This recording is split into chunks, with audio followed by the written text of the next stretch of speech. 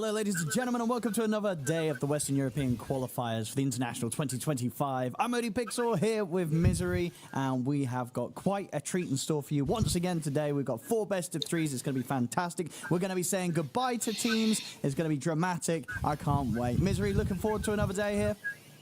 Of course. It's been really good games yesterday, so have high hopes for today as well. Absolutely, yeah. The competition's definitely been heating up. We've already lost some of the big names. I think we're going to be able to have a look at the bracket to just keep you guys and girls at home up to date with what's been going on. The highlights or sort of lowlights, indeed, for some of the fans out there. You're seeing some of the big names already gone. Mao's gone in the first round of the lower bracket. Team Secret gone in the first round at the lower bracket. So some crazy stuff down there. Up top, you can see the 4 teams at the moment. They've got the furthest to round 3 of the upper bracket. 1W, Na'Vi Junior, OG, and 4 Pirates. I mean, in terms of what we're seeing for yourself, Misery, big sort of surprises or anything that you're seeing and you're like, hey, you know what, we thought we were going to see that?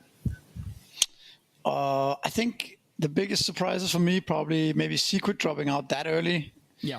I didn't expect them to be favorites, but I maybe expected them to do a little bit better. And then Mouse, I think, also dropping out so early is also a little bit surprising to me. They didn't look that strong recently, but at the same time, I had better hopes for them when the roster was formed.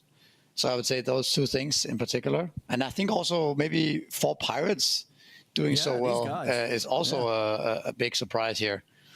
Yeah, they looked fantastic in that series against VP, and as we can see yesterday against Avalos, they are also able to secure the 2-0.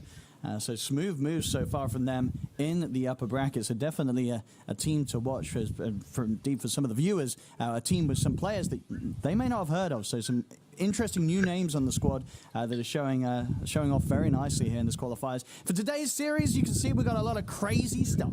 We're going to be starting with a big one. Nigma versus VP. Loser of that is done for. That's it. They're out of their chances of getting to TI this year. It's going to be crazy. We've got the Avalos against Yellow Submarine. Also, loser of that, they're out of this. And then at the second half of the day, you're going to get to enjoy some of the high-class stuff in the upper bracket. 1W against Na'Vi Junior and OG Esports up against 4 Pirates. So very much getting to the stage now here, day 3, where we can expect a lot of very close best of 3s. And a lot of these series, if not all of them, pretty hard to call really who's going to be taking sort of the victory in each of these. I mean, you know, looking at the 4 series we've got today, Misery, is there any in particular you're specifically looking forward to? I would say the most interesting one for me is probably OG against 4 Pirates. Yeah. I also think just 4 Pirates playing Arc Warden yesterday, last pick. They played Clinks the other day, like we saw, right? They really have some unique strategies up their sleeve, so I think that's really refreshing. I also think the VP Nigma series that's coming up has the potential to be very epic, as it always is with Nigma. It's always hard to predict with these guys. They have the potential to beat anybody, but also, disappoint. So yeah, that's a good series. Yeah, I think so. I mean, there's already that sort of little bit of history, right, between these 2 teams due to the fact that they met each other multiple times, right, in the recent qualifiers for the EWC. We had VP knocking Nigma down from the upper bracket, and then, of course, in the finals to get that 1 spot, VP able to beat Nigma again. But both of those series, Nigma were able to take games. They also, of course, had these games that Nigma has been having recently where it looked like they were going to win. They get this big lead, but they're not able to close it up. VP were able to make the comeback. So here today, meeting them again here in the Western European region for the International. Can Nigma finally do it? Or is there something about this matchup that VP just has the upper hand in? I mean, what's going on between these 2 teams? Yeah, that's a good question. I mean, the last 7 games they played over the last week, Nigma won 2 games and VP won 5. Yeah. So it does seem like a good matchup for VP right now, and there has to be some kind of psychological aspect to this as well, right? Considering they got knocked out in the finals of EWC and now they're meeting again. Potentially, Nigma can get knocked out by VP twice in the 2 most prestigious tournaments of the year, right? So, that's an interesting storyline for sure. Absolutely. And I think especially because this Nigma squad, right, the highs have looked pretty good. Like when these guys, really get it going, the wins have looked pretty smooth. It's just that they do still have those moments where it looks like they're going to secure the victory, and then I don't know what it is about the later stages, and sometimes even when they have an incredible lead, it can slip away from them. But if they're able to solve that and close those games up, I mean, they would have won some of these series against VP. They would have won that, I believe, they won in the upper bracket 2-0 if they didn't lose that massive lead in the loss that they endured in the second game. So they are definitely that close to being able to do it against a team like VP. But as we've seen recently, they just haven't been able to. Can they do it today? In terms of some of the heroes we'll see, obviously, overall, these are the most picked, most banned in this region. Any surprises, or is this sort of what you were expecting coming into this qualifiers? Let me have a look. I think maybe the Batrider Rise is a little bit surprising. Not that it's surprising because the hero has looked amazing, but that has come kind of out of nowhere, I would say. I think the puck is also coming back into the meta again. People picking it sort of early. When they see maybe 2 heroes without disable, they start picking puck already. So I think this hero is also sort of coming back to the point where we're going to see it consistently again. It feels like maybe the counters to puck, like the mid sniper, the Huskars, some of the melee heroes that destroy puck in lane, it's not that popular to pick those heroes anymore, or it doesn't feel as good. So maybe that's part of the reason why we see puck more. Well, let's see if we get it in today, because it's not been banned out so far, so puck definitely available. And here we go, getting to the draft, ladies and gentlemen. Game 1 of Enigma Galaxy versus Virtus Pro. As I said, this is here in the lower bracket. The loser of this best of 3, their chances of TI are done for this year. So a very important series for both of these teams. First picks coming in, the Shaman and the Tusk, pretty similar to what we've been seeing amongst the other teams in this region. No surprises there. Looks to be the same with the bans, right? Nothing really standing out that we didn't really see on the previous one. Maybe saw that Kunkka ban coming in a bit earlier this game. Yeah, the Naga as well is a hero that people like to ban against Nigma in particular, even though the hero hasn't been that successful recently. But I like the openings from teams. It feels like maybe it's moving towards the direction of opening up a flexible support that has some kind of catch, right? Like we see here with Tusk and Shadow Shaman. They both offer insta lockdown, they both offer catch, and they're both able to play in the safe lane and in the off lane, right? It's a little bit the same with why people are picking Bat. I think it's just securing this early laning phase / catch early on is very good for the future of your draft being open, so you're able to pick as many heroes as possible in the future. But yeah, it's a pretty quick draft here, right? Yeah, the bans were flying out. These guys came prepared. And I guess understandably so, right? Because as we talked about, they've met each other, twice? About a week ago, right, in the other qualifiers. Right. So, these guys, they both seem to have turned up today with some solid ideas. Nothing too crazy off the board yet in terms of the picks. We get the Doom coming out for Enigma Galaxy. Of course, very, very popular hero right now, and one that has been being banned out pretty much consistently. I think in terms of the pick bans, it's probably in every draft that we've had in this qualifiers, if not close to. Very, very popular.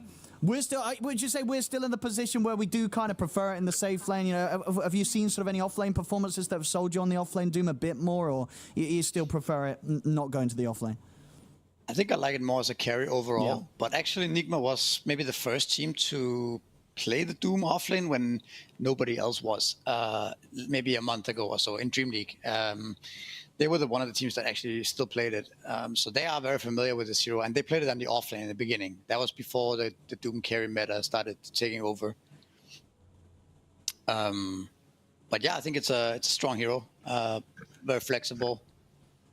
Shouldn't be too surprising for VP. Yeah, no, for sure, right? Especially when you consider the bans that they've gone for. I think this would be the next thing on the radar that VP know that Nigma are going to be considering. See what VP's plan is against it.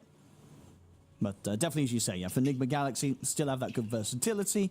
So so far, no real big risks being taken here with these first few picks from Enigma Galaxy. And VP, I'd imagine, probably going to be the same. Still definitely that position in the draft where if you want to grab something strong, you've probably got to grab it now. It's going to get taken out in those last few bans.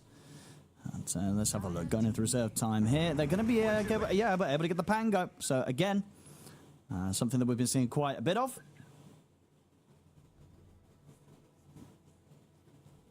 Let's see what they want to pair up with that here. With the old 2-3. 10 seconds remaining. Do they want to try and secure another core or kind of leave that open by just getting the second support? I've already had a couple of the supports being banned out. Yeah, Pangoli also a hero that's very flexible, similar Yeah. to Doom, right? Being able to play it multiple roles. Very solid hero overall, offers a lot of different things in the game. Stun, damage, catch, team fight. So both teams definitely looking to start their draft Radiant off team picked. in a solid way. AA here, okay. That's a hero we haven't seen that much. No, it got banned out a few times, right? I mean, how do you rate this hero? Because obviously there was a period where this hero was kind of crazy. Right? I did get kind of tuned down a little bit, but still conceptually, right, a good Ice Blast, feels pretty nasty. You got good setup here with the Shaman and the Pango with the Rolling Thunder to make sure you get kind of the full combo connecting. I think the hero is still really strong. Maybe the reason why he, didn't get picked as much the last month or so is less about the nerfs and more about the other potential counters to this hero in the game coming back a bit more.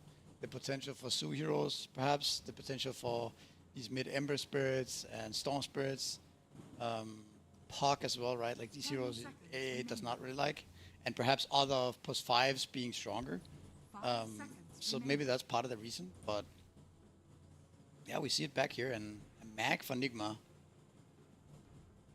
A hero that we saw played in the offlane a couple of times, and it wasn't looking that great. Looked like it had a rough lane, but this hero can also be played as a 4. I really like Magnus overall, but it does seem like it has some weaknesses in the early game, and that usually becomes detrimental to the overall game as well. Yeah, I feel we've seen sort of games where, depending on what the Magnus is paired up with in the lane, some of the pairings with the Magnus involved don't really put enough pressure onto the safe lane carry in a lot of situations, and it can sort of leave the opportunity for VP to get something that's going to be able to sit in that lane and farm without the pressure of getting gone on. So we'll see how aggressive Nigma Galaxy are to play against whatever VP bring in. Something a little different here, at least from what we've been seeing from the other teams. The Grimstroke coming into play. VP, they are going to be very quick with that Puck pick. Of course, as we saw in the graphic earlier, one of the hotter picks right now in this region. They'll still get it here as the 4th one. But yeah, we're going to get some double Doom action, of course, with the Grim. I mean, where do you sort of place Grim at the moment? Because I think we ourselves in the games we've been casting this qualifiers, we've not seen any of the Grimstroke. I don't know if anyone has seen any Grimstroke. Yeah. The last many months or years even. I feel like this hero has been more or less dead. But yeah, this is an interesting pick. It's usually a bit hard to just bust out a hero that nobody really knows where it's at. But it has some good synergies, like you talked about with the Doom. You can also ink swirl the Tusk, the Magnus, right?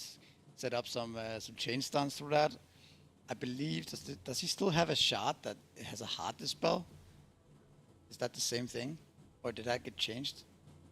It gives you a basic dispel, I think. Basic dispel. Yeah, but you get the basic dispel at the beginning of the cast rather than the strong dispel at the end of the cast. I believe was the change. Okay. So it changes the spell. Sure, you're not going to save people from stuns, but you are going to be able to remove, I guess in this case, you'd be able to remove the Puck silence immediately from someone.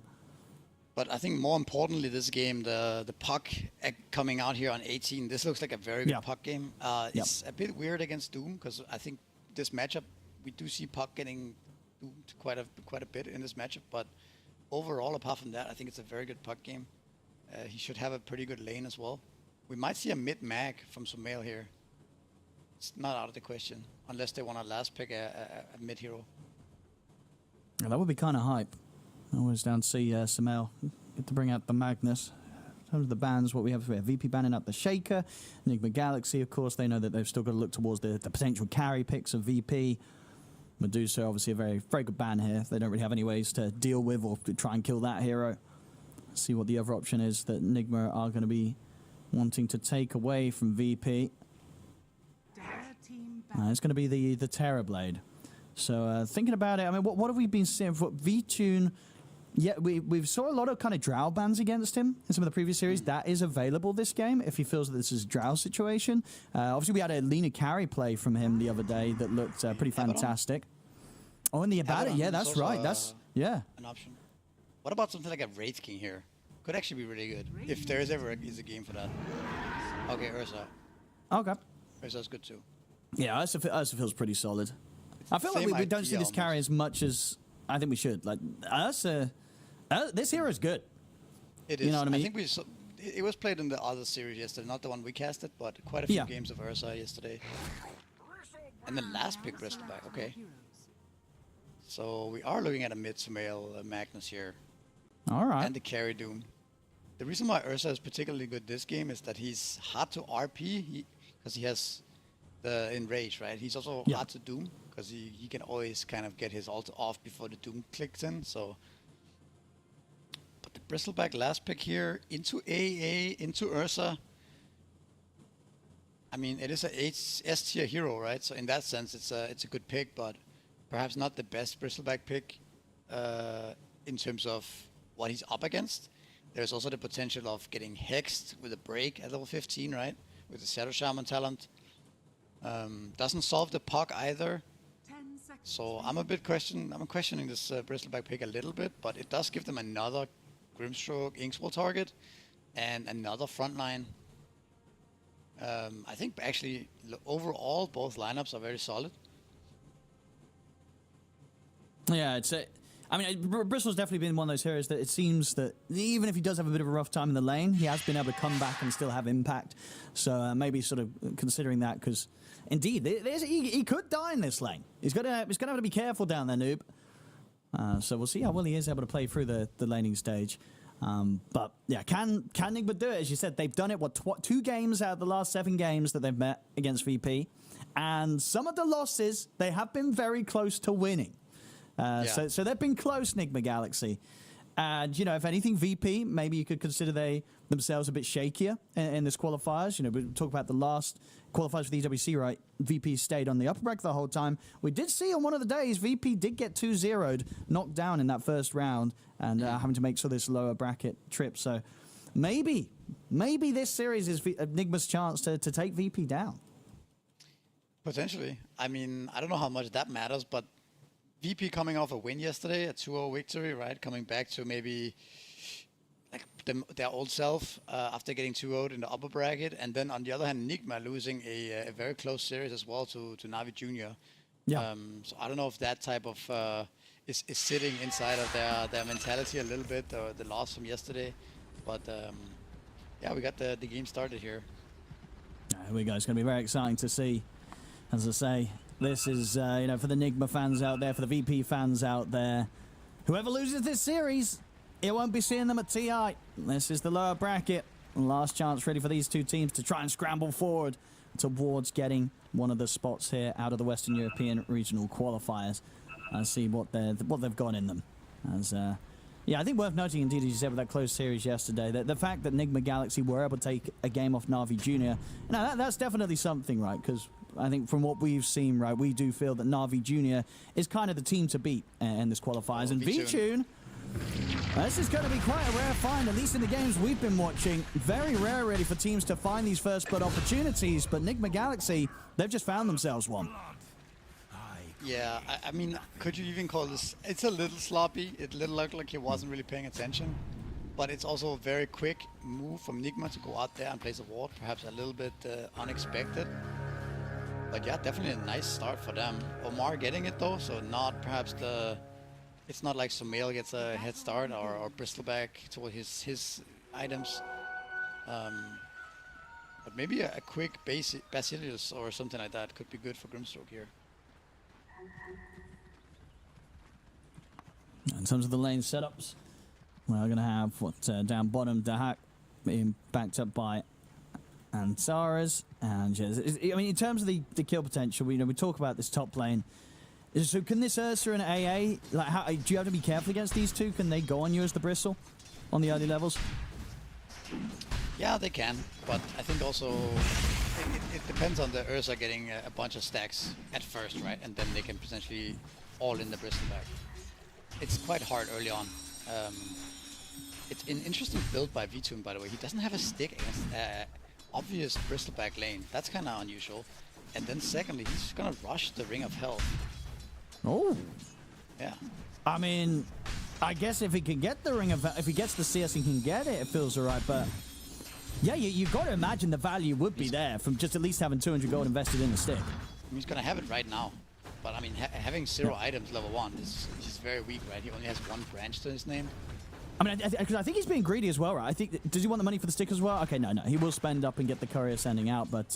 hey, okay, he's going to try and just rely on that early Ring of Health, and, of course, there's a couple of tangos that Rain has to share him to survive against the spam. Might just be enough. We'll see how sort of his HP looks when he's landing against these two. And this is just a casual ring too, right? I don't imagine he's gonna upgrade that until way later. Just this, getting it for the sustain itself. But I think this gives a Bristleback a very happy time here. Pretty much a free lane. Like, you're not gonna be worried about a Ring of Health Ursa, right? No. And now he loses it. Courier. What on earth is going on here? Oh dear, that's a tip and a half from Noob indeed. I mean, that's, what is that? Oh no! I can't believe what we're seeing actually. That seems so absurd. That your whole build is made to get this Ring of Health, right? Oh, that's one of those scenarios where you're hoping that your support's not looking at what you've been doing as a carry, because the AA would not be happy. He's like, bro, where's your items? Yeah, he also gave first blood. I don't know if Vichun is awake here or what's happening. I'm sure he'll pick it back up. Yesterday, Vichun had some fantastic games. It's an early morning. Everyone's waking up. Yeah, no Ring of Health, no nothing. Just a Quelling Blade and a branch, 2.5 minutes into the lane. Ain't the greatest. It's going to be a tough start for him. Yeah. All right. So, by the way, Sumail is doing really well as Magnus against the puck. Obviously, early on, Mag has what looks to be like a 10 damage advantage against the puck, plus the shockwave, so he should be able to get most of the CS here. Yeah, doing some good harass as well towards low and off. Right, this time, let's see if he's got the stick as well on the courier. If this courier doesn't make it out a second time, that's not going to be good news for Vichun. I mean, I'm sure he'll be a little bit more careful. Is there ever a world where you are Omar and you just camp that courier? I mean, it's definitely a play, right? If you sort of keep track of the courier respawn and sort of say, hey, you know what? You know, you could do the maths, work out the angles, you know, the timings, be like, the courier's going to be here at this point, you know, when this planet aligns with this planet. Might not be thinking about it. Yeah, probably not. But yeah, finally he gets his items. But this is such a good start for Nigma. I think, you know, first blood obviously, and then Ursa just not putting any pressure on Bristleback whatsoever. Full free farm for Noob here. Yeah, we have seen Bristles take over the game, and as I said, you know, have good games even when they don't have a good start. So yeah, when a Bristle's getting free farm like this, definitely could be quite the concern for VP. Now another lane's bottom lane. What are we getting down here? We've got 20 and 4 on Ghost. To Hat, 18 and 4, so pretty similar. We're going to try for a little bit of attempt here with the shards. The shackles are out. Snowball's going to be there to stop it. Won't be able to dive in for Antares, though. Ghost has to start backing off. Should be fine. Has plenty of one charges if he does get threatened. So yeah, so far, good lanes for Enigma Galaxy. Yeah, very good indeed. This is kind of what their lineup needs as well. If they can get off to a good start, they have a lot of ways to put pressure on the map. Also, getting through a nice laning phase with Grimstroke is also, it's gotta feel good, right? Like this hero is perhaps not the best laner. And then back down bottom, Ghost finds the chance to get in with the help of GH, take down Antares. I mean, these lanes are getting pretty crazy as well, even in the mid lane. So Sumail keeps getting close to actually finding opportunities to threaten Lorenov. He was just sort of a skewer away from getting the kill in that mid. We'll see up top. Omar might have stepped up a little bit. He's got the ink swell. It's going to get held back by the cold feet. Vichun heading back in, but there's a lot of backup. Sumail rotating over as well. In with the shockwave and the skewer. Takes down Vichun. They've got the Phantom's Embrace onto Antares. Enigma Galaxy. Hot moves here to start the game off. Even a nice little shards onto Rain, forcing him to have to TP back over to the tier 2. Well, they're coming in hot in these opening minutes, Nigma. Yeah, for sure. I feel like Nigma look a lot more ready than what we see from VP this game. Really nice rotations from both GH and Mag. Mail here before 6-minute mark even, and then the rune is gonna spawn. Radiant's middle tower is under attack. Ah, and Sumail gets it. So amazing good start one, here, yeah. and double damage as well.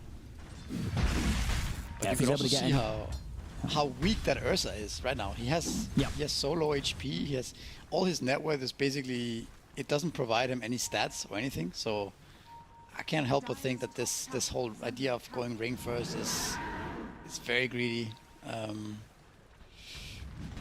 But we'll see if we can make up for it here somehow. Still sticking with the three of them up top, Nigma Galaxy, but same to be said for VP. Antares, though, is going to get caught by the shards. He's able to make his way out. Can they close him with the Inkswell? The snowball comes in. Inkswell's going to pop.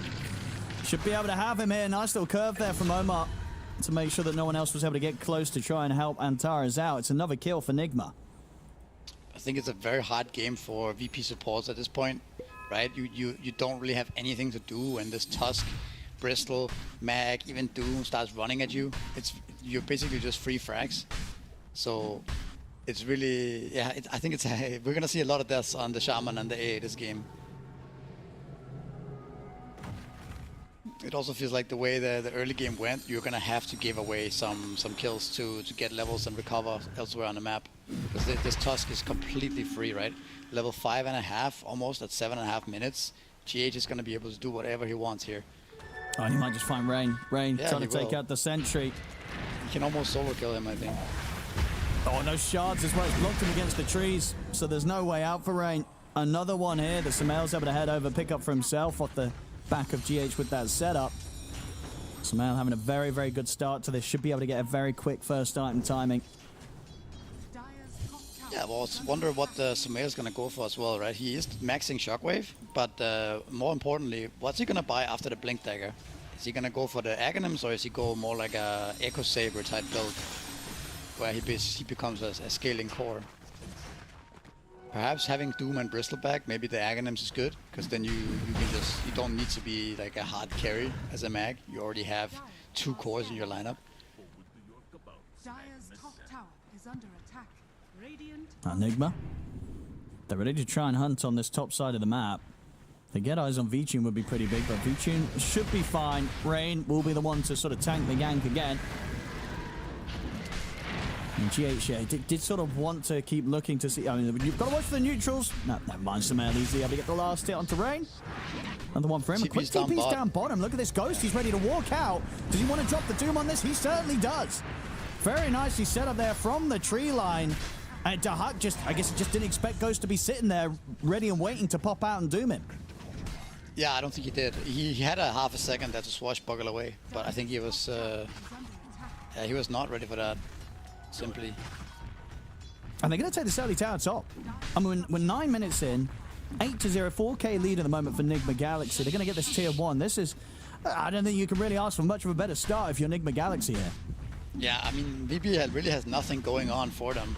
Dire's top tower is You basically need to get your level 6s on supports badly, right? But like we've seen some of the other series we've casted, that can be very difficult when you're losing the game so hard, because your cores are going to want the farm, they're going to want the lanes, and you're not going to be able to show much as well, because you're getting ran at by Tusk, by Mag, all these heroes. So you need your level 6 on AA badly so that you actually have kill potential on the map, because right now you're lacking damage as well. I do see a smoke up by Pango and Shaman here, potentially setting up something around the 10-minute rune here. Yeah, maybe they can get GH. They might want to drop Dream Coil just to guarantee a kill. They've got the Shackles. They'll get him without it. So able to just securely take him down with no heavy commitment. It's a kill. They get a kill on the board, VP. Yeah, that's something for sure. And meanwhile, nobody's top lane right now, so V2 catching up a bit as well. That's definitely positive, but that does mean that Noob is farming a lot of stacks, so not like Noob is falling behind or anything. Oh, he's going to have a super quick blade mail this game, which is going to be pretty nasty for all the heroes. Nobody really wants to be throwing stuff down onto a blade mail bristle out of the lineup of VP. It's not going to be easy to take Noob down without enduring a lot of return damage. And timing's there for Ghost. Got the Midas pick back up. We did see VP be very far behind in the second game yesterday against Mouse, right? And they managed to come back. They were basically down 7k at 14 minutes, right? Similarly to this game, honestly, where both the supports were very, very sad and very low level, but they managed to claw their way back into this one. I do think that is a potential for them at this game as well. One of the very big strengths of AA is that it feels like you can always come back in the game. You always have enough damage. Smoke coming in. We've got GH sort of trying to spot out the action. Sumail's ready with the Blink Dagger reveal. They've got eyes on Dahak. They'll go for the jump. They'll get the skewer back into the Phantom's Embrace. Silence, nicely done, means they can get the kill without having to commit the RP.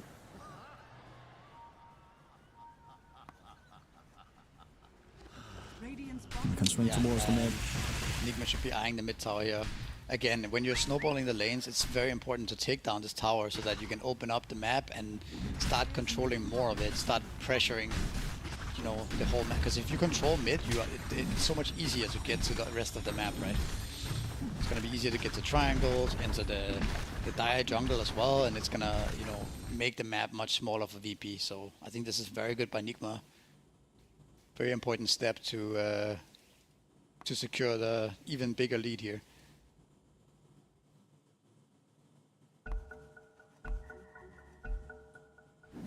Because these moves are coming quick. The fact that they're taking the mid tower whilst also splitting to try and get a jump up top. Now Vichun probably doesn't expect this because he assumes that they're still around the mid. The jump's there with the RP into the punch up. He just doesn't expect it at all. With them hitting the tier 1, he's like, well, surely they've got to still be around it. But no, that the moves are coming that fast for Enigma. Yeah, so much damage as well from these two heroes. And Ursa still just rushing that battlefield with brown boots. He has no stats to his name, so he's just such an easy frag if you get on top of him. They see the Grimstroke here though. He's going to try and position himself to get knocked up to the high ground. But should still find him. Will get cornered. Enigma Galaxy though, maybe see if they can find something in return. They're looking at Dahak. Got the snowball closing in, into the punch, Ghost stepping forward, Shockwave and Skewer comes in, catches onto the two of them there from Sumail as he's able to slow down both, set up to kill Dahak, and also get the bonus of taking down Antares. So even the MVP, they do find a kill, but they're having to commit some ultimates for it, and they're losing two heroes in return, and now if anything, they're just drawing the attention from Enigma Galaxy down towards this bottom lane, so Enigma now in position to potentially take away the third tier 1 tower here 13 minutes in. Yeah, this worked out perfectly for them for sure. Just keeping up the pressure. I also want to highlight this way of playing Mag is so much better, in my opinion, than the Mag we saw in the off lane, right? Max again power, going back to the jungle, having kind of much weaker of a lane, no real spells, so that he can't fight back, right? This 1-4-1 type of Mag that we saw in the other series, but this Mag is so different, right? He offers so much damage, so much nuke, and is so much more active in the game. Obviously VP, they were trying their luck around the 14-minute wisdom, but Enigma Galaxy makes sure to hit the time and get over there so that VP can't take that away from them. And indeed, yeah, Sumail, the play so far, 3-0-6 here from the mid Magnus. It's been pretty much perfect, and yeah, the Aghanim's timing is going to be coming very, very fast. So yeah, the spellcasting Mag, a lot more fun to watch as well. With the moves that Sumail's making, and just having sort of the maxed out Skewer on top of the Shockwave, you just can't write off sort of the large distance that you can come in and sort of connect with the rest of Enigma Galaxy finding the setup. He's been hitting these angles, and it just continues to mess with them. You know, Dahak's trying to find some sort of safe place on the map, but Sumail, he's breathing down his neck, he's chasing him down. Yeah, he doesn't even have TB ready, so he can't even attempt the Rolling Thunder, but this is kind of a nice amount of space created by Dahak here. They're not even gonna pursue this actually. And meanwhile top, they get the Doom with the AA blast. So nice moves here. Yeah, that's pretty much a 2k gold swing the last minute here. That's very big for them. And Dahak didn't even get kicked out here, so he's still farming neutrals. Yeah, Sumail might be able to find something top. Yeah, he'll get rain. Yeah, but we saw, I think Sumail was just a little slow with sort of the Shockwave and holding back on the RP, right? Because it gave the chance for the Rolling Thunder at cast animation. So it could be a bit of a slippery one. Because you want to sort of wait to lock him down perfectly between the control you have as the Mag, but as soon as that Rolling Thunder does successfully go off, you're kind of done for. You're not going to get the kill. Bottom lane, TP out. Ooh, from Antares ain't going to work. Punches there from GH. So Enigma back to finding the kills. And that's going to be the Blink Dagger Gold done here for the Tusk. So further ways of getting the jump now online for Enigma Galaxy. But still, nice little stuff from VP here, splitting the map up and getting farm on multiple heroes at the same time, while also getting a kill on the side lane. One of the reasons why A is so strong is that you can just kill heroes throughout the game, right? Like we talked about, just AA +1 pretty much kills any hero that Enigma has. And Puck's game is still really good, so I wouldn't count VP out at all. This Puck, it's still a very good Puck game here, like we talked about. So what sort of moves looking set up for VP. Bottom GH. With the blink, I mean, he can look to try and set up onto Dahak. And they're going to have the opening. Into the stun, Shockwave and the Skewer. This time perfectly there for Sumail. It's a clean kill. Yeah, the bot lane looks very dangerous now for VP. All these wards as well. You can't even get out on the map here. But top lane, they do see the Grimstroke. Okay, he does de-ward the ward. Yeah, getting quite the nice stack here going as well. Antares looks to be ready to push here with Serpent Wards if he wants to, but TP coming in actually from Omar could be a risky one, but the wraparound's coming in.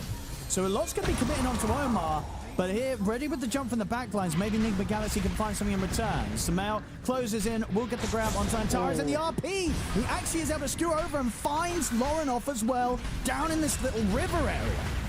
So a big kill to find on top of the Shaman there, catching the puck. I mean, they'll lose them Omar for that anytime. They'll absolutely take that here. The trades continue to favor Enigma. That looked really good for VP at first, right? They got the big rotation out of Enigma. They killed the Grimstroke, and it looked like they were only going to lose the Shaman, but Shaman kind of walking into Puck and Yes. you know, exposing him, but also mentioning that Puck actually had a waning rift ready. He could have gone up to the high ground and then used TP, but he was a bit greedy there with the TP, so getting punished for it.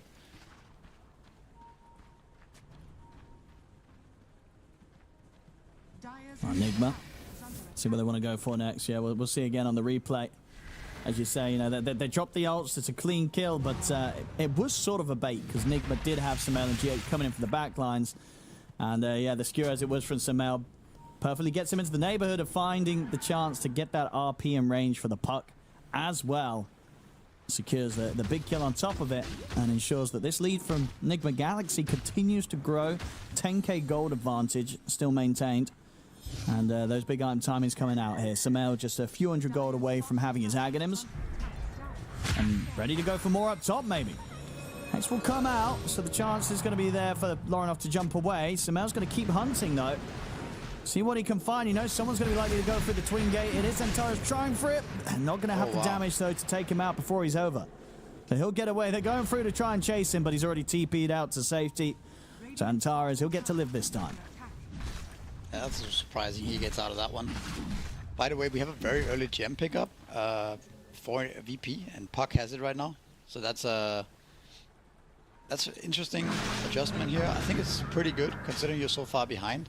Like Puck being able to just make sure that there's no vision around. If he can keep this gem alive, it can get a lot of value. So I think this is the right approach to come back in this game.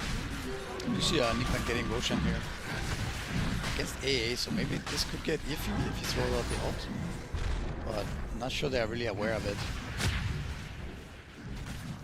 Taking it down pretty quickly. Yeah.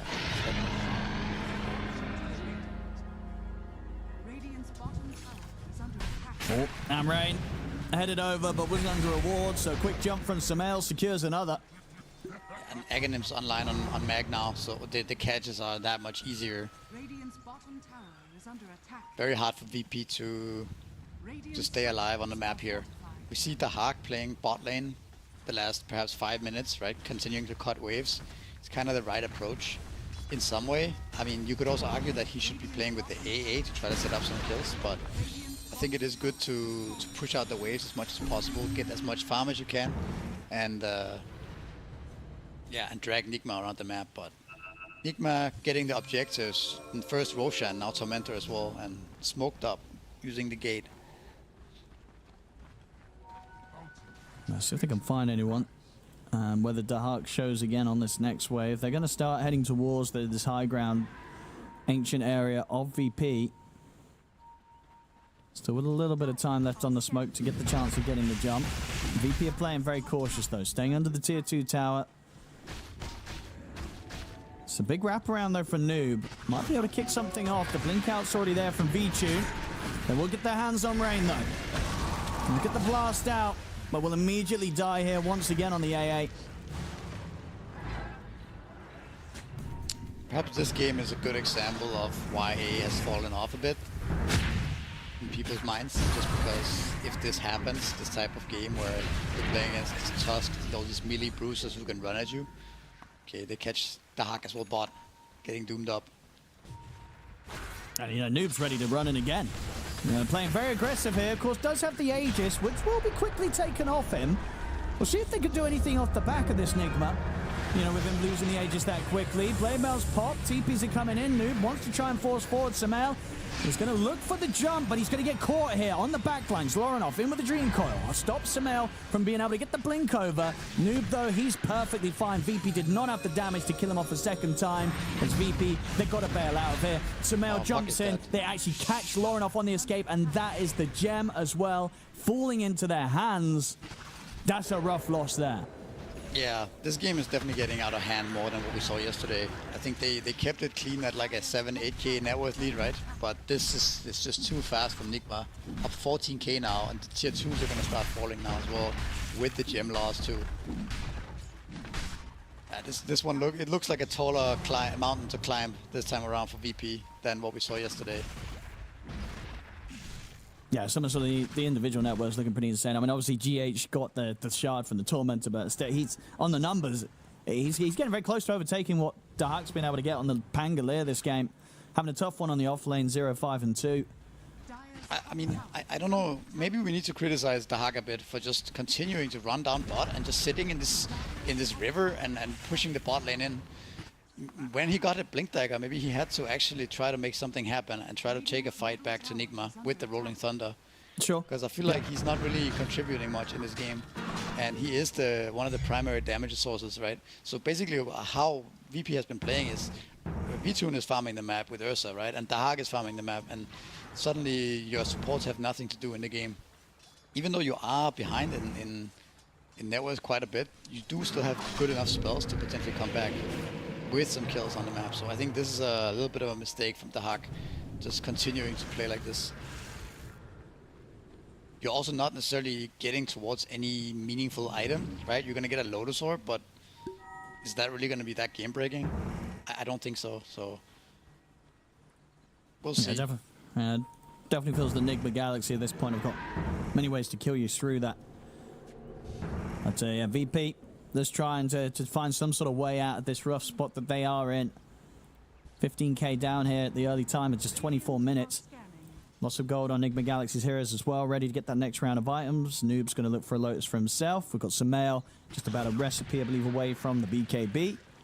And also Ghost going for that BKB as well. So you got to imagine once those BKB time is there on the 2 cores, it's going to be go time. Bottom, it looks like Dahak's going to get caught again down here. And this time it's pretty much purely just between the 2 supports. GH and Omar able to make quick work of him.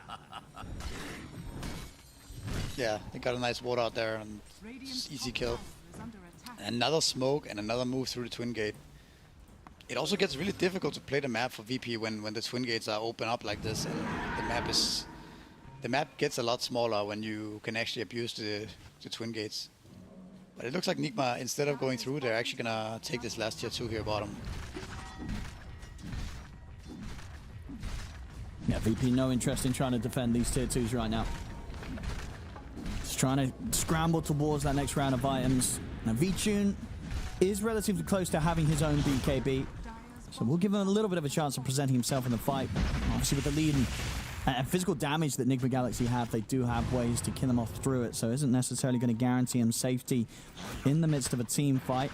Very close to having another blink online for Nigma Galaxy if Omar wants to pick that up for himself. He's got the money, so more likely to be able to get him with a quick silence, maybe link a couple of them up with the Soulbind to set up for Ghost to find the double doom opportunities. Now these timings, they just keep getting hit by Nigma Galaxy, And yeah, the difficulty of this game increasing for VP. We have those seen in the past. Enigma Galaxy, sometimes when they're this ahead, they have lost some of these games, Misery. So they got to still be careful. They got to be careful. It's a huge lead, but sometimes it's not enough. So Enigma Galaxy, despite the advantage, I think they're going to be playing this as careful as possible. It does look like they are respecting VP, right? Even being up so much gold and items. Like they're not rushing into pushing this tier 2, where VP actually doing a smoke up. So that's maybe wise that they don't give VP this fight, but looking mid now. That's quite the jump. They get him with a Hex on towards Samel. They put the BKBs, they're able to kill him off. Big jump there. Catching a big kill. Noob's going to try and step in to push them back. Antares should be fine. In the river, Lorinoff able to finish off Omar. This is why they got to be careful, right, Misery? Suddenly, you know, you're trying to push mid and the smoke's coming for you. And bam, you're gone. Yeah, that's a nice done by VP, but I feel like maybe they could have done something like this earlier, right? That's what I was talking about with the Hawk setting bottom lane before the snowball, you know, became this big. But nonetheless, they do get these 2 kills. They see the Bristleback as well on the wall. Noob, he's been very aggressive. I guess he feels unkillable. And we're going to see that tested. It looks like Dreamcore is coming in. Pichu's got the Enrage. The Dreamcore is going to snap onto the 2 of them. The swipe stacking up. Noob's dead. What are they doing, Misery? Oh my God. They were so far ahead. This is what I was worried about for them. They've done this before. They're doing it again. Uh-oh. Yeah. Oh, are we really going to see another game like this? Surely not. Yeah, this would be truly devastating if they manage to throw away the lead in this game. But now, looking at the net worth, it's not looking as bad for VP anymore, right? You don't really need that much net worth on Pangolier to be effective, and it is a good puck game. He has his Lincolns now. He got the gem back actually from this exchange as well. And suddenly V-Tune is also looking at a decent chunk of net worth. So yeah, I mean, Enigma gotta step it up now. They can't afford to take any more bad engagements like this one or be sloppy with their positioning. Yeah, I mean, Noob was just in such a greedy position. You know, so Samel was dead. And trying to farm in this area, I mean, sure, he's incredibly farmed as the Bristle, but, you know, that's only going to get you so far. If everything is thrown down upon you, you'll still die, especially with the building up, amping up damage from the Fury Swipe stacking up from Ursa. The fact that there was also 4 clean kills, right?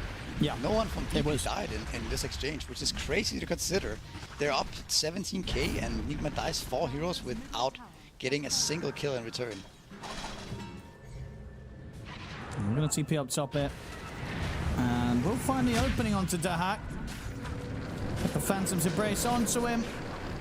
He's going to try and get it off, but will not succeed. So Dahak gets caught.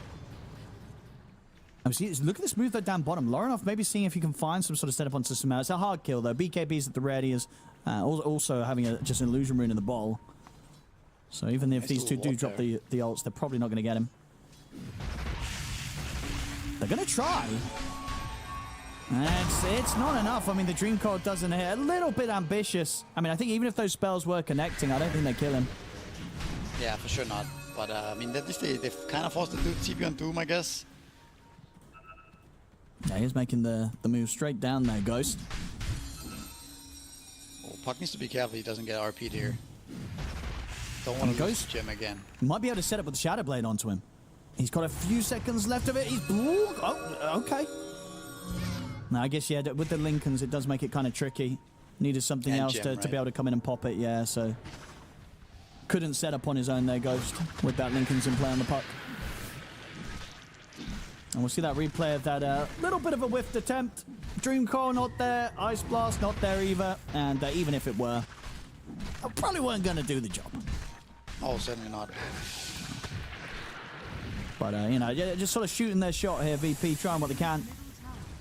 Get some reactions out of Enigma Galaxy. Trying to get with the setup down here, but he's already out. Yeah. VP has done a good job of splitting the map this game overall. now sitting around mid lane. They are looking. There's a ward kind of spotting out VP here. I don't know if they actually spotted the smoke though, but they know that the Huck moved up mid here. So Nigma should be aware that this is a potential 5-man move by VP. They're going to try and fight into it. Yeah, here we go. See who wants to bait who. We'll clear the wave. Of course, VP, they don't want to make a move onto Noob when they're unaware of the rest of Nigma Galaxy's whereabouts. Continue to... The amount of D-balls that we also got from VP this game is quite significant, right? Another one going down here. And when you are ahead like this, it is still important to keep up your vision, especially when you're playing into like AA, Ursa, these type of heroes that can burst you from 1 to 0. It makes it a lot less... it makes it more risky. It feels really bad to walk into enemy territory, right? When you don't see them. But it looks like Nigma might be able to get Roche here. Yeah, VP will get the Tormentor secured at the cost of Antares' life, but indeed, Nigma Galaxy should get the objective trade. I mean, unless some sort of steal comes out from Dahak. He's a little bit early with the steal. He just sort of rolls in, just sort of checking out what's going on in the neighborhood, but won't be able to stop the Roche attempt, as Nigma Galaxy will play in the Aegis here for Noob once again. But look at the gold now. It's only 8k closing now. Yeah, it is. The Tormentor and all the 5-manning of Nigma recently. Puck continues to farm the map as well. He is a problem for Nigma this game. You pretty much have to RP him. Yeah, he's super slippery. With this Blink and Lincoln's. I mean, they're going to try and get some sort of ink swell set up, but already the distance is too great between the Orb and the Blink, and they can't catch Lauren off.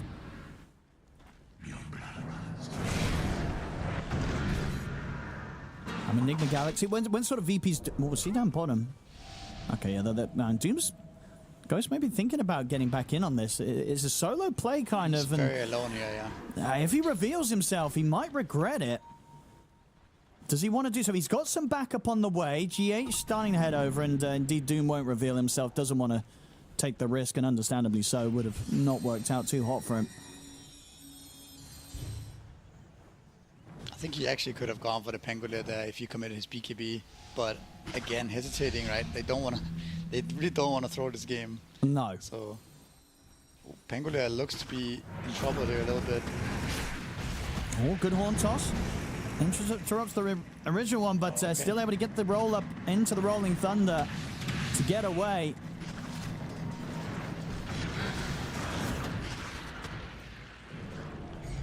Might get a little frustrating for Nigma now. They can't really seem to catch VP at all. I mean, can Nigma just sort of group up as 5 and just try and brute force high ground? Is that the thing to do against this sort of strat?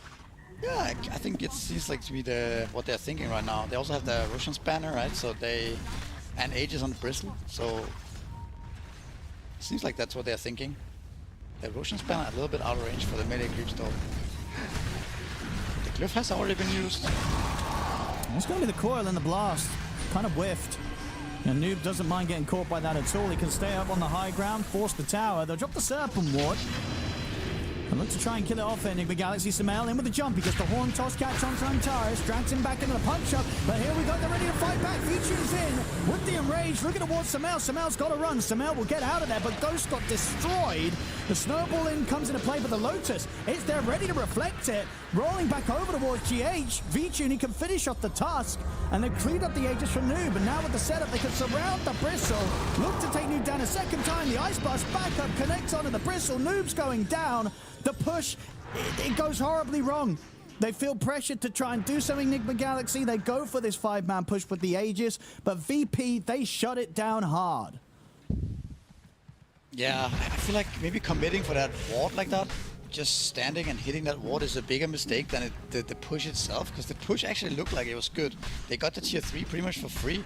Yeah. You could see VP not really sure how to deal with this, wasting A-ult, wasting the coil as well, but then Nigma just stuck around for too long, giving an insane go onto the Doom. And when Doom dies like that, suddenly Nigma's Galaxy's fighting capability drops significantly, right? So again, we see Nigma with a questionable overall move here, and 5k lead suddenly. Yep. I don't even know if there's a lead anymore. And it's certainly feeling like one more fight, and that's going to be gone away completely. The puck is such a big problem now. He has so many items. He's almost level 25 as well. The fact that you, even if you RP him, do you even have damage to necessarily bring him down? Radiant's middle tower is under attack.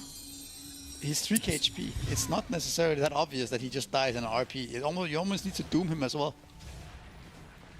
Yeah, they've got a lot in their hands now.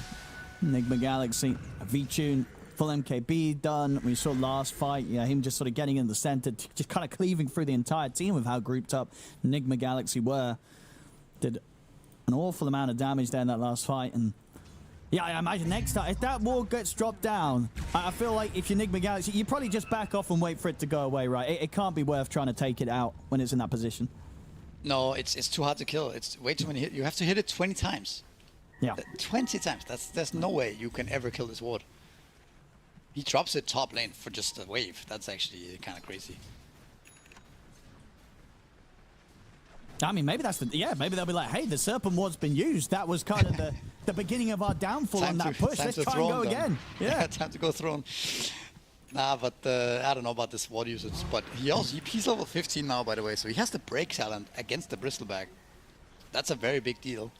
Also, we see A getting a lot of farm. He has a full Octarine Core and a Boots of Travel, which is kind of crazy itemization here.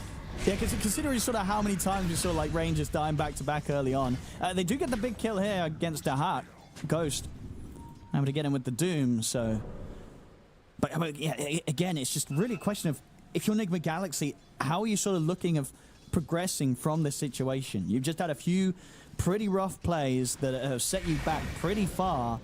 Like, where do you go now if you're Enigma Galaxy? I think you probably want to wait for Roche at this point. Okay. Or like, you know, you could take a fight, but you have to be you're not going to go high ground or anything like that. Nope. Bristleback gets hexed here. Future's going to start on him. But VP, they're playing this very cautiously. They know it's likely that Enigma Galaxy set up behind Noob, and indeed they are. TP out from V-Tune, he'll make it away in time.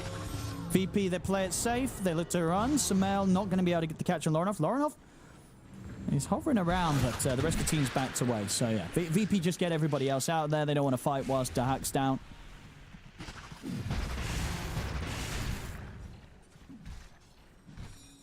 Dire are scanning.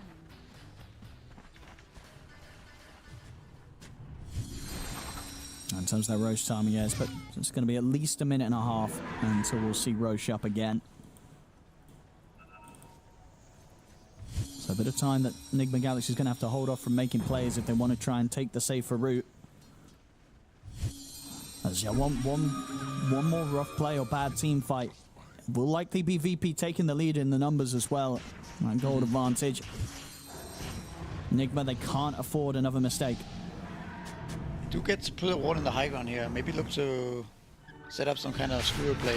They got the Ursa. Catch, but immediately the Hex comes into play. The Ice Block, they've caught Sumail. Oh, He plays risky, tries for that jump without the BKB usage. And of course, it's just an instant Hex. They're going to try and fight back. They do get a good double Doom down. Maybe Ghost can rectify this fight. It looks like he can. He'll get the double. Lorinov will be able to pick off him at the back. I mean, they want to go all in on this. They want to go all in here with the buyback of Sumail. But they don't have their support. Sumail, great RP. Catches Lorinov. They've got the follow-up. They've killed off the puck. Enigma, they're doing it in a risky fashion, but they might just be doing it. We'll see how much more they can do with this. All three cores dead on VP. Two of them do have buyback. Lorinov and Dahak are ready to return to the action if they see it beneficial to do so. See how much Enigma Galaxy can get from this. They're definitely going to get that one side, right? Can they get more though? I'm not sure. Maybe they can. It is a long time they're dead. I don't know if VP are willing to use any buybacks here. Sumail's looking for a grab. He tries for the tree line, doesn't find anyone.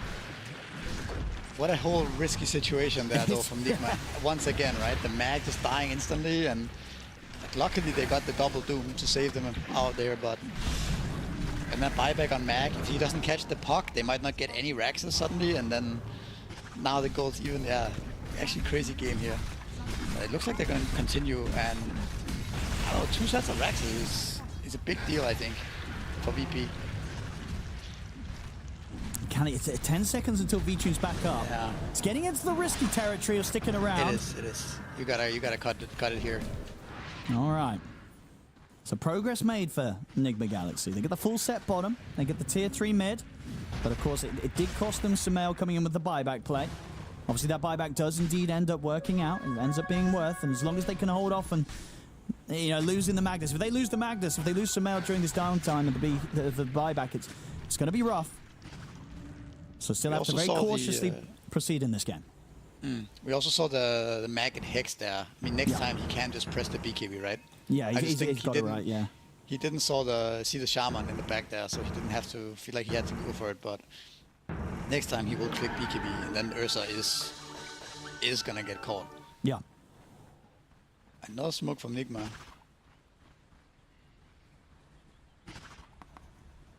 Radiant are scanning. Definitely feel like this game is still up in the air, even though Nigma just got some buildings.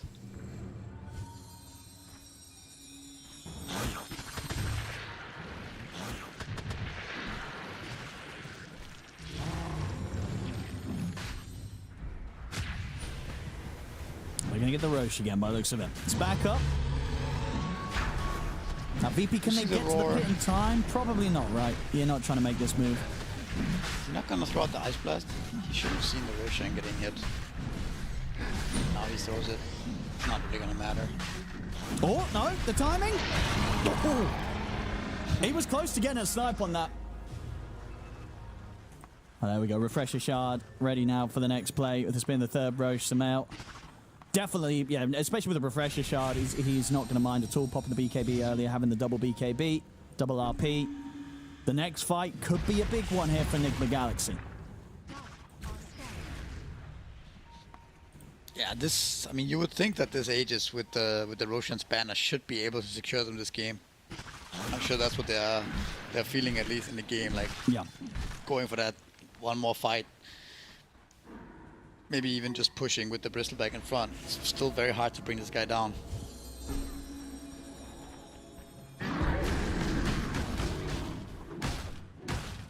Do have a lot of buybacks on the VP side though. They have Pangolin A and Ursa buyback. But Puck is short of the money. Puck is really the biggest issue for Enigma. If they can't RP him, he's not really gonna die.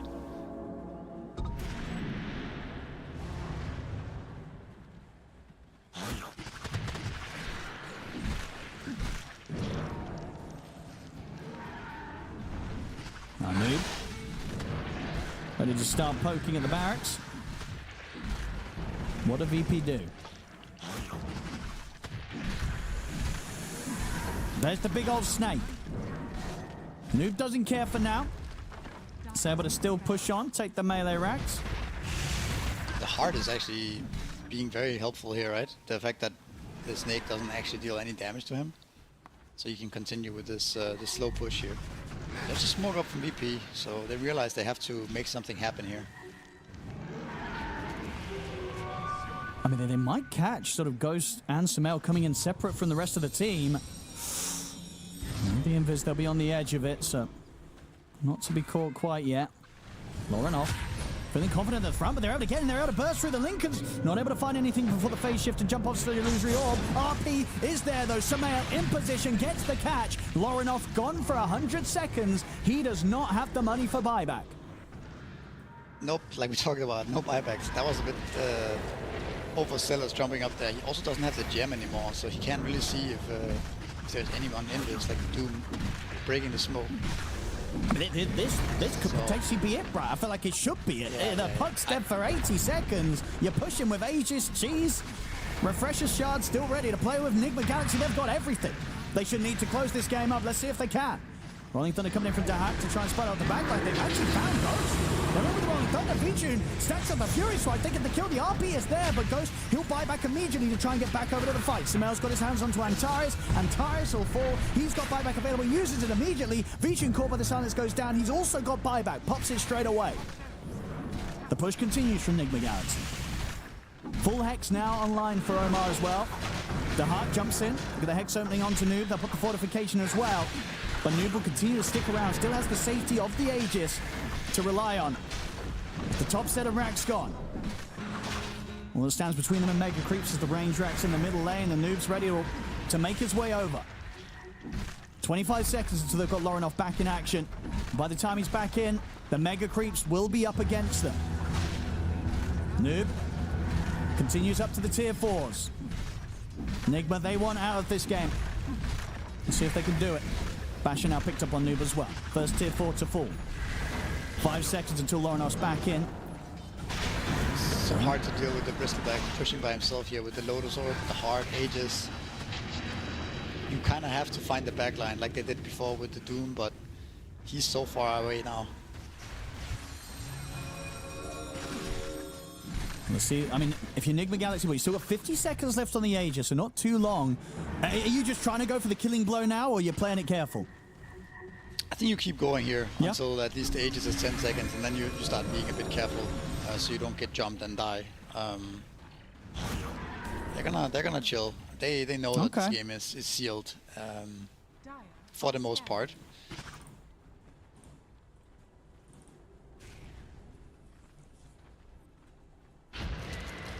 VP. I guess there is a disastrous moment where the Doom dies again, and you know, something like that can happen as well. So you gotta also respect that possibility, the fact that Doom doesn't have his buyback anymore. Yeah, and with the Aegis expiring, maybe there is a world where Enigma do play it safe for the next 5 minutes. Waiting for that buyback to come back off cooldown. We'll see. Samael, he still looks ready to go though. He's got this haste rune. So maybe looking to make some sort of a play. They don't have Ghost with them. And that's got the bots. He's right on the range of the sentry here. Oh, he's going to get caught with a match. They get the top corner, but the snowball save comes in just in time. Give him a little bit of safety, allows it to blink off, but still gets away with the BKB. Samael will escape. But GH now caught on the high ground. He'll die for his efforts to save Samael.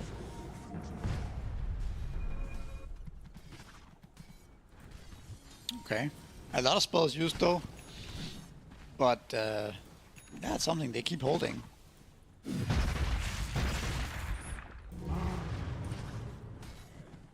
Because as we're seeing, you know, for VP, if they still get that sort of setup and catch onto someone, and V-Tune's able to follow up, like they tear through these heroes.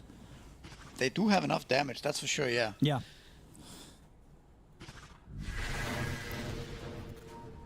So Enigma Galaxy, they'll have to wait for GH to get back in the game.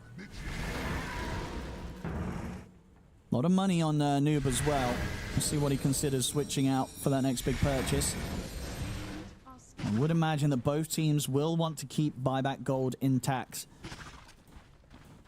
as we get to this very tense portion of the game where Enigma, they have got the Mega Creeps, but you know, that doesn't mean the game's over. No, certainly not. In Dota nowadays, you gotta respect. Mega Creeps is not the end of it, that's for sure. We also have Rapiers queued up by both Ursa and Puck. I imagine he's gonna go for it later too, but starting with the Aghanims. Yeah, Axe Rapier can be pretty insane on Puck. If Lorinoff gets the chance to farm that gold, the damage is just going to be ridiculous from VP. There's a fair bit away. We also can't forget how the kind of winning fight happened for Enigma, right? It was the failed jump onto the Ursa, and then they got the double Doom setup, right? But if they actually have a bad start to the fight, Enigma, they can easily start dying on their heroes. There's so much damage with AA, Puck, and Ursa here, so it's definitely not easy to close out this game. Looks like they're also gonna just wait for the next Rosh at this point.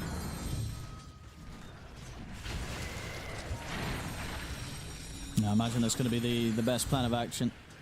It's like how do you try and approach this high ground? Even though the Mega Creeps are up in your favor, whoever goes in, you got to be so confident with it, right? You have to make that play with the BKB already popped, because otherwise they're just going to turn and go on you. And even with the BKB, the fact that there's a level 25 Dream Coil, the Abyssal Blade on V-Tune, it doesn't necessarily guarantee someone like Samael to be able to get in and get the quick grab and drag back. Yeah, you're also looking at Puck with the coil pierces spell immunity, so it's Yeah. not that easy to perhaps go fishing as the Magnus here. You would maybe expect them to try something like that, like just a casual skewer, maybe commit the BKB for 1 kill, but it's also, it can be risky. GH teasing around with Lorinov. Same time, Samael. See Sumail kind of pinging the base here. Dire's middle tower is under attack. Would be just this duo play between him and Noob. Rest of the There's a team now pistol starting play. to connect. Samael. Here's RP. It's a good RP. Gets the catch instantly into the Doom as well. No messing around as they take V-Tune down, and they know his buyback's still very much on cooldown. He is out for 2 minutes. Surely, this should be enough to allow Enigma Galaxy to press on forward. If they remember that there is no buyback, I don't know. Seems like they might not. But these are professional players. Do you not keep track of that? Yeah, Or do you not? yeah, I guess. Is it I mean, someone's job on the team you- to be like, he bought back at this minute? If you Yeah. if you write it down specifically, then yes. But I think it is close enough to the point that if you didn't write it down, you might not be sure. That's true. What are the rules? When you're playing pro games, can you have a pen and paper on you? Or is that not allowed? I'm sure it is. I mean, you can also write it down in the chat, I think. Yeah, and scroll up you and just see. type it down, yeah. But Oh, Noob. wait, Noob is very deep here. He's They got don't really have enough damage, I think. And backup's coming in. We'll now get the BKB off. Rolling over towards Antares. Using Abyssal to hold back Rain from at least getting his spells off. They'll push forward, kill off Antares. Of course, Antares also without buyback. Rain will fall. Him and Dahak do have the buyback available, but the throne is exposed. Lorinov, he'll get doomed off to the side. No buyback on him as they've done it. Enigma Galaxy will be able to close up game 1 here. A hard-fought game, but one that they do manage to get the win in. Yeah, I mean, it's good for Nickman that they managed to close it out, right? Because imagine if they actually lost this one. I think that would have been a hard one to recover from. But I'm sure they are not too happy with the way this ended up turning out, because they were up almost 20,000 gold at 30, 40 minutes, right? Yes. Before that disastrous fight happened. Yeah. They cannot allow it to happen again, right? Same with the going high ground there, losing 3 heroes. It felt like it was one of those Nigma games again, where it's like, oh no, are we gonna potentially throw this game again Yes. and You- be in you the never same really knew. situation? Yeah, that was quite the ride there for the players, and I imagine the viewers as well. But able to close it up at the end of it all there, Enigma Galaxy, and especially at the beginning, right? You know, this is where we saw sort of Enigma Galaxy in their element, making these moves. They got to an incredible lead in terms of kills and gold. And if they sort of iron out those moments where they let things slip away, you got to. This team is so close to being a very clean team with how they play the game from early to mid. That's very true. Yeah, they often get ahead in the laning phase with a very good start. This game as well, right? So Yep. the whole everything was falling apart for VP, but they are very consistent and very good at coming back in these situations. This fight could have been the true, situation where Enigma would have lost the game actually, but they managed to find the double doom, and also the Sumail buyback was pretty clutch here. A bit risky if he doesn't catch the puck here. Perhaps they don't get anything out of it, but the fact that they do get him in the end is it was the beginning of the MVP losing the Raxi was a big deal here. So Yeah, sort of that moment where Lorinov does die, doesn't have the goal for buyback. Yeah, these sort of moments, did secure Enigma Galaxy that chance to get that big step forward, get the mega creeps. Crazy game, very entertaining game all round here to start off this best of 3. Enigma Galaxy closing up the victory. I mean, who are we calling out as the top player here for this one, the standout? I think it's kind of difficult. I mean, I probably would lean Samael off the back of how I much he think did on the early game, and then even sure he died off that initiation, but he turned a rough play into a great one with that buyback catching the puck. he was also dominating mid. He was doing a lot of things around the map with this Magnus, so he was doing very well. Notable mentions here is also Noob, I think, and GH. I think they had really high impact throughout, and we saw Noob kind of closing out the game with the Bristleback and the Heart purchase. I do think that this Tusk hero looked like a big problem for VP in this particular game, really bullying both supports. setting up Nigma for this nice early game and this nice laning phase as well. And maybe this hero is something to consider banning out for next game or taking it for yourselves. Yeah, I can't wait to see how both teams adapt going into game 2. Great start to the day in terms of Dota. Lots of crazy stuff going on already in just this game 1. Don't go anywhere, ladies and gentlemen. We're going to have a short break, and then we're going to be back with game 2 of Nigma Galaxy versus Virtus Pro. The human body was built to move. Not trapped at a desk in one singular posture for 12 hours a day. It's time your chair evolved. This is Secret Lab Titan Evo. Ergonomically engineered for you, gamers, hybrid workers, artists, backing your every move.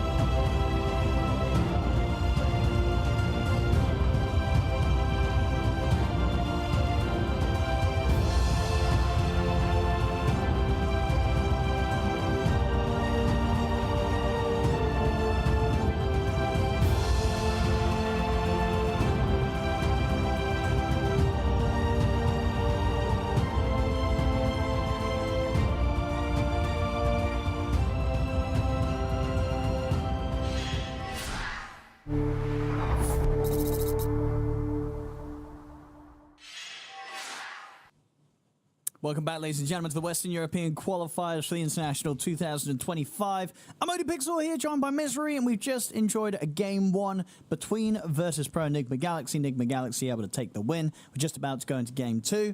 Misery, what are you expecting to see change up between Game 1 and Game 2 for these teams?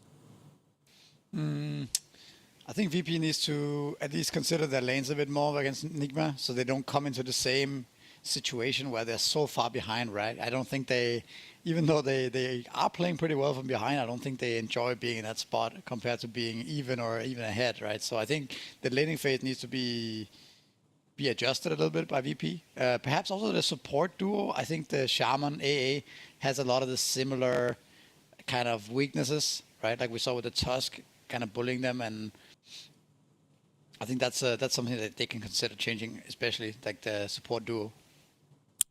Sure, yeah. I think, as you say, like we've just seen other teams not really touch the AA as much, and yeah, that might be one of the reasons why.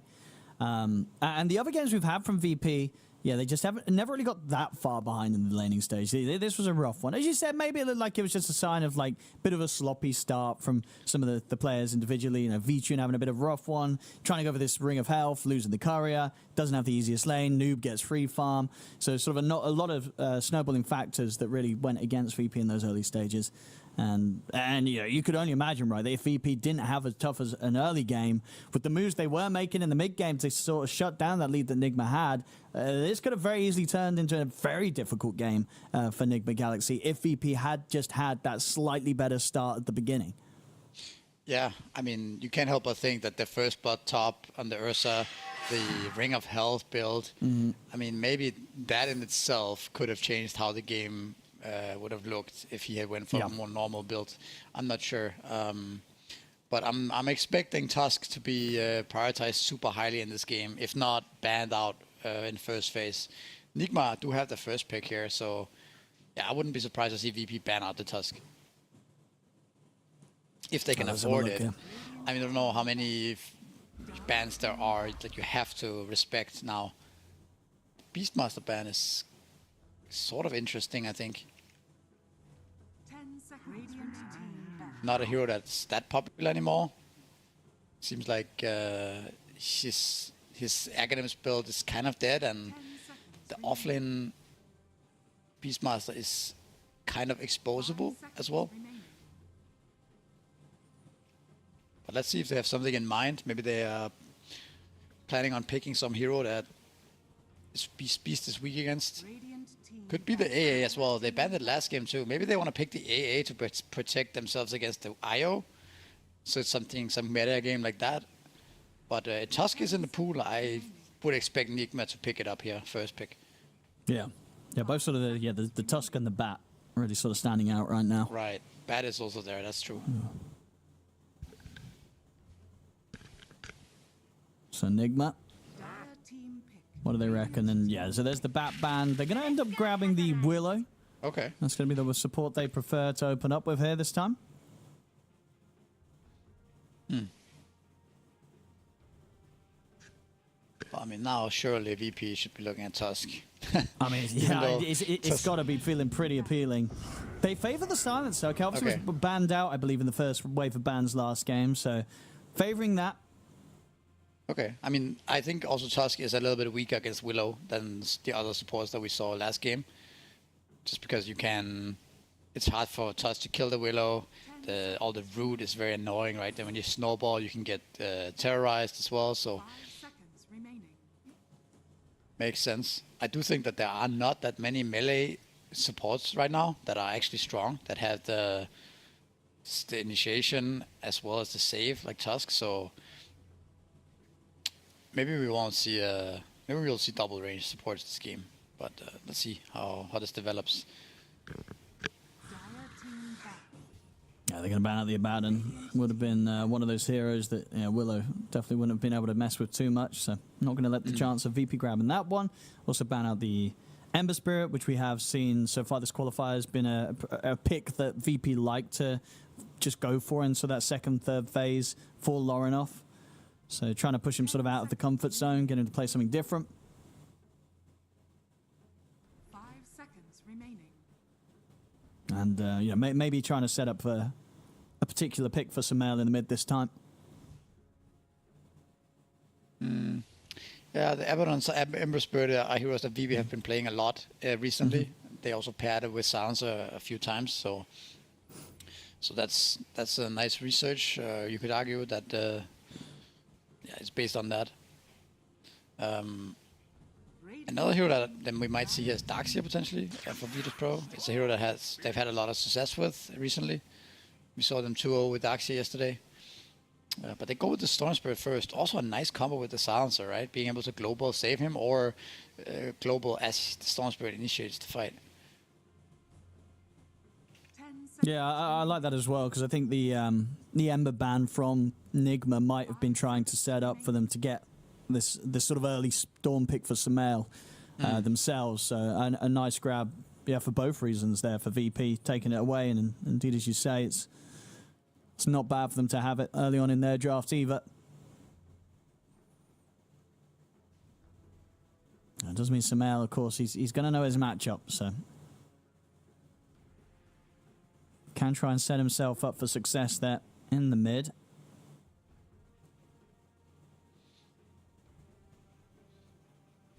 The mag is available again if you want to go that route. Dire team There's also stuff like Kunkka that can be okay. A mag is being picked up. Yeah. I don't mind it. You know, Sumail was our standout player last game. Had some very, very good moves on the Magnus. Also a nice combo with the Willow overall. If it's still Yeah. going to be new playing it, but even in the game, it's a nice combo. It's like these two heroes can pretty much kill anything on the map if you get the RP skewer back. There's the Tusk again. I really am surprised that VP are not respecting the Tusk, but let's see. Now they actually have a chance of picking certain heroes that are not 10 scared of this hero. remaining. 5 seconds. GH also did such a good job last game with the Tusk. VP. They could indeed try and look towards heroes that aren't going to be sort of messed with too much by the shards. V-Tune. And Ursa's still in. I mean, Ursa honestly didn't seem like a bad pick last game. I think he still did a lot. I feel there still could be the temptation to go for Ursa again. I think it's pretty good against the three heroes that Nigma Galaxy's picked so far. I'm looking at VP's drafts the last many games, and they haven't really played any melee support outside of the Tusk and the Naga Siren. So Okay. I'm not really sure what kind of hero they could be picking up here for Antares. They could go for the Shaman. No, Shaman is also banned. So what is there? Maybe could they go for something like a It's Big on- is something they've played. It's not good against Tusk either. I just I mean, feel like 'cause this Tusk is breaking them. Yeah, that's when you see something like the Magnus, you do want to have some sort of instant catch, right? It always feels good to have something like a Lion or a Rubik, just someone that's going to be able to stop him from being able to make free kind of fishing skewer plays. They'll hold off on the support pick for now. They'll drop out the Axe. We've seen some good Axe games come through this qualifiers, right? We have. Also classic counter to Mag in a way. I'm not sure how that matters anymore, but it used to be the counter because Mag would empower the Juggernauts, the Trolls, right? These type of heroes, and then the Axe would just counter those. But so actually, maybe the counter is not that obvious anymore. But Axe just in general a strong hero right now, a very strong laner, gives them more catch, frontline as well. I think good pick. I'm just more curious about the support actually. I feel like this is a very important pick for them.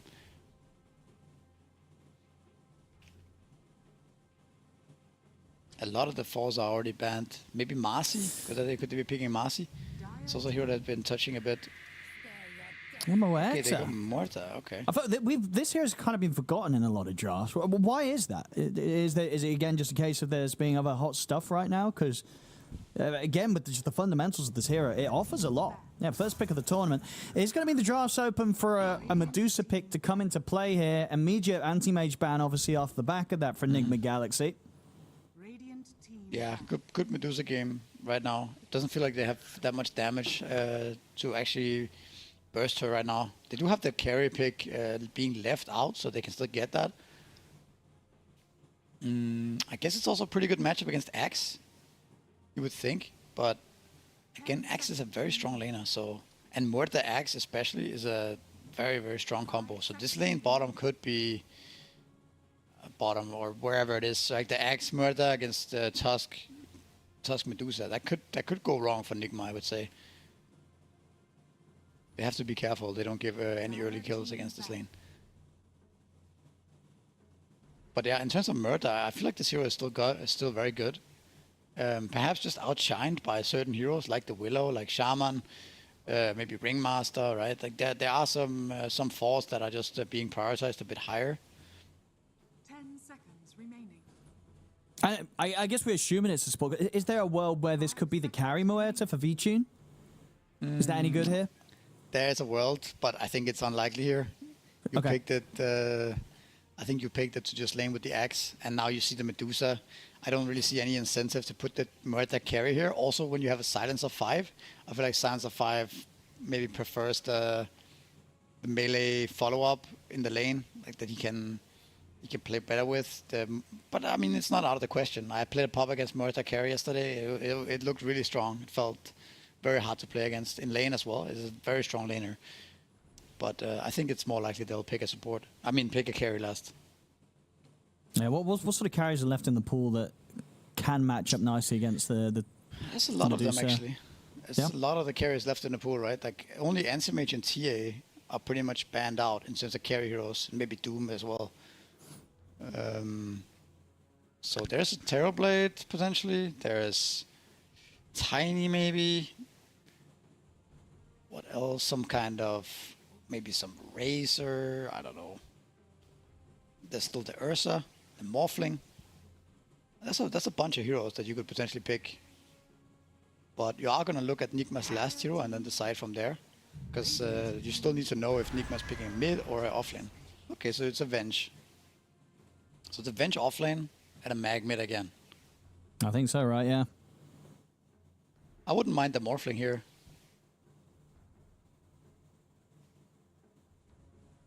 Terrorblade does get banned out. That would have been good as well. 5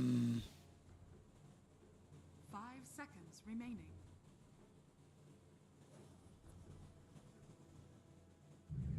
Look.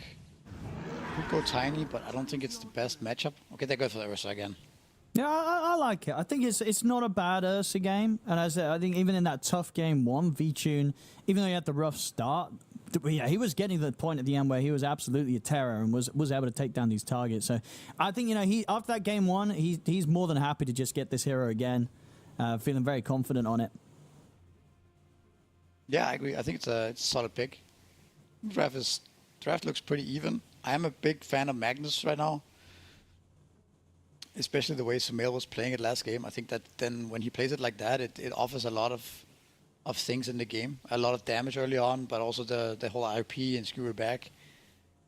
The Venge, for me, is a bit of a question mark. I think we saw Venge yesterday as well. Yeah, I think Nigma ran it. Was he Nigma yesterday? It was actually Navi Jr. playing Navi Jr., right, they did the lane. Navi Jr. Yeah. beat Nigma with it in the game 3 yesterday. That was what happened. But he had an abysmal start on the Venge, but still managed to come back and have a high impact, I guess. So that hero is kind of interesting. Been gone for a long time in Dota. The meta, I guess you could say. Very disruptive, very annoying. You have to kill him twice. But it's hard to kill him twice, So he gets many stuns off. Swap save is always good. Yeah, they've got really, really good saves this game on Nigma Galaxy. They've got both the sort of snowball save from GH. They've got Noob ready to bail people out with the swaps. It's just do you like this hero when it is being prioritized as a core? So obviously in this case, for Noob on the off lane, like this hero with farm do you consider it strong? I consider it pretty strong, but also a bit of a strange hero, because it's a bit hard to know how much damage this hero deals in the fights. Like, he's more just a front line that you don't really want to go on, I think. You have to kill him twice with the Aghanims, right? Give it has some nice auras with the Medusa, actually. That's a nice touch, the Medusa Venge, a classic combo. You might lower armor of the enemy, but you also get the aura out, right, for your 25% base damage. So that's also very nice. Let's see how it goes. I do think the Zero is pretty strong early game.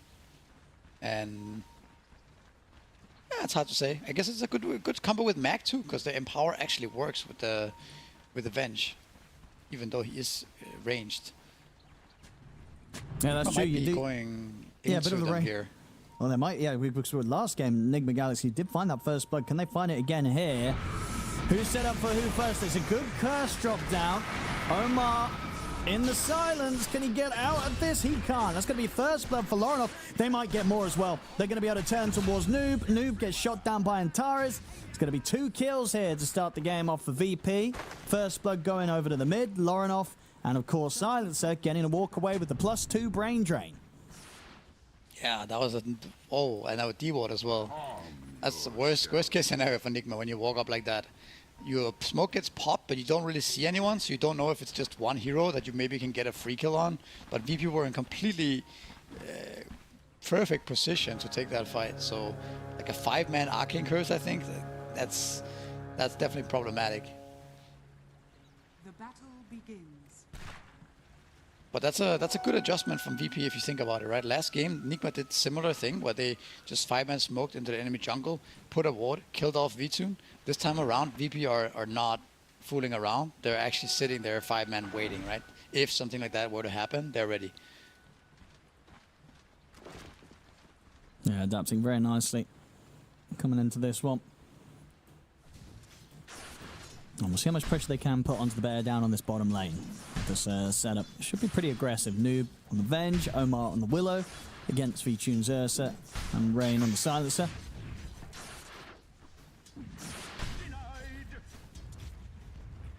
Yeah, pretty strong lane, but I would feel pretty good as a Silencer here. You more or less outrange both heroes, and the curse is also pretty strong against both these guys, so Silencer could potentially beat up these guys. And what did you sort of expect this time from the mid lane? Because last game we had Samael on the Magnus doing very well against Lorinov on the puck. A bit more difficult this time against the Storm? Yes, but also Storm needs to be careful he doesn't get skewered, right? Whereas Puck did get skewered last game, but just opt out again. But Storm cannot really have that luxury the same way early on, so gotta be a bit careful. But I think overall this matchup is definitely better for Storm than the Puck was last game. Yeah, especially I guess for a Storm that got a first blood, has already got the bottle out, coming in with the courier. As long as he's careful with the courier, there he's going to have it. So 1.5 bottle in the lane on top of the full wand. He's in a very comfy position here. Lorinov for the lane. Right. I do think the lane setup for VP this game is a lot better. Just top lane. Goes down more or less a solo kill there for Antares. Very well done. Earlier as well, Antares was really bullying GH in here. This time able to actually get the kill in bottom lane. V-Tune able to run down Noob, take him out. Sure, Omar was able to get Rain, but leaves the lane open for V-Tune as the carry to get the kill on the off lane. Oh, we do see the, by the way, the Ring of Health build is on again for the Ursa. This time around. With no courier dying or anything like that. So still going with that one. Getting away with it nicely this time around though. Has his boots already as well. Yeah, might be just enough to make it a little bit too tough for Enigma Galaxy to really bully V-Tune out of the lane early. Yeah. So, yeah, so far it's pretty good for him. I think Axe is also looking to have a very strong start here, and if he gets the quick Vanguard, it's not gonna be GH again. So he can get out this time, should be fine, but has to be careful. We're seeing a few times now Antares using the dead shot very nicely to set up for Dahak to get these calls. In 3 minutes, they'll be able to secure the Lotus for themselves up on that top lane. Omar did manage to get the one for themselves down bottom on Enigma Galaxy. Yeah, but like I think the quick Vanguard on Axe top is gonna make him pretty much unkillable, and that frees up the Muerta to do if he wants to leave. But they could also potentially play more aggressive on top lane, right? And start diving the tower onto this Medusa. Maybe you can even see a gate play from the Silencer, and then this game could be opened up in a completely different way than we saw last game for VP. As the mid lane progresses, Samel has been doing solid. You know, only a couple of CS behind, so very close between the two of them, despite Lorinov getting that solid start with the first blood and such. Hasn't slowed down Samel's farm at all so far. You see top. The hack is going to get the call off. That's a step pretty far up for this. Blood Grenade's going to get thrown down, but both of them pretty low. So can't continue to chase the axe down. Dahat's going to be fine. The dead shot from Antares. Fantastic angle there as he sets up the Observer to guarantee the angle. Dahat, he's ready to go back in because Ghost is completely out of mana. They are able to dive in, kill off the carry as well. Double kill for Antares. He's ready to reset himself back to base. Hot start on the Muerta. 4 kills already, 4 minutes in. Yeah, that was very well done by him. I don't know if he had the ward before, if he placed it before, but he threw the blood grenade, canceling the salve on the Tusk, and then followed up with a dead shot to get the kill. And, like, Muerta has such a good game already as well. Almost same level as Venge. TP coming in bottom. Talking about the Muerta, Antares continues to be where necessary. TP's down towards the bottom lane off the back of the respawn. Sets up for V-Tune to take down Noob. Yep, and he's gonna gate back top as well. Axe does have his Vanguard now. It's going to be super difficult to bully this axe out of the lane. The Hack's going to continue to get the free farm. And anytime that Antares swings across, they've got kill potential. So Ghost has to be very, very careful how he shows. If Antares is able to get some sort of pullback with the dead shot, Medusa will be in trouble. Let's see what they can get mid. They get the skewer back as they make that aggressive move, making sure that they can try and get a chance of taking down Lorinov before he hits the 6, and they succeed. They will be able to kill off the Storm.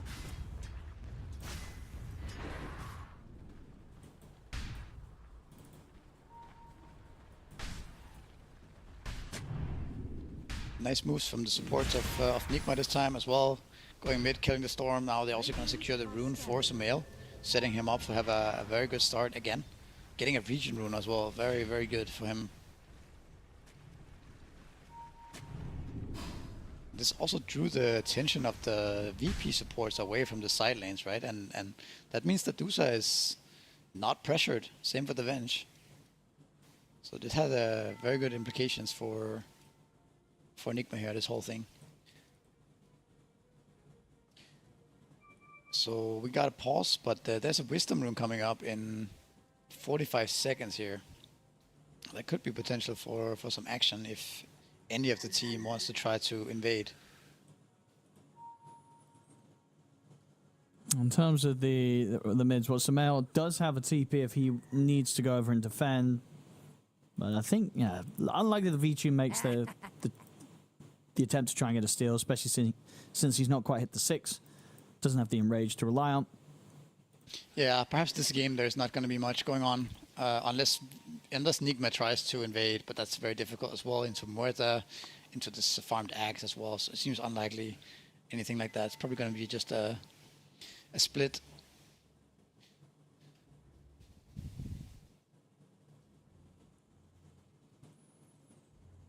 A close start so far. But, definitely for VP, in comparison to what we have from game 1, it's feeling a lot better from them this time. Yeah, for sure. If it wasn't because of the level 1 2 kills, this game would have probably been completely even in gold, right? Very even game.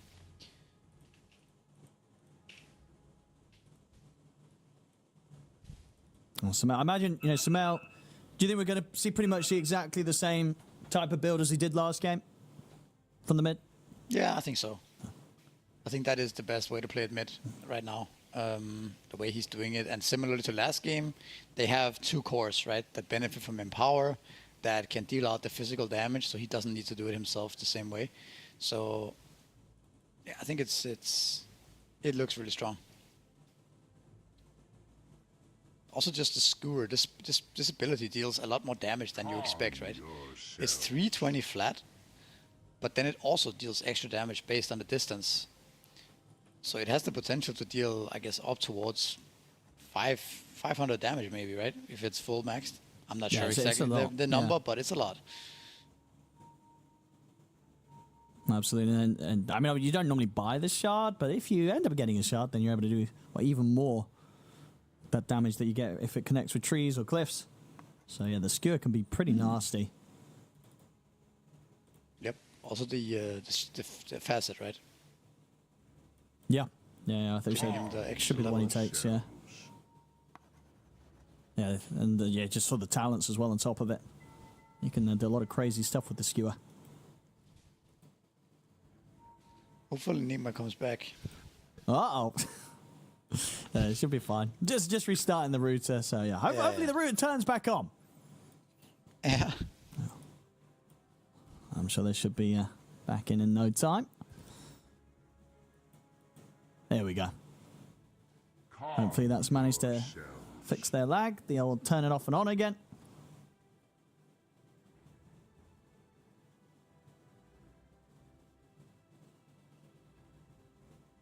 There we go. Oh, no. Uh-oh. Some of them disconnected a second time. That's not a good sign. Maybe the issues have not gone away.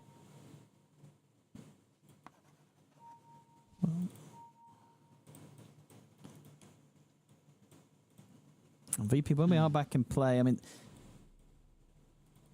like, do you think either team's going to try and look for another attempt to make a kill mid, or for Enigma Galaxy, is that just not really possible now that the 6 has been hit on Lorinov? It's definitely a lot harder than previously. So I think they might be going around at the runes, right? We might see some fighting at 8-minute rune. But I think maybe Enigma is just going to farm the next couple of minutes here. Try to secure Medusa more levels. Like, she's still a bit vulnerable right now. This will do just fine. But if she starts getting level 6, level 7, it gets harder and harder progressively to kick her out of the lane, and that's what you want as Enigma. You want this Medusa to be able to sit up here for a long time and continue to push in the wave and farm camps behind, right? If she gets kicked out of the lane right now, that's where the problems can start.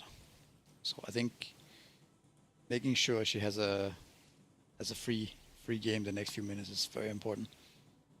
Because you imagine as well, for Dahak on this axe, is he going to now start being able to kind of cut waves, get behind the towers, maximize his farm, dragging them into the jungle? Or is that a little too risky against Nigma's heroes? Like, can they turn up and kind of mess with him if he does kind of get that aggressive with his farm? He could do it, but he needs to have some sort of backup. I think if Murda is around top lane, then it's not as scary. If he's completely alone, then it's very easy for Mag to just run over, right? I think the Hawk would like some supports to come top and bully this Medusa. Or just smash stack, right? That's just something we've seen with Axe, where the Antares just keeps stacking, or the 4 just keeps stacking these hard camps. So you get this really farmed Blink Dagger, Blade Mill Axe at like 12, 13 minutes. But there hasn't been any stacks yet.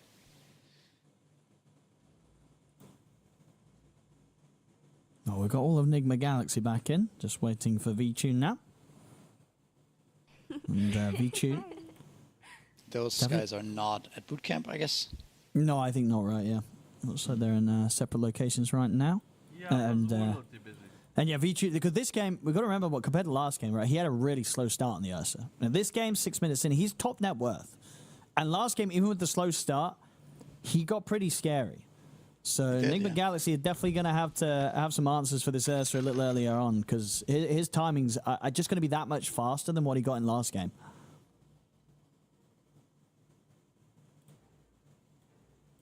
Looks like everyone's back in. All right. There we go. Let's go. Oh, let's get back in. Apologies for the pause, ladies and gentlemen, but looks like both teams are ready to go again and continue with this game 2.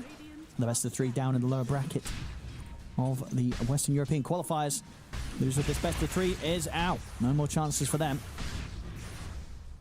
Look at GH. He is actually potentially eyeing the wisdom, the way he's posturing himself here. Oh, Going into Medusa. and they get the nice little setup, but won't have enough damage on their own, and the TP does come in. They've got the wraparound here from GH. Oh, A little bit of a pause. Uh-oh.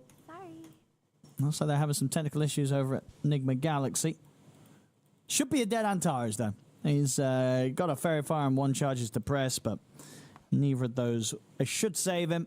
Shard, Snowball ready from GH, so a very dead Muerta, which I imagine they will try and give to Ghost here. Give him a bit of a boost here, get him that extra bit of gold on the carry. Let's see if they're able to at least control the kill for that. There we go, indeed, the pause time ticking down. Does leave the Venge alone bottom for now, so it looks like Rain is looking at this Wisdom Rune attempt as well, and GH as well is moving towards it, so we will have a lot of action coming in here potentially. Yeah, Rain. Yeah, he's gonna know that they know. Can't play for the steal. GH though, yeah, not able to mess around with Dahak on his own. Has to let Dahak claim that. Can't contest it any further, so just the 1-for-1 on the Wisdoms.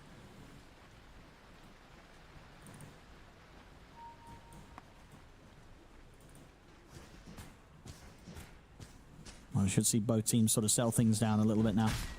Working on that first major item timing. Samael, of course, going straight for the blink once again. Laurenoff is going to be able to dip back and forward between the jungle and the mid lane. Top lane, Dahak. Now they're going to try and make the go on him here with the 2 supports backing up Ghost. And okay, they'll lose one of them on the way down. I mean, surely they still get the kill. They don't even get the kill. Oh, damn. Dahak just dunking on the haters, gets the kill and walks out. Look at him go. That was wow, that was actually such a massive difference, right? Yeah. From him going down, him getting a solo kill. What a big difference that would make. I was about to say, if he dies here, I feel like it's not even necessarily his fault. I feel like the supports perhaps needed to play around him earlier. But nah, that's not even the case. So he has his face boots. He's doing really well for himself now. Their phase boost level 7. He is cruising, especially after that kill. 2k lead now for VP. And in terms of playmaking for Enigma Galaxy, it really is just going to be that Ags timing on Samael. Until that's there, it's just a question of whether GH and Omar can set things up as the 2 supports. They're going to swing back over towards the top lane, but this time Antares is in the neighborhood as well to back up Dahak. And Dahak level 7 is not an easy kill. I think Enigma Galaxy know that. They're kind of being tentative of how they try and swing back towards him again. It's more difficult for them to make this play. So, one of the weaknesses of Medusa early on, right, is her extreme lack of damage. Most other carriers would have ensured that kill on the Axe earlier, right? But I like what VP are doing here, just farming these stacks together right now. But looks like Enigma are gonna walk over with support here. Could just end up giving away kills if they're not careful. Omar.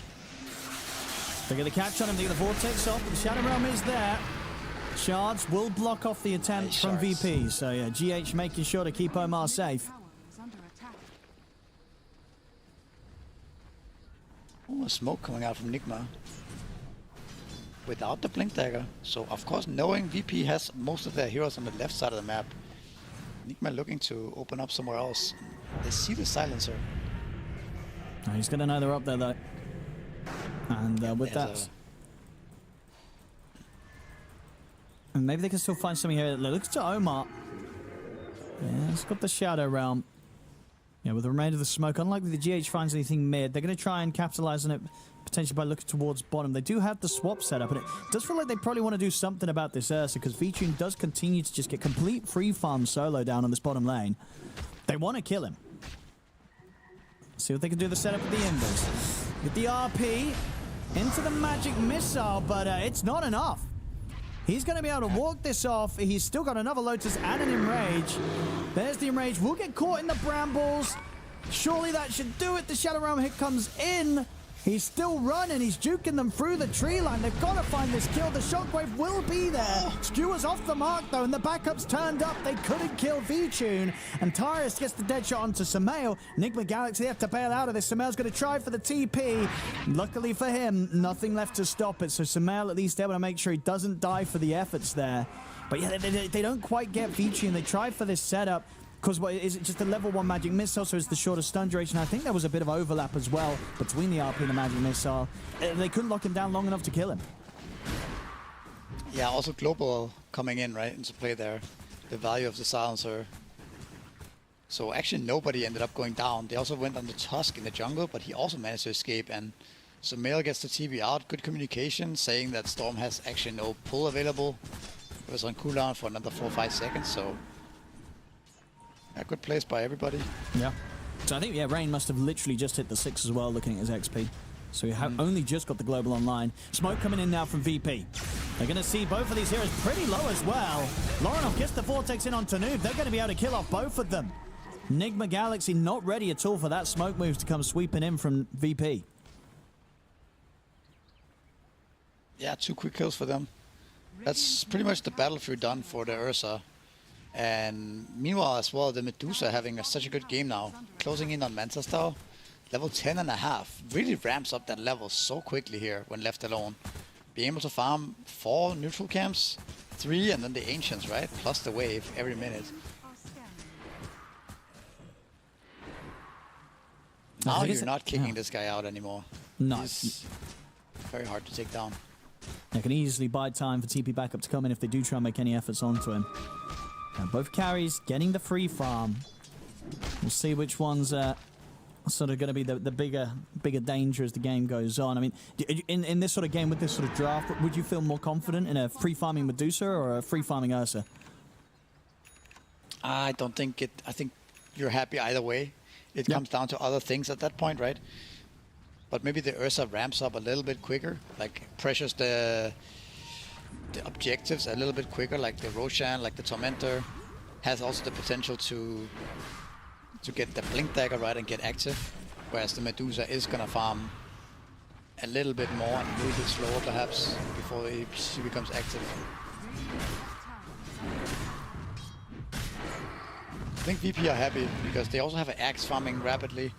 The Storm is also having a good game here, so whereas the Nigma are just looking at a Venge and a Mag who does not necessarily farm that fast. They rely a little bit more on getting kills. And we do have a smoke by Nigma, looking at Antares in mid lane potentially here.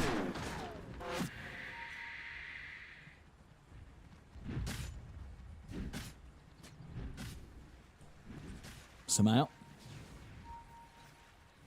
Who can they find the grab on? Jumps in. He's going to be able to just find the silence, so they'll take it. Quick and easy kill. Now the question is if VP can find someone in return. They're looking for Omar. He's trying to get the fear off onto the 2 of them, but can't get the angle. So Omar will fall. We'll get the trade. 1 for 1. The thing is, the way the way VP's draft is gonna function now is that they're 1k away on Axe from Blink. They are also 1k from Blink on Ursa. And when those spells are online, their whole draft comes together, right? With the Global, with the Storm Spirit, Muerta has the drums as well, so they're all ready to fight in about a couple of minutes, basically. And that's why Enigma needs to be careful they don't start feeding too many kills and get too far behind. Because I think their heroes are not quite ready to fight at this time. They can fight back, but their heroes are not as scary. The Venge Aghanim is going to come around that time as well. So it is potentially possible for Enigma to fight back. Yeah, because I guess what's VP will have all this aggressive potential. That Enigma Galaxy's heroes are, at least the offlane and the carrier, right, are pretty annoying to try and take down. You know, Medusa being Medusa, and as you say, with Zags around the corner, you're going to have to try and deal with Avenge twice, which is never easy to do. Especially if you've sort of just blown everything to kill them the once. They have the save from the Tusk and the swap, right? So, and they have RP, Terrorize. They have a lot of ways to counter-initiate the initial goals from the Axe and Storm, but of course the Global being that X factor in this type of game.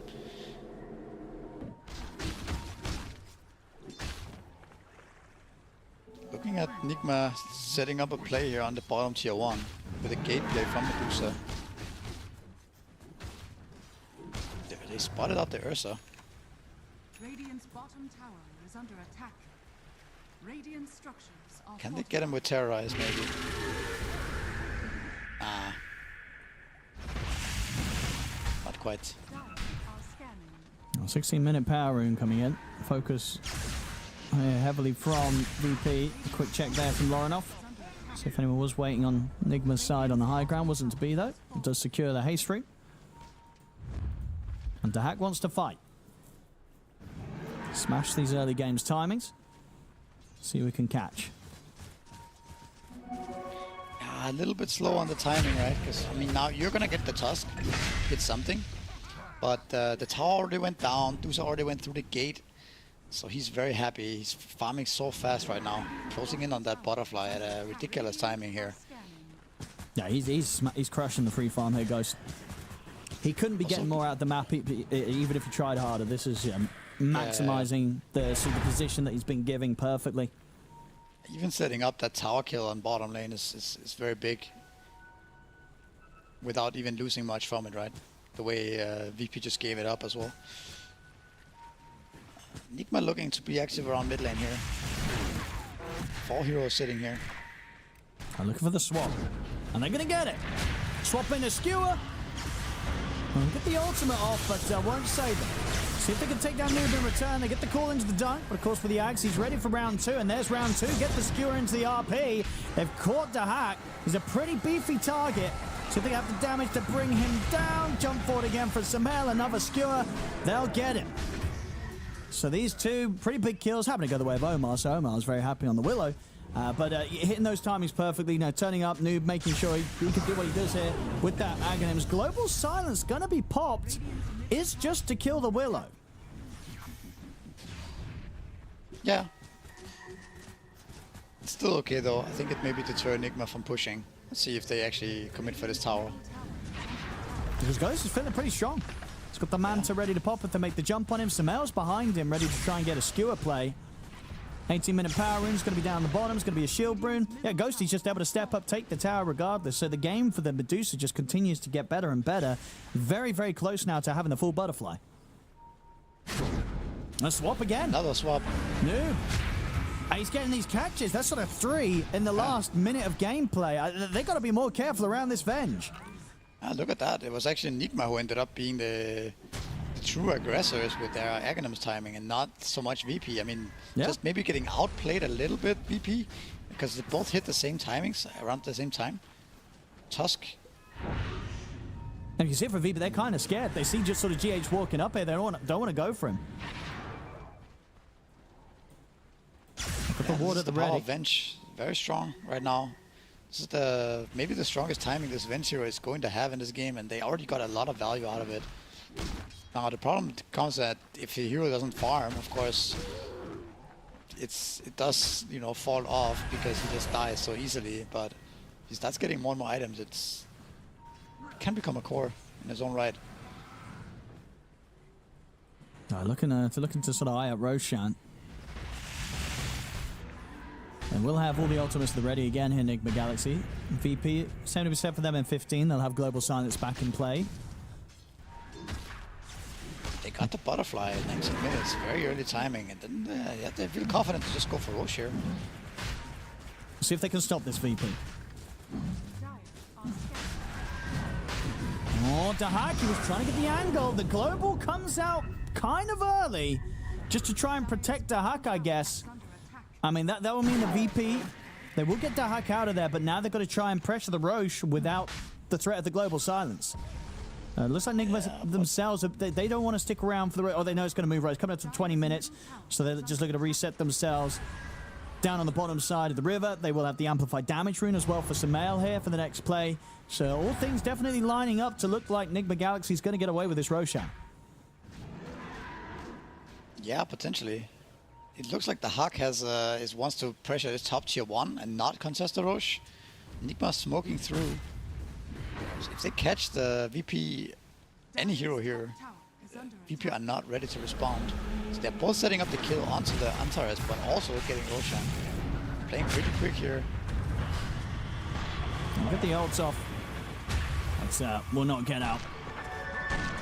Antares has got one more dead shot. Yeah, not quite able to get that out anyway. So they get a kill. They're going to get the Roshan. So despite that little bit of a gold lead the VP has managed to maintain for the early stage of this game, Enigma Galaxy, they're in a pretty solid spot. Objectively, they have the Aegis now on the Medusa. They're ready to TP up top. The tier 1 tower does fall. Can they take this fight? Maybe this one is a little bit greedy by Nigma potentially. Yeah, I mean, they're going to see the jump fall from Vici, and he wants to try and get the kill, but the snowball is there. GH still in trouble, though. Lorinov's got just enough mana to push on forward to get the kill. Coming in from the side, though, there's the RP. Nice. Beautiful jump from Samael. Gets the catch. This is going to be Nigma Galaxy surely getting the cleanup. Ghost, he's got just enough mana left to survive. Gets the double. Samael making sure that VP do not get away with that play.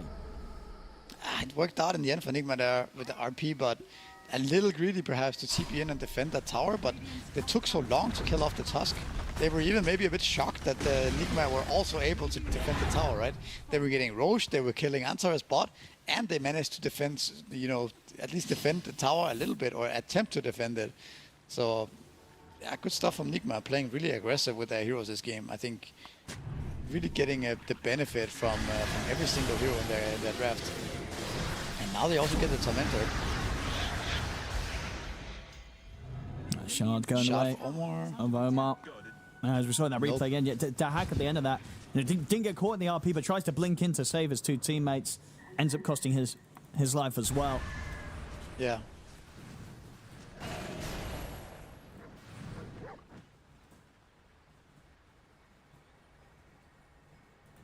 Medusa is so farmed. Gets that one more item. I think it could be really hard for VP to fight into the 5-man of Nigma just because you go on anyone. This Medusa is just standing there being more or less unkillable, right? And starts dealing out a lot of damage as well. Now they're going to keep trying. Smoke up again from VP. Ideally trying to find anything but the Medusa right now, whilst Ghost has that Aegis.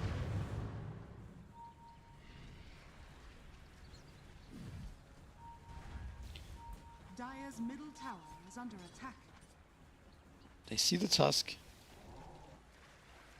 Nigma also smoked up again. A lot of smokes being used here the first 20 minutes of this game. Dire are scanning.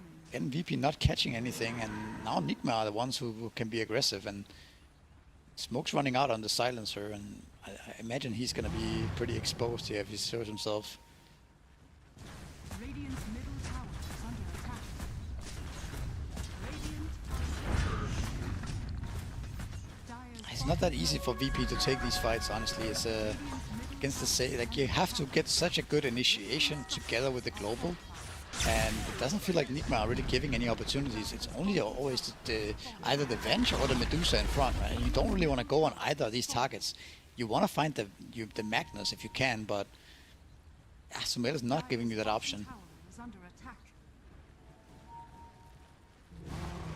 Radiant's top tower is under attack. If you think about the strength of Nigma's draft this game, is that with all these saves and these two annoying frontliners in the Venge and Medusa, it's actually very hard for Storm and Axe to play this game. They can't really jump in, because once they're committed, they can get locked down as well and can't get out, right?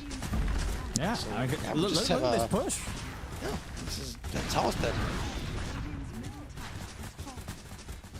Radiant's top tower is under attack. Ghost is going to have the 400 gold off the Skadi. Look at these sort of timings on the Medusa are not fun for VP to deal with. Radiant's top tower is I under never They're tier not. 6. Ursa is so far away from the MKB as well, so bringing down this Medusa is going to be very difficult.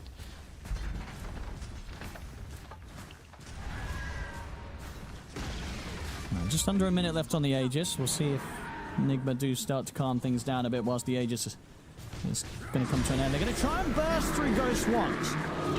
Then make the jump. Skewer comes in though. They're able to get the grab onto Dahak, and Ghost doesn't even go down the once. That's Dahak dead for 50 seconds. And he sort of talked about the difficulties for like Dahak or Lorinov to try and get in. I mean, this is why you talk about it. You know, they try and make for these moves. It's just not going to happen. It isn't, and you will feel the desperation for VP there. What are we gonna do there? This Medusa is just taking everything. He's taking tier 2s, tier 3s. He's just standing in our face, and we don't see anybody. There's the global, but that's just a Venge, and he's basically still alive. Yeah. So that's global down. You could just finish the racks off here, I think. Yeah, you're sticking around. You still got the Stone Gauge, you've still got the RP. You might even stick around for a second set of racks. You can go back up top if they want, Nigma. We'll see if they want to. And get the creep wave in on the top. Still control the map at least. Okay, Medusa does TP out. So that gives some room for VP to potentially get some map control back and start pushing other lanes. But Medusa as well, he's gonna farm up all the way bottom here. This next wave, the next wave again, all the neutrals, he's gonna get so much gold from this. He's already at 20k net worth compared to Ursa's 15. And then I imagine Nigma is just gonna connect to him and grab the last tier 2 down here.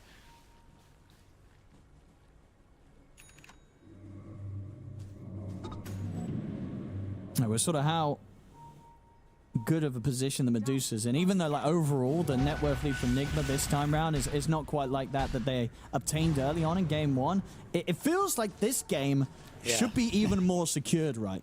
Because of just how much of a terror this Medusa is for VP. It feels like that in a way, yes. But if one bad fight goes the way, if somehow VP wraps around, catches the mag, hides the Medusa, gets multiple kills, and MKB is up on the Ursa, then suddenly you might feel differently about this game. But I agree that this game feels very hard for VP to get the angle as long as Nigma is in the right position. They are doing the smoke that we mentioned just now, and yeah, you just look at the Venge and the Deuce's positioning. They're going to try and jump the back line. They jump on the Venge again. They're putting a lot into this. Samel comes up with the RP. Dahak will get the call off onto Ghost, but the Stone Gaze was already there. As Dahak will die once more for his efforts to try and initiate. They get the swap onto Antares. They'll get the ult off immediately. The Global's back up. They'll press it straight away. Lorinov has to BKB zip TP out of the fight. So all they got there was the Venge the once. They didn't get the Venge the second time. And they lost Dahak for it. Yep, I mean, very similar type of fight again, right? Go on one of these frontliners and the other guys get their spells off, and it's not, you can't really pop the global, even if it was off cooldown. Popping it for that first Venge kill just does not feel good, right?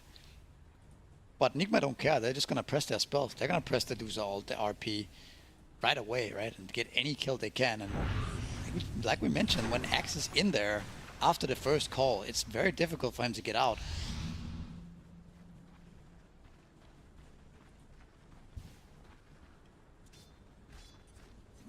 I mean, for Maybe Nigma, we see the what do we got? yeah, just Medusa just being actually a very good counters with the Axe historically, but you never really know how Dota develops, right? Sometimes these type of matchups change as facets and items and things change, but it does feel like it's a very good solution for the Medusa.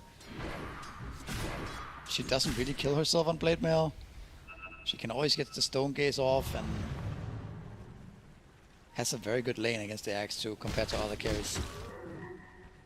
And I guess what worth noting as well is kind of a cute little thing that Ghost has been having this entire game. He got what the Dormant Curio, and now so at this stage he's got this mana draft that's even better, right? Because it's now 5.2% over the 6 seconds. So it's a slightly higher percent. It's a little thing, but you know he's getting that boosted mana because he's got the buffed up mana draft that he's still holding on to. True. 5% mana over 6 seconds. That's quite a lot of mana. VP setting up another potential go here. Can they burst the booster this time? I think it's still not hard. possible. Yeah. Can they even get to this Roshan? They might just have to let this go and try and play for the high ground. Oh, but the high ground is so hard as well. Yeah. You can't go for Roche. I mean, it just feels like there's not much you can really do as we do this game. Yeah, it's interesting how 20k lead last game. This one feels much harder for VP to do anything. Now the Deuce is just gonna go hit your buildings, and maybe they are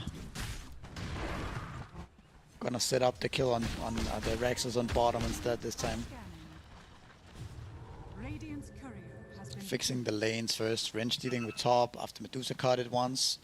So Enigma are playing it correctly. They're not just walking down a lane, allowing creep cutting and these type of shenanigans to happen, right? Where it could get awkward. Dire are scanning. Very much cleaning up their gameplay after game one, Nigma. This one is definitely looking more solid across the board. Yes, I want to highlight also around this, what was it, 15-minute mark perhaps, where all the items came together. The Venge Aghanims came in, right, and the Axe Blink and the Ursa Blink. Like, this is the key of this game, where Nigma just played a little bit faster and a little bit better with their heroes and outmaneuvered VP, got all the first kills, and since then it's been very difficult for VP to get anything going. And here, yeah, the siege is going to begin now. With the banner. Can you even kill the banner? It's also difficult this game. Antares tries to step up to do so, but he gets caught by the Horn Toss Skewer. So he's going to get left outside of the base. He'll get swapped back, cannot escape them. Dahak tries for a call. He doesn't really get anything at all. As the Stone Gaze comes out from Ghost, he'll keep the push going. They get the jump and skewer back again onto Dahak this time. Double kill for Noob. He's throwing the tips out. They're taking the barracks, Nigma. They are. This Magnus, okay, let's see what happens here. I mean, they're blowing everything again onto the Venge, but they can't even kill him the once. Noob's able to walk it off. They're able to control V-Tune. RP's there ready to lock him down through the BKB. Nigma may have just done it here. Again, trying to jump Noob, but he's ready for round two. Lorinov has to zip back to safety. As Nigma, they're onto the tier 4s, and VP, they'll call it.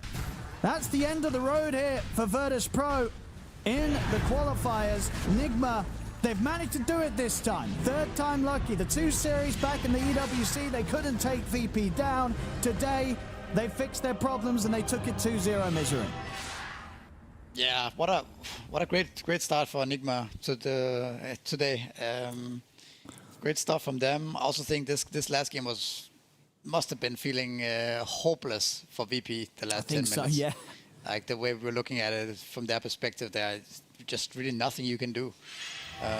But also very disgusting draft from Nigma this time around when you saw it play out, right? Yeah, the Magnus Venge combination, the fact that you have swap and skewer, you have so many ways of starting the fight in such an annoying way for the enemy. Like you see it here as well. Swap into skewer as well. If you were to be behind or somehow be on your own high ground, imagine going high ground against that. Swap into skewer, yeah, very strong. Swap into RP as well. Just very strong draft from Nigma this time around. Also very well done by Ghost. Free farming completely, taking that tier 1 top bot. So yeah, this is a strong Nigma we watched today. Yeah, game 1 definitely had sort of shaky moments. But yeah, this game 2, those shaky moments were completely forgotten with how sort of well they were able to pull themselves through this game. Despite, the fact that at the beginning, VP, they got that sort of hot start. They kind of get these 2 kills. They get first blood for the Storm. Doesn't really turn into anything come the mid-game because of just how much space Nigma were able to secure for Ghost. And then in Ghost's turn, he was just able to use that space perfectly. You couldn't really ask for more from your carry Medusa this game. Yeah, I think also if you remember the time around 5 minutes when both supports ran mid, killed the Storm, Nigma supports, I think that was a very key moment as well. Because up until that point, the lanes were going super well for VP, all 3 of them. And that forced the both supports to run mid for VP, when they instead would have much rather sat top, pressured the Medusa. Maybe we could see that gate play from Silencer, right? If the game was a bit more calm and in their control. And suddenly we could have seen a completely different game where this Axe starts taking the tier 1 top earlier, starts snowballing the game and get a faster blink and faster blade mill. But instead, the Nigma supports were very proactive and forcing these things on the map, making it awkward for the Axe and for the kind of just splitting the Axe apart from his supports, right? And suddenly Axe is not scary, right? Without the supporting staff. So yeah, just a great play from Nigma supports early on. Yeah, we'll see. So yeah, we'll give it a Smail. I think it would be a hard one to call. If I was being fair, maybe go for someone else. If I didn't want to give it to Smail twice, but I'm down for this. Again, just bringing out this mid Magnus, giving it that playmaker style here with the shockwave facet, and having a completely clean game. He doesn't die at all. He's had a great series. And this Mid Magnus, you've got to really respect it if you're going up against Enigma Galaxy and the rest of the qualifiers, because he just seems to fit their play perfectly, especially when they have this sort of lineup, when they have this super hard carry like a Medusa. It doesn't matter, right? The Samel's not really hitting creeps and he's running up and down the map making plays because the plays are good enough to ensure that one carry will carry you the game. Yep. I think it's also to commend Enigma about this Magnus pick in this particular series is that it's a little unexpected, right? Normally you see the Mag nowadays being played in the off lane or even as a +4, but bringing back that mid-Mag with the Mag Shockwave suddenly out of nowhere, I think is a very good move. Yep. And of course, next series people are going to be aware of this, but I think you might be warranted a ban because it looks really, really scary to play against and gives you so many good things in the draft, like the catch, the stun, the damage early on, solid laner. So yeah, we might see either more of this Mag or it potentially get banned out. Yeah, no, it's going to be interesting to see how the road continues for Enigma Galaxy, but a big win for them today, knocking out VP. A bit of a surprise overall, considering VP did win the EWC qualifiers to qualify to that recently, but here this week, that is the end of the road for VP to try and get to the International 2025. The dreams for Enigma Galaxy continue for now. Anyway, we're going to have a short break, ladies and gentlemen. Then we're going to be back with our second series of the day, where we're also going to say goodbye to another team. We're going to have Avalos versus Yellow Submarine. The human body was built to move. Not trapped at a desk in one singular posture for 12 hours a day. It's time your chair evolved. This is Secret Lab Titan Evo. Ergonomically engineered for you. Gamers, hybrid workers, artists. Backing your every move.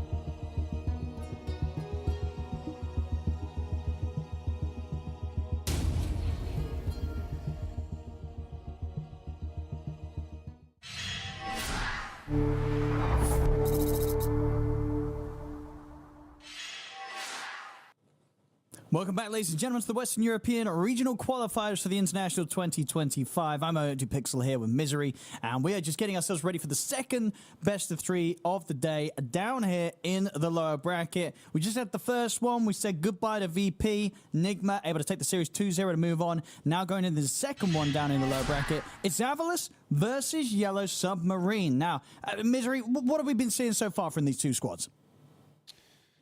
I mean, Avilos yesterday lost to 4 Pirates in their first match in the qualifier, right? And they kind of got cheesed by a little bit of a last pick Clinks and a last pick Agwarden. I say cheesed, but I do think 4 Pirates are good though. So They are, yeah. Yeah. I'm not sure what to say. I didn't watch those games in detail. But as for Yellow Submarine, they beat Team Secret yesterday, as you and I were casting. So they also look pretty good, I think. They busted out the OD last pick, and in the first game they had a Timbersaw, Puck, Batrider, DP, and Tiny. But they did beat Secret in a 1 hour, 15-minute game. Yeah, they did, which yesterday. I think is, there's always something to be said about that, right? When you're one of these kind of newer squads coming in with some of the players that at least I hadn't seen or heard of before this specific qualifiers. If you're able to kind of take those games that do go the 80 minutes, that's a pretty good sign for the team, right? Because sometimes closing up the games when they get to that crazy territory, it can get pretty difficult. 10 seconds. Yeah, for sure. You would expect Team Secret with a player like Poppy and the players that they have in their arsenal to be very experienced in that way of playing in these long games, but it doesn't really work like that anymore. Like all these players play 10 pubs a day, for the last every single day pretty much. So they've probably been in their fair share of long games.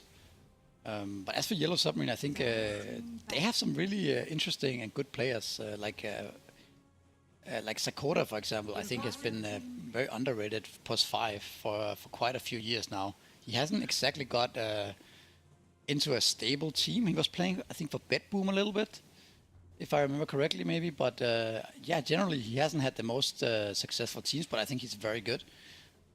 We also saw Bottega, not a player that I know very well, but he looked very good as well yesterday. And there it is, the good old DP as the first pick. Mm-hmm. That was played by Sakura yesterday as a +5. Yeah, he crushed it, right? Yeah, he took it to the top lane, laned it with, what was he laning with again? He was laning with Timbersaw. Yeah, they dominated that lane, right? They killed the safe lane duo of Secret like 2 times over in the early minutes of the laning stage. Yeah, super strong. And I guess just super good to see that they have that flexibility, right, for Zakoda to either take it to the off lane or keep it in the safe lane with the core, depending on what they think's better for the game. Look at that first pick Puck there. Or like second pick, right? It's good hero. Is this too early, do you think? I think maybe yes. You are only seeing one DP, and DP already has a silence. And even if you are to put DP mid, I think DP is a pretty good matchup against Puck too. So I think I'm not sure. I mean, we did talk about in the earlier today that this Puck hero was coming up in value by a lot of teams. But I'm not sure if this is a little bit too early to potentially pick this hero. They also lost a game with Puck yesterday, where they picked it in the first 2 picks as well, and then they played against a Void Spirit mid, and they lost that game really quick. So not sure if this is a little bit exposable. 10 seconds remaining. Let's have a look. The bans 5 from seconds remaining. Avalos targeting that mid matchup, taking out the Ember Spirit, see if there's anything else they want to protect for their mid situation.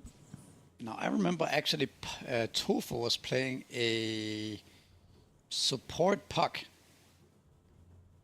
I don't remember if it was Dream League or if it was Blast or where it was, but he played it once as a support, and they were destroying that game.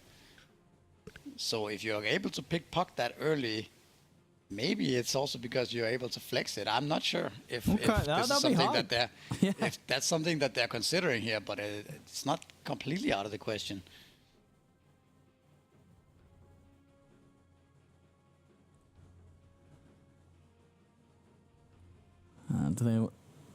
I mean, what other sort of strong supports are being left in right now? You got what? The Bat, the Tusk? Yeah, both Bat, both Tusk is there as well, like you said. Dire team Let's see. Undying, of course. Not a hero we have seen that much, but it's always there. I think it's been banned a couple of games. The Silencer was really high priority last game. It's also not picked or banned. But yeah, there aren't that many support heroes that are being picked right now. It's for the most part the same ones that we keep seeing over and over. 10 seconds remaining. Ringmaster, Shadow Demon was heroes that Yellow Submarine played. Okay, so they go with the Void Spirit answer to the puck and then pick up the Tusk. And I think it looks pretty strong to me. Also very flexible still, right? You still have the ability to put the DP in the offlane and on the support. 10 seconds remaining. Now these picks from Avilus could be a bit tricky, right? Because you don't see that many things and you have to show quite a bit from these two picks here. Yeah, doesn't feel like a sort of a good drafting position to be in. Oh, it's difficult. I mean, they have strong heroes right now, but it's about finding which core do you want to pick here. Yeah. Because that core is probably going to get counterpicked somehow. Is it going to be the carry or is it going to be the Sibe hero, right? Maybe they're just going to pick up some kind of offlaner that does not really mind. What could that be? Maybe Darkseer, could be Centaur.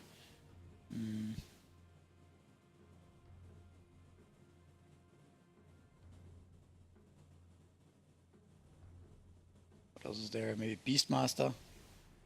It's also a potential. I mean, that one is going to get counterpicked, but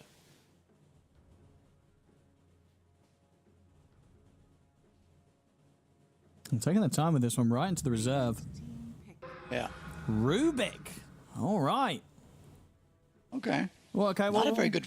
Yeah. It's a good Rubik game though. I don't know. Yeah, Into what's Tusk sort of Void jumping Spirit. out as you're saying, hey, let's pick Rubik for this? I think it's okay against DP. Yeah. You can steal some good stuff there, but I feel like Tusk has to be one of the worst matchups for Rubik, in my opinion. It feels really bad to play against Tusk. He just does not care about you. This goes on you. The steals you can get from Tusk is not that good either. Void Spirit also gets on top of you, so. But maybe it goes back to what we were talking about, how the 4-position hero pool maybe is not the biggest right now. Okay, they go with the Drow Ranger, so picking up the carrier blindly, leaving Yellow Submarine able to potentially counterpick this Drow with something. Now I would assume they're going to put the DP on the support,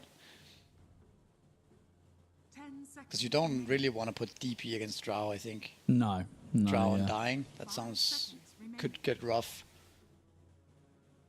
Yeah, I think keeping DP in the safe lane as the 5 looks pretty good here.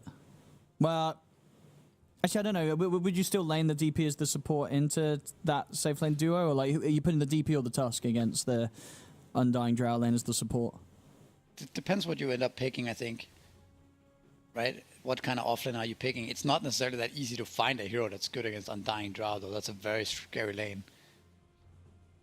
Like, can get problematic picking strength heroes into that, but you could look at something like Centaur is an option. Ooh, Lena. They are not going to pick that right now. They're just going to go with the Lena straight away. All right. And this is, do you think, going to be some safe lane Lena, sort of in the same line that we saw Now- from what VP with V-Tune playing it the other day? I had a great game on it. Yes, now it's looking very much like a Lena carry with the Tusk in the safe lane, and then they end up picking some kind of hero in the off lane, and that could be a wide variety of heroes. They already see Undying Drow, so they know that this lane is going to be rough. They probably feel like there's a lot of heroes that they could put in this spot and do okay. Just like, for example, Centaur. You could do like a Mars type of thing. You could do Tide Hunter maybe. Just Kunkka. 10 seconds. I think there's plenty of heroes that could do okay, but you know, it's going to be a bit rough, but it's going to have high impact in the game, right? I think that's what you're looking at. You already secured yourself a nice carry in the Lena. You have the strong catch from Void Spirit and Tusk. So now you just need to have the standard offlaner that offers some team fight, front line maybe. something like that. As for Avilus, they kind of need the same thing, right? They also need the offlane hero, I would assume, unless they're going to choose to put Undying on the offlane, but looks more to me like they should just secure the Drow lane with that Undying. Yeah, I think so, right? Yeah. It would be a bit... I don't see sort of any reason why they would want to buff up the priority of the Undying here. That would be kind of weird. Oh, the mag ban is definitely good. Yeah. That would have actually been good for both teams, but Yellow Submarine are picking first.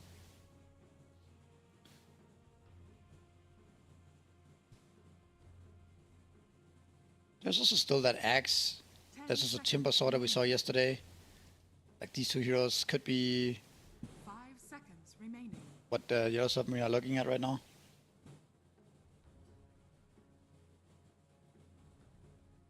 There's also something a bit more funky, like the Lycan, for example. Very good against Drow, very good against Rubik as well. Can be good against Undying. So that's an option. Yeah, could be nice to have some sort of other tombstone hitter or something. Well, actually, they banned Lycan themselves. Okay, never mind then. I didn't even see that. So there's also Primal Beast. Yeah, Primal Beast still in. Beastmaster still in as well. Mm-hmm.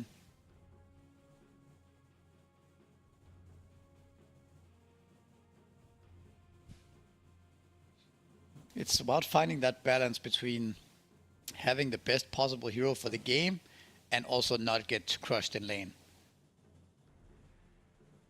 Dire team pick. Radiant Yeah, they'll ban out the Beast, and they'll settle with the Axe. Yeah. That's what's going to be thrown down there towards this Undying Drow lane. Yeah, I like the overall draft of Yellow Submarine. Looks like they have a lot of damage, a lot of team fight, catch. 10 seconds. Looks pretty solid to me. Maybe a little bit reliant on doing good in your lanes, perhaps. If the lanes do badly, then maybe it's maybe hard for them to fight back. If Void Spirit has a tough lane. Ooh. Okay, it's a good Brewmaster. How's it looking as a brew game? First pick that we've seen here. Yeah, it's pretty good, I would say. There's a lot of potential silences and stuns to burst him through before he can get his ult off, but I think that's not as important as the overall game plan for Avilus, where they just have so much team fight around the Drow Ranger that it makes it very hard to get on top of her and actually kill her off without having to deal with Tombstone, Brew Split, right? The Puck spells going in first. I think there's just a lot of noise in the Avilus team fight that makes perhaps it hard for Yellow Submarine to kill off the right targets. Do you think it's much of a problem that when you look at Avalus's lineup, the only kind of hard stuns they have will be the Dream Coil or within the Primal Split from Jibe? Outside of that, it's only a telekinesis, right?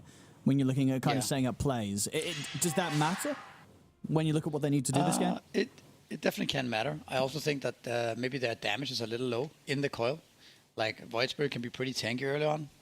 And when you have Snowball as well, like if Tusk can also be a hard hero to kill. Same with DP if he gets a couple of items. So maybe the damage is a little bit of an issue with the brew. Because like you cannot really rely on your carry always being there to dish out the damage, right? It has to come from the supports and the offlaner. So I could also see that potentially being a little bit of an issue. Oh, well, let's see, ladies and gentlemen. The game is ready to begin as we'll jump into the second lower bracket matchup of the day. Avilus versus Yellow Submarine. Loser of this, it's the end of the road for them and the end of their hopes for taking one of the two spots here in this region to go to the International 2025. So everything to play for. Let's see who's got it in them to proceed to the next round of the lower bracket. I mean, all in all, you would say you do prefer sort of the Yellow Submarines approach this game? Like, who's do you have more confident in when you just look at the raw heroes?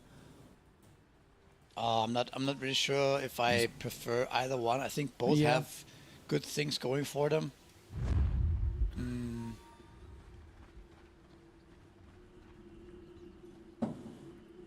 Yeah, it's hard for me to call this one. I think both drafts are good. Smoke time Maybe here. Yellow Submarine's drafts is a little bit more fragile. Sure.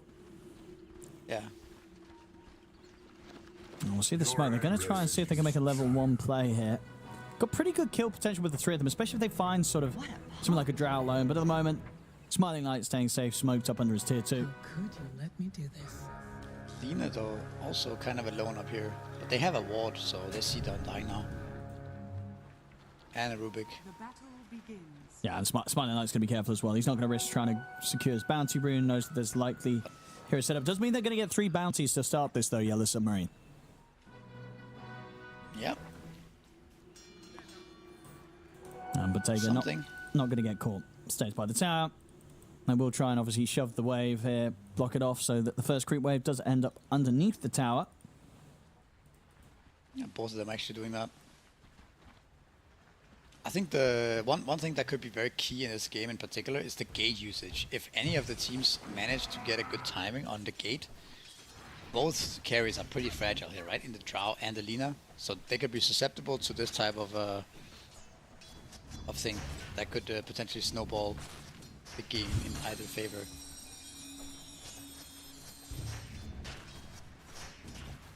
Might also be underestimating the strength of this Death Prophet here in the laning phase. So if you look at it, he has pretty high base damage and very high range, has a good nuke, 100 damage on Crypt Swarm level 1. Got buffed last patch actually. It's not insignificant here. Yeah, I mean, we saw what Shikoda the other day smash this position as the Death Prophet against Secret. He was very, very annoying for them. And already, actually, if you look at it solo. now, like, he's just sort of solo harassing the 2 of them. This is kind of just him on his own. It is, and then with the backup of Battle Hunger too, it's not that fun to play against as Drow especially, right? It can be hard to get that CS as a Drow if you're half HP. So actually this lane might be a pretty big stomp actually, the way we're looking at it right now. They're just getting bullied. Yeah, they are. Full control of the lane here, Yellow Submarine.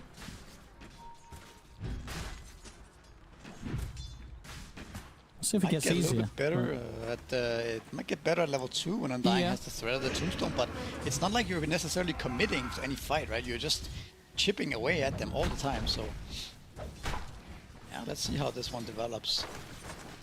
Void Spirit also having a very good start in this mid lane.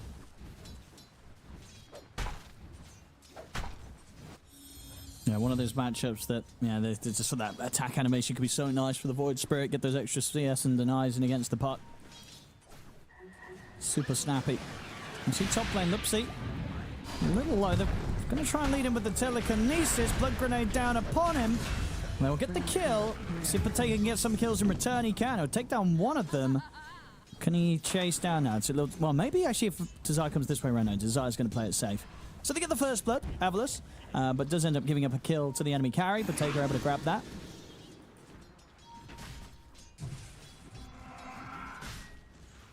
Pretty even trade, I guess. First blood versus kill for the Lina. It's kind of hard for them to get on top of Lina this lane. You're gonna have to go through that tusk.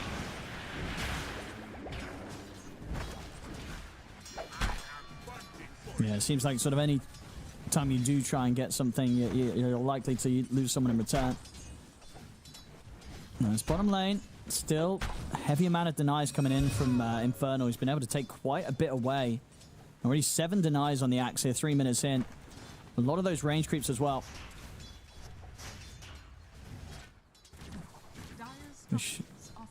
Level 3 is there on fly. He is completely out of resources now, though. Maybe they could try to go for some kind of tombstone play with this big wave, but nah. Doesn't seem like it's... Okay, he has a clarity coming in. He's gonna deal with small camp.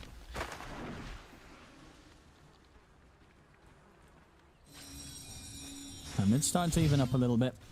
Now Mobile able to have the rune control, at least guarantee himself a refuel every time. 17 for 7 against the 18 and 6. Top lane, very difficult for Avalos to really close the gap in on this Lina though. Bottega in a solid spot, getting the free farm.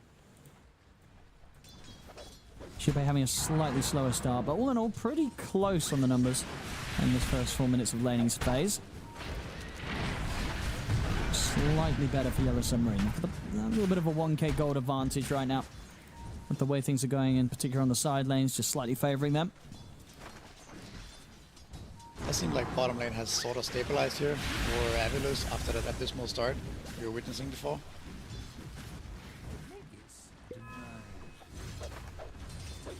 Yeah, Bottega getting low, but definitely in sort of bait position. 18-1 charges at the ready if they do try and make a move on him. I've got to be a little bit careful of potential twin gate plays. Nothing coming in so far. We'll see on the bottom fly. Just trying to see if he can get any sort of angle to wrap around and set up for the tombstone move.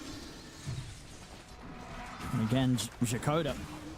He's bullying back Smiling Knight. They'll turn back towards him with the multi-shot. Maybe Jakoda bullied a little too far. This time, the tombstone's going to get dropped down. They'll get the kill. The call will be there from Infernal, but he's not able to finish off Fly. Very well played there by Avilus, just sort of baiting Jakoda in. As soon as the tombstone's down, it's an easy kill to be secured here for the safe lane duo.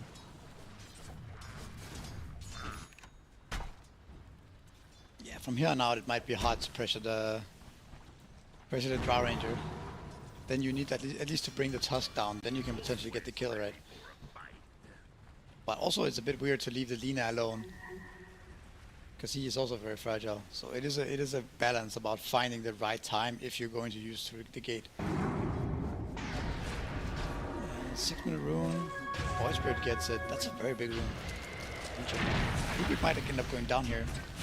Some good body blocks here from Morel. Buying time for Lupsi to close in with a blood grenade and buying time for a second Resonant Pulse to come in. Bottom lane, Axis being very aggressive here. Has face boots. Drow barely gets out there, but they do get the Undying. They'll be sort of okay with this anyway, right? This is a Drow that's probably going to have to take the walk back to base. No regen on them. And what they got coming out in the corridor, do have a set of tangos, so we'll be able to slowly climb their HP back up. But that means the Undying has to TP bot, right? You would assume to protect the Drow. That maybe leaves the Wisdom rune.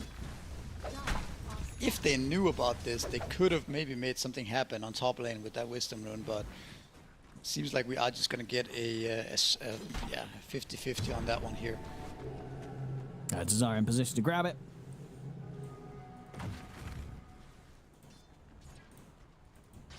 And so far, top 3 net worth, all the 3 cores of Yellow Submarine. Laning just going a little bit smoother for them this time. Top lane, they're going to have to set up with the Snowball. Another Light Strike, and the Laguna. Is it enough burst to get the kill? It is. As soon as Bottega hits the 6 there, they immediately make that play. Yeah, that's good stuff from them, right? Maybe they even communicated that when I hit 6, be ready, top, and yeah, setting up that nice kill there. By the way, look at the net worth of Puck versus Void Spirit. That's actually a big discrepancy as well. I mean, obviously Void Spirit has 2 kills to his name, but that's a very good start for Void Spirit. And I think when Void Spirit gets this type of start against Puck, that's why the matchup is very Void Spirit favorite. The faster he gets to that axe, the worse it gets. He's gonna get a DD now as well. He is. Yeah, Mobile wasn't able to stop him, and now the jump's been made over towards the Puck. They'll drop the tombstone down, and an orb is there to jump him away. They'll have to use the Dream Coil to make sure Jakoda and Morel can't chase. They'll turn their attentions to farming the tombstone, get themselves an easy plus 150 gold, and with the amplified damage rune still going, Morel should be able to kill off Fly. Running down the Undying. This Void Spirit is kind of getting a little bit out of control here, maybe. It's actually can be a big issue for them in this game. Yeah, because it's going to be tough. They don't have that many disables. They don't have that much damage like we talked about. Unless Drow is there to right click, who's really going to kill this guy off? That hero does get deceptively tanky once he gets a couple of components to Aghanims. That's not going to be easy to slow Morel down. He's having a fine time. Top lane, Bottega, top net worth right now on the Lina. Continue to go just sort of untouched in this laning situation. He's going to have a super fast Maelstrom, so the farm speed's really going to amp up for him. See if Smiling Knight can continue to find space down here. It's going to be a bit of a slower start and not as easy for him to farm quite as quickly, especially when you've got kind of the supports on the hunt for him, Jakoda and Lupsi. And they will get the opening here with a Snowball. Shards to block him off. Jakoda comes in with a silence, puts a stop to the multi-shot. Morel, he's ready with the damage if required, jumps in, cleans up the action. Same time, though, Infernal will get taken down, but if anything, you know, Infernal would tell you he's making space to make sure that the rest of the team can kill the carry. That was a kind of interesting sequence with the Axe dragging so many waves there. Maybe a little bit unnecessary, but at the same time he did drag pretty much all of Avilus's team down there. So yeah, maybe that is worth it. At least there's no pressure on the Lina at that point. He's completely cruising here, closing in on 5k net worth. Yeah, it's just that sort of difference in the carries is going to get bigger and bigger, and the mids as well, with those sort of plays that are being made. I mean, Bottega, the Maelstrom timing is going to be incredibly fast. It's going to be like this pre-12-minute Maelstrom on top of the Falcon Blade for the carry Lina, so his farm speed is going to be pretty insane. And obviously with Avalus here as well, they need time. You know, you're having this off-lane Brew, Jibe, he's going to kind of want to just AFK farm this Radiance, which is going to take quite a bit of time. Yeah, with the Brew 6 though, they are looking to wrap around this tower and secure it with the 10-minute catapult. Don't think Yellow Submarine have any interest in defending this. They're instead setting up their own push on bot lane. But Fly is using the gate here, and maybe Avilus can set up a... I mean, they're just going to go straight for him here. Yeah, should be able to get him. He's got no chance of a TP whilst Infernal's here with the call. Will drop the tombstone. And they should be able to farm this. Okay, Shikoda does get burst by Desire. Desire turns up. And yeah, it's still getting the tombstone kill here. Infernal's going to be happy with that. Of course, at the same time, Bottega has the Lagoon at the ready, burst through Jibe, killing off the Brood before there's any chance for a split to come out. So still, even in these moments where Avalus are getting a kill, they're just not winning these trades. Yellow Submarine always getting more out of it. But what ended up happening there too is that since Fly went bottom and they had a ward on the outpost, the Twin Gate, sorry, that meant that Yellow Submarine could defend their own tower, right? So maybe a little bit greedy there by Avilus, trying to both defend or at least make some shenanigans happen at both towers, right? Now they lost the top tower as a result, and they lost the Brew and the Undying. So yeah, big win again for Yellow Submarine here. Playing really well around the, what would you say, the map movement in the towers here. A 4k lead, and Bottega just... Yes, somebody's got to do something about this Lina. Because at this rate, Bottega's going to get away with going for the full Mione first, just maximizing the farm speed. Sort of eyes on Mobile really to make that sort of move to lead in with the Dream Collars. He's their biggest setup right now on Avalus, but we'll see what they can do here. The smoke comes into play. They know they have to try and do something top. They've got to try and at least put some pressure on here. At the minimum, finish off the tier 1 tower. We'll see what they get with this play as Fly and Mobile head up towards the top lane. It looks like it's just going to be the Tusk kill maybe. Even if Undying Puck finds the Lina, it seems unlikely you're even going to be able to bring her down. And even the Tusk gets out, so kind of sniffs out this play as well. And will secure the tower, but no kills. Still 5k lead.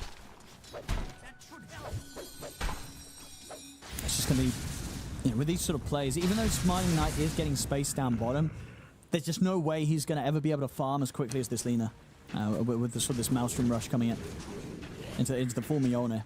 Oh yeah, of course. I mean, Drow naturally will be a bit lower net worth than most carries at this phase of the game. Yep. But it does become problematic if you cannot find the Lina at least once and he has such a good game. Does he have a Hyperstorm as well? He does, yeah. He's nearly got the Mione. Yeah. Like 14 minutes in. Yeah, that is quick. They got the bot tower as well. Axe has his Blink Dagger coming out as well, so a lot of big things coming out for Yellow Submarine here. They are closing in on Aghanims too, but still a little bit away for the Void Spirit. Let's see who gets the 14-minute rune. Okay, it's gonna go ahead for the puck this time around.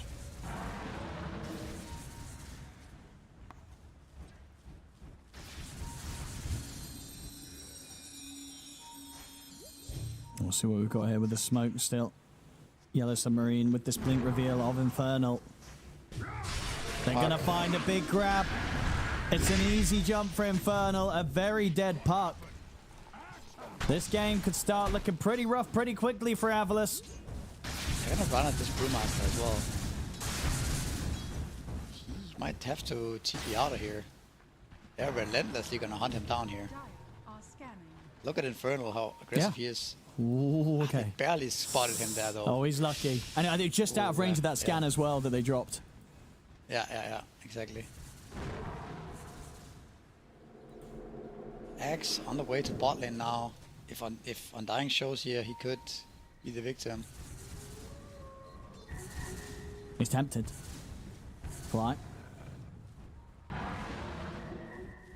He's going to reveal now. Let's see if Infernal wants to make the move. He's going to focus on finishing off the Ancients.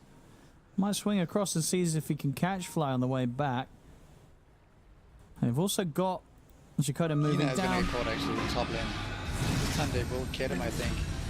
That's a big one. Got him. They needed that big time.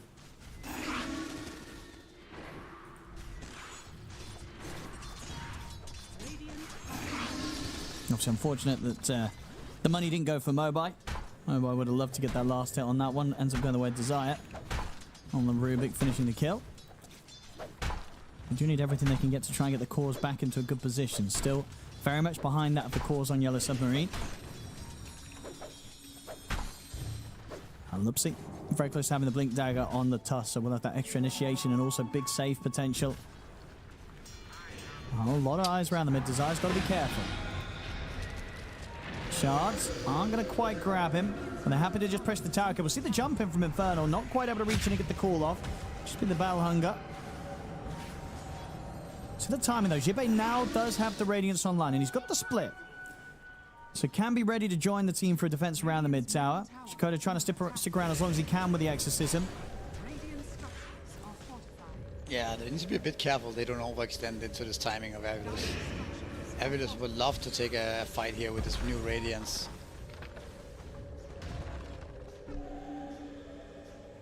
At the same time though, Yellow Submarine would also love to take down his mid tower. I think that would be a great advancement for their draft here. It really comes down to who is out of position just slightly and who gets the better jump. They got further catch online as well now on Yellow Submarine. Shikoda has that Atos done nice and early here as the support. So lots of ways for themselves to set up, in which at the moment Avalis' lineup doesn't really match. Is under attack. Heavy reliance on Mobai to get that lead in with the Dream Coil.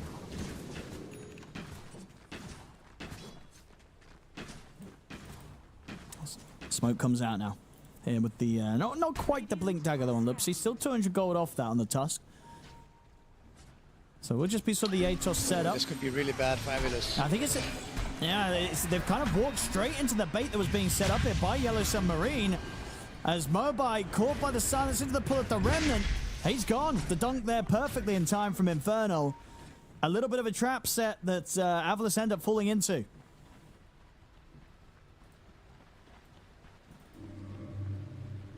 That could have been even worse, man, if they got the both of them there.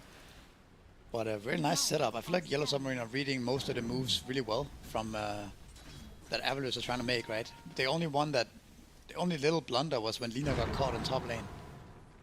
After Axe kind of went bottom and everyone just scattered around. They couldn't find the brew. Like that happened earlier, but for now, Bottega is back at it, farming.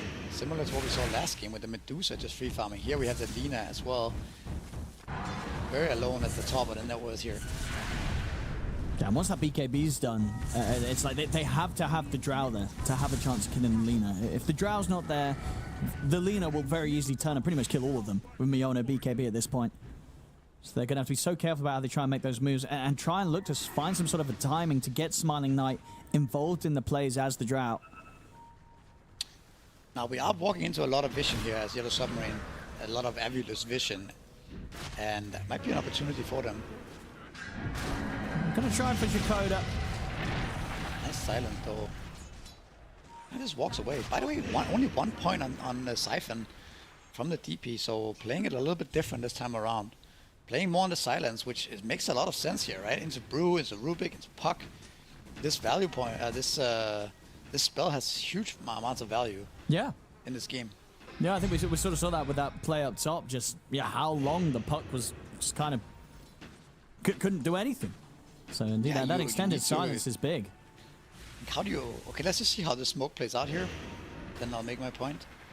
They're gonna go for the Brewmaster top. They just saw him on the ward here. Yeah, if they can burst Shibe, would be pretty nice. Infernal has got the opening, the call, into the punch, and the Remnant. More than enough lockdown from this lineup.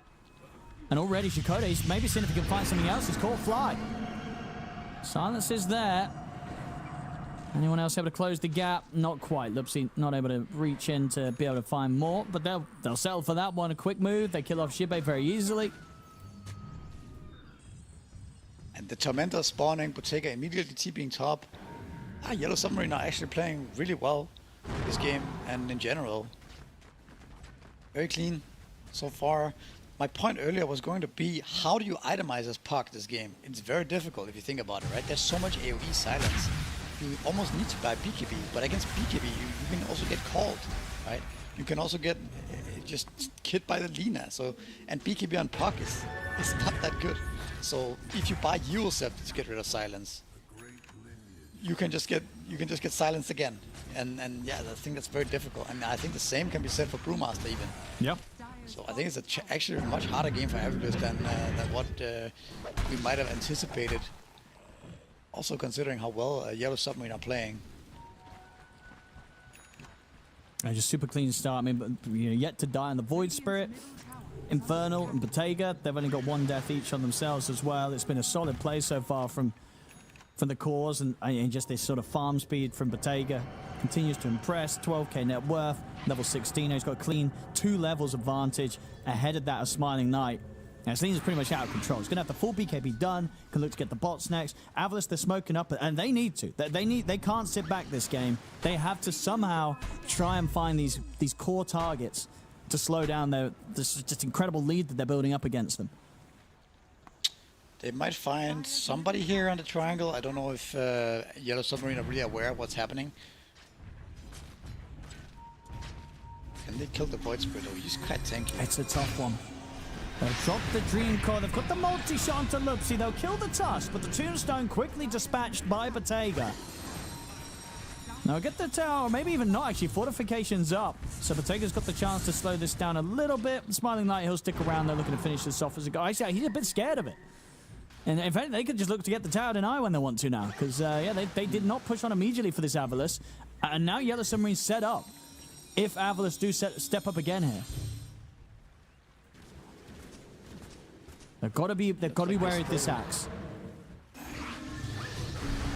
Gotta be wary, but if they don't actually manage to burst the Drow is pretty strong here with the Aghanims, and that's a hero we haven't really touched on, but maybe Drow is the ultimate carry in this game. They can dish out a lot of damage. It's just the sort of threat of the gap close, really.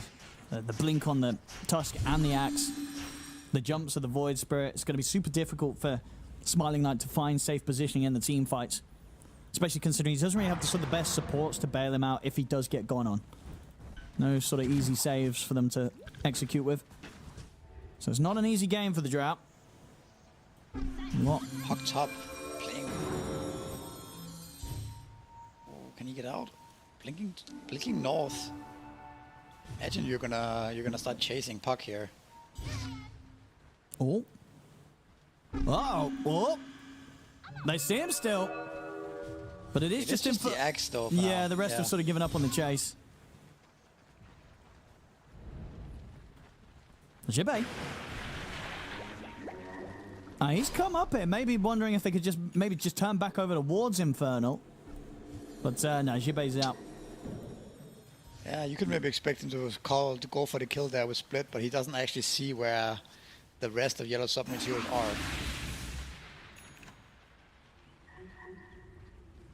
Dire's middle tower is under attack.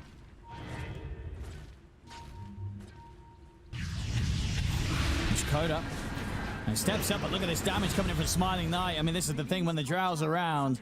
Smiling Knight does kill off these heroes very quickly. Avalus has done a good job of stabilizing here. Only down 5k now, not really bleeding much into all this Void Spirit, Axe, jumps and silences. They've done a good job the last 5 minutes. And it does get scary as the game progresses, because the team fight is still superior for Avilus, right? When with the tombstone, the split, most of the damage for Yellow Submarine comes through the Lina, and if you can disable her or find her or make her run away in the fight, then maybe the Yellow Submarine draft is not that scary into the draw lineup. And now eyeing up the bottom lane. Dream Call at the ready from Mobite. Don't want to try and set anything up though whilst they don't have Smiling Knight around. Smiling Knight wants to get that BKB done before any further action kicks off. I mean, if you're Yellow Submarine, are you going to be able to make the call to maybe try for a Roshan soon, or is that just too risky against Avilus's lineup? Like, can they just try and force this now?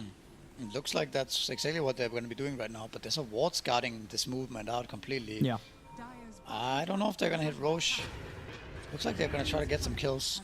They have caught the Rubik, sort of. Nope. Won't get him. It makes a big leap forward for that Morel, but nothing to be found with that. That ward on the river there next to Roshan is really important for Avilus right now. They caught the puck on top lane. Yep, silence into the call. Perfectly done. Another dunk coming in for Infernal. Bottega immediately pings up the Roshan.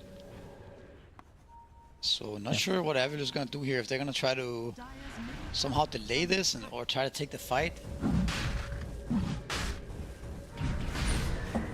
Onto the pit. I mean, it was just the four of them. Puck, They could try. They've got the smoke. They've got good damage from the draft. If they can get kind of Jibbe in on the front, they've got a chance of a team fight. Here's the split. Prematurely. The multi-shot, it's a lot of damage. The multi-shot. BKBs and the Ghost Scepter's coming out. The Roshan's so low, they're going to try and finish it off. Bottega will get the kill, get the Aegis, and now he's ready to turn and fight. Look at the damage coming out with his Mignon. It tears through the two supports. They've got the call on a Smiling Knight. It's all gone horribly wrong there for Avilus. As Jibbe comes out of the split, he'll be able to take at least the Aegis out of the hands of Bottega. Can he get out though? Jump ball from Lupsi. Snowball in. Opens up into the punch. Inferno is going to have the jump call in a second. There it is. Locks down Jibbe. They try to see if they can interrupt the Roshan, and they cannot at all. They lose a whole lot for that effort. That looked really good at first, right? With the multi-shot on 3 heroes. The split, the premature split going in and stuff. But Bottega, what a Giga Chad. Just pressing BKB and standing his ground, killing off the Roche. Yep. Laguna blading a small panda and just very, very well done. Like really understanding the limit of his hero. There we see again here. As you said, that just initial barrage of arrows coming in from the Drought did a lot of damage, but just not quite enough. Sure, they're able to kill off Shikoda, but at this point, yeah, you did an 100-0. Bottega controls the Roche, gets the Aegis, he turns, he kills you all. Back in action. It's another death for Mobile up on the top area. This area of the map doesn't seem to be a safe place for this puck to be. I feel like we've seen Mobile die there about 3 or 4 times now. Yeah, very, I don't know, this game suddenly snowballed a bit out of control, just off of one pick, right? I mean, we also have seen Mobile play very aggressive the last 5-6 minutes or something with against all the silences, but eventually you are gonna get caught. Now you're down 10k. Also maybe questioning the Brewmaster pick last, right? You have this hero and haven't really felt the impact of this hero considering it was the ultimate last pick. Yeah, we're seeing as well having to go for the Manta to just sort of get a chance to get the primal split off in the fight. And so there's just so many silences being laid down between Void Spray and the Death Prophet. Even when he did get the split off last fight, right? You just see all these pandas running around and they're not really doing that much. Gotta also commend that Roshan fight for the Axe and the Void Spit getting on top of the Drow Ranger, right? Because if Drow had the option to keep killing the Lina there, it could have been bad for Yellow Submarine. Top lane, we have a setup here. Now Lupsi's going to see if he can get an angle to make a jump, and there it is. Straight in they go. They collapse in on the Smiling Knight. The Tombstone will be there to get him a little bit of safety. They'll force him out of the shard, so Smiling Knight will be fine for now. See if he can turn and fight back. But this guy's got to keep running, and he's not going to get the chance. Morel gets the jump over, catches him with the Remnant. They'll kill off Shikoda, but both of them fly, and Smiling Knight will die for this. And Jibbe might be in trouble as well as they're beating through the Brew Link. See if they can stick around. There's the jump. They get the call action onto Desire. They might even get the Rubik as well off the back of this. As Desire indeed will go down. They get the punch onto Jibbe. And these team fights, they're just a complete mess from Avilus at this point. Yeah, they are. It's it's so hard for them to start the fight in this game, right? Because Puck can't really do it against all the silence. The second he shows, he just dies.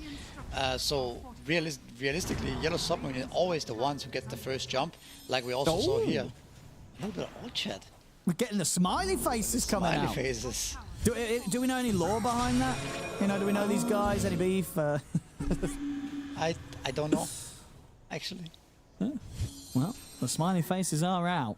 A little bit risky. The game's not over. You know, you don't want a game's not smiley over. face into a loss. You know, The series, that feels terrible. Yeah.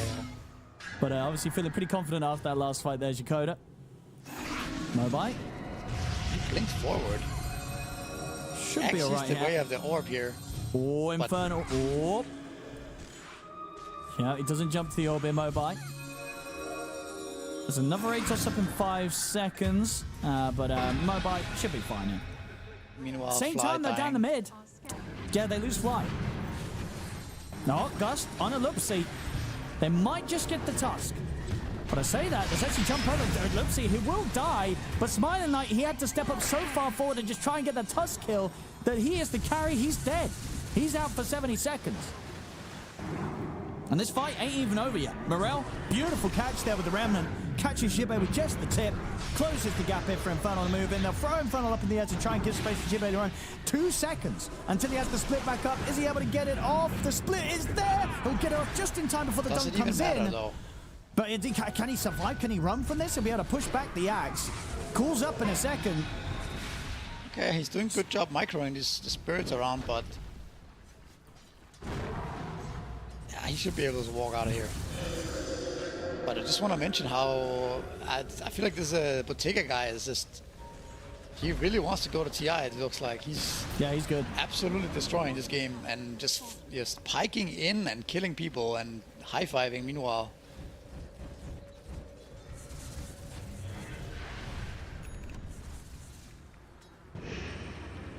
Yeah, Bottega definitely coming in and showing us what he's made of. It's definitely a player that is not aware of coming towards this qualifiers, but the performances so far have been very solid. And you've got to remember that the only loss series that the Yellow Submarine have had was against Na'Vi Junior, right? Which you know, and that was in the first day as well. I think, you know, it's expected to a point. You know, Na'Vi Junior just do seem to be that step ahead of anyone else in the competition. So these other wins the Yellow Submarine have managed to get down in the lower bracket so far, they've been looking good. See what they can do here. Jibe. He's got to be careful. He's got no split, so he's got no part to play in this fight, and Mobile just gets caught immediately at the start of it. They get the stone control on his Jibe. It's both the cores dead. BKB has to be popped by Smiling Knight just to try and survive. Yeah, I can't help but think about this. We talked about it during the draft, right? Yellow Submarine first picks Death Prophet, right? And your response there is Puck. And now you are kind of playing against so many different ways of getting set up on, right? We've seen multiple times where Puck runs into Death Prophet, gets silenced, and that gets her killed in the long term, right? With an Axe follow-up or a Tusk follow-up, or in this case Voice Bird, right? Following up with his double silence. So I'm not sure about this response overall. Feels very premature to pick Puck that early. And then now looking at it as well, the Rubik in this game also is very hard to play. So I think Avilus, as good as Yellow Submarine are playing this game, Avilus are also playing with a little bit of a handicap, it feels like, this game. Yeah, the lineups, yeah. Hard to sort of see sort of the synergy that they would be going for. I mean, we're definitely seeing like the potential of the Drought, and I guess, you know, they do have some of that frontline control. They have like the Brood thrown at the front just to try and cause chaos with the Undying to make space for the Drought to sit in position and deal the damage. But it's just a very particular setup they need for the team fights to actually go that way. You know, as soon as that kind of breaks down, there's no recovery for this sort of 5-man in a full-on team fight. Nah, for Avilus to kill a hero in this game, and it's any hero really, it's Tusk, it's DP, even the supports, right? It's so many things has to go right. If you think about it, the coil has to come in as the Drow is there nearby, but even then, there's a Ghost Scepter up on DP. He has 2.6k HP at this point, right? You're not gonna kill her. The Tusk has a BKB now, and he's just gonna snowball as well. So it's just so difficult for Avilus to kill any hero in this game. On the other hand, Yellow Submarine, It's the easiest thing in the world. You just click your spells on a hero, and that hero probably dies, right? The only thing that really can prevent that from happening is the tombstone.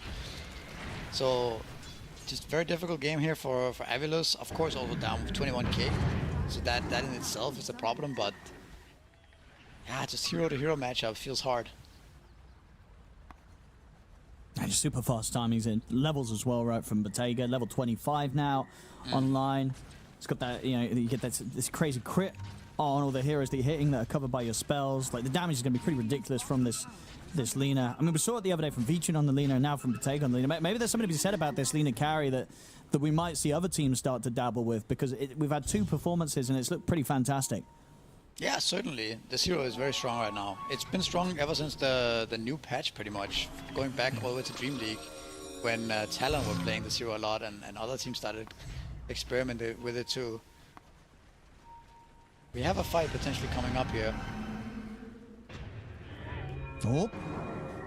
Morel seeing what he can find. They have to drop the Dream Coil. It's only going to be down onto Morel. They got to get out of here, Avilus.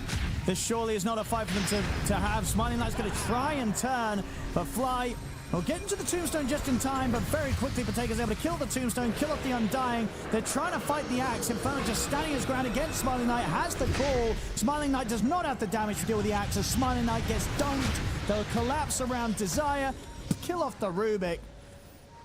I mean, they just can't get the kills. They just don't have the damage. They don't have the control. Yeah. Yellow Submarine, they're not even going to lose Jakoda. Jibe trying to take him down at the back of the fight as the split comes to an end. Doesn't even get that kill. It's another death on Avilus. And Yellow Submarine, they're at a 26k gold lead now.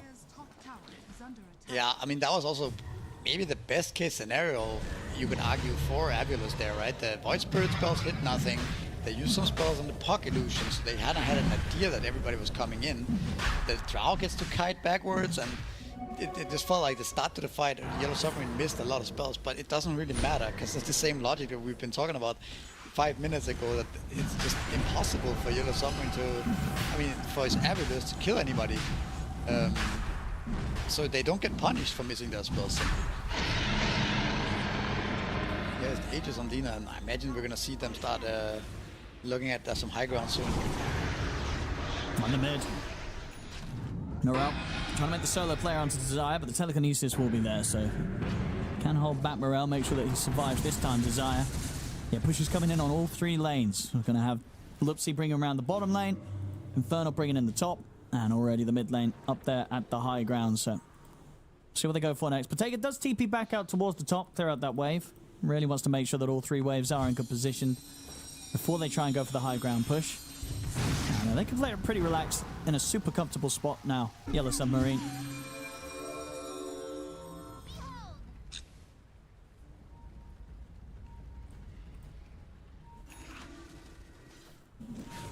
Dire are scared. Back over towards the mid. Yellow Submarine. If they catch anyone outside of the base, it should be a pretty easy kill. Smiling Knight's got to be careful. And here we go. Here's the Lina gonna start sieging here. He has a full Satanic and the Aegis. He was hard to kill before. Now you have to kill him twice, and Satanic on top of that. The only one that has damage is Drow. Lupsi jumps in for a bit of a tickle. Tower gone. They get the Atos on a Gibbet. Jump in, rift onto the 2 of them. Nobody on Avilus really wants to commit into the midst of this team right now. So hard to make the jump in. And Ghosts are out. Oh, they will get the catch and the pull back onto Jakoda. Jakoda caught pretty deep. Will get the Ghost Scepter off though. Remnant will drag him back here. The stolen one there from Desire. They've killed off the Death Prophet. Still though, the damage has been done as the mid-ranks actually not quite down.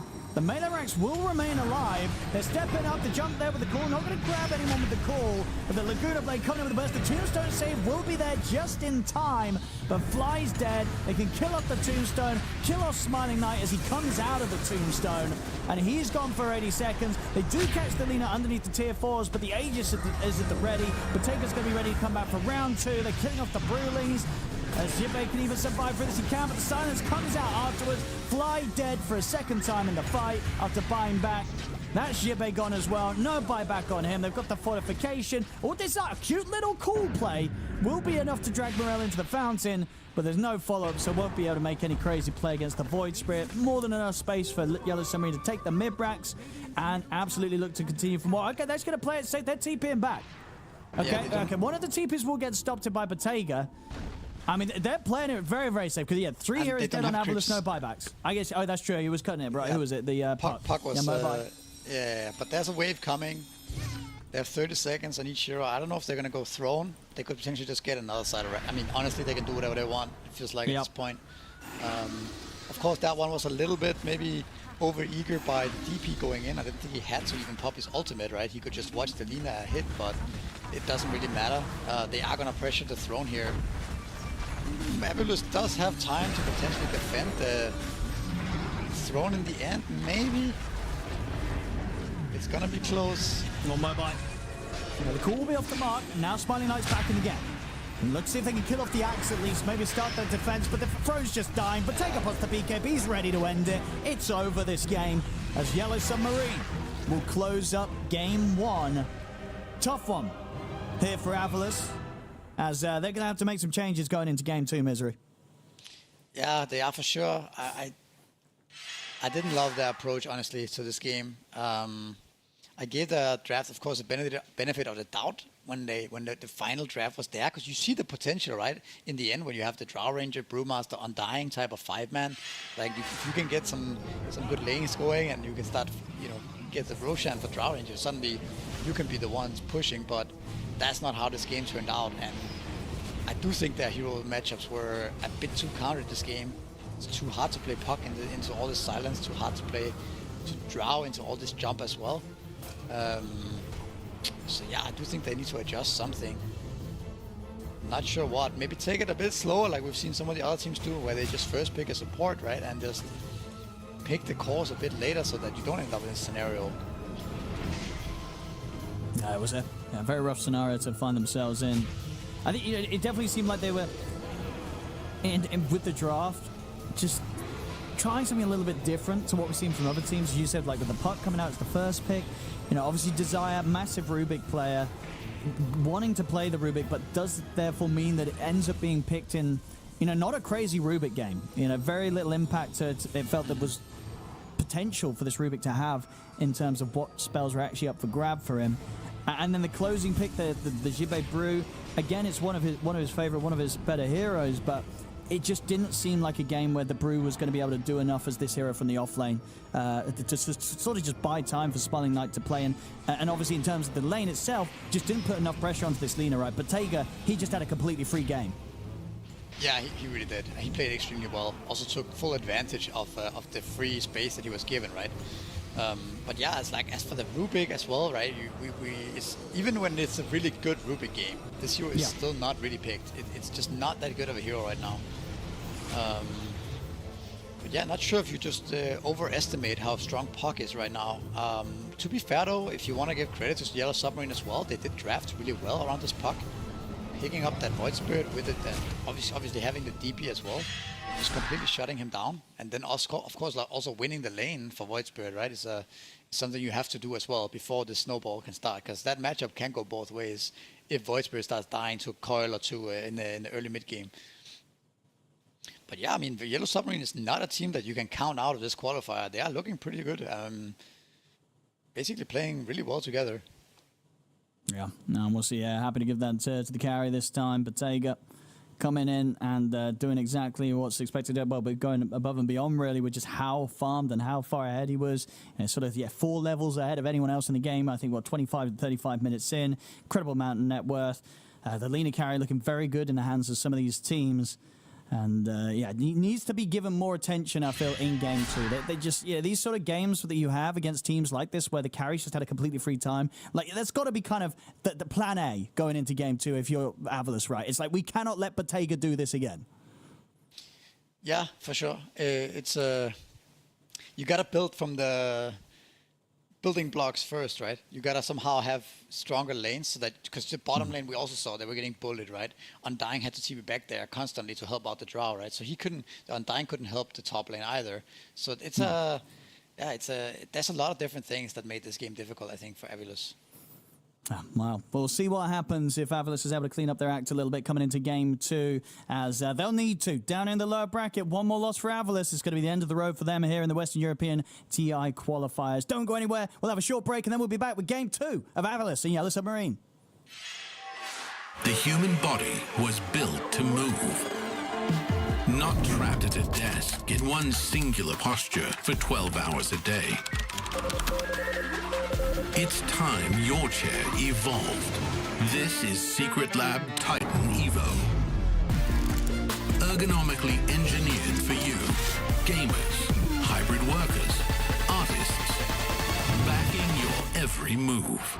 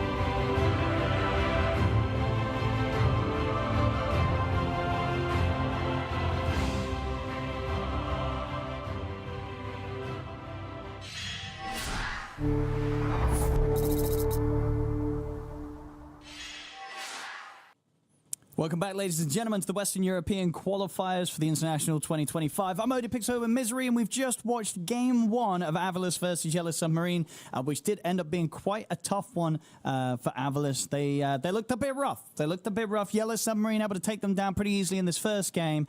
We'll see what changes up going into Game 2. I mean, what do you sort of expect to see or maybe to not see after that Game 1, Misery? Maybe the draft order, like we have mentioned several times now. I think drafting your supports a bit earlier, securing that position 4 hero seems to be a bit limited right now in the amount of heroes that are good in the meta.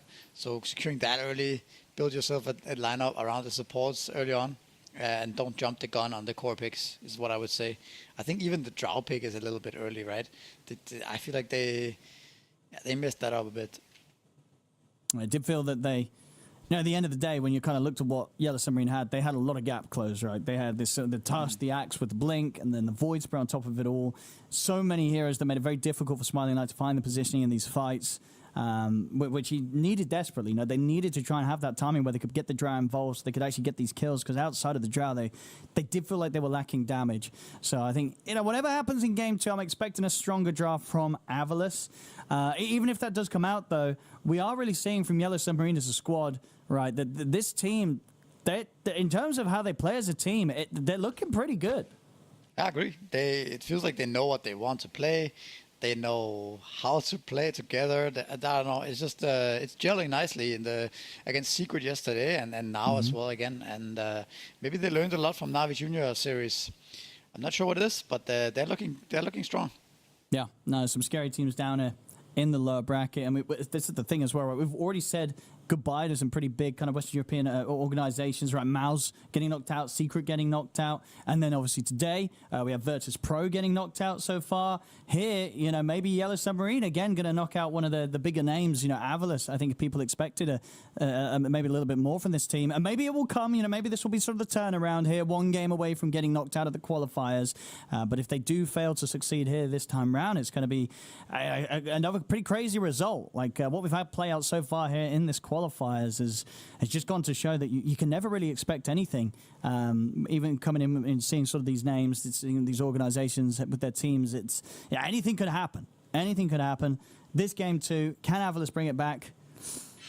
I don't know. It's going to be tough. It's going to be tough. It was a rough Game 1 loss as well, I feel like. That's got to be one of those games. It wasn't super quick. Ended 40 or so minutes in. It's not a fun one to play out, because it is one of those ones that you got to imagine they probably felt pretty helpless for the second half of. It's a long way ahead of them, right? If they have to first climb back and win this one, and then there's still the whole lower bracket run. Later on, you're going to have to beat teams like Nigma. You're going to have to beat one win team. You're going to have to beat like OG, 4 Pirates. Like, there's a lot of teams in the future as well. So it is a really long road ahead of them. But let's see if they can climb their way back into this second game here. Let's see what sort of changes they make with the draft. That's, I think, it's got to start with the first pick. I want to see something a bit more standard, and nothing as crazy as being like picking this Puck first. I mean, as we said, Puck, great hero, but first pick, you're going to leave yourself open to be countered. And Yellow Submarine showed last game of their draft. They knew exactly what to do against an early Puck pick. This Medusa pick is very interesting, I think, because it's like you have 4 bans in the first phase and only 1 in the second phase, but the first pick, 18 pick, is such a strong Medusa, right? So I think this is a kind of cool ban from second pick, where you prematurely ban that potential Medusa coming later. But one hero that we haven't seen at all, because it keeps getting banned, is a TA, and now it's being left through. Okay. And this hero is pretty damn good. Yeah, first time it's been let through here, as we can see. First pick of this region. Let's see if Avalos can show how strong it is. I mean, is this hero indeed in your mind as well? Like, it is still pretty busted? It certainly seems like it. I don't think the hero got that nerfed. It's some nerfs to the meld, level 1, things like that, level 2. But the fundamentals, core of the hero is still the same, right? These traps, the items that this hero likes to buy, like the Desolator and Pike, things like that. That didn't get nerfed either, right? So, and he kills Roche. He knows when Roshan spawns. Like, there's so many good things that this hero offers. And I also don't think this hero has that many bad carry matchups. One of them being Terrorblade, which is already banned out. So I think definitely still very strong hero. We'll see how Yellow Submarine plan to deal with it. They do get their Death Prophet again, which is... I don't know, man. Do you really want to give this team Death Prophet again? I feel like they are maybe the team that makes the support Death Prophet looks the best right now. Yeah, Shikoda's been pretty insane on it. And again, just to remind people, the fact that he's have this flexibility with Shikoda, he's more than happy to take it to either of the side lanes and have a very, very good game on it. Banning out Enigma here. Wonder what that tells us later on, if they're gonna... Maybe they want to pick some kind of Morphling, potentially, it could be. They want to pick some kind of support here. Maybe the Tusk again, something like that. And then they want to double pick some carry that's very susceptible to the Enigma, perhaps. And they go with the Willow. Okay. Avalus, they'll need to support themselves. I mean, as you're saying, that there's a lot of strong support still left in the pool this time around this draft. Mm-hmm. 10 seconds. And Silencer, of course, one that we've been seeing a lot of, still yet to be touched this lineup. Avilus are a team that has been experimenting quite a bit with different type of support heroes. They played a game of Dazzle, they've played Jakiro again, they've played Disruptor, Warlock. So they have a wide variety of hero picks in terms of the supports, but this time around they go with the Tusk, and I think that's a good choice. I feel like Tusk has looked so strong today and yesterday in this qualifier. Seems to be the best melee 4 right now. And Naga, so they go with 2 melee supports. Okay. Okay, yeah. Definitely leaves you a bit of, or at least, you know, it shows a lot, right? You know, because if you're a Yellow Submarine now, you're going to feel a lot better picking your carry, picking your offlaner, knowing that yeah, already you're guaranteed to be playing at least one part against one part melee in whatever lane they throw at you. Yeah, I don't know if I like both melee supports at the same time. Because now, both of these heroes rely on other heroes dealing damage for them, for the most part. Tusk has a little bit of damage innate, but it's not... They don't actually offer that much damage. So now you need to make sure that your last 2 picks offer that type of thing in your draft, right? So it's a little bit limiting, in my opinion. But now we see Yellow Submarine picking up the Brewmaster. And there are no silences like we saw last game, until the traps come out from TA, the shard. Not much damage to go through this Brewmaster, and maybe it's a good hero to chew through the refraction early on, right? With the Cinder Brew, you can potentially kick the T out of lane, and they go with the Puck as well. All right, I guess you're much more of a fan of the Puck pick, right? When it's picked in this sort of fashion.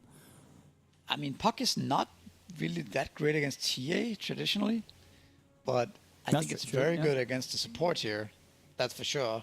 I mean, I just don't think those 2 supports together cover that many heroes. That's also why I don't like this combo of Naga and Tusk, is that the Brew pick looks good because of it, the Puck pick looks good because of it. I think you could probably find multiple other heroes that also would be looking good against both Tusk and Naga in combination, just because they don't offer that much damage or direct disable, right?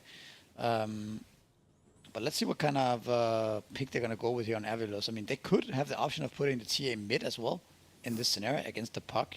They could. They win that lane really hard and pick a different carry against the Brew.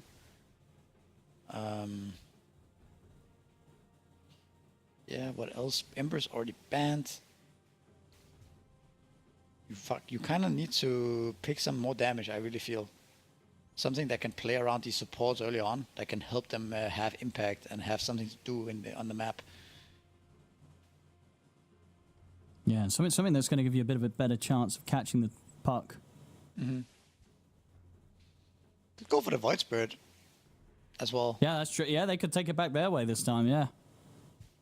Yeah, I wouldn't mind that at all. I mean, we saw how good that was against the Puck and Brew in the last game. You know, Avalus can sort of take a page out of Yellow Submarine's book and do it themselves. But that's where you would much rather have a support that backs up the Void Spirit damage, right? Instead of having a Naga, for example, you would much rather have some kind of a Warlock type of hero. But anyways, they go with something completely different, the Earthshaker. Oh, yeah, okay. Because this has got to be what the Shaker mid, right? Or Yeah. can you run this off lane, or? Nah, I mean, No. I guess you can in some rare scenarios, but it's gonna be the mid here, I think. Yeah. It's a very good matchup with Puck.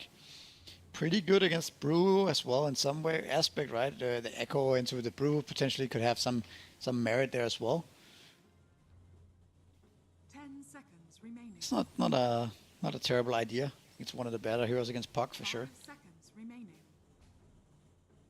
I'll tell you what, I'd really like to see them finish the draft with if you're Avalos. I mean, what happened to the Darkseer picks today, right? Wouldn't it be kind of nice to have the sort of Darkseer Shaker with the song sort of set up? Yeah, I actually don't know. I feel like Darkseer would be good.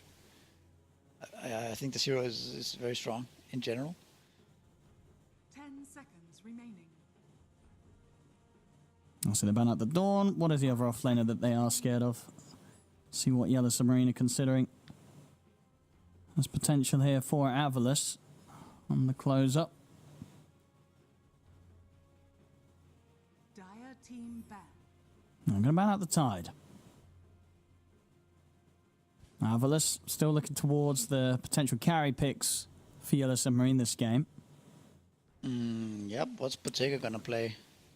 I mean, they haven't banned out the Lina. Is it not just another pretty good Lina game, or do you think less so this time? It's remaining. I think it's a little bit more risky this time. There's a lot of heroes that can get on top of you early on with the Tusk, the Shaker. It's not the best matchup against TA, I think, early on, but and you also don't have the same. You don't have the Tusk this time, right? You have the DP5. Radiant team picked. They go with the Darkseer, like you mentioned. Yeah, this is good. Maybe- I like the Darkseer here. Maybe Sven is an option here. Now that you see the Darkseer.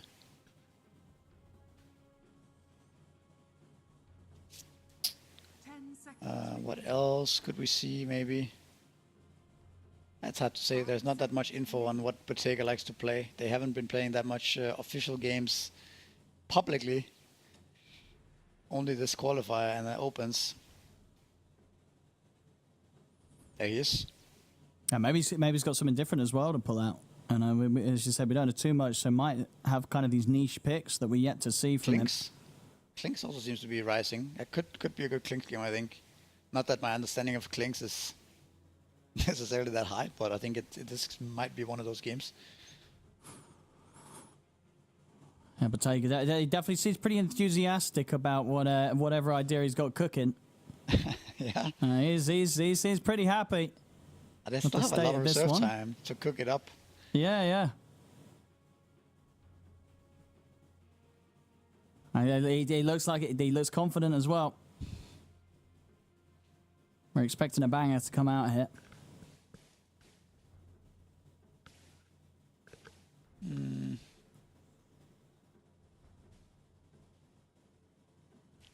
What else could it be? Sven, Clinks. I was thinking about Slark, but I don't know if anyone is willing to really play this. Yeah, hero he was as just kind of carry. weird. Yeah. Yeah. Saw some carry Weaver the other time. Can sometimes be a carry that you pick to lane against the Darkseer because you feel like you're gonna have a pretty good time. But I don't know how the rest of the game feels really against sort of the controller Shaker Tusk Nagasari. Might not be too fun. Yeah, something beefy does sound pretty good. You know, you said the Sven or something, and they go for the troll. All right. First pick of the Okay. tournament again. I mean, yeah, looking forward to see what Bottega can do with this one. And it looks like a pretty good troll game, right? I think you're kind of happy, especially if you're able to get on top of the TA, close the gap with the whirling axes. It's not a bad game for the troll, and you've got great control, right? The Dream Coil, the Bramble, and the Fear from the Willow. A lot of stuff to just keep these heroes in position whilst you just go to town with your axes. Agree. Also, like, there's no real easy way to burst the troll here, right? You don't have No. a way. He's always going to get his ult off, it feels like. Also, strong laner with a DP, I think, against the Darkseer should have a very, very good time there. Maybe also a little bit, Yatoro fanboy, perhaps. wanting to play that troll. Like Yatoro is pretty much the only other character that actually likes this hero. No, I mean, I wouldn't be surprised if it's heavily influenced, yeah. I think we see a lot of kind of the newer carries look up to players like Yatoro. So, yeah, it looks pretty good. I just, because I feel it's just one of those carries that when you kind of look at what Avalos have and just the numerous ways they have that are going to be able to get them on top of a carry or like surround the carry, set up on it with the Song of the Siren, Troll's probably one of those best carries that's like, all right, you can go on me because unless you do completely 100-0 and whilst he's stunned, as you say, he's going to get the ult off, he's going to be throwing his axes out, and then he's going to be able to fight back. So it just becomes a whole lot messier for Avalos to be able to try and make these moves to kill the carry off. That's a good point, I think, actually. The fact that Troll is probably going to be like, yeah, so then come at me. Yeah. Let's go take that fight, you know. And I think their overall draft, I don't know what it is. I just think Puck and Death Prophet, Willow, these three heroes together with the Brew as well, for that matter, is I feel like they could have picked anything and their draft would have looked good. Just think these heroes, they cover so much damage and tower damage, catch, you know, wave clear. There's so many good things going with these heroes in combination. So I like Yellow Submarine again. I like it a little bit more for Avalos compared to last game. They have more stuns, they have more team fight.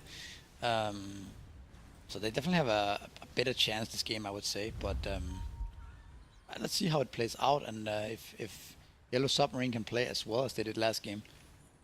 30 seconds to battle. The smoke coming in from Avalos, but yeah, first blood finding will be pretty difficult.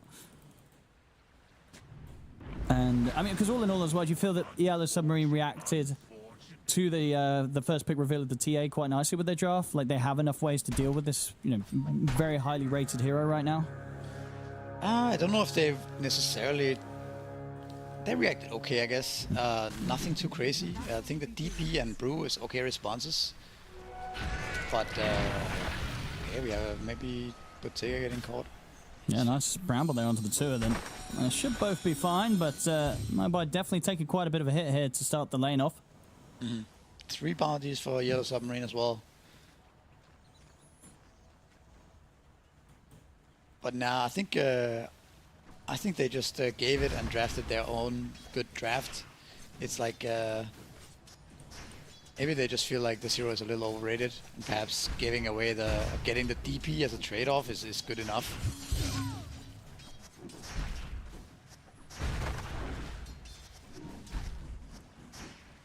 So this lane goes as Inferno getting blocked off a little bit.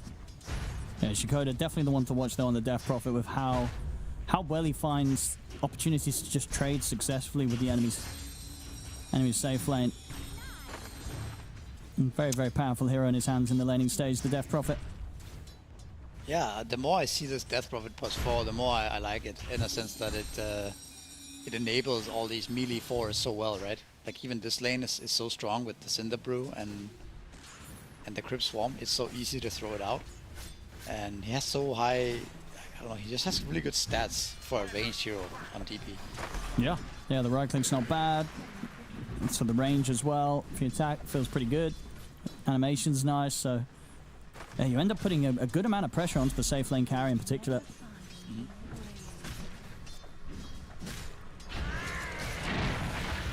So in the mid lane matchup, so Mobile should be expected to get a hefty amount of denies in against the Puck. So we'll see how much Mirror can sort of set up the creep wave to be able to nuke down multiple at the same time, to not leave opportunities to get heavily denied.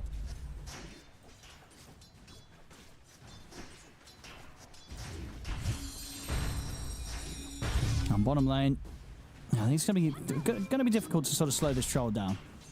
Bottega should be feeling pretty safe down here. It's just not one of those lanes where, you know, normally when you have like this Tusk Darkseer, they want to be able to try and roll in, getting on top of a hero with the double iron shells. It's a bit more difficult against these two. Especially walking into the brambles there. Oh my god, Desire just walked through 3 brambles. He's going to be fine. Back up top, Smiling Light will be okay with a refraction. But in terms of regen, they're just down to sort of the last 2 tangos. So definitely looking pretty hairy on this top lane. Every lane is kind of very, very close here. TA survives on 1 HP, getting that last refraction off. Oh. Smiling Knight has got the refraction again. Fly trying to push back against Shikoda. They're going to be the 3 minute Lotus here, and yeah, Smiling Knight can't really step up for this. They're going to have to let Yellow Submarine grab this one. Yeah, Sipit does secure it bottom lane.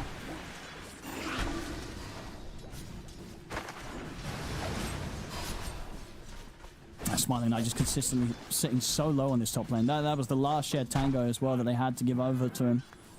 So I imagine they're going to get some more coming out. Yeah, he's got a new set of tangos coming out on Fly to be able to pass over. But Smiling Knight, you can see it in the CS as well, right? He's only got 6 last hits so far. Really feeling the pressure top. Very rough for sure. I don't know. Maybe you had to put the Tusk up here because it just feels like Naga is not scary, right? They can just keep going on a TA, and there's not going to be any really way of returning the kills, if that makes sense. Naga is not posing any threat in this lane. That's also one of the reasons why I don't really like this hero that much. I think it seems so weak in lane. TA is already jungling up, and there's no pull to be had too. So what are you gonna do now? Safe Brew is lane controlling the lane here. Yeah, he's going to get free farm. Like, this is going to be one of those games where the Brew's going to be able to get a super quick Radiance. No doubt about it, if that's the route that Infernal wants to go this time. Yeah, it's looking really rough. Bottom lane, Bottom lane.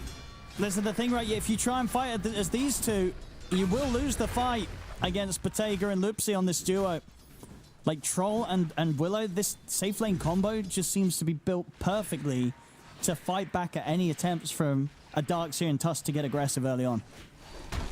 Yeah, true. I mean, there's so much harass between the Shadow Realm spam and the Axis as well. And Fly ends up going down here. I mean, there's just... The top lane is dead.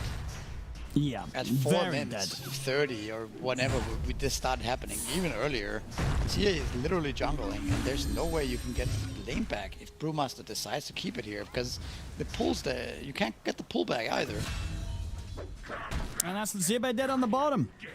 And at the same time, you got kind of Yakota just messing around with Smiling Knight, trying to interrupt his jungling. They should be able to punish Yakota for this. He's going to go for it. No, surely he can't get out with that. No, he cannot. They've got the route to stop him. So at least something being given there for Smiling Knight. He needs everything you can get, though, because overall the state of the side lanes, it is pretty rough here for Avalos. Yeah, I mean, let's just have a look at what happens bottom here. They're going to try to go on the Troll, but he just keeps missing. Also, why Troll was a great pick here. Yeah. Right? Very good setup against the Tusk. Oh, the Blood Grip. Are they going to be able to kill off Desire? I mean, Lupsi will at least be able to get a kill in return.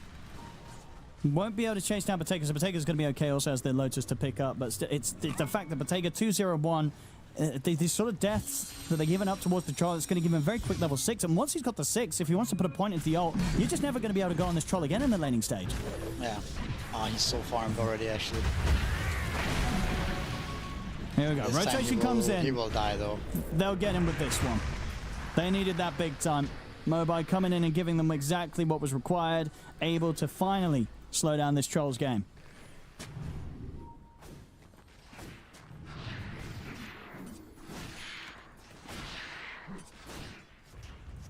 It's a long time ago I've seen a safe lane get shut down this hard, this early on, to the point where there's just no coming back. Right? I mean, I can't remember seeing a competitive game where this has happened this early on. Usually you're always able to open the pull at some point, get the lane back, and keep staying there, right? Maybe you die more times, maybe you get dove or whatever it is, but look at this. This is such a crazy... the lane phase, I have never seen anything like that almost. It's crazy. TA having to go jungle so early on. Yeah, I mean, this Radiance coming from Infernal is going to be insane. Like, nobody wants to come up here. Nobody wants to try and put pressure on Brew. The only one that really can kind of lead the way and make the plays is Mobai on the mid shaker. You know, he has absolutely got his work cut out this game to kind of fix the state of this early game and just sort of be the leader in making moves to slow down some of these cores on Yellow Submarine with sort of the free start that Infernal and Bottega are both having. Yep, they're going to lose their top tower probably here. Fly trying to do what he can to stall with the Illos, but I'm not gonna not gonna really do much.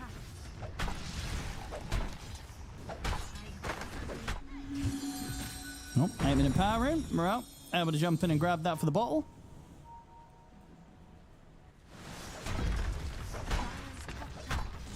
Yeah, tier 1 top. It's going to get taken down. What's the status on the other side of the map? Their own tier 1, barely taking any hit at all. Bottega able to continue to hold the lane nicely and continue to farm. See Mobile step across, maybe considering taking some of the stack away, but might have to be careful with Lipsy swinging back around. And yeah, indeed, Mobile knows that he can't stick around to try and finish that camp off.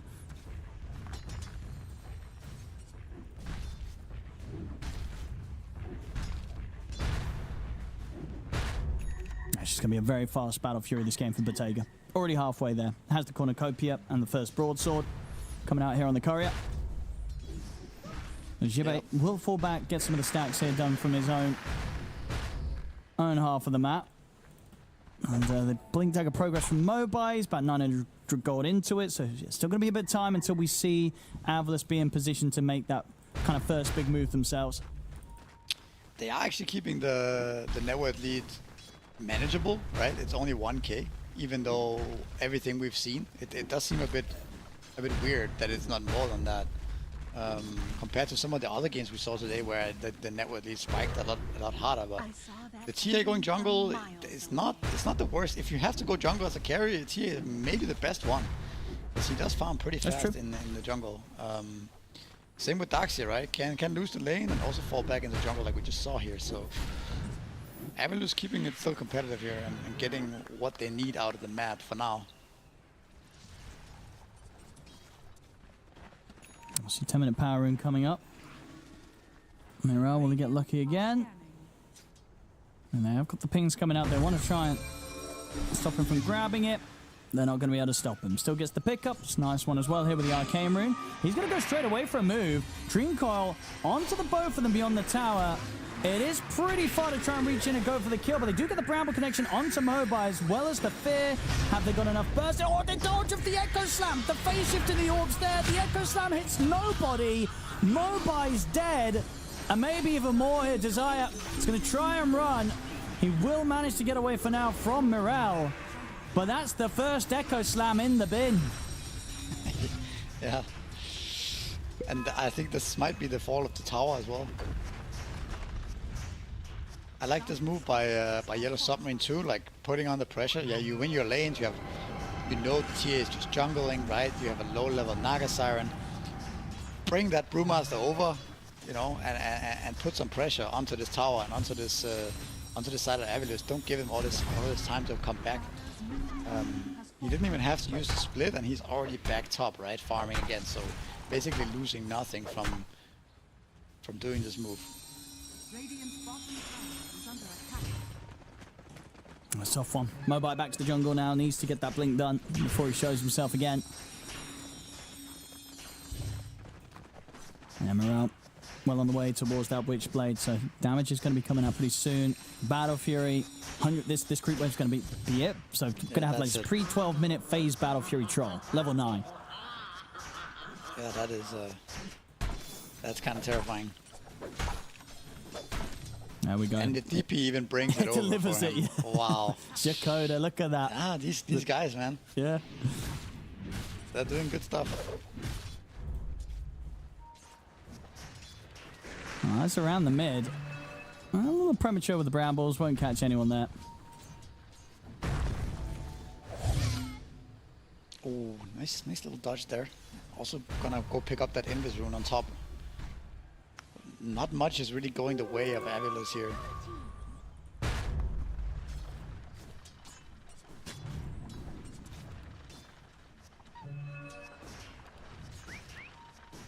There's Jakoda. Radiance.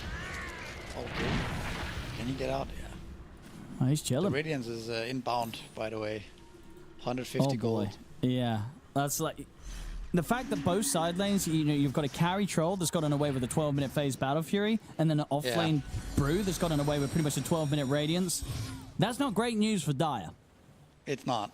That's a lot of big items coming in. I'm going to try and put some pressure on bottom. Jakoda's just hit the 6. So he has got Exorcism if he wants to try and start a defense. And yeah, you can sort of see straight away Avalos back away from that as soon as they realize that he's hit the level.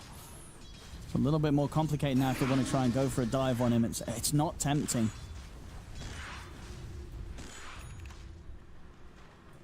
So you can't really make any plays of Avilus, right? You go have the Blink Dagger now on Shaker, so this is maybe the first time where you can make something happen here. That's why we see Shaker and Tusk TVing mid here. They're gonna smoke up here. Here we go. Just slam him. Hawk would be great, but a little bit of... They couldn't quite get there in time. He's already stepped away from the creep wave. Now it's awkward. Now it's like, where do you go? You want to circle down towards bottom? I mean, if you go down there, you're just finding a support death prophet, so it still doesn't feel great. But you want to find something. I am curious if that orb that was passing by there saw the smoke pop. Do you know what I'm talking about? I think that was an orb flying through there. I'm curious if that one actually clipped it. They're gonna get the DP here. Can they get out though? You're going to see this attempt here with the primal split to try and find Mobile. He's got blink back up in a few seconds. Can they get the damage onto him? They can. He's not going to be able to blink away from this. So they may have been able to go for that blink reveal play. He's going to drop the slam. Will at least kill off Lupsi. Can he actually survive this? They have to surge to get him away. Also drag back on towards the Brew. They are outnumbering them here, Avalos, bringing in the numbers to try and take this fight. The Dreamcore's dropped down. They've got a song into stopping the song. It will do it. They kill Infernal off, but can they now get out? Hit the three of them as the jump forward there from Mirel. Shakota's back in action with the X's and the Waiting Rift, pulling in the three of them. Jibbe, can he run from this? He's going to have surge up again in a few seconds. He'll be able to get out of this. Good sharp block from Desire. Will at least give him the space to stay a safe distance down the low ground. So at the end of it all, Avalos, they do manage to cut their losses, make sure they don't lose too much at the end of that. And they do get that kill against Infernal.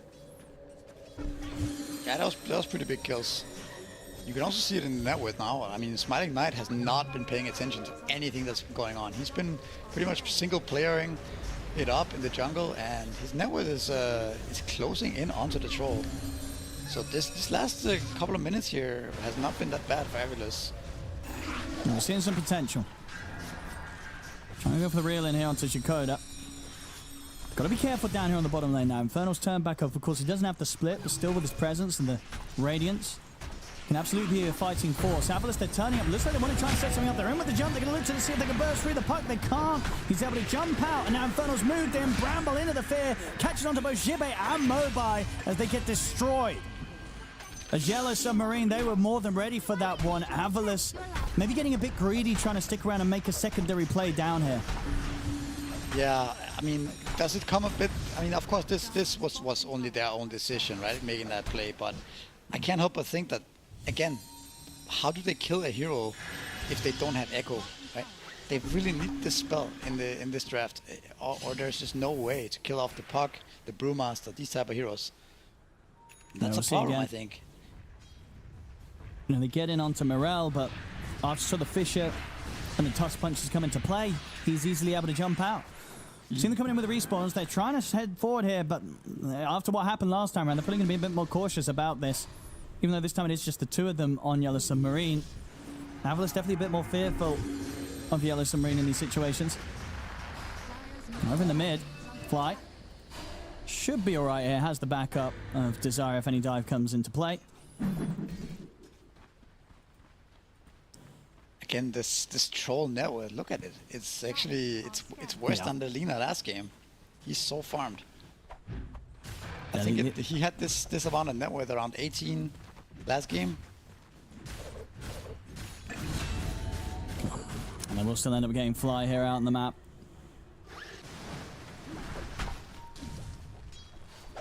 Starting to build back up here, this pressure against Avalos, down 7k.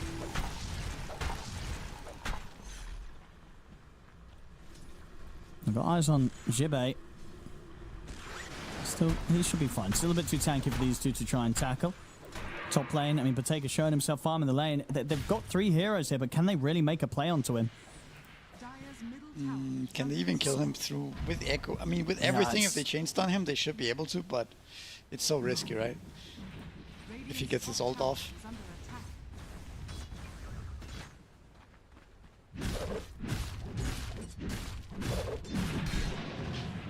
Bottom. Got the split back online here for Infernal, level 12 as well. Keeping these lanes pushed in. Smiling Knight after the death, so looking for the blink. Maybe once that's there, he can try and turn up to the fights, but he's still going to have to be very careful when he does so as the T8. This troll gets anywhere near him, it's going to be a huge issue, especially once the Ags is done. And not easy to get away from him as well, having that sort of Ags dispel ready to take the surge off if Jibei's trying to save anyone.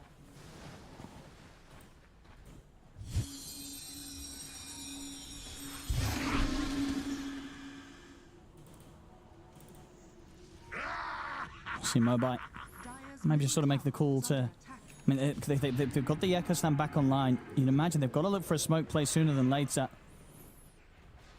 Yeah. I don't know if he wants to wait for level 12, ideally, but it's also... You also don't necessarily want to smoke if you don't see a path to smoke, right? It's kind of hard to smoke into Yellow Submarine areas because if they're close by, you're gonna feed a lot of kills afterwards. Tusk does break the smoke off Yellow Submarine here, so we're not gonna get much out of this.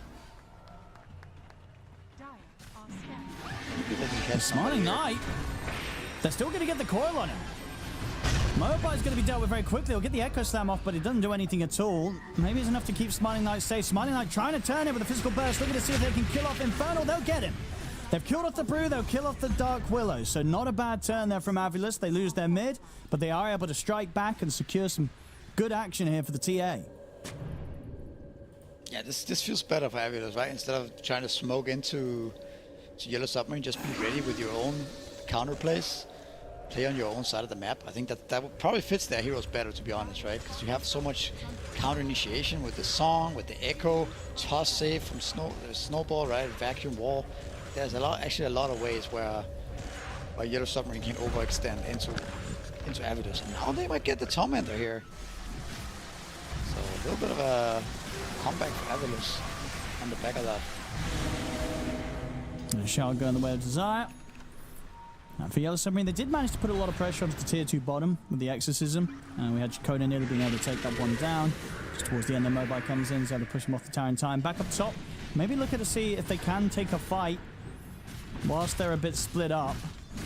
It's already Avulus going out with the TPs. They do catch Fly off to the side, so they'll get something out of that.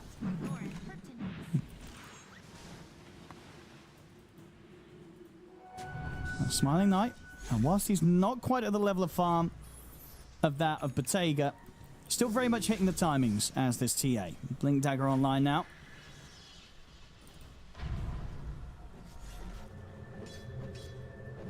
Yeah, I mean, when does Troll want to start getting into this game? He is insanely farmed. Maybe he's going to be looking at some Roshan soon, perhaps? If Radiant starts taking over the bottom area, I think that could be an option. Looks like he's gonna might finish the Manta and then go into BKB, but we'll see what he chooses to do here.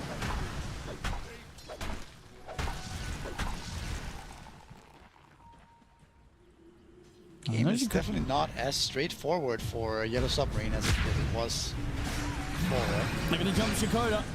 And it will throw out the Dream Column Waning Rift in response to try and save Shikoda, but it won't work. Shikoda goes down. The split's coming in. They still want to try and fight 4 versus 5, but the song's there from Fly. Here, whilst Avulus decide what they want to do. They want to back out and they want to try and take the fight off the south of the fight. Desire has been caught sort of separate from the rest of the team. They'll get chased down and will get killed off. Still looking at a way to get in. They make the jump. They're in with the Echo. Mobile's able to come in with the burst. It's enough to bring down Lupsi. But now he's got to be careful about backing off himself. The split's going to come to an end for Infernal. The jump forward coming in, as well as another pullback with the Waning Rift. Good controller from Morel, but not quite enough to secure the kill onto Mobile. Vacuum wall onto the 3 of them. Fisher follow up as well. Burst through Morel. Bottega starting to back off now here. Infernal taking heavy hits here from the Deso of the TA. Jump fall from Mobile. They should be able to get him as well. The mischance coming into play. Infernal, can he juke this out? He can't. Mobile slams him down with the Fisher and gets the triple. Alright, Avulus is definitely back now. I also think I don't even know what ended up happening there. The song was really good to just get out of the area, right? From the Brew split. And I think all the Darkseer aura is also coming into play here. The mech and the threat of the vacuum wall too. I mean, They might get Roshan here. Yeah, do they want to contest this? This is 3 heroes versus 5. They do have Terrorize at the ready. Exorcism's out. Oh, He gets burst immediately, though. They'll get the fear in. I mean, Puck's back in the game as well, so they are buying time for the rest of the team to head over and try and mess with this Roche attempt. Can they stop them? Jump in with the silence on towards Jibek. He's got a full pipe now in Darkseer. We need to see some impact from this troll, right? It's 15k net worth. Gotta get in there, I I think. mean, Roshan's getting low. They've jumped in trying to go for the steal. They're not going to be able to steal it. Roshan hits the deck. They get the Aegis pick up. Has to be on Desire because there was a bit of hesitance. There was Mobile was taking a little too long to pick it up, so Desire feels pressure to pick it up himself. They've got the stuns on the Bottega, but Bottega's able to get the ults off. And now inside the pit, Mobile might be in trouble. The root's coming into play. Mobile's dead. And now Desire, he might be in trouble as well. Comes in with a respawn of the Aegis. The silence there on towards Bottega. Bottega's being careful. He's backs out of the fight. Desire will roll on over towards him, but might have cost him his life as the axes connect. Bottega turns, takes Desire down, gets the double Smiling Light. He's just melding and hoping if they can't see me, they can't kill me. Well, they can. He just dies in the pit. What the hell happened towards the end of that misery? What are they doing? Oh, I don't know. I felt like I was getting a bit frustrated with the troll, just being so passive on the high ground there, letting his death prophet go in first. Right? You're so strong on troll. I feel like if he just runs in first, DP will not die. He has Solar Crest. He's gonna help out the troll. And then finally he goes in and actually kills everybody. It kind of does, Also, yeah. Tusk ended up picking up the Aegis, was also not what you would want, right? You would want the TA to finish it off, but that got really awkward towards the end there for Avulus. Yeah, but I've seen the replay, 'cause there's sort of a moment where I think it was just because Mobile wasn't picking it up in time. Like, you'll see Aegis on the ground, Desire's pinging it. He's like, come on, grab it. Mobile jumps in, but the time he's jumped in, I think Desire already kind of decided, bro, you're taking too long. I'm going to have to grab this myself. And yeah, maybe if the Shaker did manage to set that up and get the Aegis at least on him or on one of the cores, they would have had a chance. But at this point, the fight's going horribly wrong for Avulus. They lose Mobile. And at this point, I mean, Smiling Knight still feels tempted to try and get back in on this because Bottega is as low as he is. But the split's up. Infernal's ready to play, completely control him. And at this point, Smiling Knight is absolutely regretting showing his face back into this team fight. Yeah, I mean, it's almost like you can't really blame Avulus for going for that Roche. It was so close. But the fact that Troll is so big just makes it very risky, right? I mean, even though you went in so late, it just felt like this Troll could almost 1v5 there if he wasn't permanently disabled. Yeah, once the SMY and the BKB is out for him, it's yeah, good luck. Good luck stopping this troll from just completely kind of 1v5ing in any situation if it even comes to that. It's going to be so hard to stop. And that's a big problem right now here for Avulus. This game has become a lot closer, and I mean, if Avulus had won that fight, right, they would have been officially back in this game. Compared to like the early game, how that went, I think this game is a lot closer than I would expect. At least the fights seem to be, right? The networks are still looking pretty grim, and I do think that Yellow Submarine's heroes scale really well with the Puck and Troll into this game. Yeah, they really do. Avulus, they do have that wombo combo team fight. They can get some sort of song into like the Vacuum, Echo Slam. They do have that big burst combo, but it has to hit. If it doesn't hit, the setup's not there for Smiling Knight to find the angles to get the damage in as the TA. The team fights are going to be very, very difficult for them to come out on top of.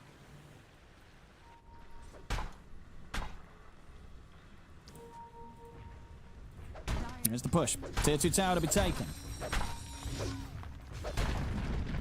Dire's bottom tower has fallen. Yep, Troll's still farming away.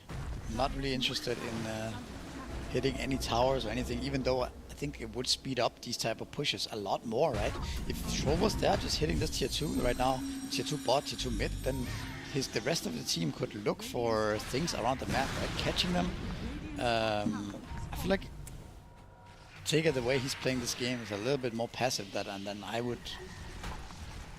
think it would be the best. I mean, he is just waiting for his BKB perhaps and then I'm gonna join, but I don't think there's any need for that whatsoever if he has his team around him. Look at DP, DP is playing like Troll is supposed to, I think. Just the solo pushing mid more or less here. Yeah, Jakota's chilling. Yeah, he was so sort of get away with the other pressure on the tier 2 bottom, now in the tier 2 mid. He's got no fear on this Death Prophet. Avalus. Avalus setting up top here for something. Some Here we go. smoke. Let's see if they can hit that wombo combo.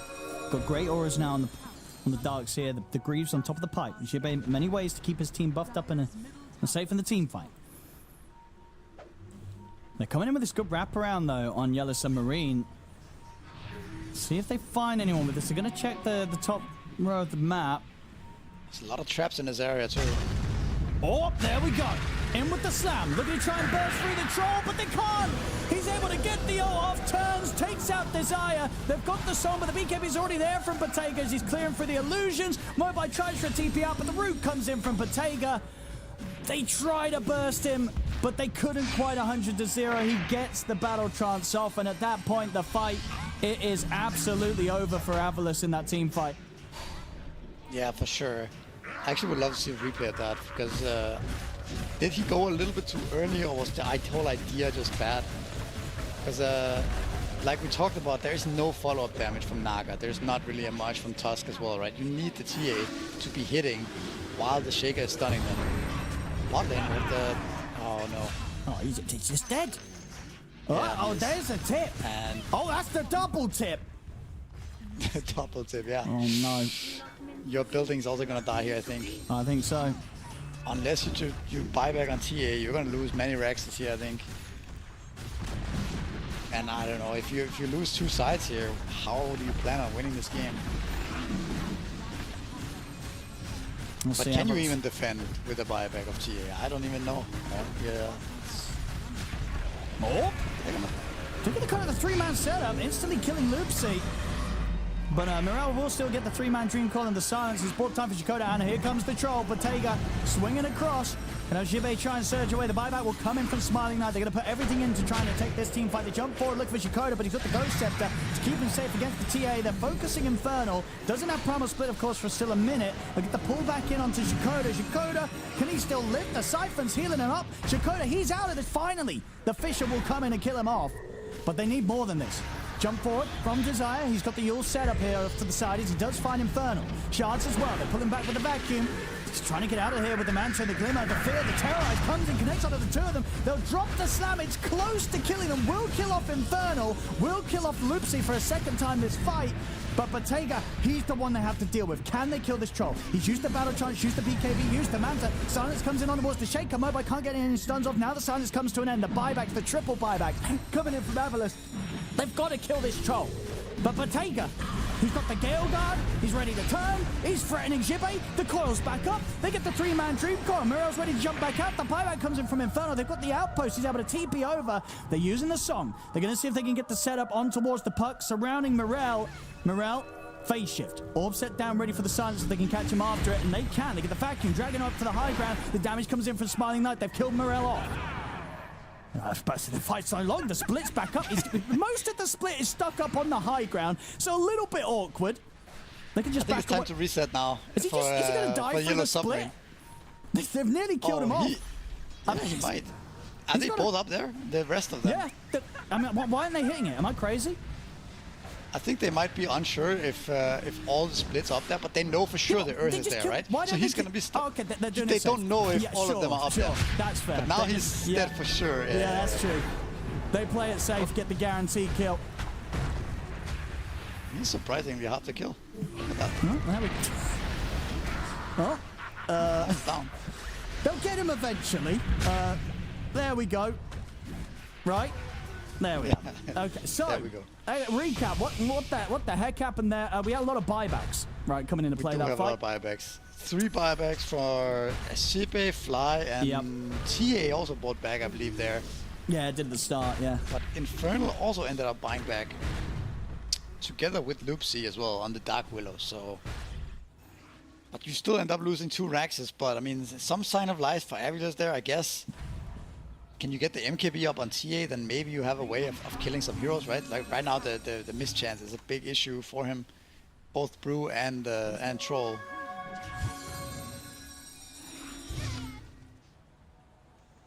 Radiant's bottom tower is under I mean, if they're able to pull this one off, it's going to be pretty impressive, Avalos. Like I said, there is a chance. There is absolutely a chance. But, yeah, if some of these cores die without buyback, the game could collapse pretty quickly. Smiling Knight, that's a risky push down here. He's got to run. Oh, he might this? regret trying to push like that. They're in with the bashes, the roots. The song comes out, though. Nice Fly. song. Ready to save the day. Okay, BKB from Bottega's going to land to kill off the creep. Make sure that there's no creep for Mobile to TP over to that he was trying to get in with the boost of travel. They'll find Fly. They'll chase Fly down, but Fly, honestly, this death, it's the best of a bad situation. They keep Smiling Knight alive, because if Smiling Knight dies there, it's game over for sure. Yeah, it is. That was definitely a nice song. I think another thing to point out that if the game continues and TA gets MKB and we get a comeback a little bit from Avalos here, some things that has been annoying Troll immensely in these fights are the Shard and the Fissure. Like, they are causing huge problems for him, and that's multiple fights now in a row. I've kind of noticed that Troll has been a little bit stuck in these positions where he could actually run in and kill a bunch of heroes if they weren't there. So that might be a factor later on. That might be very impactful. There we go. MKB online. Another Roach though. Yeah, they should be able to find this one without any interruption. There's also an amplified damage rune at the ready. Morel, he'll just take that for himself. Wondered if there's going to be any value given it to Troll, but he says no. I want this on the puck. Bottega should be able to finish this. Yeah, Avalos, they're not in any room the position to get over. Try and slow this one down. They'll look to just sort of set things up for the high ground defense for the next play. But still, that very sort of painful 4 minutes where they won't have the buybacks to rely on.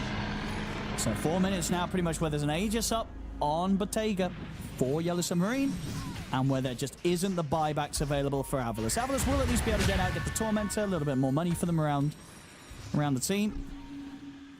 Oh, by the way, interesting is the item on Daxia, the Gleipnir. That's not something I remember having seen before.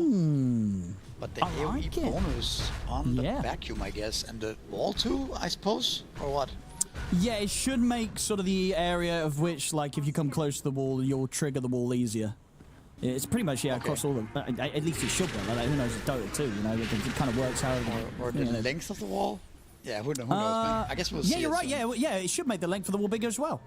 It should make it taller, it should make it thick, it should make it everything. It should be bigger. Absolutely. Actually, kind of cool item build this game, considering the spot they're in, right? Where you can argue that the way they win this game is with a big vacuum and a big echo slam on top of it, right?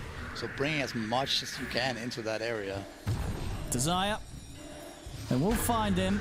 The good news is, he is one of the heroes that does have buyback available. So he'll be ready for that if the defense does have to come in, depending on how quickly Yellow Submarine look to run down these lanes. Bottega ready to bring in the mid. So I have an Octarine core up on the Earthshaker, so he's gonna have a lot of stuns, a lot of fissures to throw out.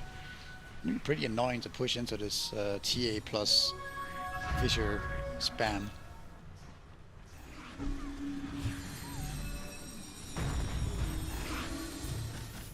We'll see how respectful Yellow Submarine are with how they go about this push.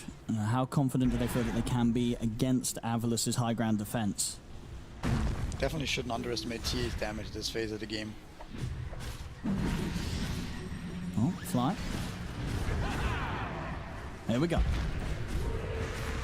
Bottom racks. Looking pretty dead. Not able to stop that one from going down.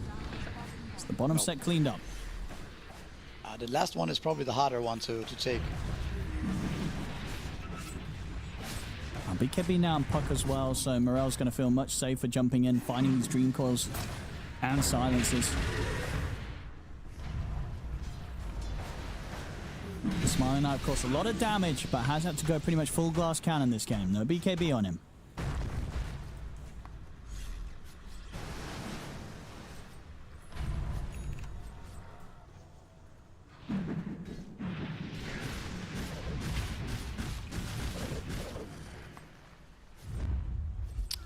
We have a smoke up from Yellow Submarine. Maybe they are looking to do some kind of wraparound into the base, or... Smiling Knight. Woo! My goodness, that was risky. Smiling Knight will be able to get out. Yeah, feeling confident enough to show himself outside the base like that. I feel he's got to be careful with those sort of moves. He gets away with it this time.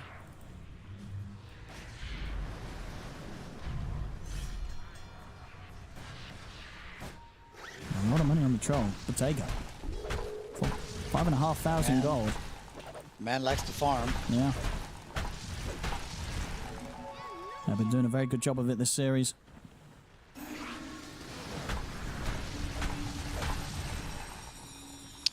So Bruce Split is almost going to be up again. I imagine they're going to try to poke the last set of axes here, even though it's very difficult to break this. Maybe the troll can just hit. See, oh, he dies really quickly. See, that's there. That's what I'm talking about. No, that's going to be the Aegis gone. Yeah, he's dead once. All right, can they set up for round 2? Can they echo him? You know, they're thinking about it, but they don't want to make the jump immediately. They'll just go for a fisher, nothing else, just trying to push them back. They respect the fact that the Bruce splits out at the moment. Trying to just clean through that first. Jump forward, they're going to go, oh, the pushback! What a pushback there! Smiling Knight's in trouble. The song comes out just in time, allowing him to reset, but that snapback there, combo with the core, but he's popped the BKB. I don't know what, is going to get in on the fight? Probably not. I guess it's just a BKB and run. Jakoda, he'll be able to TP out right in front of them. Yeah, they just have to bail out after that one, as Avalos will be able to pull together a successful defense against that Aegis push attempt from Yellow Submarine. Very good hold, right? Very good combination of spells there. The song coming in very clutch. Very cool play by the Brewmaster as well, right? Pulling the TA down. But Naga having a Blink Dagger and also being ready for it. This game is certainly not over. You also see the damage coming near TA is absolutely insane. Troll dying in just a few hits there. If Troll can't get on top of the heroes, the hero is kind of awkward in this game.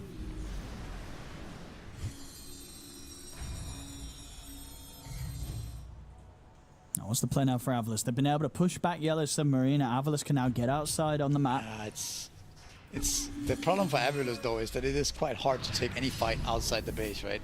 The hold is successful because they are literally defending their last axis full of traps with the ward and everything. Outside on the map, it's very difficult against the puck. It's the Bruce split coming out, right? Chasing people around and like creating chaos. So I also think you need to have the song available to do anything in this game as Avalos. Like that is your last resort, you could say, for getting out of a bad situation. But TA finishing up Daedalus soon here, and it's gonna have a lot of damage. Yeah, if they can kite the troll, if they can get rid of Bottega, that's a huge amount of the damage output eliminated. Bottega approaching here with the team smoked up. Ooh, he's going to find in the trees. He's going to see Jibbe. Jibbe has been caught. He's got the luxury of buyback. We'll see the Dream Call as well being jumped on the high ground. If they're going to try and push it for more, they've caught Fly. They get the move in. They take down Fly as well. Fly will buy back immediately, and same to be said for Jibbe. The double buyback coming in from response from Avalos. Silence onto Mobile. He'll be able to back up to the high ground. They won't try and push for more Yellow Submarine. They can calm down. Happy with the fact that they forced out the 2 buybacks.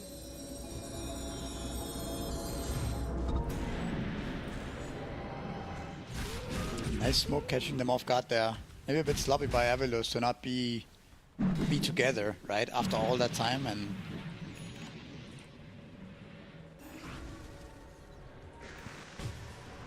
Big items. Fighting without 2 buybacks here in the future. They've now got the Ags on the tusk, so they do have that kickback. So and not just necessarily the kickback in this case, but just if he's just able to get in and kick the troll out to the edge of the team fight, like that sort of displacement can really mess with the troll. Oh right, yeah. That's a big upgrade for them. Yeah, they just kick him.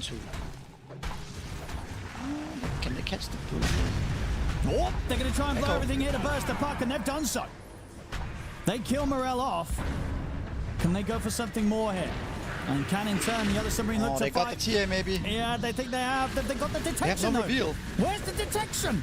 These cores don't have it. Somebody call the supports. As Smiling Knight, he's out of there. Troll has no BKB or ult now. Might still find Desire though. Oh, I think he pushed back himself there on the Brewlings rather than pushing back Desire, but Oh well, Desire gets to walk. Ah, that was kind of crazy, right? Because don't you also, when you ult as troll, don't you get true sight on the target you're attacking? Or is it just me? I think when they're rooted right, you can see them. When But they're rooted. Okay. So he didn't get the... Yeah, you're probably right. Troll is granted vision over the target he's attacking. Yeah. But I guess he didn't actually get the ult off before he clicked the belt, Yeah, I right? think it was hitting the other thing first, right? Yeah. So it didn't sort of drag in onto towards the TA. And next time around, of course, Infernal, you know, that last fight, he did have a wand in his inventory rather than detection. That's not going to happen this time round. He's got the dust switched in. Because those sort of kills are going to be huge. Smiling Top Knight, now. this is... Woo! Can he actually get out of this? He does still get caught by the root. There is no puck, actually. I don't know, kill off Lupsy pretty easy. And kick him in the face. This game is turning out to be an interesting one now. That's getting crazy. Refresher up on the Earthshaker now as well, right? The Aghanims on Tusk, we have suddenly a lot of tools now for Avilas to fight back. And as we saw, the Troll is... it's kind of a... It's not the smartest tool in the shed sometimes when he's in there with his all done. He can get kited and can get disrupted by Fisher and Shard and other things, so... I mean, did they get away with this Roshan? Yeah, that could be massive. Last time this got a little bit messy for Avilas. They have the song this time, right? That they can actually just pop towards the end here. Oh, it's going to be a secure buyback. this- They really want to contest this. He's just in straight away with the BKB. Look at the damage he's doing as well. He's nearly killing off Smiling Knight. The song will come out. Infernal's trying to get in from the side. What do they want to do with this? The BKB from Bottega is trying to get in on this.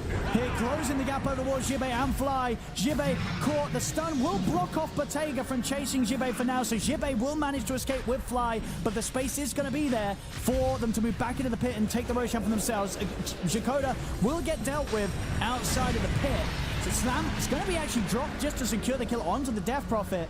But Jakoda, he'll probably take that death. Makes the space for Yellow Submarine as a team to get the Roshan and get the Aegis secured for themselves. Yeah, I mean, you'll take it for sure, but at the same time, very disconnected fight from Yellow Submarine, right? Two of the guys were okay with finishing Roshan, and the other three guys started chasing. You can kind of feel like the pressure is starting to get to them a little bit. The pressure of the TI qualifier, right? They're almost there into the next round, but it feels very difficult for Yellow Submarine to just close this one out. Yeah. In a calm manner, right? These fights are so chaotic. I think we've definitely sort of seen games from Avilas this qualifiers where they've been behind and they've looked kind of helpless. But yeah, this one, there is absolutely still a world where they could turn this one around. If they can hit these combos and just sort of mess with the Troll long enough in the team fight, sort of break up Yellow Submarine, Avilas still with the shot. Oh yeah, for sure. It's a lot more difficult to win a fight against Avilas 5-on-5 now with all the tools that you have in the box now. Yep. The song, the kicks around from Tusk, right, and then just so many different annoying things that you have to worry about. Radiant's middle tower is under attack. But the puck is getting scary though. That's the thing. Like you saw how much damage it did Yeah. to the TA earlier there. Yeah, If he latches on to a Naga or a Tusk or something like that with the coil, then it's hard to imagine them surviving that.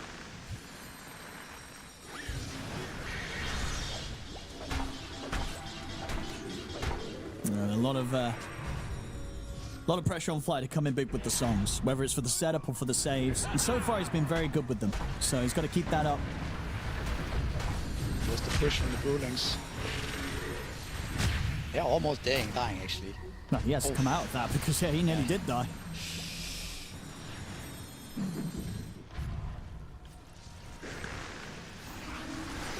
And keeping the waves pushed in, of course, just this final set of barracks that they're holding on to in the mid here, Avilas.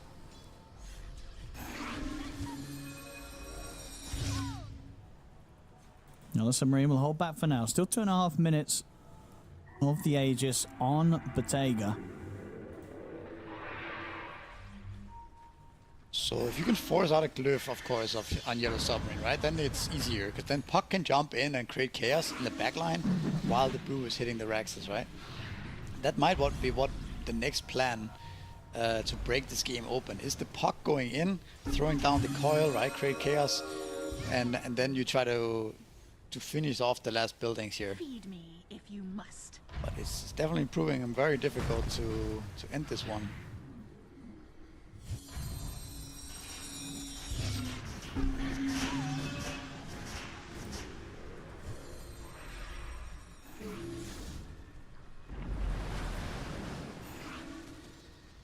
Dire are scanning.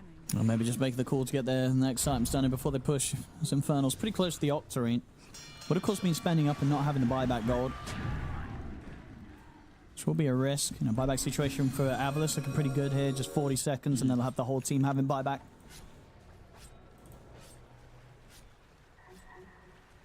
Also wondering if we're gonna see Rapier territory at some point from TA, but he's going for the Swift Blink first here. So not feeling that then it's that desperate, but also hard to replace any item really. Probably not gonna get that much more damage out of a Rapier compared to the minus armor from Deso or the Daedalus anyways. It might not be worth the swapping out the slot.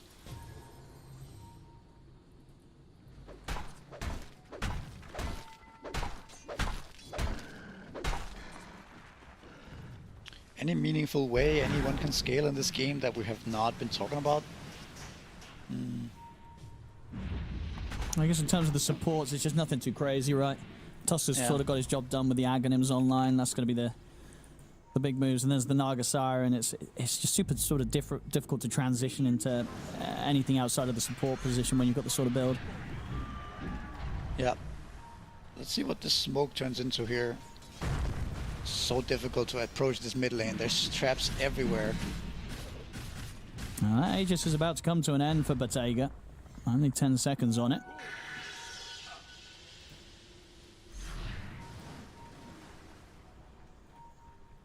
And let's see the split again. One more time. The back door was even on actually, so they do get the tower. Split does die just so quickly. They get the coil off to the side. One of the two of them just holding them back, giving them the space for the split to continue to finish off the range barracks. Jump in, they get the kickback. On towards Bottega. Can they do anything with it though? Because Bottega, he's actually able to get the BKB and the Battle Chance off. Tusk up in the air with the Yule Scepter. Can he separate himself from Bottega? He can. The first slap's a bit awkward. The second one, it's a little bit better, but he does die for it, Mobai. He's gone. Bottega's going to continue the push, and he gets kicked back again beyond the tier 4s. He's pretty deep now. Can they deal with this troll? They surround him. They got the Vicious Stun. The damage coming in here from the TA. They'll kill Bottega off. The fortification comes into place, but not before the damage is done. And the Mega Creeps are out in favor of Yellow Submarine. They've got to get more for this Avalos. They have to punish him. They get the kickback on towards the Brew. Your Scepter control. They've got any stun on the way down. Doesn't matter if they do. The BKB's there from Mirel. It's coming in with the orb. The buyback now coming in from Bottega. They want to try and end this Yellow Submarine. Jumping onto the back lines. He'll clean up the Tusk. There is buyback available for the Tusk, but that's Mobai dead for 2 minutes. No buyback on the Shaker. They'll get the root onto Mirel, but he's going to be able to jump back out of the side as Shikoda comes in with the sides on the two of them. Bottega closing in onto Jibe. Jibe trying to scramble back towards the fountain. Desire caught in the front lines. Dead for a second time. Fly caught by the Abyssal Blade. He's out. Buys back. It's 3 against 5 here. It's Yellow Submarine. They're ready to focus the tier 4s. Close the game up as the Ancients exposed. Avalos, they've got nothing left to push them back with. It's this game, this series, it's over. It's Yellow Submarine take it 2-0, knocking Avalos out of the Western European qualifiers. Yeah. That must be a nice relief to finally end this game, right? Must have felt like they were about to throw that game a couple of times, right? I mean, but yeah, I'm not sure exactly what happened towards the end there. It felt like it was a bit too easy for the Brewmaster to just run in and split. And like, how was that time different than the other times we've seen the split be used? Maybe Avalos weren't quite ready for it somehow there. But yeah, definitely just a hard position to be in at that point for Avalos. I'm even surprised they managed to stay in the game and make it competitive, right? Because they were looking, it was looking real rough at minute, 5 to 10, like.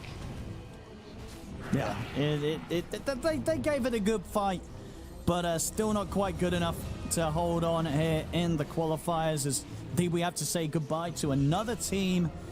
Yeah, it's been rough losses so far. We are losing some big names here in the Western European qualifiers. Yesterday, we lost Mouse, we lost Team Secret.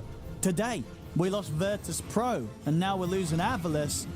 Some big heavy hits coming in, and we're seeing some of these newer names really pop off, right? Yellow Submarine, they're looking like a team that could really make quite the run down here in the lower bracket, Misery. Yeah, I agree. I definitely would not underestimate these guys, even though they have some up-and-coming names, I guess you could call them. Some players that at least I'm not that familiar with. But they're playing really well. I think this game they could maybe have been more clean, but game one was very smooth. And Yep. I mean, to be honest, they weren't really in any realistic, way of losing this game. I would say, despite it being very chaotic towards the end there. But yeah, a lot of new teams. Also in the upper bracket, we have 4 Pirates, right? Also a team with a lot of potential. So very interesting qualifier. I think probably not what people would have expected going into it, perhaps. No, I think we're getting some quite some shake-ups already with the results. As for this game, I mean, who we sort of shouting out here on Yellow Submarine is the standout? Good question. It's do you hard. have a good? Maybe the Puck. I think the Puck, right? Are we going with Morel? Who are we going with? Oh, okay, we got the scoreboard first. Yeah, but I think we would go with Morel, right? 13-3-14. Yeah. He was bringing in some big damage as well. Ends up top damage on the team. 51,000 hero damage. He was doing a lot from that mid lane. Definitely going to show us, why we're seeing some of these games where Puck just looks fantastic, just at all stages, right? From the laning to the mid game impact, and then into that sort of just insane scalability. Really nailed it this match here, Morel. On the Puck. Looking forward to see what this team does moving on. As you say, we're seeing a lot of new names rising up through the ranks, and some of these new names, some of these newer players that are kind of turning up could have what it takes to make it all the way to TI through these qualifiers. It seems like they're gonna meet the loser of OG and 4 Pirates, if I'm not wrong. Yeah, So, we'll have a look right now. So, yeah, indeed. yeah. OG 4 Pirates, loser that, I believe, will... or actually, does it switch up? Maybe they switch up. I don't know. The loser of sure. one of the two Doesn't teams matter. is going to go against them down bottom. As you can see, though, already today, we did also have Enigma Galaxy being able to move forward to this next round of the lower bracket as well, which I believe is what we're going to be seeing tomorrow. Yeah, that is going to be the 2 games tomorrow that we'll be casting. So looking forward to that already. Of course, for today, though, Misery, that's us done. But Cap and SVG are going to be coming in with the upper bracket. Some big games left to play today, right? You got 1W Navi Jr., OG and 4 Pirates. Which one of those are you looking forward to the most? I think probably the OG 4 Pirates for me. But I think the Navi Junior 1W team are going to be a great match to watch. I wouldn't miss that as well. Yeah, no, absolutely. Some exciting stuff to continue today, ladies and gentlemen. So whilst myself and Misery are done for the day, don't you go anywhere, because as I said, we're going to be passing over to Cap and SVG to take you through the rest of today here in the Western European Regional Qualifiers for TI 2025. The human body was built to move. Not trapped at a desk in one singular posture for 12 hours a day. It's time your chair evolved. This is Secret Lab Titan Evo. Ergonomically engineered for you. Gamers, hybrid workers, artists. Backing your every move.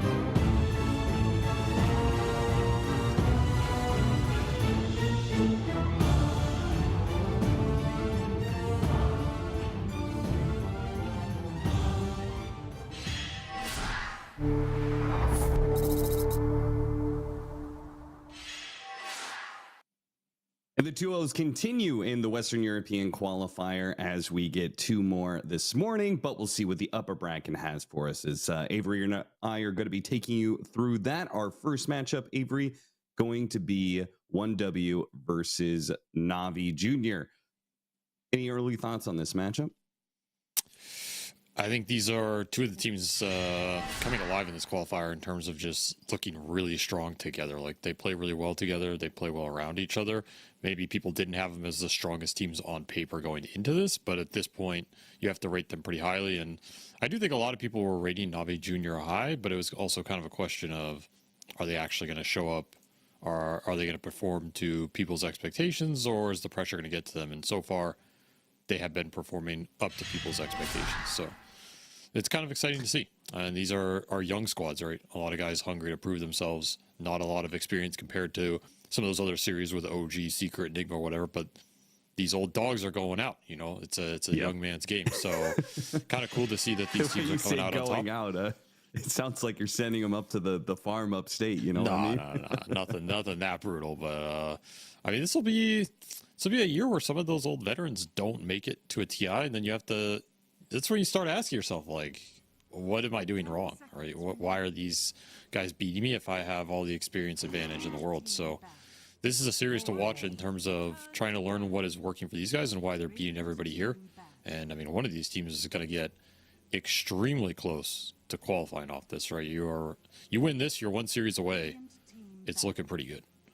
All right, early predictions before we get into this game 1 draft. What team of these 4 that are left in the upper bracket do you think looks the best? I think Navi Jr. does look the strongest. But I will say, honestly, I feel like 4 Pirates have some wacky stuff going on that catch teams off guard. Like, I don't think they're the strongest team right now in a vacuum, but when these games get going and they just pick this crazy shit and they're running at you and they're doing all this wacky stuff you've never seen, I can easily see them winning some of these series and getting that spot. So to me, they have the craziest draft advantage in a sense, but I think Navi Jr. is looking the most solid here just in terms of the gameplay. I'm in agreement with that. I think Navi Jr. and then 1W for me are 1 and 2. But I do think for Pirates, they have that set up. Right now, they have the structure. And it seems to be that they have the confidence in it because they just kind of keep running the same archetype over and over again.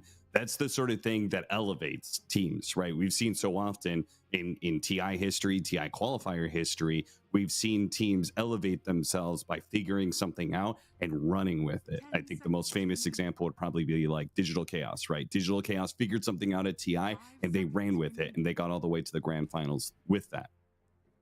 For sure. You start to build a system, it can do a lot for you. It can raise your floor by a lot, which is a real strength in these qualifiers, because that's kind of what you're aiming to do. Like, you don't need to raise your max potential or ceiling too much right now because you're not going up against the best teams in the world, right? You just need to be the most consistent and have the highest floor so that you can push it through all these other teams that are going to feel some pressure, aren't going to play that crisp, are going to make mistakes. You just have to take advantage of them. 10 seconds remaining. All right, focusing in on this draft, we do have the first pick, Shadow Shaman, the preferred premier support of the pool right now, it seems like, and Pangolier is going to be the response for Navi Jr. Kind of an interesting Pango pick. Not a hero we've seen prioritized super highly. I feel like a lot of these games that go down the stretch, we're seeing a lot of Puck, Void Spirit in particular, and then some of these other mids, Tinies in there, the TA Flex if you get it. But this Pango's kind of gone down people's radar, and I think he's still fairly strong. He still has a really good diffusal timing. He still does a lot of physical damage. He can combo well with some of the other physical amp heroes in the meta. Always gives you that team fight. This is a backline disruptor, so it's a pretty nice pick versus the Shaman. Annoying hero for Shaman to play against almost always. You don't really do anything to him. You lack the BKB piercing control. So kind of a cool pick from Navi Jr. I don't think this is a pick 1W expected. Maybe they were expecting some sort of support trade or one of these other premier cores to come through. We are seeing another series where Doom is being ignored. So that hero not super high for either of these. Very interesting as well. And you do have to keep in mind some of Zayat's hero pool, right? Because it did not get picked in these first two. So you have to be thinking about that support Magnus. You have to be thinking about the techies if it comes out. Some of these random niche picks that he plays coming down the stretch here is what I would keep in the back of my head, so to say. Radiant team pick. Ooh, Nature's Prophet pickup, and there's the Doom finally. No surprise that he was going to come out eventually on one side or the other. A reminder that this is a bit of a revenge match potentially for 1W team, as these two teams faced up recently in the Western European qualifier for EWC. So they actually matched up twice. They faced each other in the upper bracket very first round. Navi Jr. got the better of them 2-0, and then they matched up again in elimination, and Navi Jr. beat them 2-1. So 1W definitely coming into this with some history with Navi Jr. And of course, Navi Jr. went along through the lower bracket from there to be able to qualify for the whole tournament. So this is a matchup that worked very well for Navi Jr. as they got the momentum in the lower bracket through. See if they can keep it up here and see if they can defeat the Doombringer. This is a hero that is always going to have impact in the game. Just a matter of can you kind of run him over. Furion definitely helps that tempo a little bit. Lane shove hero, strong laner. This hero's definitely fallen off though. I feel like Furion was first pick at the start of the patch, and then you got some tiny nerfs, I guess. Like nothing crazy, but it's just enough to push him out of that first pick meta. Back to the Rubik, huh? Still not loving it. Still not loving it. 10 seconds. And you can see from the win rate, it's just kind of keeping its head above water at 50-50. 5 seconds remaining. This is, I feel like this is the hero Zayat's picks when he doesn't think any of his others look better. Like, that's how I feel. He just goes back to this. It's like, I'll just play Rubik. I'll just outskill him.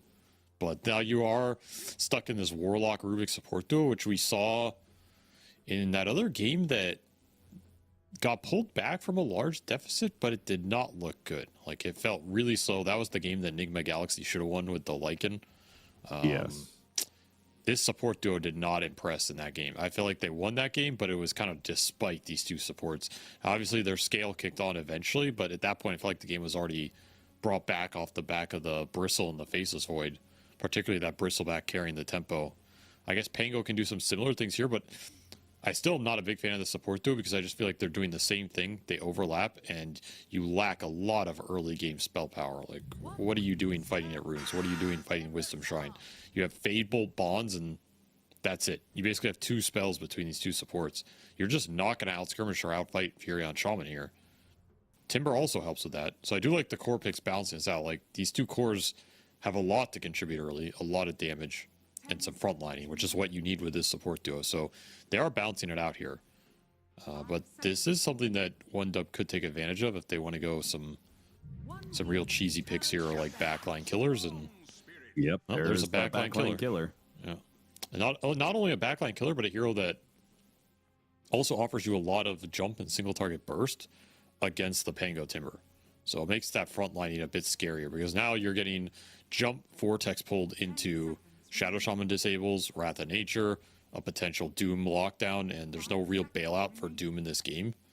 So it makes the team fight pretty straightforward here. You're just jumping that frontline guy, if it's Timber or Pango, and you just pull him into Doom. And then you're pretty happy to take that fight. So Navi Jr. kind of have to address this Storm in a big way here. And they only have a carry pick to do it, which is generally not the role that punishes Storm. It's very hard to find a carry that does anything. Yeah, unless you're willing to pick up Anti-Mage. I don't know if Navi Jr. is bold enough to do that. Yeah, in theory, not a bad AM game. You're against Doom Storm. But I don't know if we'll see it here. I mean, what would 1W have to pick to make this AM too juicy to turn down? Like, I don't even know. It would have to be some Off-lane Dusa. Yeah, well, they banned it, but yeah, off-lane Leshrac. Just... Yeah. There's not a lot of off-laners AM enjoys playing into right now. And okay, so 10 seconds if remaining. you can't... I honestly don't think you can answer the Storm Spirit very well from the carry role. So what is the other plan then, I guess? Like, how do you make your own lineup a problem for 1W and just say, okay, the Storm's going to be able to do Storm things, but we have this? You pick a threat that is such a high threat, 10 seconds remaining. even if Storm jumps your Timber and he gets doomed, that this carry, that's enough that this carry is just going to destroy the fight because you committed too much on this front line, right? So it has to be a very high damage threat that can get in the fight on its own. You know, something like the TA/Ursa archetype hero. Both are banned here, but that type of hero that can do Roshan when Doom's on cooldown, or go in and just start killing supports on his own while the rest of the team's getting jumped, take advantage of the fact that the jump is going on the front line, would be pretty nice here. 5 seconds remaining. Those would be the two carries that come to mind. I mean, what else fits that? Kind of hard to find it in this meta, I'd say. I mean, PA used to be another one, but I think the Phantom Assassin's fallen off. I think Slark also fits that, but we're not seeing any Slark. Clinks actually also kind of fits this, and we've seen a little Clinks. That could be something that's interesting here. Otherwise, your pickings are pretty thin. Like, you might just go for a default stronger carry and hope that you can just power through someone dying to Doom. They are going to have the overall last pick, so it's 1W who are going to have to set their the foot down first on what their draft is giving us. Is it going to be a carry Doom? Is it going to be an offlane Doom? They're going to have to solidify that with this final pickup. See what other carry they ban here in terms of what they are potentially afraid of. Because I don't think it's super obvious. They ban the Lifestealer, so it's kind of like the generic dude. And they take a Luna. Wow. I mean, that's a Timber counter. For sure. I like that answer a lot. I think this is really cool. You aren't necessarily laning against him, which is the one downside, but it does put a lot of pressure on this Timber and the team fights. Like, my God. All three of these cores threaten this Timber very easily with overwhelming damage. 5 seconds remaining. Strong pick. Very strong pick. A strong lineup in general. Like, a lot of Navi really Jr. fighting power. did not have a whole lot of reserve time left to be able to talk about what their final pickup was going to be. Oh, they're still Terrorblade. Wait, they're still Terrorblade, and you chose Luna? Yeah. You could have banned a Lifestealer, right? Well, they banned Lifestealer, right? That's what I'm saying. Sorry, like, I mean, you could have just left the Lifestealer. Like, you don't need to ban that hero. I would have banned the TB over the Lifestealer. It's definitely a way easier matchup for the Luna to deal with. That said, this Terrorblade pick, I don't feel is like it's not 100% gotcha. It's not as bad as some of the Ursa picks we saw yesterday that I feel were just game ending. I think it's quite good here, but I can also see a world where we see some of these games, Terrorblade doesn't do enough damage fast enough while your other heroes are dying. And I feel like there's a decent chance 1W are just going to kill your Pango Timber. And your Terrorblade sits there and hits you in meta for like 10 seconds, but that's not enough to win you the fight. Doom is pretty good against this hero. Storm is pretty good against this hero. And your supports are not terrible, so it's not the freest Terrorblade game. I can see why they left it, but there are definitely a lot of carry players who would be like, why the hell did I pick Luna into Terrorblade? That feels really bad here. And they would be right. Yeah. It does feel bad in this matchup. So Got the Juice is going to have to pull out some big stuff here with this last pick TB and really make his presence felt in the team fights.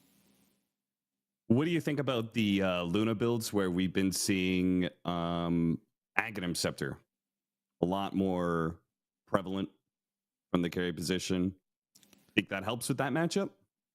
It's definitely good against Terrorblade. Like, it's overwhelming magical burst. It's an all-in mechanic. It's something where you don't have to worry about Sunder because you just orbital bombard this guy into oblivion. It's good in this matchup. I also feel like we did not see that Ags Luna build win as much as it should have. Like, you have to play well around it. That build, I think, works when you are playing really fast and you can take advantage of the 15 talent with the Eclipse cooldown. Right? You get 70-second cooldown on Eclipse at level 15, and then you put this Ags to work around the map. You should be killing someone every minute, basically. Like, that is when that build feels good. If you are just getting Ags and you're using this ult every 3 or 4 minutes, to me, it's not good enough to justify going Ags. So you really have to understand how to use this spell around the map and play very active with the Luna and be a threat on the lanes. Like, you have to put the enemy in a position where they're afraid to show on lanes and afraid to farm areas because I'm going to get eclipsed and I'm just going to die.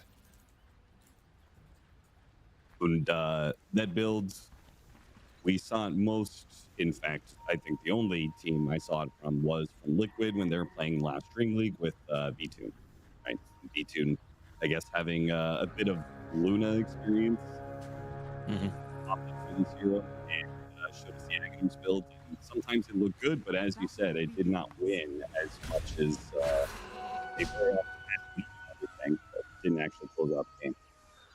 How much of that was based on the Luna and how much of that was based on Liquid being in a Dream League, you know? I wouldn't read too much. Like, I would not evaluate the strength of that build based on those games. That's how I'd put it. If anything, that build might be really good because they actually won some games. So, you know, if Liquid's winning in Dream League, then they must be playing some ultra broken shit. That's one way to look at it. All right, lane matchups here. Timbersaw versus Storm Spirit. The bottom lane matchup of Parablade Warlock versus Doom Shadow Shaman. So that lane's going to be going.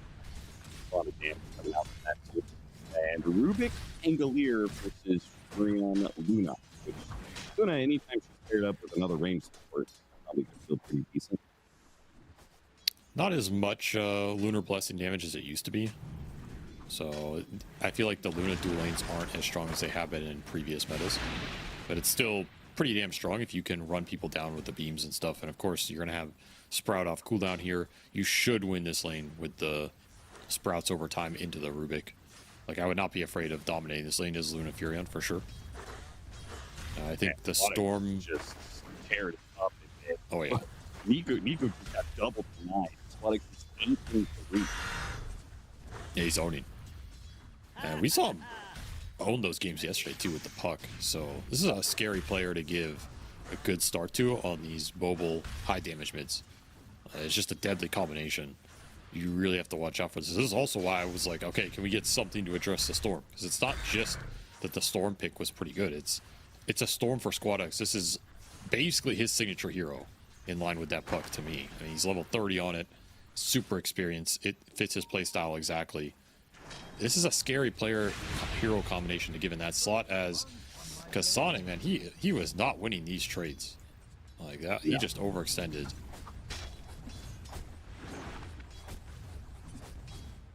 As a result, giving up the first blood, so the offlane also frees up Science. Maybe the Courier. Or not. Kasane opting for damage over Courier. Does manage to get off a little half. I will say the nerfs, some of the nerfs to Furion over time have really added up. Particularly this hero's base damage early on. Like, as a support, it feels pretty bad now. Even with some extra Lunar Blessing, it's like really dependent on being around a lot of trees. And even when you are, it's the level 1's pretty pitiful. Yeah, so you just got out able to traded. just challenge. They get level 3 early on PMA, and it's heavy damage on Monkey. Like I said, that's just straight out traded Kasane in terms of right clicks, because this Furion's sitting at 48 base damage level 1. It's pretty pitiful. Of course, you're getting bonus, but the bonus is a % bonus, so it's really rough when this level 1 and 2. You really have to take advantage of just the Sprout spam and not get all in like that. So that's a super valued first blood here for one dub, or Navi Jr., sorry, as they get on the board. Overall, though, the lane's going decent here for Navi Jr. in terms of the core CS. Like, they're all doing quite fine. Outside of this mid differential, I guess you could look at and say that 8 denies on Squadex. Pretty solid start for him on the Storm. Yeah.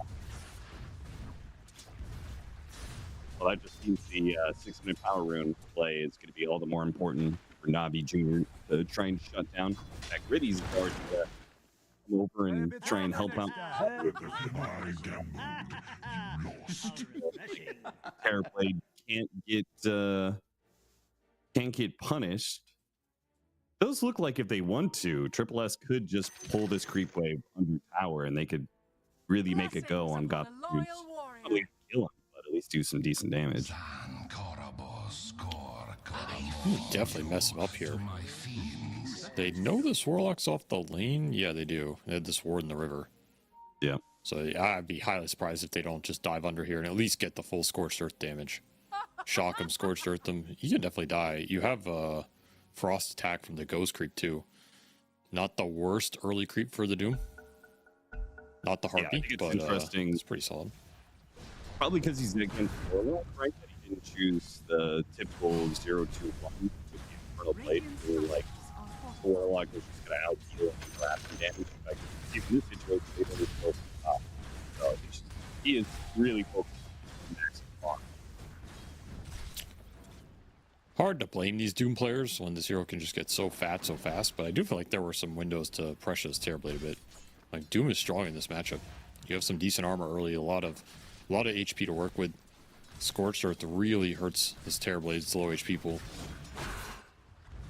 Warlock Sustain dissuades these kind of chip plays a bit, but like we said, when he was off the lane, pretty tempting there.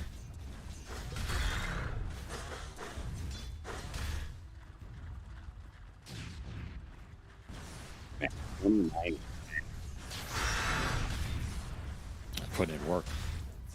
He's keeping him pretty low too, which is pretty valuable here because you do have to think about this 6-minute power rune coming up in a minute, what your resources look like for that, and these supports rotating, right? Furion can easily join one of these plays, so if this Timber's low enough, he can just get all in. The bottom play.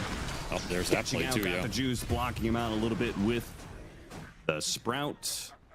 And that's a pretty, honestly, a deadly duo there. Doom level 4 with the Frost attack and Infernal Blade. You're just not going anywhere. He opts now to take Chain Lightning because you should always take Chain Lightning if it's available to you. Wow, what a value pickup. I mean, this small camp has done work for Triple S down here. Try and make a return play on Mankushi. And we'll be able to get it. Oh, that was pretty easy. That said, It more was. pressure They're going going to in stick bottom. around, though, in this bottom lane. I like the fact that it's just like, okay, don't give up the pressure that you put on this bottom lane. Is the trade-off worth it, though? It's definitely worth it if Squadix now comes down here with an Arcane Rune. I mean, Got the Juice is just... He's not ready to neutral just yet, but he's going to have to. I think this Terrorblade's getting more than the Luna, though. That's the issue. And Mankushi can't even stand top. He's going to go bottom as well. You're basically just trading carry strength for offlaner strength right now. And so it comes down to, you know, are you happier having the stronger Doom versus the stronger Pangolier? And I think a lot of teams would probably take the stronger Doom. Just a powerhouse of a hero. Well, they Terrorblade will is get going a to tower juggle. advantage out of it, at least. Because they can come back and defend their own tower pretty easily. Will they, though? No one's doing it. Well, they come through the gate. I mean, it's going to take a little more than this, I think. This Luna does not want to show in the lane, level 4. You don't know where the Timber is. He's been off map for a bit. He shows they don't punish it. I mean, there's like 4 heroes lingering up on this upper half of the map. But Miku did not want to fight up there because he's losing his own tower mid. Arcane Root does get popped here from Squadix, so expect him to put some pressure on this mid lane. Chip away at that mid tower just a little bit more. He's almost got it down. Meanwhile, the side lanes do have to be careful as level 6s are coming in for the off laners. The bigger one is definitely going to be PMA hitting his level 6. If they can actually take a successful team fight in this top lane, they can even out the tower advantage. Doom being level 6 probably won't matter because Got the Juice is just not going to be showing in lane at all. That is very true. You're not going to see his Terrorblade for a while. Just Illusion's clearing the waves. He'll be in the jungle. Probably same for Mankushi at a certain point. Particularly if you can get some stacks going from the rest of the lineup. And a big regen rune claimed by the Timber there, taking it away from Squad X. Super nice. That would have been a powerhouse of a rune for the Storm. Really wants this mid tower. You would love to make a move on this mid tower while this Timbersaw is jungling. You do not want to let the Rubik just sit here and soak up XP for free when your Storm is this strong, but needs help to make the play. And no one's right there right now. Still missing the level 6 on the Furion.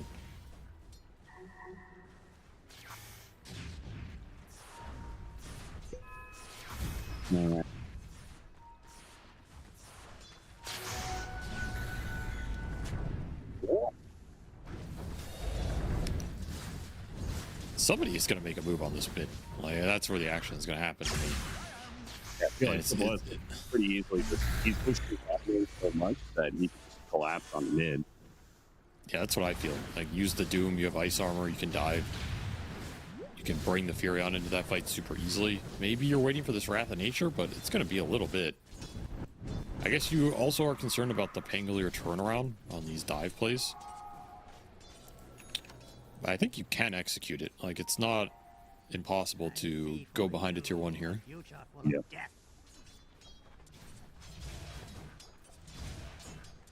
See when they opt to make this move. Could wait for a 10-minute power run as well. Try and get something for this Storm to make the aggressive go more reliable. But we can see Na'Vi Jr. It feels like they're waiting for this move. Like, they've sat their supports mid for quite some time now. And Wrath of Nature is now available. Furion just sat top, got solo XP. That's a big spell to have for this 10-minute power run. That's a good timing. Squadix not quite seeing an opening there. Bottom.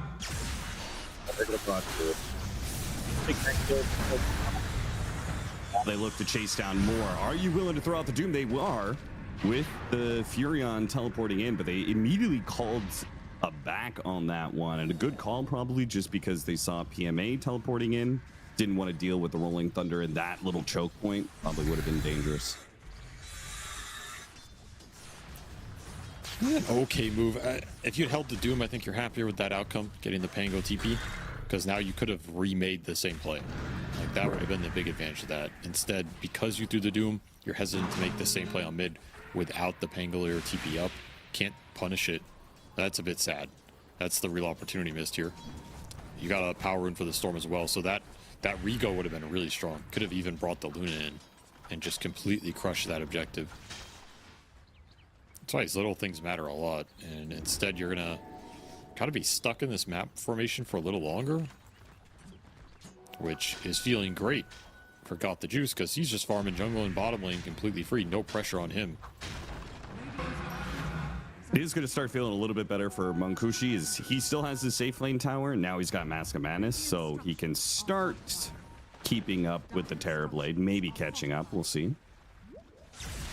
Just behind in levels. That's his biggest problem. He needs to get involved in a fight. And that'll help, for sure. Yeah, quick kill onto the Pangolier. Squadix making a move and getting 2 maybe for it. They're going to drop the golem on it. Really nice Fatal Bonds. Is there any damage behind it, though? Munkushi drops his Eclipse, runs down Reedy's. Not quite enough damage there, though. And now Niku has a chance to respond. He's going to clean up Kasane rather easily. And they get more. They'd be pushing into Serpent Wards here. These heroes are probably too far gone, so just the 1 kill onto Kasane. Decent for Niku, but probably feels better for 1W.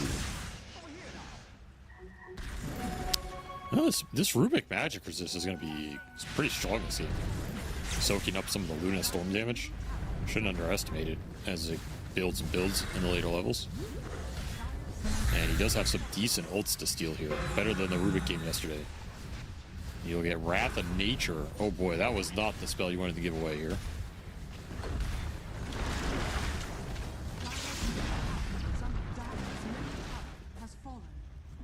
Really gonna have to cover these. Like, you do not want to give Doom, Eclipse, Wrath, or Shaman Wards.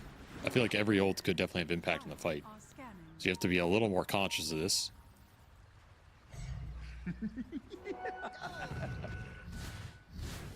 Not a bad start for Na'Vi Jr. here, as all 3 of their cores pushing to the top of the charts. This Terrorblade just got so much solo time, no pressure going into him, and everybody got some levels. So this Luna's definitely going to have to recover through some ancient stacks, some team fighting with Eclipse if they can bring the fights to him. That would be ideal here, that kind of ebb and flow for the game. Yeah. Yeah, it's crazy that PMA had that death and he's still top net worth. He had an absolutely free lane. They had kills in that lane too. I mean, it's like a dream start. I mean, it's Triple S has the same number of kills, hasn't died, and he's a goddamn Doom, you know? Like, it's crazy how Pango has managed to usurp that lead. To be fair, they are within about 150 of each other, so. Yeah, that's true. Pretty close here.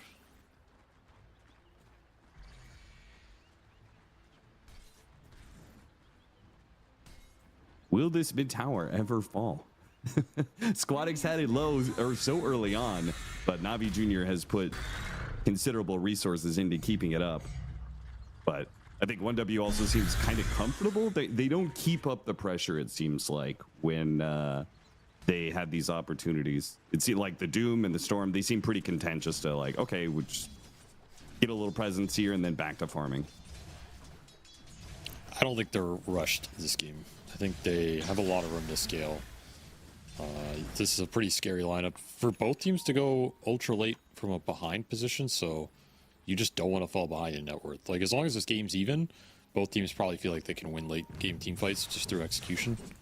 But if you start trying to force things and you fall behind, it's going to get really hard for some of these cores to enter the fight at all. And we do see early Blink Dagger for Miku. Just Kaya into the Blink. Very aggressive buildup. This is a itemization that you need to find kills with. This is not an I'm going to farm the jungle. They would like to find Luna here. Still have that Wrath of Nature on the Rubik, but it is expiring here like 10 seconds. So you're going to, yeah, you just have to throw it out. A little sad you didn't get a fight or gank with that. Yeah, they wanted Triple S, but he's just not showing right now. They do get this really good ward in the triangle, and they have this position behind the tier 1. So this is a pretty deadly tier 1 to try and defend here. If you're 1-dub. Do not want to get baited into a bad fight. Just in general, isn't this kind of crazy spacing from Navi Jr.? Like 5 heroes on the off-lane tier 1 tower like this? And they're not even assaulting it, and they're getting flanked. This is really awkward. It's going to be Zayas. opening kill on his Zayas. Grabs the golem, goes out, might just save him here. He does manage to get a good ether shock, at least holds down the Shadow Shaman. Very nicely played. Great response from Reedies, and Zayas quick with it. Managed to steal Shackles and turn it back around on 1W. And some of that Rubik tankiness already has the early cloak up. 53% magic resist on Zero at 16 minutes, no joke. And a lot of the damage is magic. I thought they were going to be able to kill him a lot faster, but the little mini stuns on the Storm, he got golemed into telekinesis and a rolling thunder, and he's just dead 100-0. That's pretty brutal for him. Maybe he could have got a jump off there, but it didn't happen, and that's a massive fight loss. I feel like that fight was going to go bad for 1-dub regardless. Even with that angle, I just don't think they expected all of Navi Jr. to be sitting around that tower like that. And they pay a big price. That's your Storm's momentum shut down in this game. He has really not found a lot after a strong laning start and being very high level.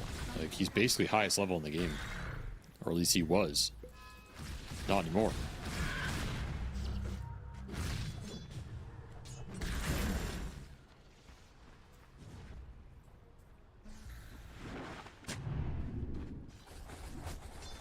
Well, the BKB done on the Doom. And Manta done almost from Unkushi and Kaya Sanj. I just feel like a lot of pieces are coming together for 1W. Maybe they want this tier 1 mid. Yeah, finally. Finally commit for it. Too spooky. They're still not doing it. They're going to smoke for this tower. They don't even want to push it straight up. They'll show the Luna. Try and jump anybody else here. Look for that pull into the Doom that is the majority of their team fight presence. Coming up the side, not finding anybody on the right-hand side here. Unkushi almost getting gone on by the Rolling Thunder. A smoke from Navi Jr. to try and set up better positioning for this fight. Well, they got amp damage in the top river. Oh, that's dangerous. That is a really strong rune for this push. Especially on a Terrorblade with all carries. Storm's here finally. He's like, I'll just take it. And here comes the Rolling Thunder, but they've already backed away a decent distance. They're going to play around the Watcher here. Storm Spirit getting bumped a little bit. Oh, caught by the Shackles, but he was able to get down. Triple S, make sure the F's going to be stopped. Sweet and strong with the Hex out there. Oh, but Fatal Bonds is tearing them apart right now. They've got to be careful. Another Chakram does a little bit more damage. Nobody dead just yet. It's the Rubik who falls. Now the Storm Spirit sees an opportunity, catches the Warlock on his way out. Despite the Fatal Bonds, really tearing up 1W and doing a lot of damage there. Navi Jr. unable to commit with their cores. What a weird fight. Like, I'm surprised it did not go better for Navi Jr. considering they got a jump on the Storm. I guess the Rubik's position was just too compromised with BKB Doom running in. And really breaks that fight up. And the Rolling Thunder committed so early means you don't have it for the second half of that fight. But you had an amp damage Terrorblade. You had this Blink Timbersaw. And you had that really good 3-man Fatal Bonds. Bottom tower is under attack.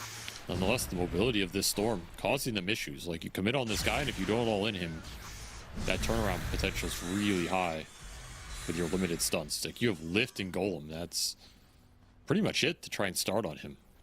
Yeah. And once he gets BKB, he's going to be an absolute god.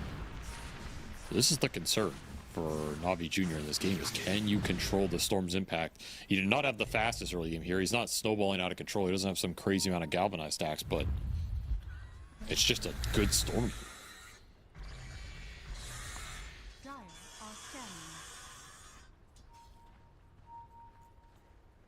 scanning. Navi A little Jr. smoke action. 3-man smoke up to the top lane to catch the Luna. They also have, never mind, that's a Dire Ward. I was going to say Vision on Triple S. Might end up seeing Triple S here. They're going for a setup on Tormentor, but 1W could contest. They're in the area. No. Not in the position to do so. They accept the shard being given over. Pretty tough to fight when you don't have vision or you're going into the high ground like that. Very hard to get the Storm initiation. There's a free little Furion. But you can clearly see 1W is not looking to overly contest too much in this early game. They seem very content just to accept farm trade-offs for the most part. Also, I mean, that shard is literally useless. So they didn't really gain anything from that. You just got an upheaval shard on Warlock and 0 points in upheaval. So yeah, but not really making the most. But they take it means you don't have it, right? Which the shard is good for both of 1W heroes. It's also Team Gold, right? Oh god, this is a weird spot for a Rolling Thunder, man. Hey, it's a choke point and a half, but it's also a hard one for PMA to use correctly. They get the trade-off of supports as he TPs away. Look at this ward battle. What is going on here? Yeah. Who's winning? This is whoever can micro better. Got him. Radiant's tower is under attack. Got him in the end. The real shaman wins. A vicious battle. Snake on snake. And PMA is well on his way to an Aghanim Scepter. He's going to have that so early. He's fat. I is real fat. I just can't feel good about a slower game for 1W just because of the Luna matchup. Yeah, it doesn't feel amazing right now, but they are going to have a very strong BKB timing across their cores. Like, you lose a lot of control on the side of Navi Jr., which is a big problem in your lineup to begin with.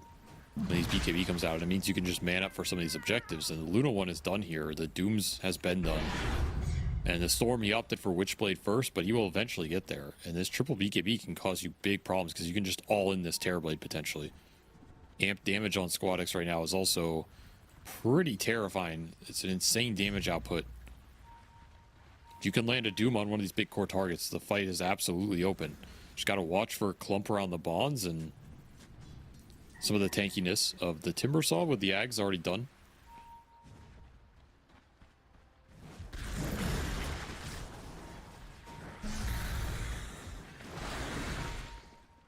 And they are really hunting off this smoke. They went enemy triangle.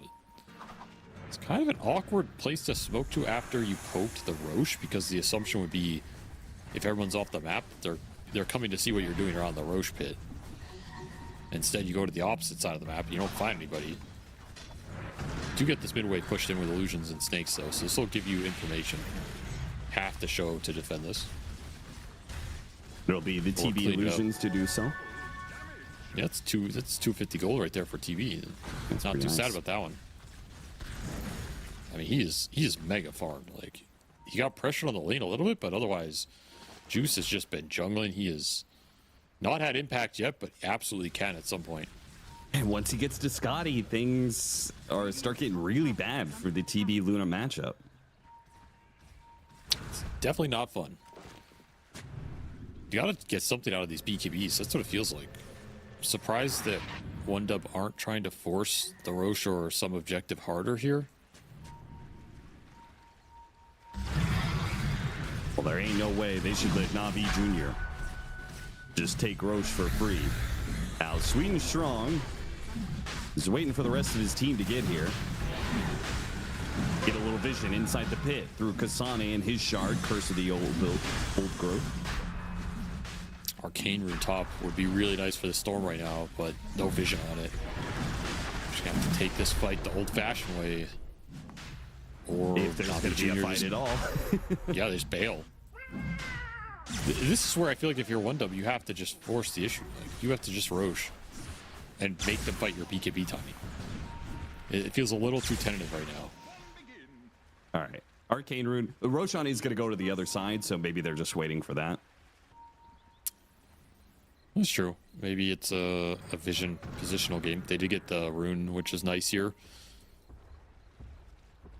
But every time you don't force the fight with the BKBs, they become a little weaker, and this Terrorblade is pushing towards the next item. Yeah, if you don't take the fight soon, you're going to have the Scotty before the Butterfly on Luna. But if you take the fight, and if you win some of those fights, and you keep the TB down a little bit, or you get the Luna up, she could have Butterfly before the TB and have, you know, a timing advantage. But if the game is static, TB is just going to outfarm you. Feels like Navi Jr. are quite okay with what's happening right now.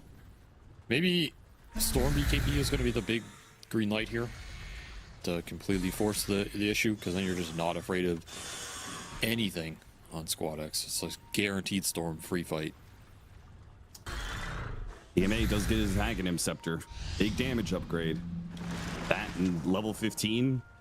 Swashbuckles doing some extra damage.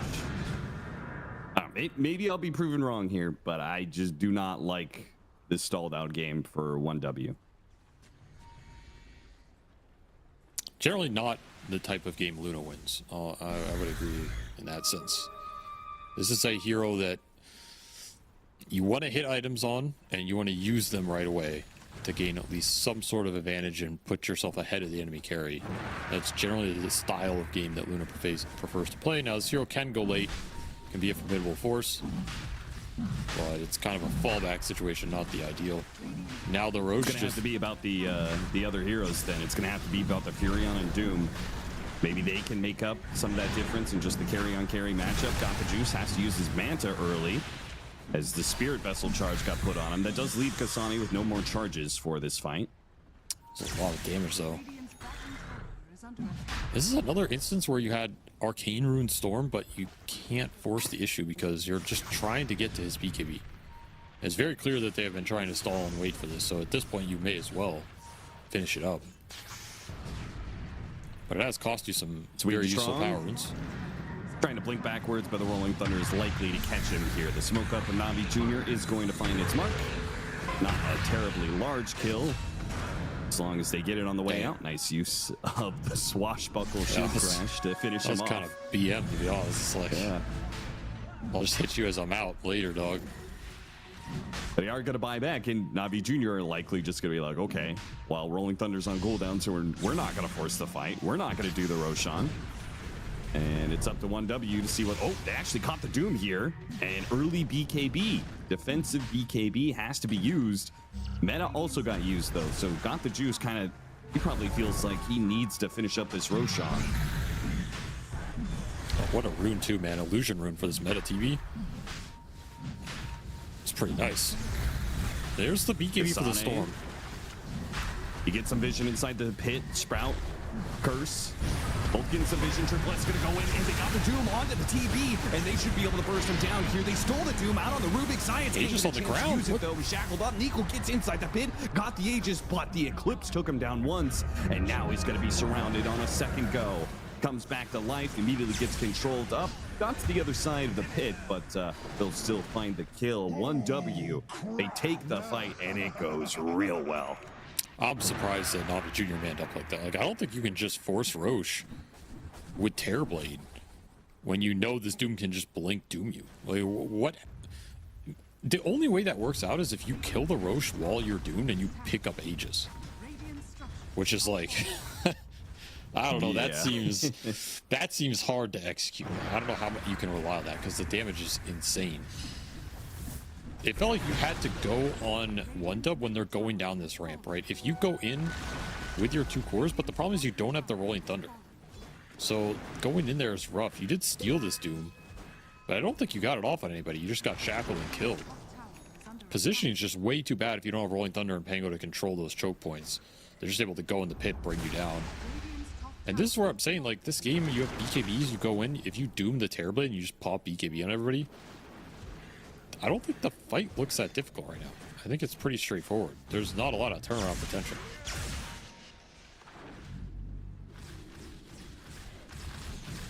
That was so much gold from Mankushi as well. Like, he got at least 2 or 3k off that. It finishes up the entire butterfly. This Luna's level 20 now. He's massive. Yeah, and that butterfly timing, it's going to feel really good in this little window. I mean, Revenant's Brooch was the choice for Got the Juice. The butterfly is going to significantly prolong Luna's lifespan in fights. Avi Jr. Now they're the ones on the back foot. And 1W, now that they have a net worth lead, it looks pretty nice. I mean, you've got a scaling up Doom. Even if the Luna TB matchup doesn't feel the best, you've got a scaling up Doom. You've got a scaling up support in Nature's Prophet. He's got an Aghanim Scepter now. And a Shiva's for the Doom. So big timings here. Playing for the Tormentor, though. Navi Jr. going to run it back. Challenging 1W. Sitting on the high ground, Triple S is going to be spotted here. Got the reflection on him, and they're in the trees right where the Timbersaw wants some. Hits a big whirling death, big damage goes out. Not quite enough to get a kill, though. Somehow they didn't fully commit to that. That seemed like a pretty good situation to me. I think both teams were afraid. Both expecting different outcomes. Navi Jr. rather just get the objective here. They'll get a better shard this time on a big core hero. I mean, it's a powerful Hex. You get a Hex like that, yeah, it's hard to see why you shouldn't commit, because there's not a lot of turnaround in this 1-dub lineup. So you're going to have to watch for the Hex on the Storm, especially in these fights. You have to BKB early here if you're Squad X. Guarantee you can find your impact.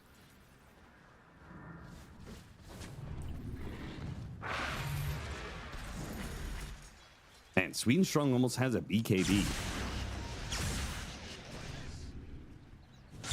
There's just a lot of gold on this support duo. They're not afraid of fighting right now. Yeah, I mean, I think maybe I was wrong. I think the Luna versus TV is not a good matchup. But every other hero on 1W does seem to be scaling up more than Navi Juniors.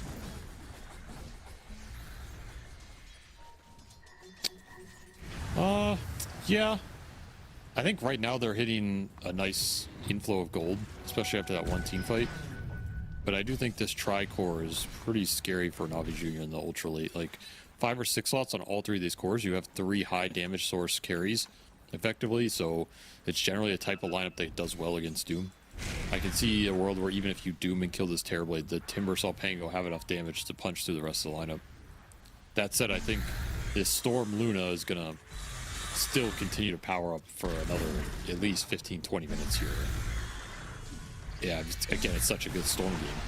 It's kind of hard to bet against this guy, even if you're scaling up a lot of damage, because the control is going to have to be there. Like, you're going to have to land very clutch hexes or bashes from the Pango, something of this nature.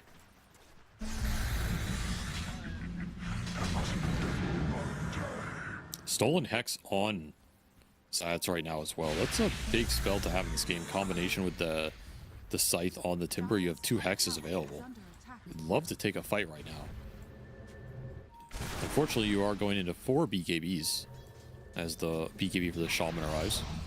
But if you can start the fight with the Hexes, then these BKBs don't matter. There's no bailout mechanism in this lineup. That's true. No saves.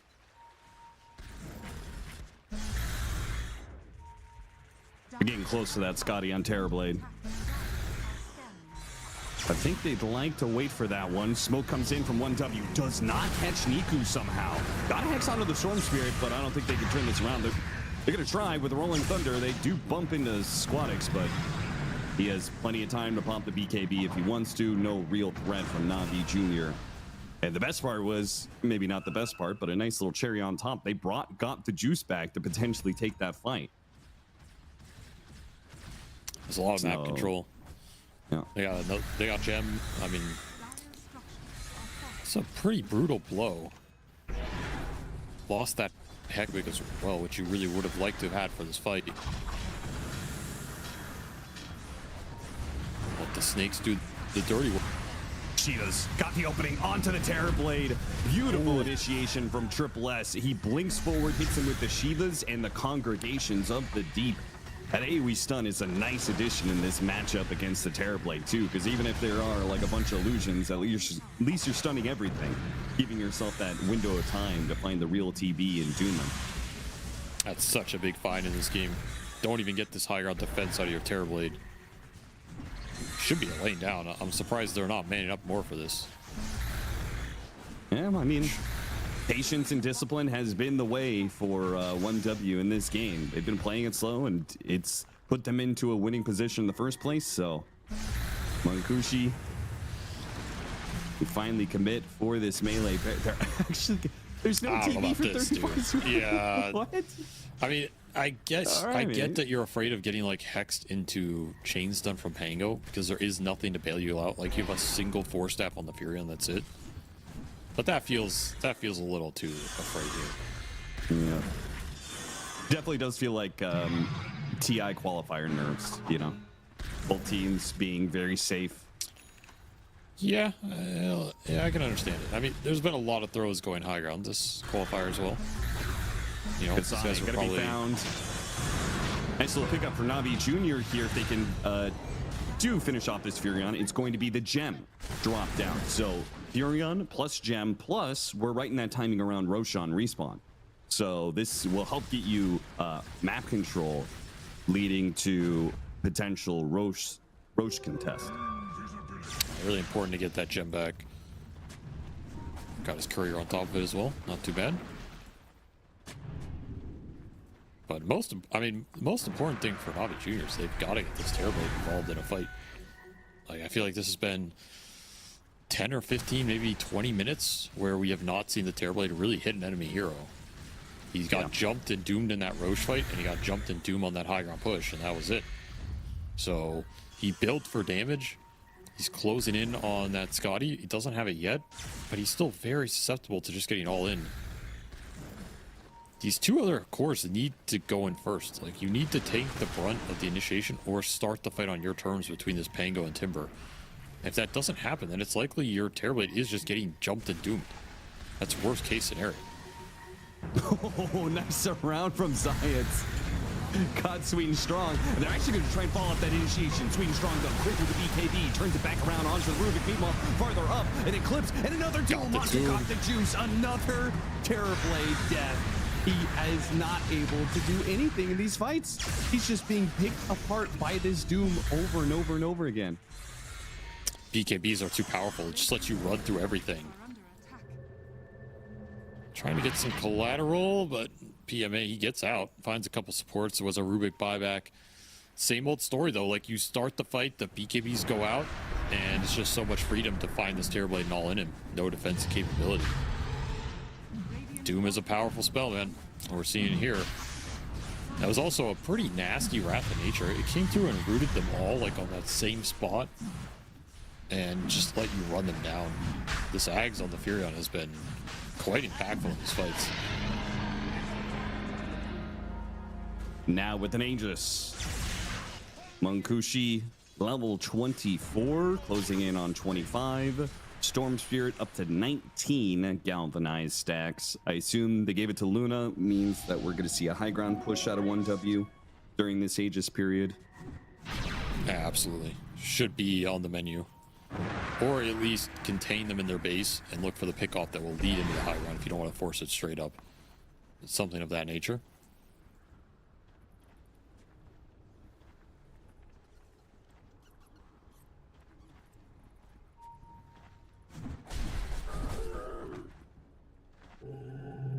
I was looking at the blood rate. I feel like we've seen a lot of these blood rates, but sometimes they're on heroes where it's like, what are you actually getting out of it here? Maybe it's still the best of the options yet, but I don't think it's the greatest Doom item.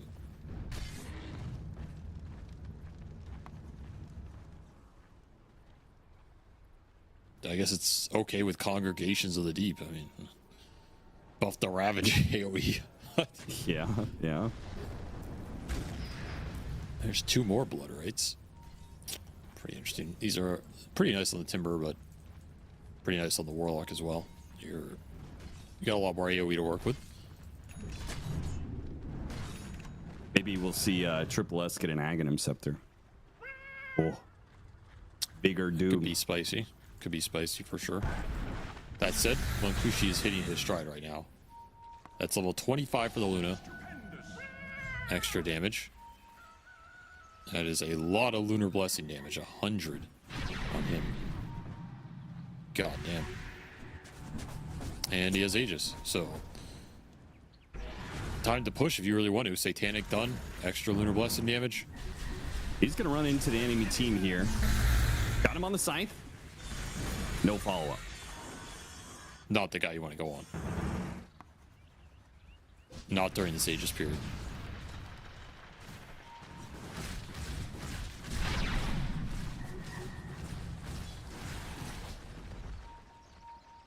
I'd be really surprised if they didn't try and push with this. Like, your Luna's just not going to get much stronger in this game.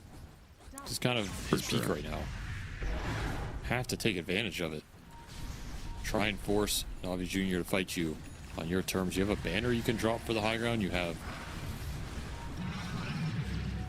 I guess, limited utility. Like, that's the one downside. You just don't have a lot of Glimmer Cape Force Stabs to kind of soft bail the Luna out when he gets poked. But Satanic should be enough sustain to push. All right, he's going to force it here. Into the back door. Sending a message. Terrorblade doesn't let the mid lane push in, so they take bottom instead. Smoke wrap around, they get up to the high ground here. Rolling Thunder is going to go out. Oh, the Storm just TP'd out. Kasane at first. Trying to deal with the Furion while causing some chaos on Sweet and Strong as well here. The jump in from the Storm Sphere got the grab onto the Rubik on the right-hand side, so they take him out. So supports are going to go down first. Both of them, in fact, buybacks are going to be used. They're with the Eclipse. They're trying to chase after the Terrorblade right now. Spotted him, got off the Manta, but it looks like, again, he's going to be doomed. No chance for a Sunder. I don't know if I've seen a Sunder in this game. I don't even know if it would matter. I mean, this guy is just getting destroyed in the fights. Like, the rundown is insane. Not enough ways to hold the front line with this Pango Timber, and they're not creating enough of a threat to hold the fight on their own.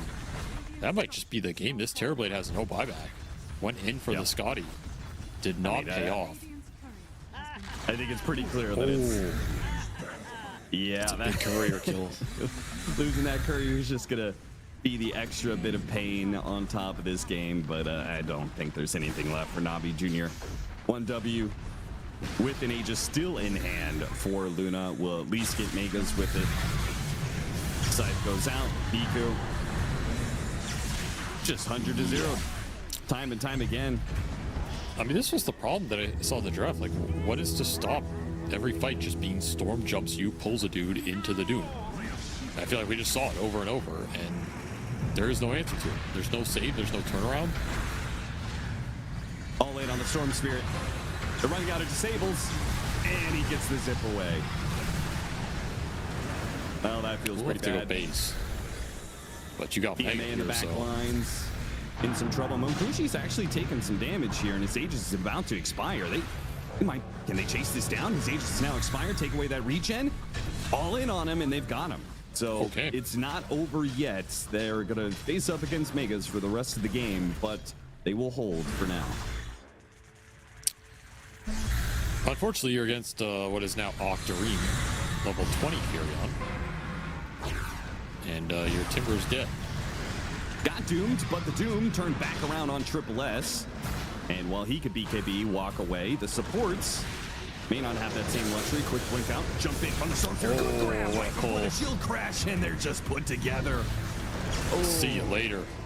Nasty See stuff you when you hit level 25 later. on Storm Spirit. Game is over. Yeah, there's still no Sunder, by the way. It's just, there's just no way. There's no way to get it off in these fights. And it ended up being a pretty one-sided late game. Like, we went from, I feel like from the 30 to the end of that game, it was just all one dub. Like, Na'Vi Jr. could not keep a formation in the fight. And that is the difficulty of going against a Storm pick. Like, it is a nasty hero to deal with when you don't have the lockdown or capability to present a strong enough force where you can all stand together and not give up easy targets. The Rubik's just dying to him, the Warlock's getting jumped, your Terrorblade's getting all in fight after fight, and there's nothing to bail this type of situation out. Like, you can drop a Golem, you can steal a Doom and try and throw it back, but they're just triple BKB running you down. And sometimes team fighting is that simple. Like, you just set yourself up to be able to initiate consistently, BKB, run in. What's the real turnaround threat? You have 3 cores that are all damage dealers, but none of them are doing enough, and none of them are starting the fight. Like, that's the biggest issue for Na'Vi Jr. in this game, is they could just never start a fight on good terms for themselves. Yeah, 1W. They, I mean, I thought they were playing too slow, but it turns out they understood the game much better than I did and knew that if they just went to a later game situation, all their other cores were going to be scaling up, and Na'Vi Juniors just did not. They couldn't do the same. I feel like there was nothing wrong with the itemization either. Like, the Pango built typical Pango items. He built damage and stuff, and the Timbersaw needed more control over the Storm Spirit, so he goes Scythe of Ice and other normal Timbersaw items. But it did feel like at the same time, like, this Terrorblade needed some extra protection. And maybe that was through play. I don't know if it was possible for anybody to build a Lincolns or a Lotus for him, but it felt like the game was impossible for the Terrorblade. I think there's so many things that pop Lincoln in this game. Like, I'm sure he was considering it, but you just have all these spells that go through. Like, the Shaman can pop it, Furion can pop it, Lucent Beam can pop it. You can Vortex it into, like, all these things can lead into the Doom, and you're just getting run at together. So it's not that difficult. I think the Storm pick was just too good. I think it really put you in a hole in this draft, and you would have needed an overperformance from the Timber Pango here to even that out. And again, the Luna pick kind of shut those heroes down, right? As much as you gave up this Terrorblade to get the Luna is also really shutting down the Timbersaw and Pango from snowballing in these fights, because you're just bringing so much magic damage and extra oomph to the table.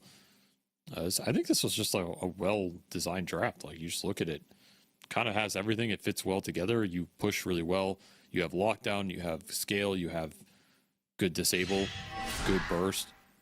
Just a tough lineup to play against unless you execute really well. And this game felt a little sluggish for Na'Vi Jr. Again, I go back to the support duo. I'm not a fan of this Rubik Warlock that they've done, and I think we're going to see something different game 2.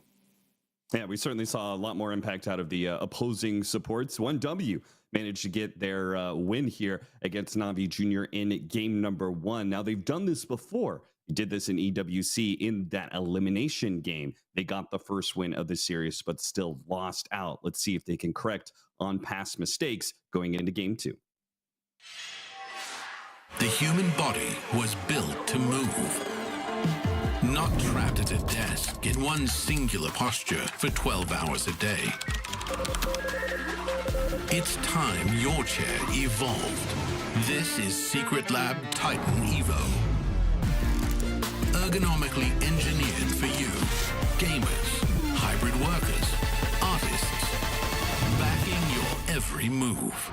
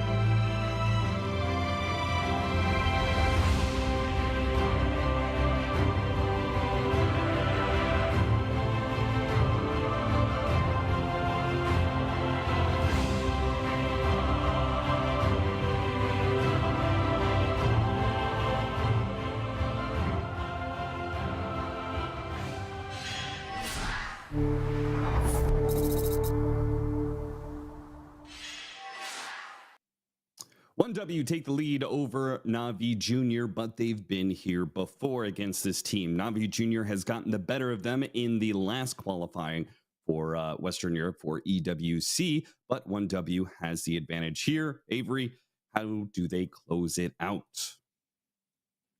More of the same, I guess. I would keep going back to Squad X, man. This guy's on a reign of terror through this qualifier. So keep giving him a pick later in the draft, right? Get it 4th or 5th, set the game up well for him.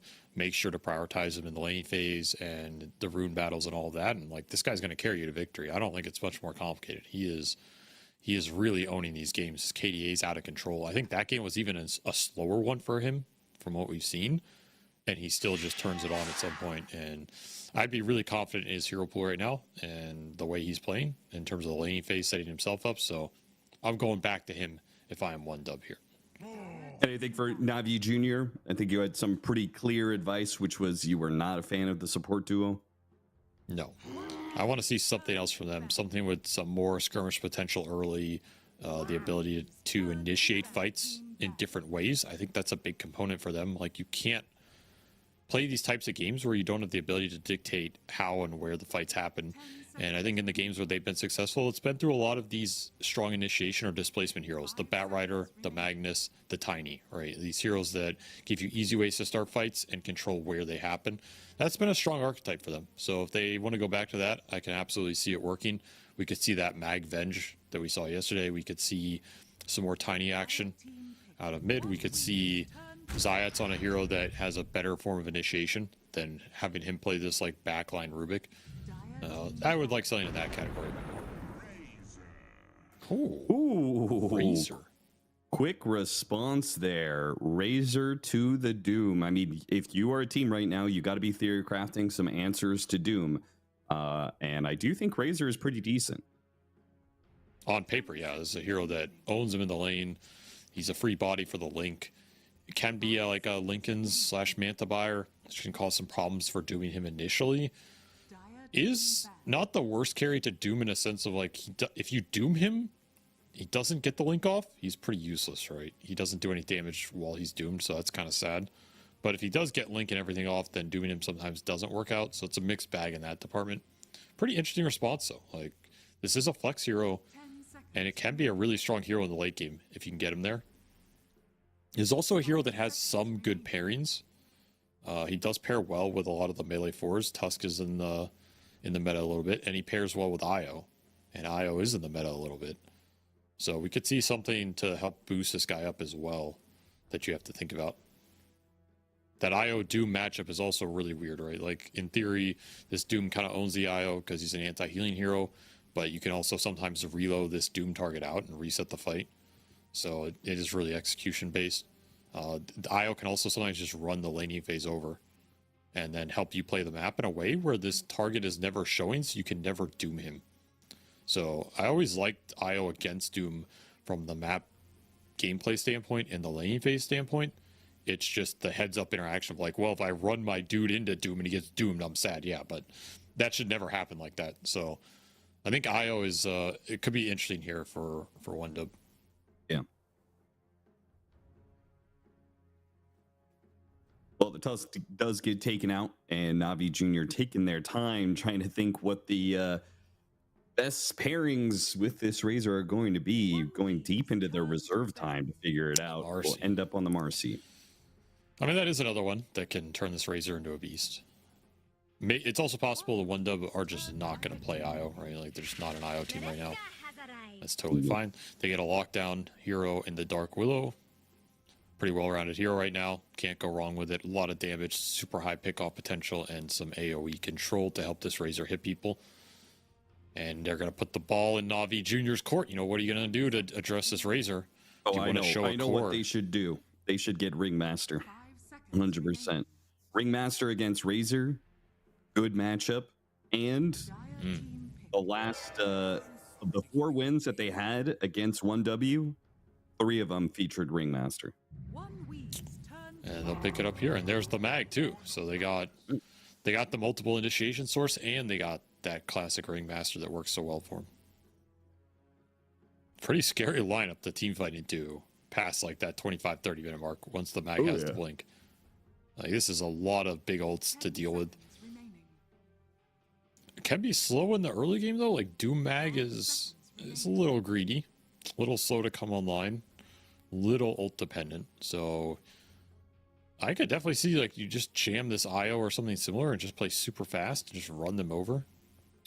That'd be pretty nice. Do you think that applies if Magnus goes for the shockwave facet? Because we have seen some of that, right? I feel If like it's the a core shockwave mag, facet yes. is not greedy.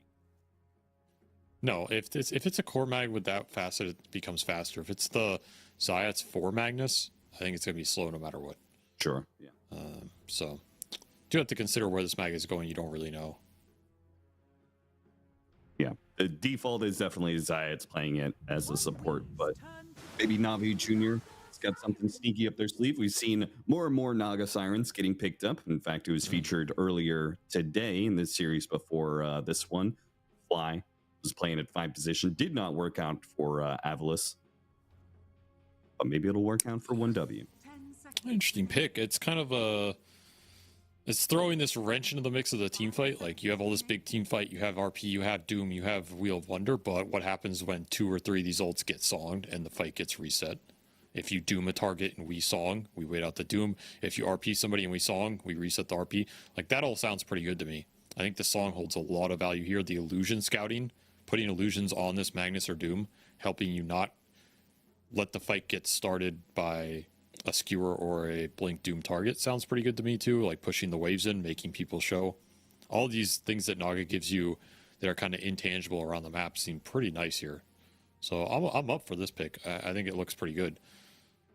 Yeah, add in And you have the damage. just easy synergy of snare reel into the Razor with the link. Very strong link. Plus the Deluge slow is also nice for this hero. It's a really strong link. And there's another strong lane combination depending on where these heroes go. This could be the Naga SF safe lane very easily. Also something that's going to mega punish this Doom mag if that's what that lane ends up being. At the same time, you could put either the Razor or the SF mid or safe lane here. So that flex is going to hold to the end of the draft. And very obnoxious heroes to pick into. Like, there's not a lot of mids that lane against both of these viably, unless you're going to pick like Lina here or Sniper or something that just outranges both. And then are you happy with your draft if you go that route as Navi Jr.? Yeah, I guess they're not, so they'll go back for the Tiny. You know, this is I named like the 3 displacement heroes that they've gone back to in this qualifier: the Batrider, the Magnus, and the Tiny. And they'll take 2 of them here. To me, this is them going back to what's worked for them in their comfort zone. But it is giving 1W some openings in this draft in terms of trying to punish all these melee cores and not give them a game. Like, you might just not get out of lanes here.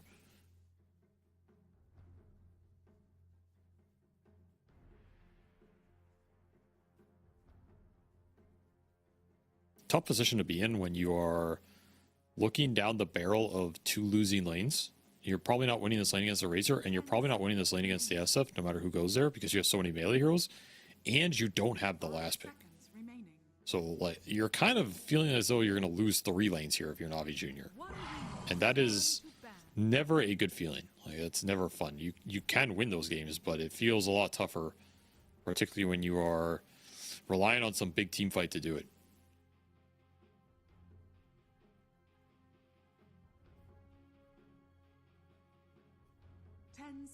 Remaining.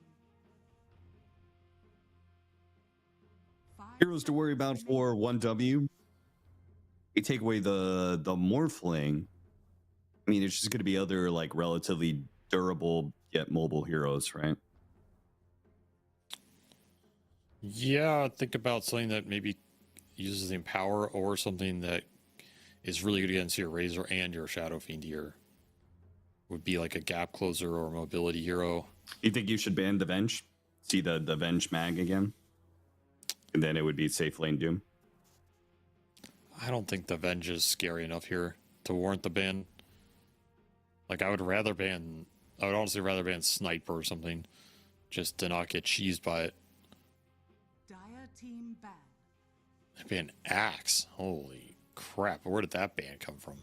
I'm not sure. That's a wild ban, dude. Like I legit think that might be a ban. They just ran out of time and they banned like a random hero because I don't think there was any world in which Navi Jr. pickaxe. Like literally 0%.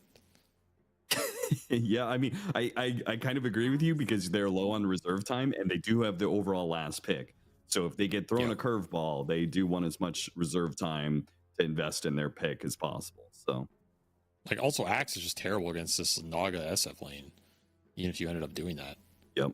I don't know. That's a throwaway ban right there. We'll see what Navi Jr. do here. If they pick an offlaner, then kudos to OneDub. They called the bluff here, but it seems unlikely. I would really think they want to carry here. Unless they're going to play carry doom and pick like a ranged offlaner, which would be, you know, Enigma or something like that nature. They will get the Venge. Okay, I mean, this is their pocket strat of the tournament. No, it's not you bad have at these all. ranged heroes, right? And the swap reposition, I think, is actually kind of what you need to disrupt 1W's, you know, formula for team fights, right? You get that swap, you force them into like a defensive song instead of like some sort of song that sets up the Requiem. It helps their laning a lot here because now they don't have to lane a melee hero against this SF Razor as well. But Lifestealer will be the choice. What? Triple carries for 1W as they're going to do an SF mid, a safe lane Lifestealer, and an off lane Razor. I'm not sure I would have predicted that pick too highly here.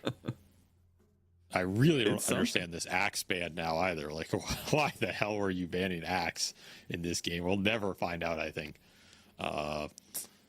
This is awkward, though, because now you have the Lifestealer with this Naga, which is not as good as the other two cores would have been. You do get the Razor into the Doom lane. Like, you forced this, which maybe you just really wanted this matchup. And this Lifestealer SF synergy is pretty nice. Like, Infest on the SF is always pretty good here. But it seems pretty greedy. You have 3 cores with no disables, no slows, and no mobility. That is usually not a recipe for success. That is usually a recipe for the game feels incredibly awkward and hard to play, and it's very hard to make moves, find initiations, or kill heroes around the map. So you're kind of just stuck in AFK farm mode and hoping you outscale your opponents, and you're trying to do that against Magnus Venge, which we've seen be pretty terrifying in that area in terms of going late.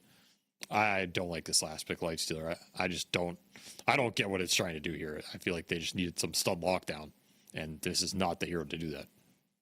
Well, if you didn't like the slower pace, I know I didn't like the slower pace of game number 1. I think you're going to see even more of that going into game number 2. 1W is, I feel like they're almost never going to fight. They're never going to be the one starting. That's the way they react. But they have no playmaker in that regard. Yeah, they have nothing. This is a win lanes and farm lineup. And you can win through that. It just takes a bit of finesse. Flip side, Navi Jr. have all of their big initiator displacement heroes, right? They got the Tiny, the Venge, and the Mag.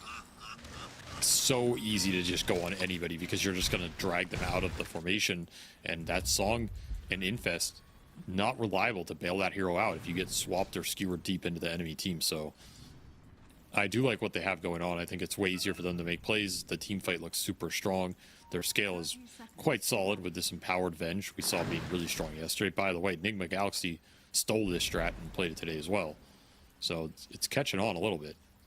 Or maybe, you know, maybe these guys stole it from Enigma Galaxy. That's also possible. That's true. That's true. They say they're usually ahead of the meta. They just can't seem to lead the meta when it comes to it. Late smoke from Navi Jr. after the Naga Siren Illusion scouted. They didn't really find anything for it, and it seems like their position is for it as well. The 1W walked away with triple bounty runes. Nice little win for a lineup that wants to win this laning phase through some good matchups. Which, in theory, they have some good ones. Like, you have SF against a melee hero mid. It is Tiny, who has some high base damage, is going to get out of this lane, but anytime you get the melee versus SF, you should be pretty happy. You get this Razor versus the Doom. Another fine matchup laning-wise for the Razor if you can get some good links going. I would be surprised if OneDub did not walk away with a laning phase victory here in some capacity. Yeah. I think what lane of Navi Jr. are they most likely to get the upset and win? I can see the Venge mag lane getting a cheeky kill here or there. It's the one ranged against melee matchup they have. It can be pretty strong in the level 2 and 3 with, you know, Nuke into Shockwave, into Skewer. At the same time, they might just do the stacking game they did previously and try and accelerate this Venge through that. I think Doom Ringmaster is also quite strong. Like, we should not underestimate this safe lane for Navi Jr. Even though it's a Mars Razor up won here. this matchup, right? Which he would play the off lane Doom. I remember he would always fight the Razor in like this level 2 or 3 category, and you would actually win it because Static Link doesn't drain enough damage compared to what Torture does. You got to respect the nukes up here, and so I could absolutely see the Razor going down maybe once, but I think over the long run, Triple S should farm, and that's kind of just what OneDub want. They just want all their cores to farm in this early game because they don't have the playmaking, so you just have to stay on lanes. Win the lanes means you can stay on them longer and not have to, you know, not forced in the jungle, not forced to react to a collapsing laning phase or anything like this. And there's the first blood. They do manage to get it. Doom goes down, but they trade out Sweet and Strong for it. So Triple F already winning his lane. A nice little start for him. Boots are coming out as well, so more chased out potential. It puts them to a faster level 3, and they have the creep equilibrium in a very good spot with the camps blocked. Pretty much the ideal setup for this Razor. This level 3 is going to be really scary to survive into as we go into this Lotus period. Get the clarity canceled. Really in trouble. He does have, of all of the tricks in his bag, that was definitely not the best one, but he still survived. Got the job done. Should give the Lotus to OneDub up here, and this lane's pretty secured now. You missed your window to challenge it with that Doom. That kill did not go your way. Did get a Harpy creep spawn. If you want to take the Devour level 3, could be interesting here. Yeah, that is. Even if you don't win the lane, you could jungle with it too. Considering the number of denies they're getting out of this lane, it feels like the Doom does need a range.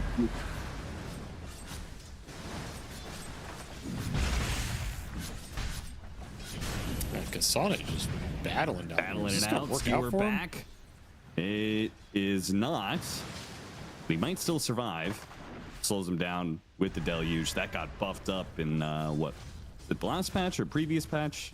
Extra slow than it used to.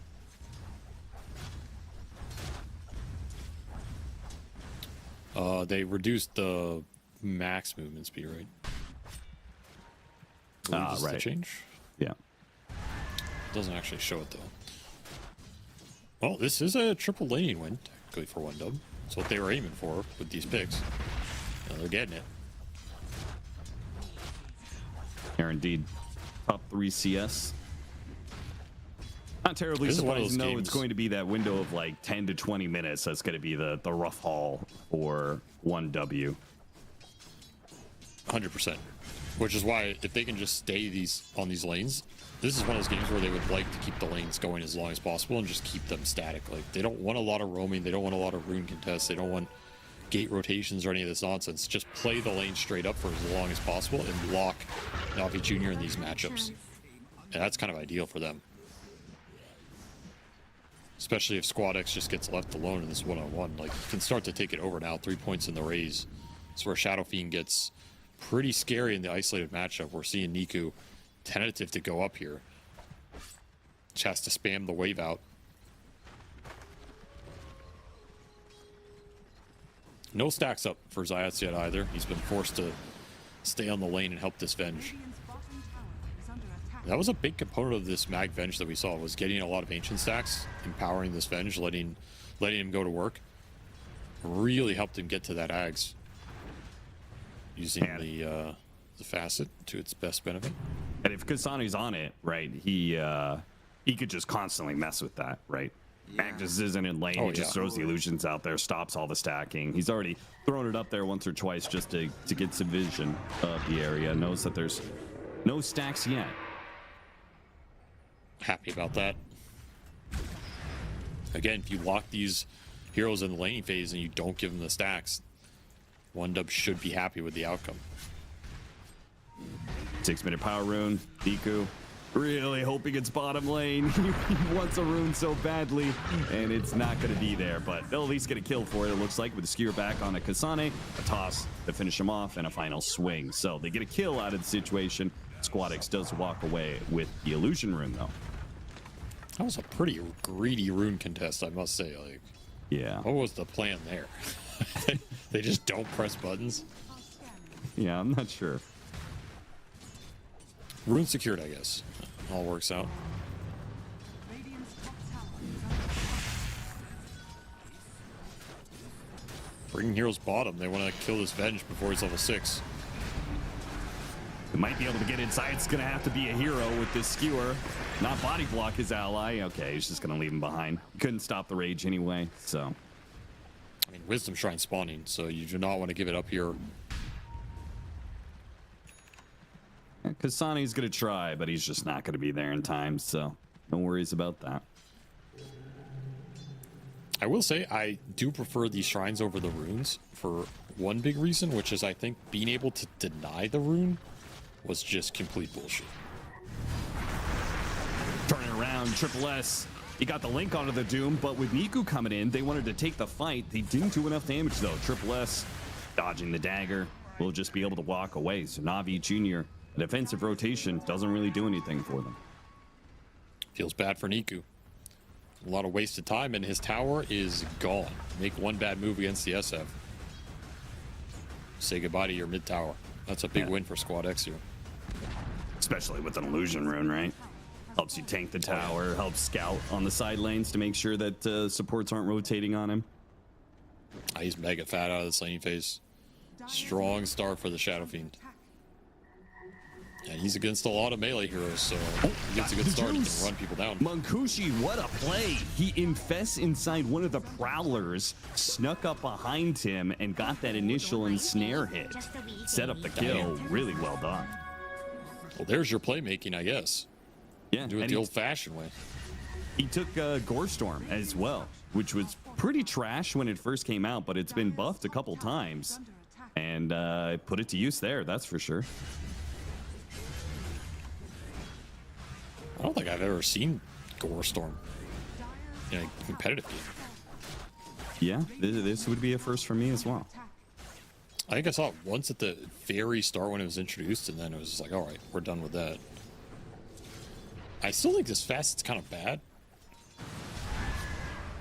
I guess it is some extra nuke damage if you're going to try and, make some plays with this lifesteal around the map, because your lineup's so AFK. Maybe it helps a little bit in that area. Definitely caught that Doom off guard. Got the juice, not expecting that move. He's like, what the hell is this? Go farm.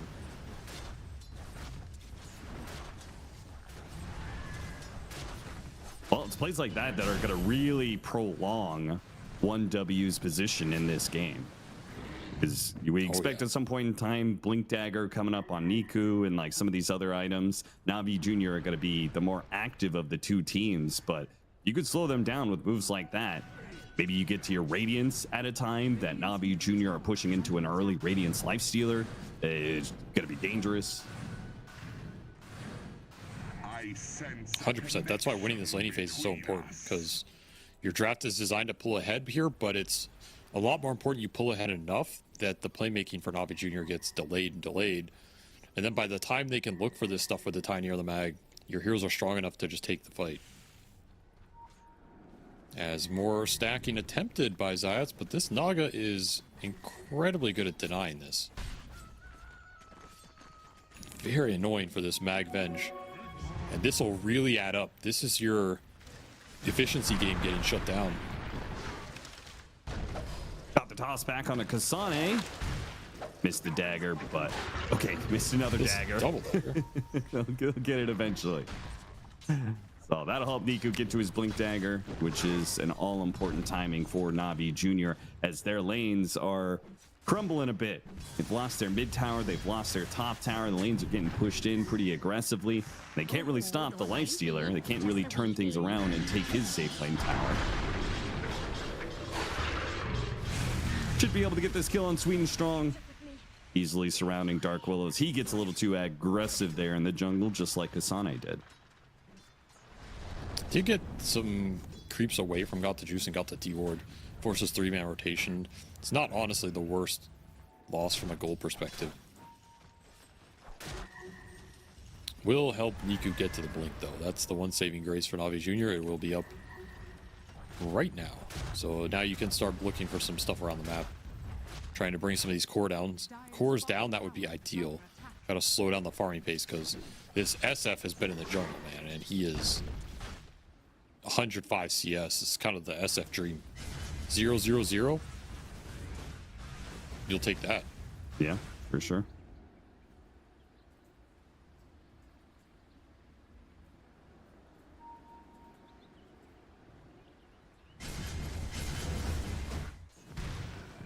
Couple stacks being cleared, but again, you look at the map, like it's one dub being able to stand on the lanes, and it's Na'Vi Jr. getting forced into the jungle. And their early jungle is not that efficient. It picks up if you have crazy stacking or the Doom has Midas and stuff. The Midas just got delivered, so it'll pick up a little bit for him. But you still need to find a couple plays with this tiny. Amp damage definitely will help you in that regard. Because right now you are getting a little out economy around the map.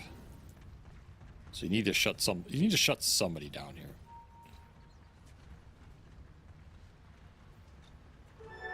Smoke gonna run into Sweet and Strong.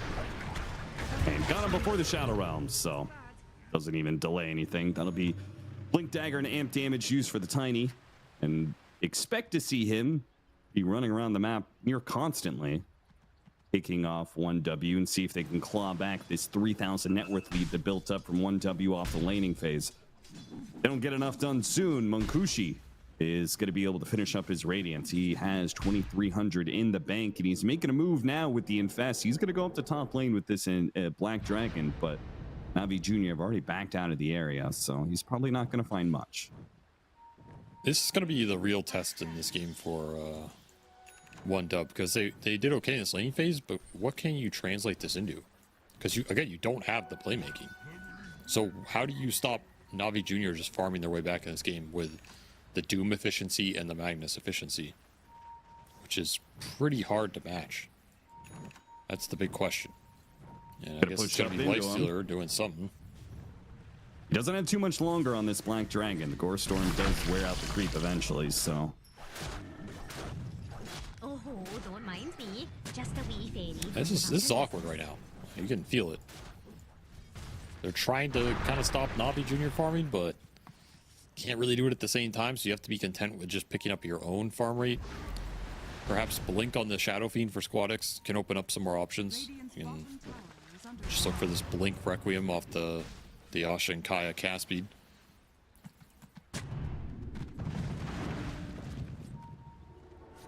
Oh, don't mind me.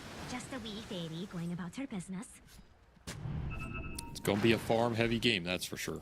Oh, yeah. Farm it up with Midases and Empowers. EMA is going to have his Ags soon. That'll be yet another point where Na'Vi Jr. can look to fight around.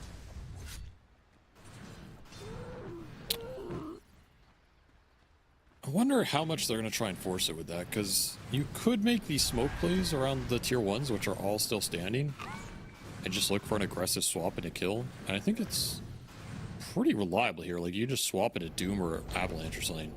Good read of the situation here, maybe from 1W. Triple S and Sweet and Strong smoke from the top part of the map, go through the gate, and head to this corner where Na'Vi Jr. were kind of setting up.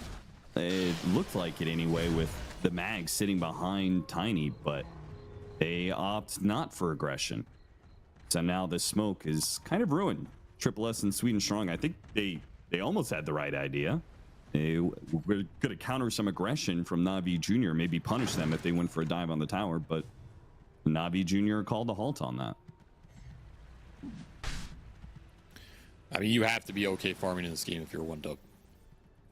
Like that'll be my final say on it. If you're not comfortable farming in this late game, then this draft makes no sense. So you can just look for defensive fights here and let Navi Jr. make the plays and respond. Your response is on point. Got the Dark Willow I've seen this again. before. This time around, Riddies doesn't hit the chain stun quite as well, but he still has his ultimate, so Dark Willow's not getting out of here. This game just feels like smoking or running to kill the Willow every 3 minutes and nothing else happens. Yeah, pretty much. Radiance is done for the Sweet and Doom. strong, I'm mad, dude. I'm like, what is going on in this game? So we have our double Radiances, one for the Doom, one for the Lifestealer. And there's Ags for the Venge. And I feel like Axe for the the items are Venge. here for Navi Jr. if they want to start looking for some more.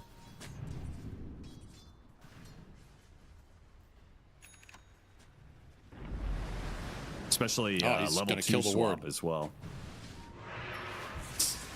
Okay, ward's gonna get denied. Sweden Strong survives the engagement. Good for him. He's like, nobody kills me up here 5 times in a row. And PMA will start pushing into mid. Not gonna hit the tower. They have this nice high ground ward, like near that mid tower area. I would have thought would be looking for something. Instead, top lane, blink backwards from the tiny triple S. Yeah, they got a ward on him, so they'll probably kill the Ringmaster through this avalanche. Trying to break the link. Not good enough. Good brambles there catching Niku. If he could actually stop Niku from blinking away, which he tags him with a blood grenade, now hits him with some bedlam. His team's a little bit too far away, though. And if anything, Sweden Strong's got to be careful he won't die here. Ensnare goes out. PMA going to be pulled in. This is an Aghanim Scepter. He's going to swap in Squadix. Die the first time, come back in. Red, another swap, another nice stun. bramble. Doesn't do anything. Good bramble and a reset there off of... they're going to hit him with the Gore Storm. They can Requiem And then terrorize with the this. Requiem too. The Terrorize goes out at the same time, and they're completely controlled. 1W put together a nice little team fight there. More TPs coming in. RP put to use here to try and finish off this Dark Willow, but it's Navi Jr. just getting fully routed in this team fight. That is a bad fight to lose. I mean, that is your Venge Ags Doom Radiance fight around a tier 2, and you get 6 for 1. Is under attack. Absolutely brutal. Just completely disconnected there for Navi Jr. Coming in 1 by 1. The fight starts pretty poorly. I think you should just bail on that entirely. Instead, you get caught in a 3-man song. And that is not going to end well with you with Requiem Terrorize on top of it. You don't have BKBs, nothing to bail you out. Your Venge has already died once effectively. Dire's middle tower Really is awkward under engagement. I'm not sure what they were looking for here. Like, maybe you're going to linger around this area and try and swap someone into the tier 2 and burst them down. But when that doesn't happen, I feel like you have to bail on this fight. Man, just such a great setup for Terrorize and Requiem. A 3-man song, and they're all in kind of the same AoE. And then the fact that And they this get Dark caught in Willow, even man. more heroes, like trying to recover the team fight after it's already gone bad. A lot of Dire are scanning. bad decisions there from Navi Jr. Dire's bottom tower is And the thing is, they're the ones who control where and when the fights happen because they have all the initiation. So if you feel like the fight's awkward, you don't want to take it. It's in your hands. It's not like 1-dub can force that action. Radiant's middle tower is under attack. Radiant Big get a tower tier will be 1 mid. taken. It does put cooldowns very clearly. You're not going to be fighting if you're 1-dub.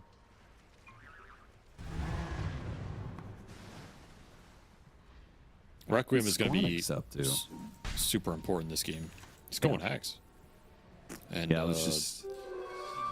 it's going to be strong. Strong Ags Requiem game when you have this song to kind of help set it up. He's got an Invis rune with the Requiem coming back up, so he's looking for something, and he's gonna find got the juice. Can he one-shot him? He does. Beautifully done by Squadix. What a find, man. Just beautiful stuff. He is really pulling ahead now. Having himself a game 3-0-3. That Ags is done. He's a monster. His SF is... He's a problem. is. They get to get Tormentor for that. So now Kasane's song is going to heal up. Kasane himself, though, is dead. But they'll get a little extra gold for that kill.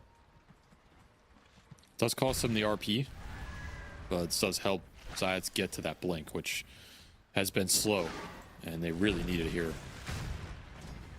As strong as this SF is, you can always just place him into the team. Oh, Niku. Oh, you should have BKB TP. Oh, no. It just gets worse and worse for Navi Jr., man. I mean, he's probably thinking there's only like one stun in the game. It's the Bramble, but the Bramble was there. Indeed. Navi Jr. in trouble. They need to stabilize this game. They also, I think they have to find a kill on SquadX before he finishes BKB. Because then this SF is going to be close to untouchable.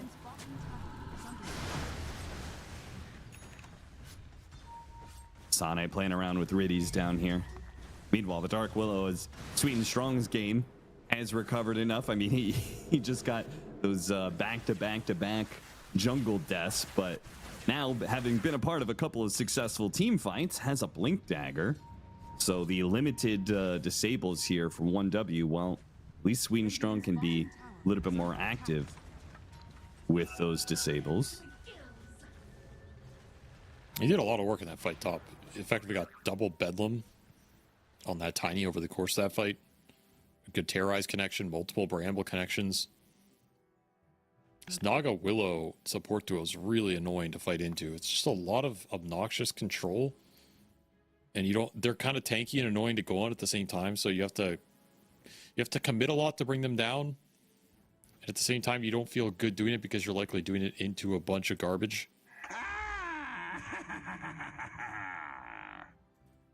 Not fun for a lineup with 4 melee heroes, effectively. Oh, yeah. Great position for 1W to be in. And they locked the EWC Western European qualifiers twice. 2 different series got eliminated by Navi Jr. Navi Jr. went on to qualify for EWC through those qualifiers, and now playing against each other in the TI qualifiers in this upper bracket situation. And it's not going to put Navi Jr. in elimination, but I'm sure it'll feel really good for 1W. And I think effectively, I mean, I kind of felt like whoever walked away Don't mind me. Just a wee fairy going about her business. to claim the upper bracket spot. Oh, you're just an OG hater, huh? Didn't say that. I Well, mean, that's what you implied. You gotta admit, of the 4 teams, OG teams were definitely far from complete. Sure, but I think you're underrating that other bracket series a little bit. You know, Oh, don't mind I could see 4 Pirates make it, dude. These guys are I am also with 4 they're cooking Pirates. something. I'm also with that. I think OG is, for me anyway, is the 4th strongest of these teams. Yeah, so you're an OG hater. It's all good. There's a lot of them out there. Stand strong, Austin. You know, stand behind your beliefs. That's all. I watched the quarterfinal matchups. I have my opinion about who looks the best. Doesn't mean I hate them. That's fair. Well, the lead has grown here, 10K. Closing out on that SFBKB. That's going to be tough timing for Navi Jr. to deal with if they don't kind of make something happen here. I guess you have a bunch of BKB peers with like swap don't plus mind me. Just a RP. wee fairy going about her business. And you're farming towards your own. I just don't think you have as much damage to output right now. Heroes are getting kind of tanky. One thing for certain, maybe this game is stalling and 1W is just going to build up a lead, but it's never going to be easy pushing into Navi Jr. considering just the mass repositioning that they have into Doom. There is one factor though, which is if you just get Blink on Naga, like the second someone gets swapped or skewered, you can just song Blink in. Yeah, true. And it forces like Navi Jr. have to BKB to kill that guy then. I don't really know how reliable that is, but it is an option, and Kasane is eyeing up this blink. Like, this Naga can be really obnoxious on these displacement things, because the thing is, when you go for this skewer or swap, it probably means you're clumped behind where you want that target to end up. So if you just Song Blink in, there's a pretty high likelihood you catch 3 or 4 heroes on the same spot. Yeah. And that can just be team fight over.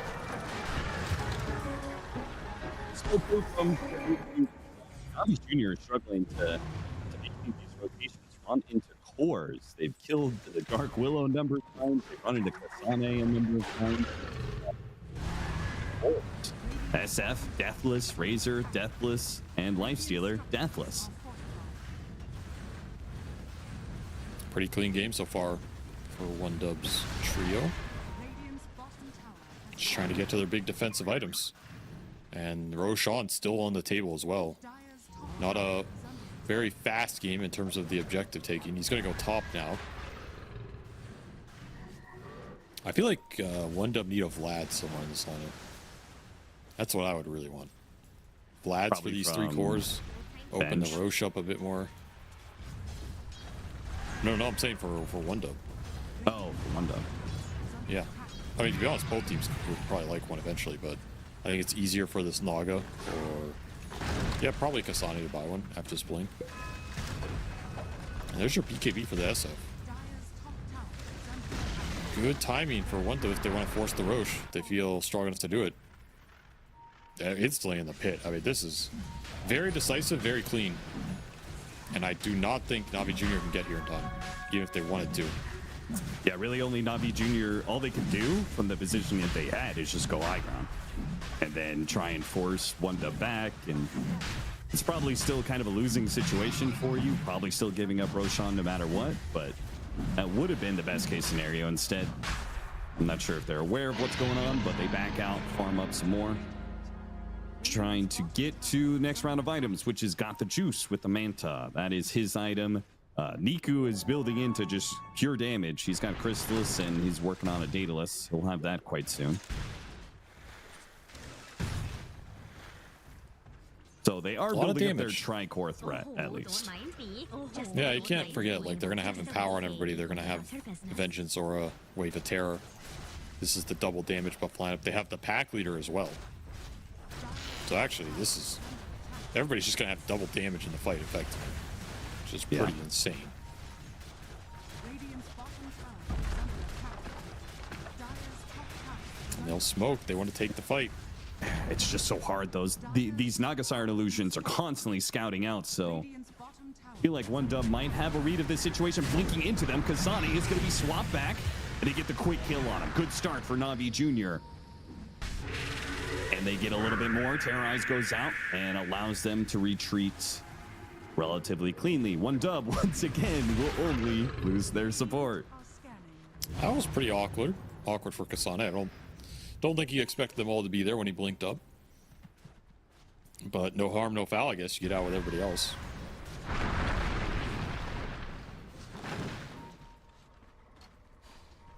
I still can't believe it's just only support deaths. Is this giving a lot of time for Navi Jr. to scale though? Right? Like, you finished Daedalus on that tiny, and then with all these damage ores going in, this is a scary lineup to play into. Like, you look at the tiny's right click when he's around the Venge, it's like plus 320. You add a Pack Leader to that, it's going to be close to plus 400. That is just absurd. Like, he's already critting for 1200. That's without all the buffs around him. Oh, he's getting amp damage too. Yeah, that's nice. Dude, this guy might be hitting close to 1,000 if he's around all the ores with the amp damage at 28 minutes. That's ridiculous. Like,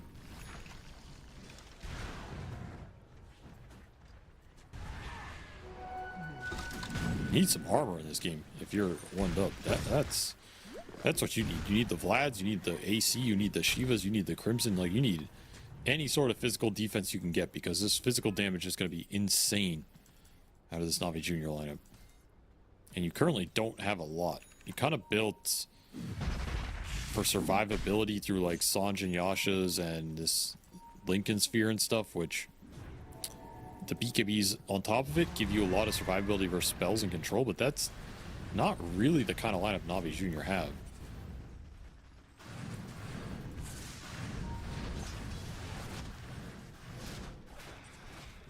Closing in on the mid tower.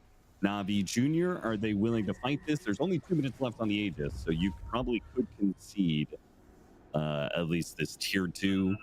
I doubt one dub is feeling bold enough to push into tier 3s. Dire's middle tower is under attack. Probably not.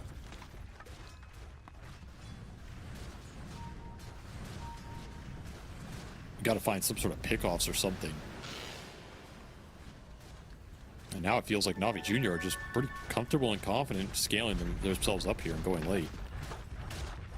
Which I think was always a little bit of the game plan with this Magnus Venge. Pretty terrifying in the late game. Are scanning.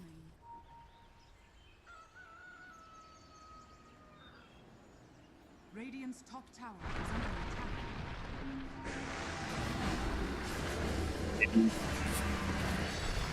attack. Right into him. And just every once in a while, every 2 or 3 minutes, we get a support pick off. One dub are the better of it for when it comes to these objectives. They've taken more of the towers. They've gotten Roshan. They've gotten both Tormentors at this point in time. That is now a shard for Triple S, which is not an insignificant one, though they changed it. Slows Razor's target by 1x the amount of damage stolen while the link is active. So it actively is slowing down their movement speed over time rather than the pull it used to be. The pull was super obnoxious. I think the pull's definitely better. The only situation where this is better is there were like rare cases where the pull kind of glitched you out. That was the annoying part about that. Like you got stuck on some cliff or tree and your hero just got kind of stuck because it was pulling everybody into this like unmovable spot. I hated that interaction. But outside of that, it was a really nice shard. It's just a little bit of a downgrade. Though I guess you get increased cast range, which is it's not too bad.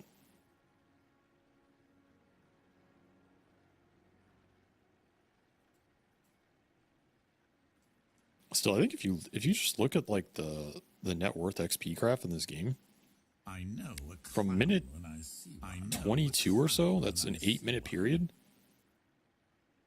Navi Jr. significantly outfarmed One Dub, and this is while One Dub had Aegis.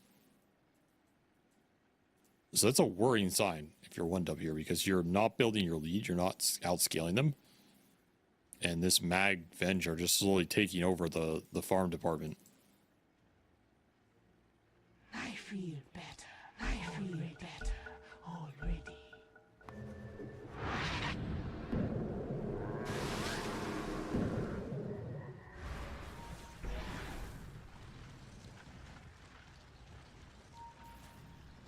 I don't think you're winning late here either. That's the issue. Well done. I got the juice denying the arcane rune. And Aegis is going to expire soon, so maybe we'll see a clash as the Aegis expires. Trying to push out that bottom lane does not get caught. Science, quick blink away, skewer out. Well done. Gets away from the 5-man of 1W that is about to take over the bottom lane. You're going to have to find ways to scale here if you're One Dub. Because ending the game, not easy. You can't really find pickoffs or catcher on the map because your lineup's just not built to do it that well. And you're not getting armor items up. This is a little concerning for me, like watching the overall itemization. It's a lot of BKB, Lincoln Spheres, Sanj and Yasha, like items designed to kind of deal with the Doom. But this Doom is not, like, he doesn't need to win the fight through dooming someone and dealing a bunch of magic damage. He's gonna kill you through right clicks because everyone's gonna be hitting for so damn hard with Pack Leader plus Vengeance or a plus Empower. He's gonna get an AC as well. I think you're just gonna get exploded here. Like, what?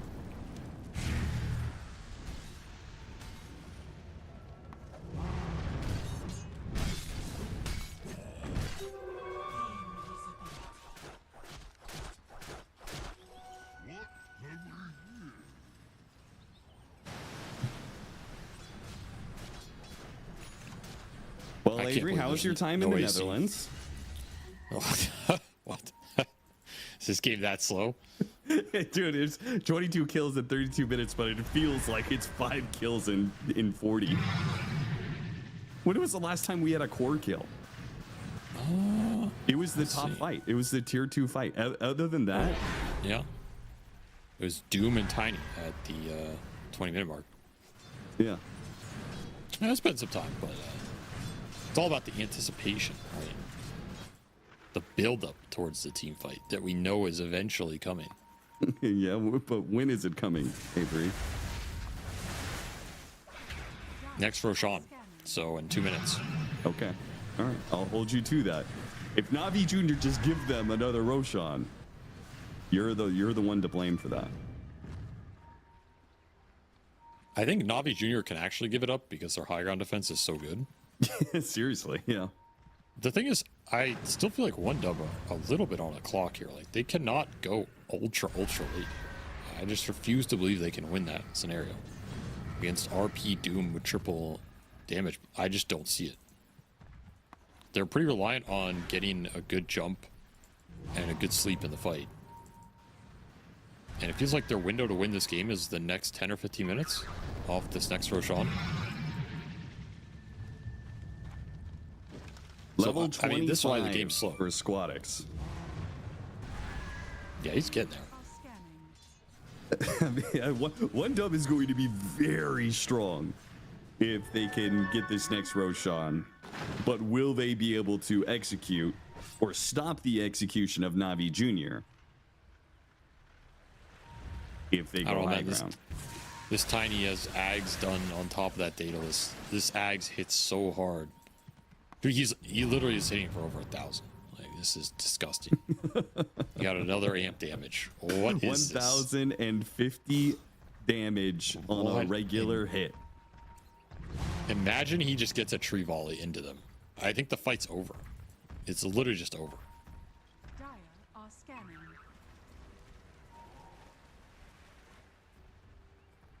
EMA. His smoke is going to pop first. Spot Squanix. Squanix with the blink backwards before he can get caught. They will reset up to the high ground area. One dub is going to wait and see if Navi Jr. push into them. I have position for the Roche. That's why they're holding this area. Do not want to give it up right now. The Centaur will scout things out.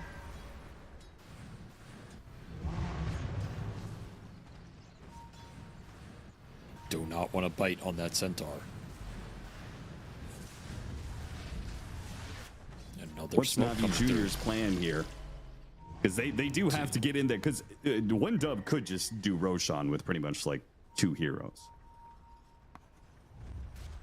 Got to get in there with a swap or a big RP and just lay the right clicks into them. Right? Get these heroes on top of the ranged ones and just slaughter them. Smoke's gonna break. Spotted hero, spotting the SF. A good target to go for, but he got off the BKB. He's gonna try and get He's off just the record, dead. but he got Doom down. He is immediately killed. 3 cores are just gone instantly. Oh my god. I don't know. That's what I'm saying. What was the game plan here? I don't think you can win these fights. The damage is way too strong. Tiny did 7,500 plus damage in the course of like 2 seconds. I mean, look at the amps on this guy.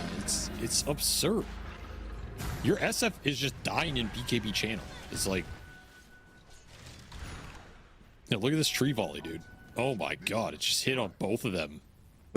Disgusting. And what do you have to stop that? You have nothing to stop it. The Lifestealer has to bash it. I think this game is just over. I don't think you can win with the lack of armor, and you just missed your ability to snowball this game. Radiant's middle tower And you've just got incredibly outscaled with this Magnus Venge. Well, there's certainly a trend for this series, Avery, and it's one team having a better read of who scales better and just kind of farming up until they get to that point, and then the game's over. Can definitely be a trend in high pressure qualifiers because teams tend to play a bit sloppier. They can't snowball as well. The mid games get stalled out. High ground's scary. Makushi gonna be RP'd here. Good terrorize, that's a big though. one. Hits onto 3, a beautiful one. Triple S is now gonna activate his BKB and keep up with Niku, draining him of his damage. But he still died. PMA, he did so much damage, he was able to kill the lifestealer. The Razor pushed out too far. He ends up going down as well, and now the game effectively is done. Back-to-back deaths for the Razor and lifestealer means they know there's no buybacks here. Na'Vi Jr. can take over the base. Dude, that is like the saddest Razor drain I've ever seen. He got a full 200 damage Link on Tiny, and the Tiny's still hitting him for like 500. Just so irrelevant. He's like, okay, you can drain me. I'm gonna smack you for 500 instead of 700 with my crit and my power. Good luck. The Venge was doing 450 damage a hit and just right-click down the lifestealer, so it was an extremely sad death for him as well.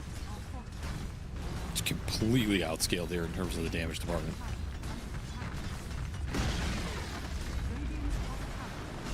Can't let teams get away with this type of strat and just farm up. Like, Doom complements it so well because he can bring pack leaders, but he also brings Doom, which means he can just anti-carry your one hope of maybe winning a fight, while the rest of his team is just bringing insane damage output. Yeah, I mean this game is toasted. Like, 1W are still in it, but I don't know how they win a fight. They have to get a incredible song, Requiem, and start on Na'Vi Jr. That's the only way. If any sort of fight starts on them and they're just getting hit, the fight's over because the damage is way too overwhelming. Overwhelming blink for the Doom. Still 2 minutes left on the Aegis, so they got Megas, and now they can actually try and hit Throne while they still have this Aegis. And PMA is going to lead the way. They just can't stop this Venge. Daring you to initiate on him. Drop the banner with Megas pushing in. These tier 4s are dropping fast. 1W, you got to make something happen soon. Yeah, he's just going. What's the answer? Na'Vi Jr. refusing to give them the opening for that big song Requiem. They're going to jump in now on the lifestealer, but he got off the infest. 2-man terrorize goes out, and the Venge is going to die the first time. The Requiem goes out. They take out the Doom as well. Extra lives, though, for Na'Vi Jr. The Venge on the second life, almost dead, and Doom on the second life will back away a little bit here. It's a buyback from the Venge. Not a bad team fight for 1W. They're able to initiate, get all their spells off. Unfortunately, now they don't have the Requiem. PMA off his third life here. So even if they can with this fight, they might just lose their my. Triple S is just getting right-clicked down by this Venge. The Venge is hitting the throne. Somebody stop this guy. They throw out the terrorize. Bye-bye. There goes the SF. Casually 2-shot as Tiny hits him with a big 1200.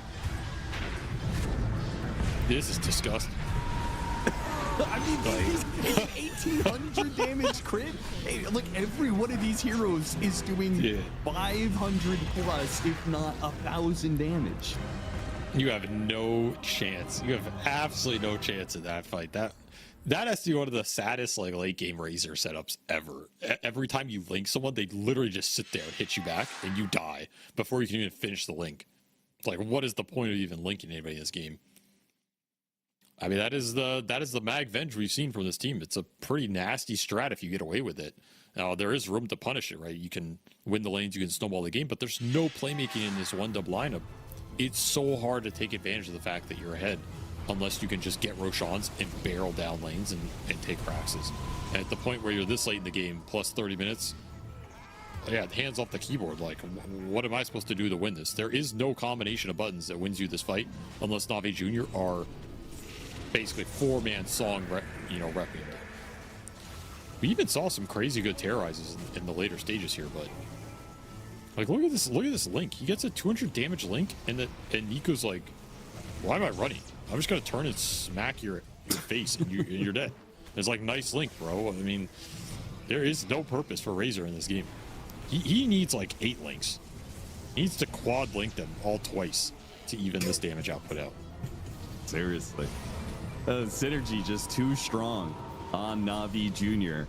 I mean, we were talking about the repositioning, but going into the drafts, we didn't really talk about the fact that they would just have auras on damage amplification, and it made for something insane when we got late enough into the game. And clearly, OneDub was not prepared for it. That's for sure. No, they were not itemizing to deal with it. Even if they did, I think they're still just going to lose this in the late game.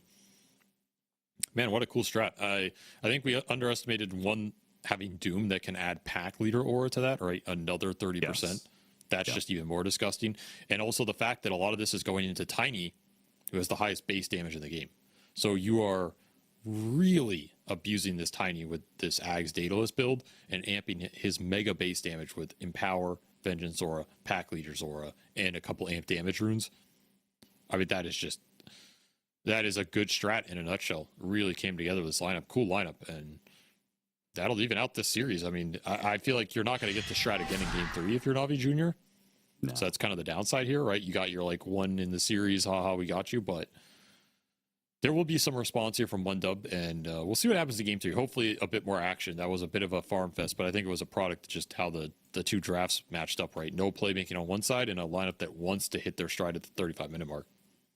Yeah, I think we had 23,000 damage on hero damage on the Tiny. I'm pretty sure he did like at least 15 to 18k in the last like 2 or 3 minutes of that game. So yeah, it was a little bit of a slower one, but it ended in quite the climactic way, and it also gives us a game 3. So we're going to go to a break, and we get that finishing game of Navi Jr. versus OneDub.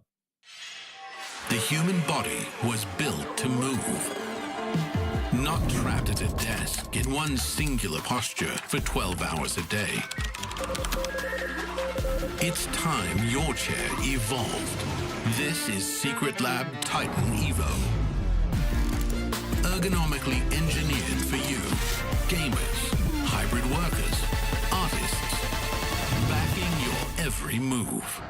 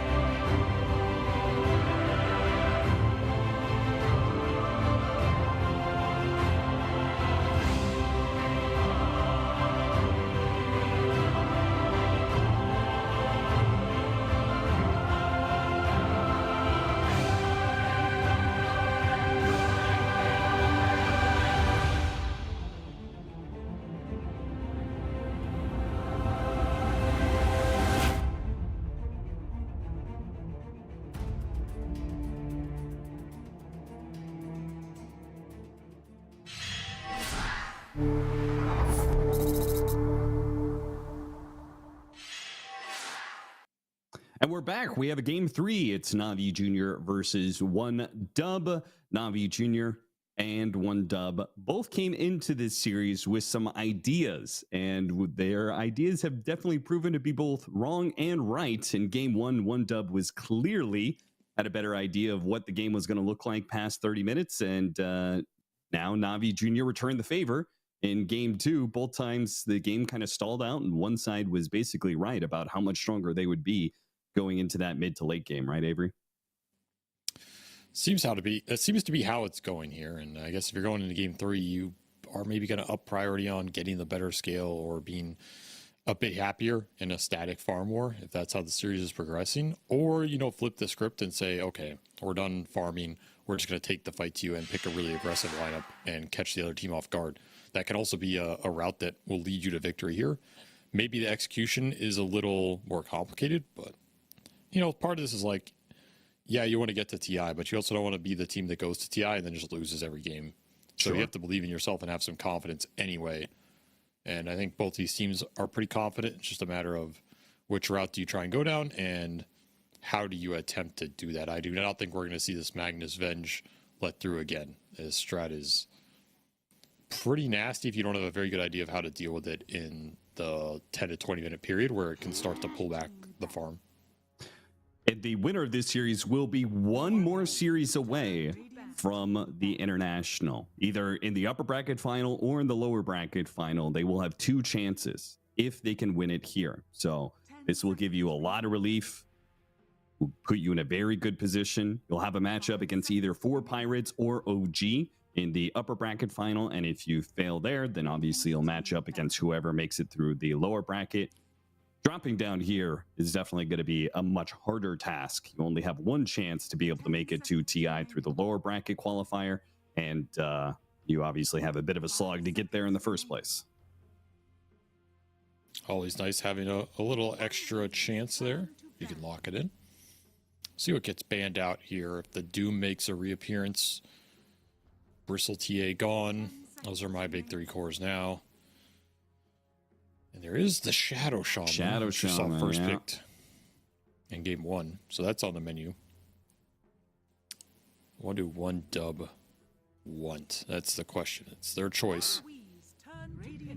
Bat into the Shaman. Classic. Yeah, can't really argue with it too much. Game 1, the response was the Pango, but I think we're going to see something else here. Yes. 10 seconds remaining. Could just take the Doom as well. There's a very strong hero that puts a lot of pressure on you. Could take the Zayats or Rubik. I don't think the Doom was the reason that 1Dub won in game 1. But it, as you said, with the trend of the way the series is going, Doom has got to feel very good, and just like the constant pressure of like Doom is a scary spell late game. This hero is a scary hero late game because it's able to just constantly keep its farm up, and it can go in the safe lane, go in the off lane. It's a pretty terrifying hero to go late game against in any situation. It can always cause you problems. It can always win a fight. I would agree. Getting this hero here feels pretty damn good. And we will see the Venge ban, so no Magnus Venge. Be curious if they ban the Magnus here too, just to try and take the really annoying scale out. Like, you do not want to go late game against Mag Doom. If you do give the Mag, though, you can go the route where you play faster and just try and push with Shaman. Shaman does give you the ability to go high ground a lot easier. It gives you ability to do Roshan a lot easier. So you have some tempo capability here if Navi Jr. get too greedy. And I would like to see them go that route. I don't want to see this be an arms race of trying to outscale each other in the draft. 5 seconds remaining. 1W, you're going to take away the Ringmaster that has proven to be a problem for that one. And this time around, they will make sure they ban away that Venge. I'll be pretty surprised if we do not see either the Magnus or the Rubik here for Zayats. Again, the guy's going to play his hero pool. He knows what he wants to play. Those are the 2 that I think he's found the most success with, and he'll would like the Rubik against the Shaman here, but he might feel like the Magnus is just the stronger hero for their overall strategies. So what you don't want is a Warlock. Or if you're going to offer the Rubik, right? You don't want to see that support duo again. What is better with, if you're going to run Rubik, what makes a better support duo? Something that can bail him out, or some AoE control. But we will not see the Rubik. We will see the Magnus. Hard to argue. I mean, they've been winning with this hero, and it's been doing some work. But this does open up some punish. Like, if I'm one dub, I want to run them over. I want to go high ground at 15 minutes while you still have a brown boot Magnus that can't do anything. You know, obviously 15 minutes an exaggeration, but you know, where are these fast heroes that can take advantage of the lane and do some work with it? That's what I want to know. Oh, Axe is a fast hero. In a way. Undying. There's a lane winner for you. So Yeah. one dub, maybe they're the ones who are going to flip the script here, as you suggested, that like maybe one of these teams like this. decides we're going to play fast. I like it a lot. I think this puts an insane amount of pressure on Navi Jr. One, to pick a carry into the Axe that also synergizes with the Magnus well. Could play the carry Doom here. But if you do that, this Axe should have a good laning phase. And this is some pace. This is some tempo. This is some catch. Some ability to run around the map, take heroes off the lanes, kill them in the jungle, do the objectives quickly with your support duo, and go high ground very easily. Like, this Tombstone lets you go high ground because you can drop it, and it's very hard for the Magnus to look for the blink skewer plays. So you're preemptively breaking this high ground Magnus problem that you faced in the last game. And I think that's a good idea here. Give yourself the ability to capitalize if you build the lead. The Warlock might change things, but I was thinking this was looking like a pretty sick Gyro +1 for Navi Jr. Matched up against Axe Undying, Shadow Shaman, a more active carry. Instead, they go back to the Tiny again. They're just running it back here. It's an insane amount of team fight and scale again. But Warlock is also pretty slow in this early game. And he doesn't have a lot of early damage to play around. 5 seconds remaining.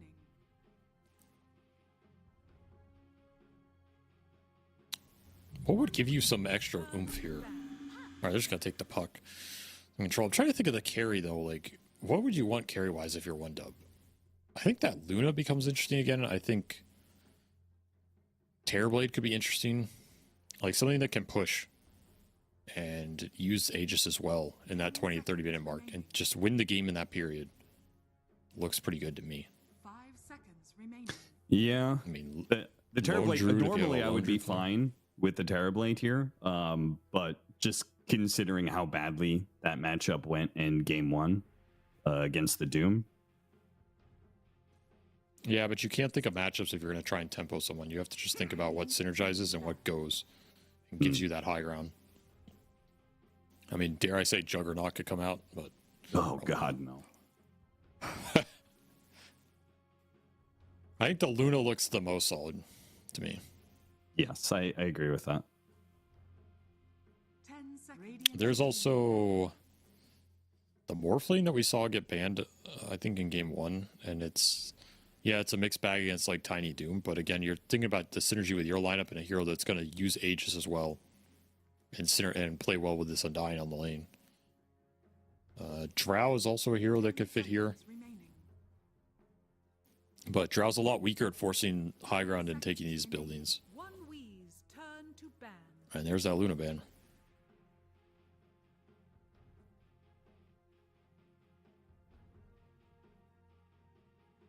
Banned away the The other Riki. one- So they were afraid of a 4 Zayat's Riki because he's been playing that, and they think it could be, 10 seconds remaining. I don't know, these cores can go all over the place, right? In the different lanes. Remaining. Well, let's be honest, Riku is not going to come out here. I think the other hero that But comes they've to been mind is winning with Medusa. The other hero I want to mention is Medusa. I think Medusa could be interesting here. As your, like, Aegis carrier, go high ground here with a butterfly timing. And nice lane synergy with the Undying.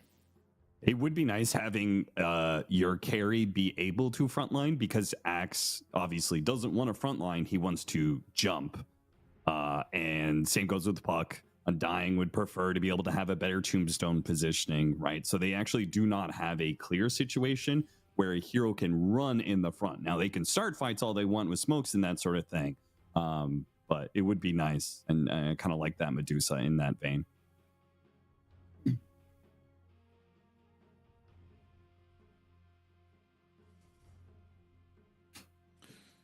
Thinking a lot about this last pick.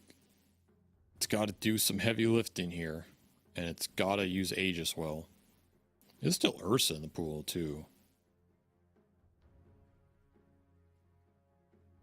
It's a strong hero. Hard to turn down these late pick Ursas when they get given to you. I don't really vibe with the it. lineup synergy. Yeah, the lineup synergy is not great here for the Ursa. No. Oh, there's that Clinks as well. I forgot to mention that here, but that is also a hero that can like take the buildings, play super fast, and play well with this Undying and the Axe Call. I actually kind of like the Clinks. Hey, your lineup would just be so squishy though. Oh, it's the Drow. Drow. That's still kind of the same problem for me, but it is good here. Like it has very good synergy with your lineup, and it is a hero that can help you go high ground a little bit and pose some range problems for this Na'Vi Junior lineup that's going to try and gap close it with the Tiny and the Mag. Like I don't mind this pick. I think you were between like Medusa, Drow, Clinks, and like the Luna SF that got banned, so it's fine. It works here. You have a decent chance to run this game over if you can win the lanes pretty hard, which it looks like right now you are winning the lanes. See what this last pick does for Na'Vi Junior. They have a minute to think about it. Is it going to be a Drow counter pick, or are you just going to try and pick something that rounds out your lineup with a bit more oomph? You're definitely just putting this Tiny into mid, and I think you're playing carry Doom here, so it's likely an offlaner. You can get a Drow answer if you feel like one is really potent, like Brewmaster, Lycan, something. I like Brew. That sounds pretty nice. Centaur is going to be their choice. So they just bring mass movement speed to the team fight to run down this Drow Ranger. Get a frontliner of sorts. Now, he could still get diced up pretty quickly, but I think it's the best possible pick they could get. Like, I felt like their lineup was a little bit messy, right? 1Ws looks very, I think, clean for the most part, very synergistic between each other, and very fast-paced. Centaur is a little bit of a faster offlaner, and obviously when it comes to the team fights, getting on top of the Drow Ranger is going to be the most important factor. So, not super slow in this last pick, Centaur. I get the idea. I think it is a hero that can do some work versus Drow, but you have to remember it's playing with a Magnus 4 and it's up against an Undying lane. I don't see PMA having a good time up there. I think they're going to get dumpstered in this lane. They should get dumpstered. You're probably going for lane pulls with the Mag on Zayats and trying to like mess with equilibrium and all that, but I think it's going to be a mostly free farm Drow. This Puck Tiny lane we've seen is a wash. We've seen people win it from both sides, so I'm sure it's a skill-based thing, but Squad X will probably do fine. It's his signature Puck, right? Yeah. The one concern maybe in this game, if you're 1-dub, is can this Axe get enough done? Because his matchups are kind of rough.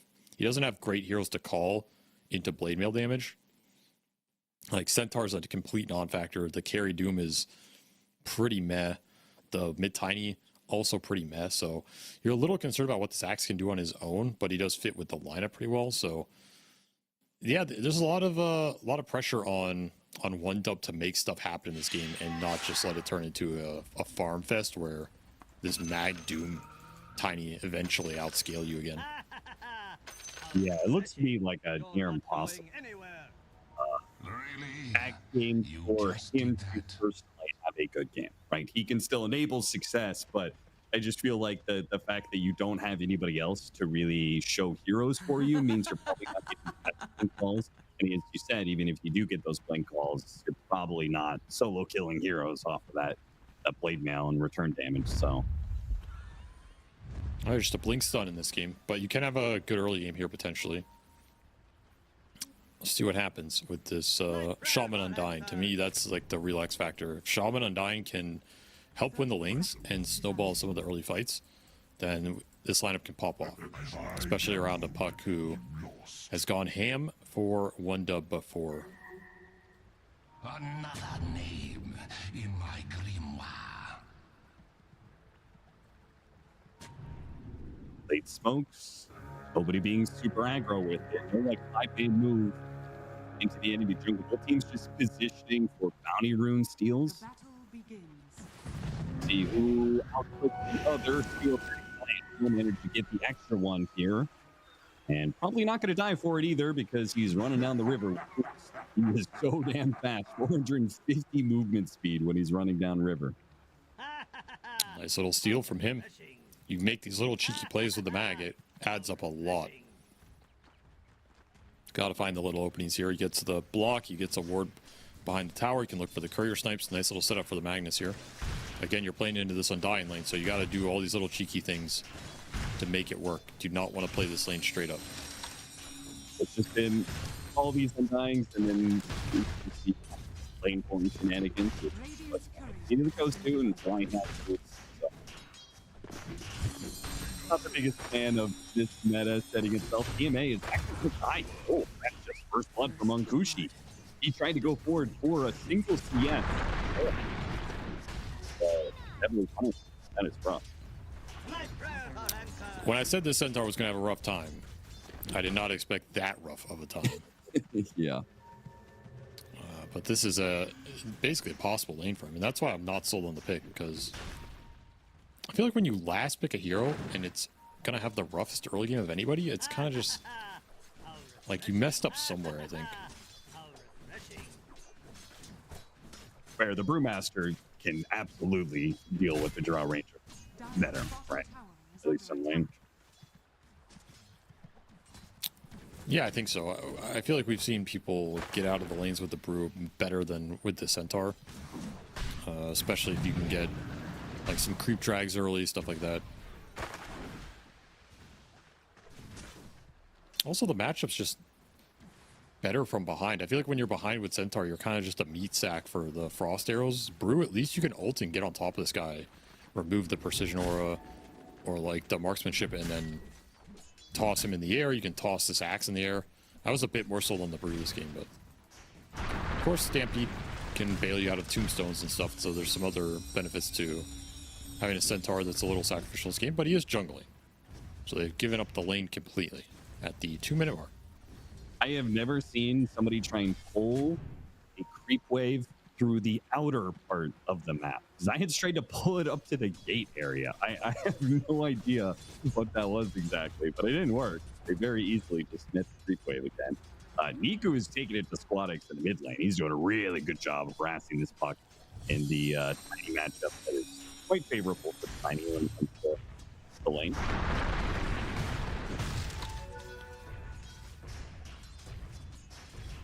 Well, this off lane has suffered early. I think that's pretty fair to say. It's going to be a very farm Drow Ranger here. I mean, he got first blood. Oh, God. Plus absolute free farm. Is he dead This again? does not look fun. Yeah, Tombstone is just going to TP'd, give him the one zombie to keep the vision, and actually, no. Unkushi gives up on it. This is a fate worse than death, though. Yeah. I mean, you're not even this pulling. is- Zayats doesn't even feel comfortable pulling. The lane is pushing forward, so Zayats kind of has to cover it now. Centaur's going to TP back all the way back to Fountain. He's not going to try and catch the creep wave under tower. He's going to lead that to Zayats. Zayats is the offlaner now.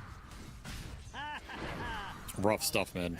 This is why I was not sold on this last pick. Like, I don't know what you were supposed to do in this lane with a 4 mag. You kind of have to respect what the mag gives you and also what it doesn't give you, and play for it. His Centaur is going to be incredibly sacrificial, put it mildly. Whereas flip side, Triple S, he's able to stay on this lane solo. Sweden Strong getting some extra stacks up for him. This Axe could end up having a really good game here if he's able to keep CSing, get an early Vanguard, and then go back to stacks in the jungle. It's kind of ideal. should be able to just creep cut here and pull him to camps. Like, Warlock is good at playing the lane straight up, not good at playing it when it gets disjointed like this, though. They'll get a little kill on the Shaman. Yeah, that's nice. Should have kept stacking there. Yeah, probably. I mean, there's no real reason if Axe is going to be doing this backlaning stuff for him to do anything else, except for maybe occasionally show up and try and punish the Warlock if he gets too aggressive and hitting the Axe, but otherwise. I mean, the important thing is he gets back in time to stack again anyway, right? So... The best things you can do are stack, deny Water Rune from the Tiny, or go kill top. Honestly, playing with this Axe is irrelevant because you're not ever going to dive this Warlock Doom with Shadow Word, and you're just kind of irrelevant in this bottom lane. Like, I think the higher impact plays are screwing this Tiny mid, killing top, or like I said, you know, massive Ancient stacks lane.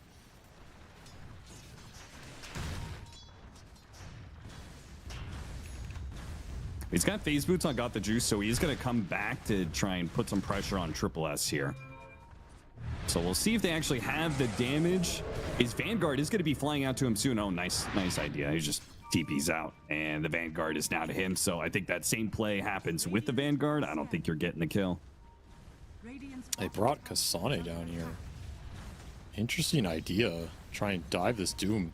This was the one area I did not think you wanted to put pressure on.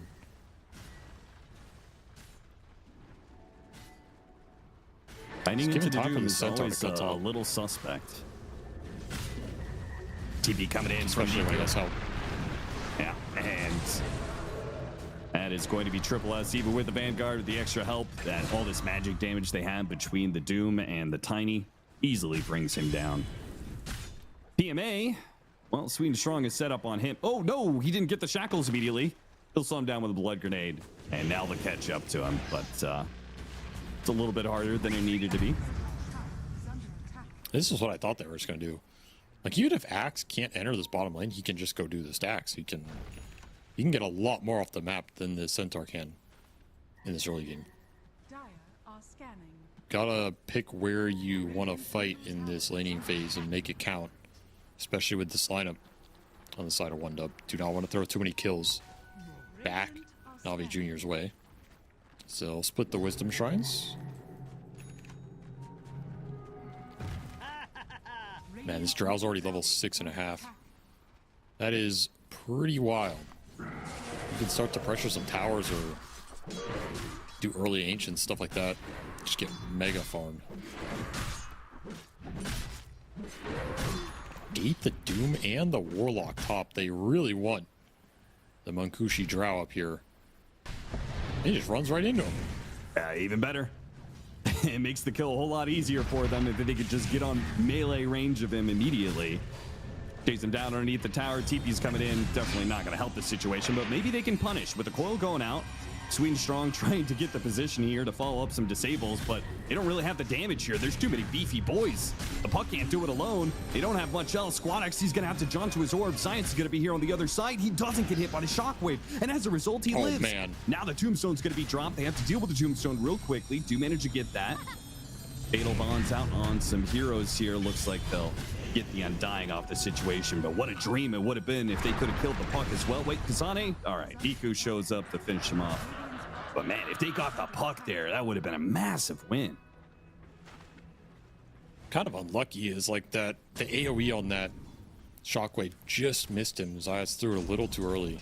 Dire's top tower. And a nice escape from Squad X as not a fight that was going Radiant's 1-Dub's way. They lose that top tower. Eventually we'll trade this bottom tower for it, but that was a big kill to land on this Drow. He was super high level. He was completely free farming. You had to put some kind of pressure in him. They eventually find their mark. Now they get to do some stacks as a little reward here.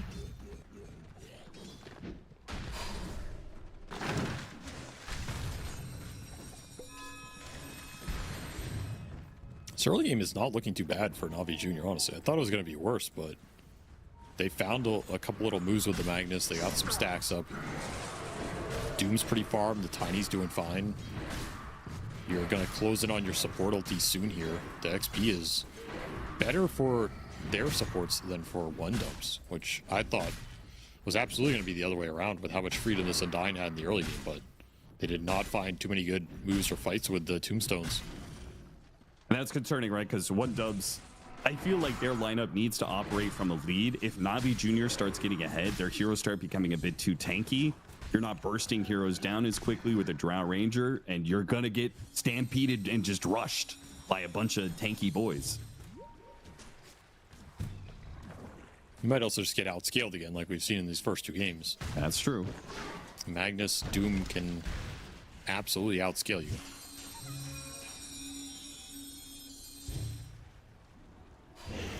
Power Rune is bottom. Nice little pickup for Niku.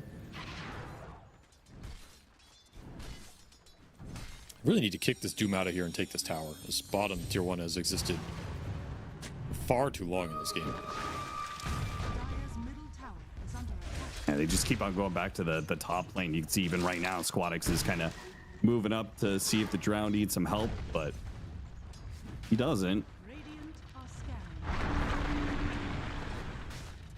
PMA might actually be in some trouble here if Sweden Strong can actually close this gap. They silence him. He sees that the Shadow Shaman's on his way, and he does manage to move ahead of him. Stampede over to the side, TP out. Is he far enough away? Looks like he's around the corner. Sweden Strong won't be able to get the Hex in time. Meanwhile, bottom lane, Triple S being run down. Golem gonna be dropped. Go, yeah. All right, a Golem and a Doom, and they may not have even killed him. Now a Tombstone off of the high ground. They put himself into the dead end area. Got the juices saying, this is a terrible spot. What have we done, boys? I'm gonna TP out. Niku's still working with the Arcane Room, though. He's back against the wall. He just has to fight his way through this and try and get whatever kills he can. It's the Undying who eventually falls. Niku, maybe he gets the puck as well. Oh, the puck almost died to the Golem. He's still almost dead. Riddies might be able to get him. Oh, if he could just get Shadow Word on him. He drops a word, but Squadix is stuck, but he doesn't know he's stuck. Oh my god. Oh my god. That fight should have been so much worse for One Dub. Dire's middle tower But is under just not a great place for Navi Jr. to fight, and they commit so many ults on his axe who just walks it off. The skewer did not help their cause. Kind of pushed him out of the range of control while he was stunned by the Golem. Very awkward exchange in terms of the spell casting. Still, you have this Midas Doom. It's some space for your Centaur. Like, it's not the worst outcome, to be honest, because you got some farm off the map, and it's not like One Dub really got anything out of this. You know, they got a pickup kill, but that's kind of it. It's so funny how them chasing into the got the juice to recognize. I mean, props to him. He recognized this is a terrible, terrible position we put ourselves in to chase down this Shadow Shaman. So he got a TP out before he could get caught by the coil. So props to him for that. And I mean, this Arcane Rune definitely did some work for the Tiny. He got a lot of damage out. If he could have killed the Puck as well. Another situation where Puck maybe should have died, came super close to it, but does manage to barely survive. Squadix keeping his.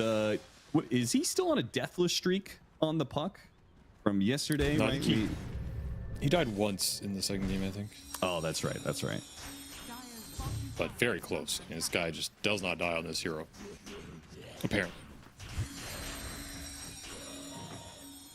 It's also not lost on it yet. This will be a true test for Navi Jr. if they can overcome the Squadix undefeated Puck, unkillable Puck. Looking at Got the Juice right now. Hard kill with just two of them. They're going to try. Oh no, the Stampede out of the Serpent Ward range. He trying to drop the wards and go for the Shackles, but the Stampede, just a little bit extra movement speed, got him outside of the Shackles range. That was not the execution you needed on that play. Gotta Now- think about Stampede in these scenarios. is under attack. Radiant are scanning. Doom's forever in his flailing mode now. He's chilling, man. Look at him go. That's the swaggiest way to get CS I've ever seen. He's like literally dancing on him the entire time. Radiance is done for him. The safe lane tower is still up, but I believe One Dub will finally get it. Long overdue here. And what's Dire's middle tower it's also long overdue. Triple S's farm is doing well. He's got his blade mail, but it's still going to be a ways till Blink. Meanwhile, PMA, because he doesn't go Vanguard, right? He just goes blade mail straight into Blink. He's going to have that. So the options for Navi Jr. are a lot more broad. They have a lot of different ways to be able to start fights. One dub going to be pretty reliant on Triple S farming up their blink. Otherwise, initiation is not the best for them. Yeah, they needed to go here. He's very farmed, so he should have it pretty fast here. Chip Vest, definitely a big boon to that hero in the early game. Zayats on a sentry. No play option there. No one was around anyway. Does have the blink available, though. A lot faster than the previous game. Having a much better time at it. 0 deaths will help you get there pretty quickly.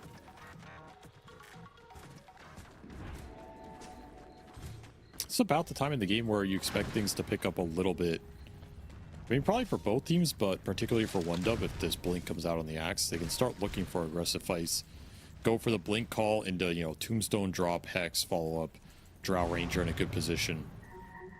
Try and set the aggressive formation up at the start of the fight, and then make sure you check the Magnus and the Tiny Blinkins, which you can do with the Shaman and the Puck. Not impossible here. It's also a big factor that could be different than the previous game. Like, can you look as aggressively as Zayats in these fights into the Sweden Strong Shaman? You blink in, go for these skewers, you get Hex. That fight looks pretty bad. Sure. Yeah. All right, now Zayats is just chilling with his boys and powering up Got the Juice and Niku. They're very efficiently farming their way through jungles. Got the Juice. He grabbed his Radiance. Now he picks up his Midas again.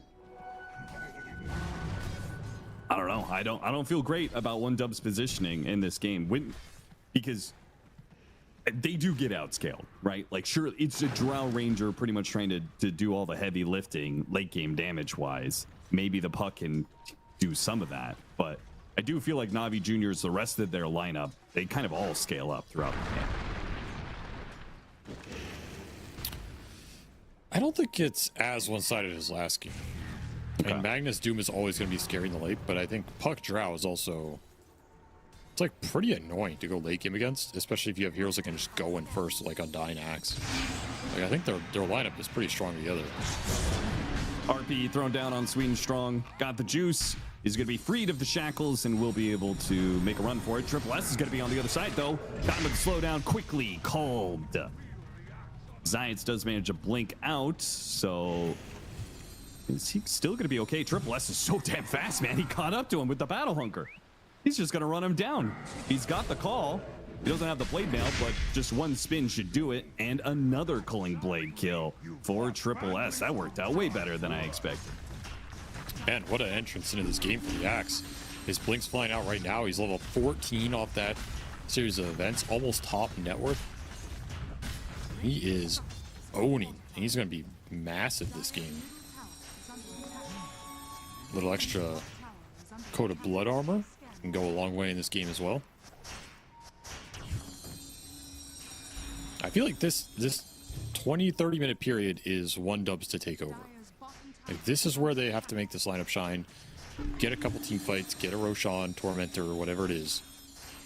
Like, they have the fighting advantage right now because this Centaur is not going to offer you a lot. This Tiny is like a blink combo, but that's kind of it. There's a lot more teamfight presence from this one dub lineup at this point in the game, in my opinion at least. Pipe on the Centaur definitely helps, but you can still fight through this.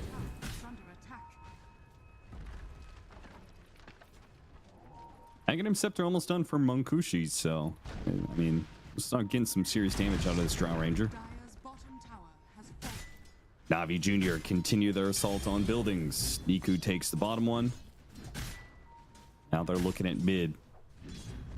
Did some good D-warding, took away the triangle ward. Now they have this ward in mid right now. It is spotted, though. Very early sentry. That was just about to expire.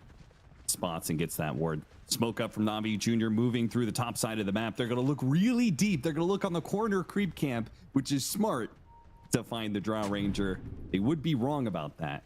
Drow Ranger is actually farther to the left, farming up the ancient camp. May still get there in time. Munkushi stuck around for the next respawn. And Zayats has his opportunity here. The smoke's gonna break, but he doesn't know where the Drow Ranger is, and he blinks the wrong direction. Drow successfully TPs out. What a clutch TP. Just reading the situation.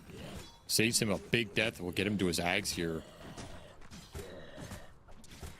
Dodging a very big committal on that smoke gank. Took a lot of time to look for that play.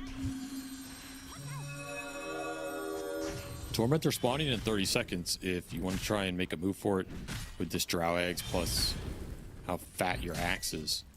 And it's really only the Doom for Na'Vi Jr. that's posing a big threat. BKB plus Radiant Stun forgot the juice. That is formidable, but he does not have the armor yet. So he can get chunked down in like an axe call plus a multi-shot. Smoke should come out here. They drop the ward on mid and then smoke. I kind of like this actually. You're going to get this tower guaranteed, and then you can still look for the play after this tower opens up. You're not going to be in time for the Tormentor contest. It's the sad part here. They have the scan on it. Maybe they can catch some heroes of Na'Vi Jr. as they make their way back. Right? Somebody's going to TP out, then somebody's going to farm up the camps to the right, then somebody's probably going to back down through the lane. And 1W might be able to find that pickoff. But if it's just the Warlock, a lot of time investment for not a big kill. But if they can get the Doom, Triple S runs into got the juice, got him on the call. And that is a much bigger kill. The carry gone. Doesn't even bother popping the BKB. He knows he's gotten just a bad situation. TP gets canceled like that. There's no way out. And they keep going, and they're going to find a Centaur as well. Oh, PMA not respecting the fact they can come through the gate like that. The two supports and the axe. 1W. This is pretty massive. I mean, PMA. Eco's going to sit on the side here. Quick execution as he goes to the Shadow Shaman and Swamp to follow it up. And now the RP on top of that one. What a turn. Kasane fighting for a kill on the PMA will not be able to get it. What a pick up there. Just getting baited on this tanky Centaur boy. Not a real damage threat, but he can screw over your positioning when you overcommit. And the real downside for 1W is they're making that play without the two big damage sources, the Puck and the Drow. Not there. It's way slower because of that. Pay a big price of that overcommittal. Just as you were starting to snowball this game, right? You got a couple clutch pickoffs with this axe. This looks like you're going to get another easy one. Not so easy. You just run out of disables, and here you have to make a decision. Do you continue the chase with the battle hunger, or do you back? And not keeping track of where this tiny is. Niku, big time punish on the clump. Yeah, pretty sick stuff.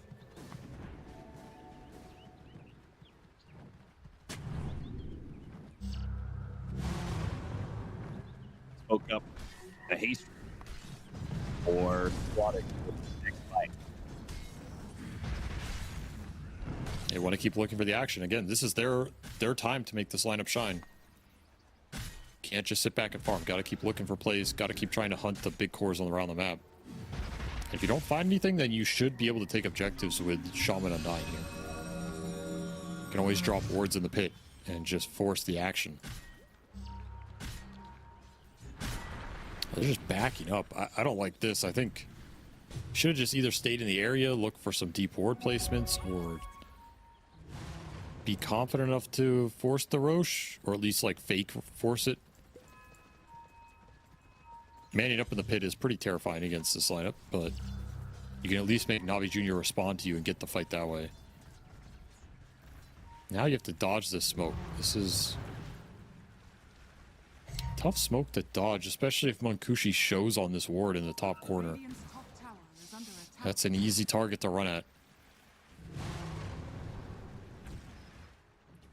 Back to that same corner they went before. He looks screwed to me. This time they'll find the Drow into enough.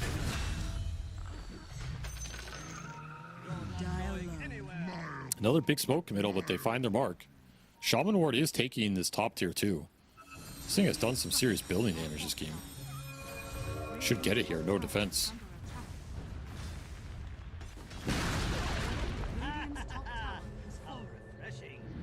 Some map control. Making up for this Drow death at least. As Parasma done for the Puck. We saw the BKB finish for the Axe. Big fighting items coming in for 1W still. Still have a decent chance to win these fights right now.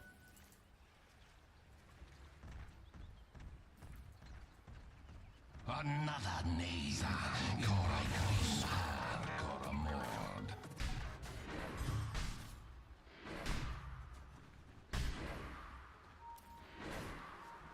That is not the jump you want to make here with the Shaman. Pretty scary to go on anybody in this game because you just don't see a lot of heroes on the map from this Navi Junior lineup, and there's a lot of turnaround potential, especially with Stampede to get people in quickly.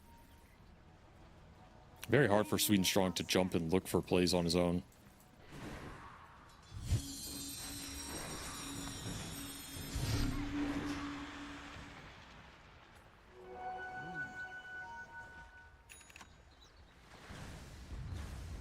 Radiant's bottom tower. Gonna drop wards for another tower or what? 10 seconds.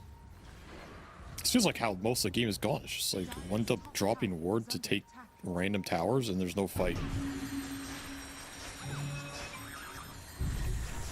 Yeah, there it is. There it goes. He's about to draw Ranger though. Oh, they're gonna chase after. Ooh, okay. I mean, that was tempting to pop Stampede and really run at him, but he did have Hurricane Pike, so one work. Good restraint, I guess, from the PMA. Radiant's Let's see where bottom one tower dub want to go. They're smoked up going through the gate. This is their fastest way to the Roche pit, which went top.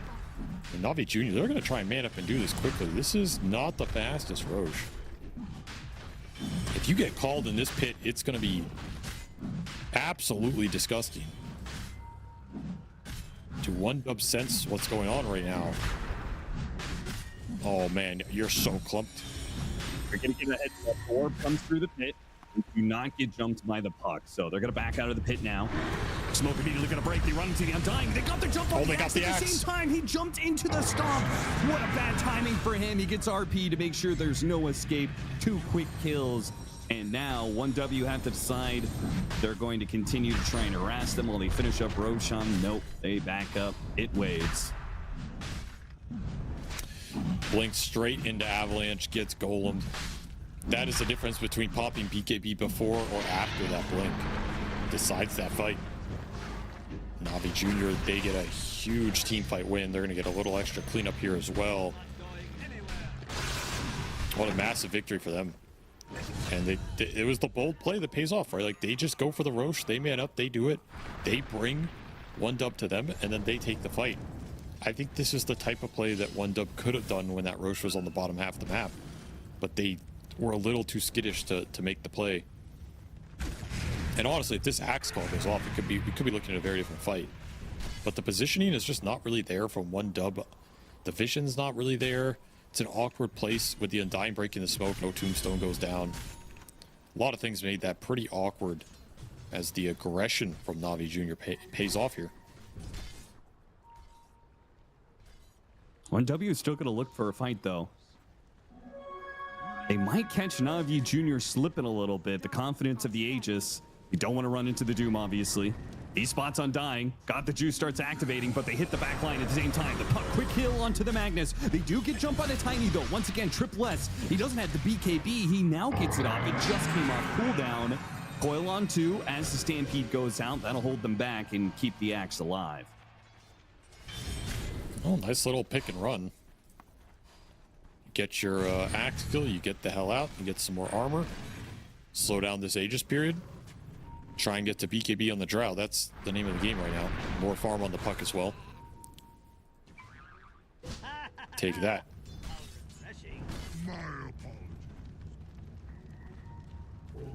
3 minutes on the Aegis here. If you want to keep looking for some aggressive fights. Just got the level 20, so big upgrade on that Infernal Blade damage. Miku with an amp damage. He's walking into a ward right now and sees the ward, so he immediately blinks away. Realizing he could be stumbling into a trap, which the Shadow Shaman, I think, was willing to take the risk there on that kill, so good call. Still a very even game overall. Let's just see how good of the Navi Junior skill, how good it turns out to be here.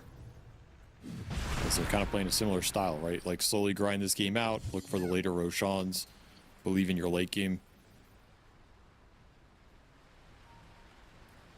Magnus, round 3 here for them. See if it can deliver another victory. as this game goes later. They're setting up on the Aegis Doom. They're gonna catch It's him. a tough target. Oh, but the turnaround golem actually hits on it too. There's the call from Triple S.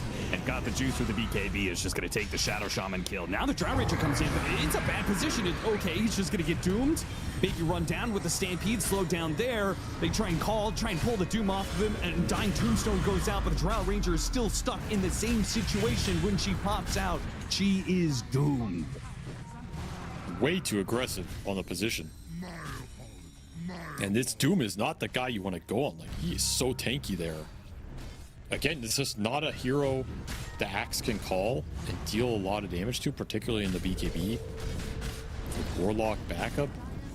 Very awkward go here from 1W. I'm surprised they picked that as their moment to try and do something, because this guy's 3,500 HP with an Aegis. What is your damage to bring him down before the turnaround comes in? Especially without the Drow BKB. Yes. Oh, I mean, especially without the Drow Ranger there from the get-go, right? If you're going to make the play on that guy, you probably have to make it super fast and throw all your damage at once. And TPing in as the initiation is going in is probably not going to cut it. Way too disconnected there. And the scale is starting to pick up here for Na'Vi Jr. Gotta remember, this is an empowered Tiny again with the pack leader aura. It's a very similar lineup to last game. You're missing the Venge, but you still have the other sources of damage buff. This Tiny is gonna hit like a truck again. Dire are scanning. You have to find a way to jump this Tiny and bring him down. He's way too big of a damage threat with this type of lineup.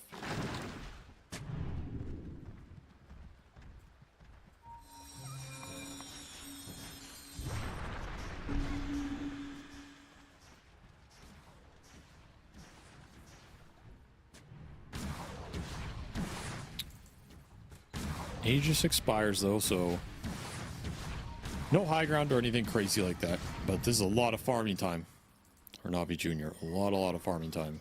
And if you get to AC on the Doom here, I feel like we're in similar territory as last game in terms of the critical damage. Like, you're really putting a lot into this 1-dub lineup that had some survivability in the early game, but is not going to have it in this late game. Which means you're going to have to get the jump and take massive advantage of that jump. Another Tormentor going Na'Vi Jr.'s way as well. I feel like they've just won all the Tormentors in this series.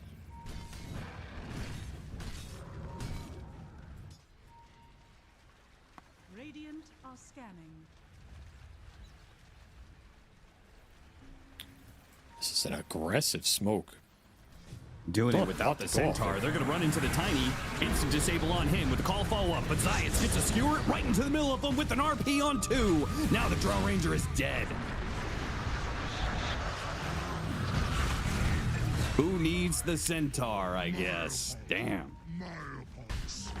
What an awkward place to make that move, right? Like, you don't have vision up here. You're kind of just going in blind. You're going up a ramp into some awkward tree lines after the Tormentor got killed. Maybe you're hoping you catch them off guard, but you did not. You just run face first into all the AoE.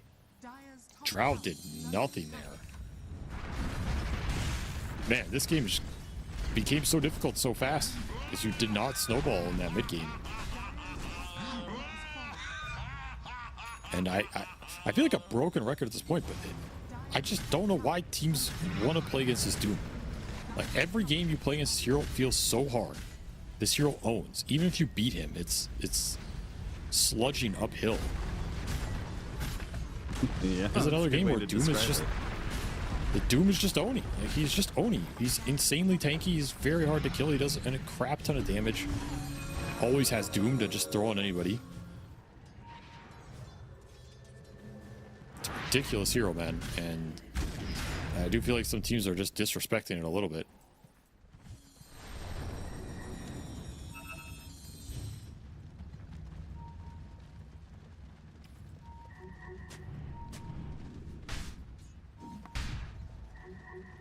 Probably one good fight left for 1-dub at this point. If you lose a fight near your base, this game is just going to end.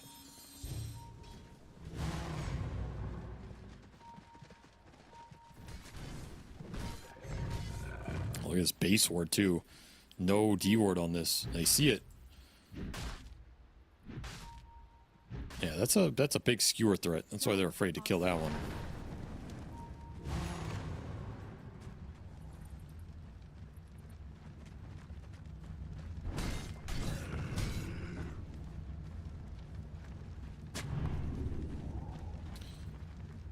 Well, Roche can spawn next 3 minutes here. In fact, it instant spawns. Wow. All right. I mean, that's pretty nice for Na'Vi Jr. here if they go scout it.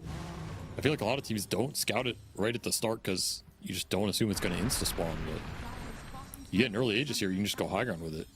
Your position right now is pretty dominant, 21k lead. At the same time, doesn't matter if it's early Roshan or late Roshan. I feel like Na'Vi Jr. is guaranteed to take it either way, and I don't think this game gets better for 1W as it goes on. I mean, maybe we could get super late and Puck and Drow start popping off. They're gonna need something big, but Science finds something bigger. An RP Oh on my 3 God. with the Niku. He just throws the whole kit and caboodle at him. That is absolute decimation. That might just be the game. Like, it was already getting really difficult, but that is just the nail in the coffin here. 3-man RP, including the Puck, losing the gem. Triple stunned off of RP into Stomp into Avalanche with a tree toss. Does not get much smoother than that. And I mean, that's your Roche fight. Science. He can't do anything by himself. He can try skewer out. Oh, he got gusted. Monkushi will get this kill. TP's out. But ultimately, the bigger prize is Aegis forgot the juice. Aegis plus Banner, you can go high ground. This Doom's almost level 25 already. You just can't jump anybody in this game. The turnaround potential is way too high. And we see Axe on the back of that fight. Like, he got clipped by some of the AoE there. Can't even counter jump. Even if he does, I don't think it bails you out of that situation. That fight's just over. Again, the pickoffs here and there, but you can't get away from Na'Vi Jr. They get the kill on Radius, but immediately 2 cores come out for the punish with the harpoon. They kill Kasane. Chase after Sweden Strong. Stampede up in 4 seconds. If they want to try and close that gap, maybe they don't need to. Catch him trying to TP out underneath the neutral creeps.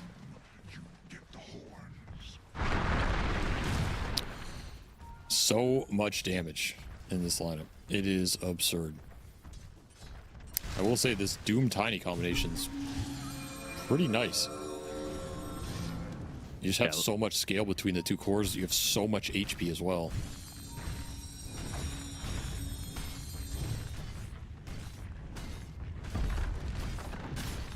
Dire's middle tower.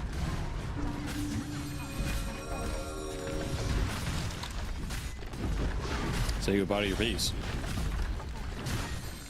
Tiny hit for 600 again. Very easy. Still have Aegis for 3 minutes here. Just march down the last lane. What are you going to do about it?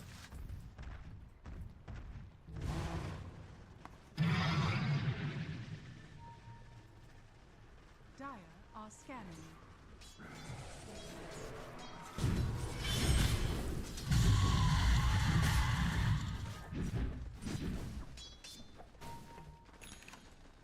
I feel like you'd rather fight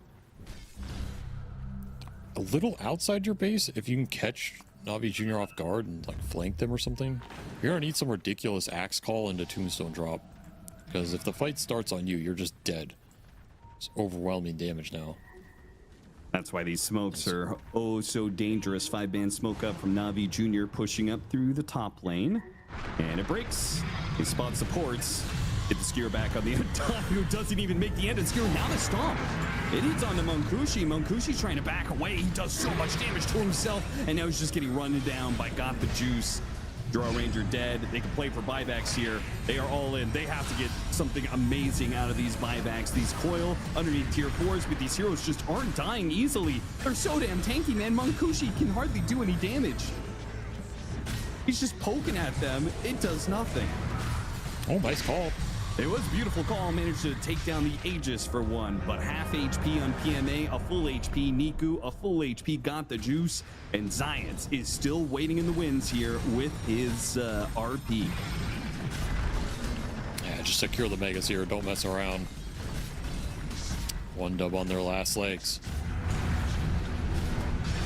Got the initiation, the call, counter. It's not good enough. The Drown Ranger's already dead, so it doesn't matter if you hit a 3-man call. GG, and Navi Jr. will do it for a 3rd time in a row.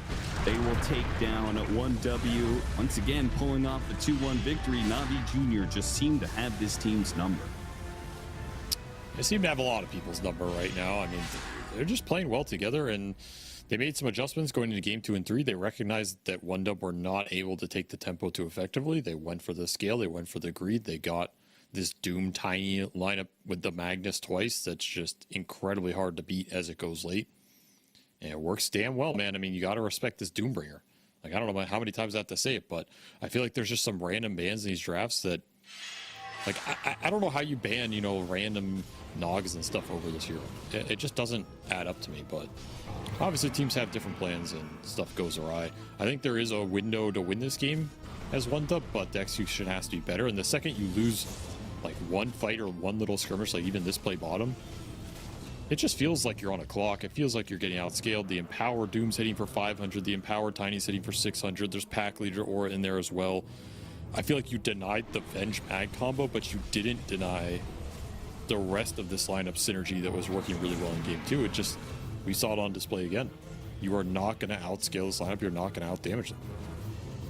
Yep. A couple of poor choices, the diving on the Centaur there, and then this one, forcing the fight onto the Doom Aegis. I mean, this was a crazy idea in the first place, but then adding in the fact that you didn't hit all at once, kind of pulled heroes in one at a time, maybe jump started the initiation a little bit too early or something. I think the Warlock also caused them more problems than I expected, because it feels like every time you jump in with Axe, there's this Bond's Golem that goes out, and you have to clump behind the Axe to commit damage onto that target he jumps. And that Bonds is hitting 3 or 4 targets every time. This Golem hits 2, 3, 4 targets every time. You're stuck in the upheaval. Like, Riz just gets to sit there and channel this, and you're just stuck in Warlock spells, and it's miserable. There's a Stampede to bail out the Axe jump to begin with if the guy doesn't die.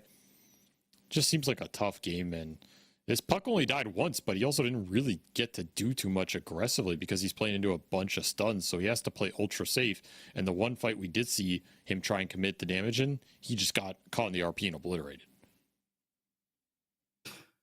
As a result, Navi Jr. going to be very happy sitting in that upper bracket final. Again, this means that they have 2 different chances, because if they fail in the upper bracket final, then they will drop down to lower bracket final and have a second chance at the 2 slots that Western Europe gets for the international. So they are positioned pretty, and we're going to see what their next opponent is going to be, as the next matchup is going to be OG versus 4 Pirates. Winner of that will face Navi Jr. But we're going to close out this series here, go to a break, and come back with the OG versus 4 Pirates matchup. The human body was built to move, not trapped at a desk in one singular posture for 12 hours a day. It's time your chair evolved. This is Secret Lab Titan Evo. Ergonomically engineered for you, gamers, hybrid workers, artists, backing your every move.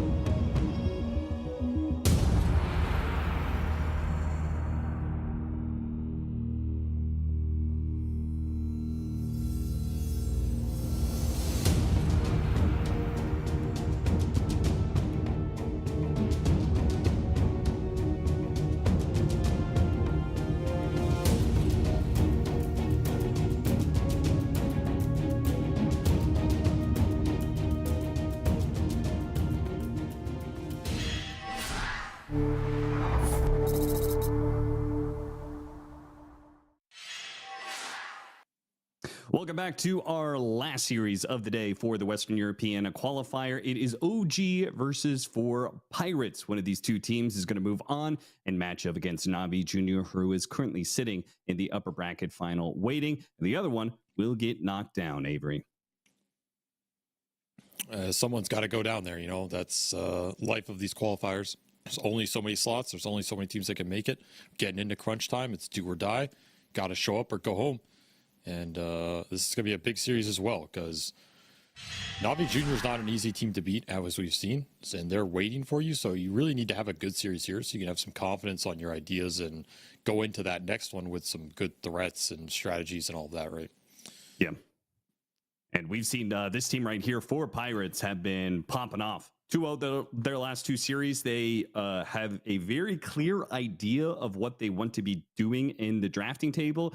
And that idea seems to be Avery backline damage dealers from their 1 and 2 positions. They drafted Drow Ranger, they've drafted Clinks, they've drafted Arc Warden. They are kind of all in on this idea. We haven't seen really any variation of drafting outside of that. And the sniper. Don't forget about the sniper. That's a mandatory ban for a lot of teams. So I agree. It's a very stable archetype for them right now. But the downside is, let's say that archetype gets broken or exploited. Do you have stuff to fall back on? Or are you kind of all in on this one type of strategy? Right. We'll see what No Tail has cooking up for us today, as he will no doubtedly have reviewed the 4 Pirates games, right? And he's going to have some sort of plan on how to disrupt this. He's going to have picks ready for these backline damage dealers, some gap close, some run at you lineups, whatever it is.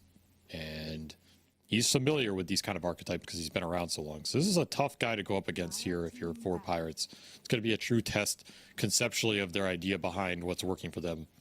Or maybe they're just out executing people, right? Like, yeah, maybe the drafts are one thing, but they've also been playing really well together. And I could definitely see them just catching OG off guard here if they're not ready for the aggression, the connectivity, how fast these guys take team fights. It has caught teams off guard so far in this qualifier. Is Doom going to be left in the pool?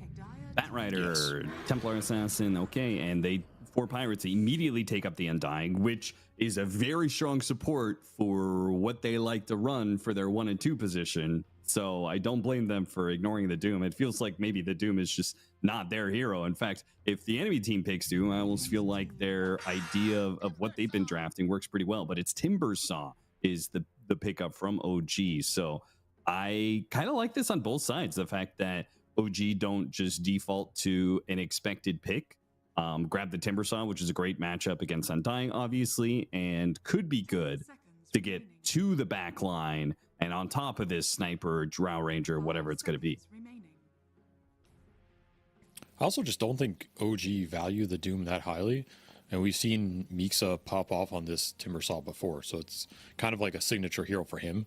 And they're just going to grab it here. They have confidence in it. No Tail's always been a guy who likes to pick what people are really good at and what you're thriving with. And so this kind of fits that archetype too. Like, you're not going to play too much into the meta. He never cared that much about picking the most broken hero. He'd rather pick answers to it or something that catches it off guard. This is a hero that can do completely fine versus Undying in the lane if you have a strong 4 and can just regen through it a little bit, has the strength, can also flex to the mid here and just dodge that entirely and chunk him in the game. You have to respect this hero's damage output. Like you said, it is a pseudo backline closer. Does make some of those heroes a lot more susceptible. Looking for stuns here if you're OG. You want some control in the second phase. I could see the Dark Willow come out. I could see the Shadow Shaman, which is still in the pool. Could see the Rubik make an appearance. And I think any of these range control supports look pretty solid for them. Anytime you have this Timbersaw, you just want stuns.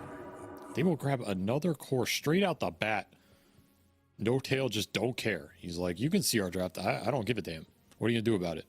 These cores are too powerful and too strong in our hands. We can flex them all over the place. You don't have answers for these big bad boys. Damn, I mean, this is something. All right. They won that Void Spirit game, as you said, popped off on the Timbersaw game. They're running it back, I guess, but I'm just surprised they're willing to run it back without knowing what 4 Pirates are going to be rocking. Or maybe they already know what 4 Pirates is going to be rocking, and they say, we know you're going to play your game no matter what. So we're going to play our game no matter what. A lot of confidence in just opening like this. We did see Shad have a pretty good game on the Void Spirit, so there's the flex to fall back on to get you out of lanes a little bit. But man, they just really believe in these heroes, and they're to go with it. And it's always a good sign. Shows you have a lot of confidence and preparation going into today. There's a little bit of stun. A little bit of the shackle cancel as well. Strong laner. Probably a hero that they felt they needed to pick something really strong lane-wise, so if this Void Spirit ends up going into that safe lane, that he has a good time. You do not want to pick a liability in your 5 here, and Jakiro is extremely consistent in giving you a strong lane almost with any hero in the game. Sure. So I think this pick makes a lot of sense. Just like Ember Spirit or Storm Spirit, Void Spirit's a pretty good matchup for Jakiro because he's got such a long range stun that he can kind of follow these mobile spirits in. And if they hit that initial stun, then you follow it up with an Ice Path, maybe a Macro Pyre. Feels pretty straightforward, easy to execute. Dude, what about Grimstroke here? This looks like a great Grimstroke pick.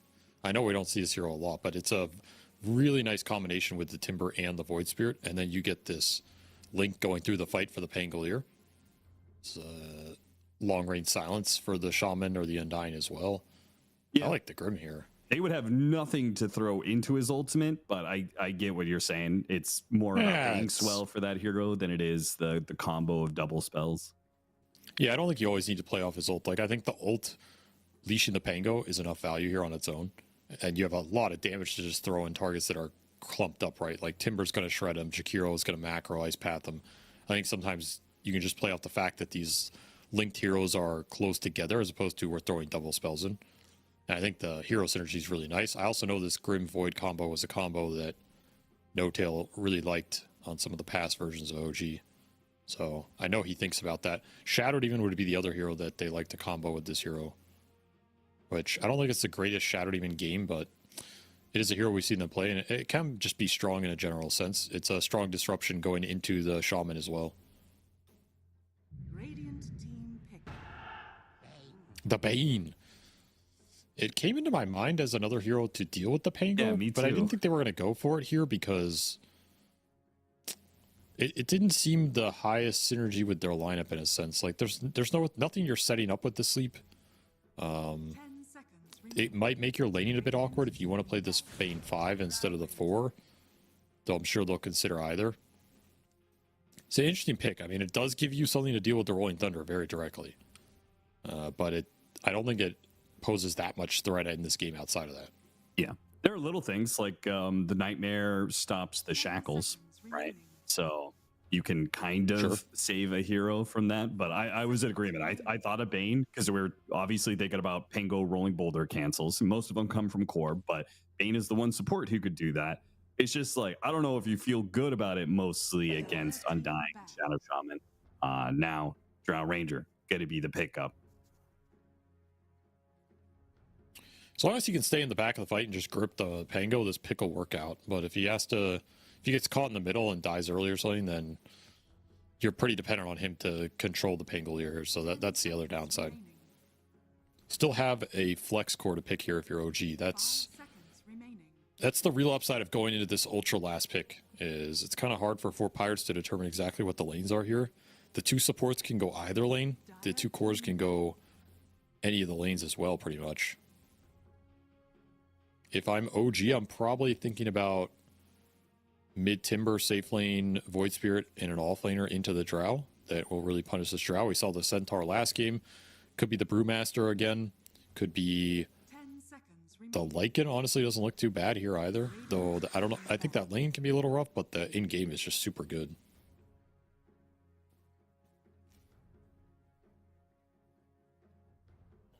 And 4 Pirates, are they going to pick their signature Arc Warden Drow Ranger again?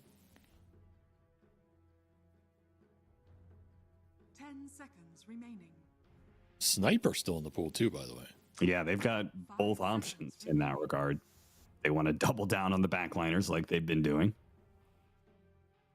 Why not, man? I mean, they don't care. They're just going to play what they play.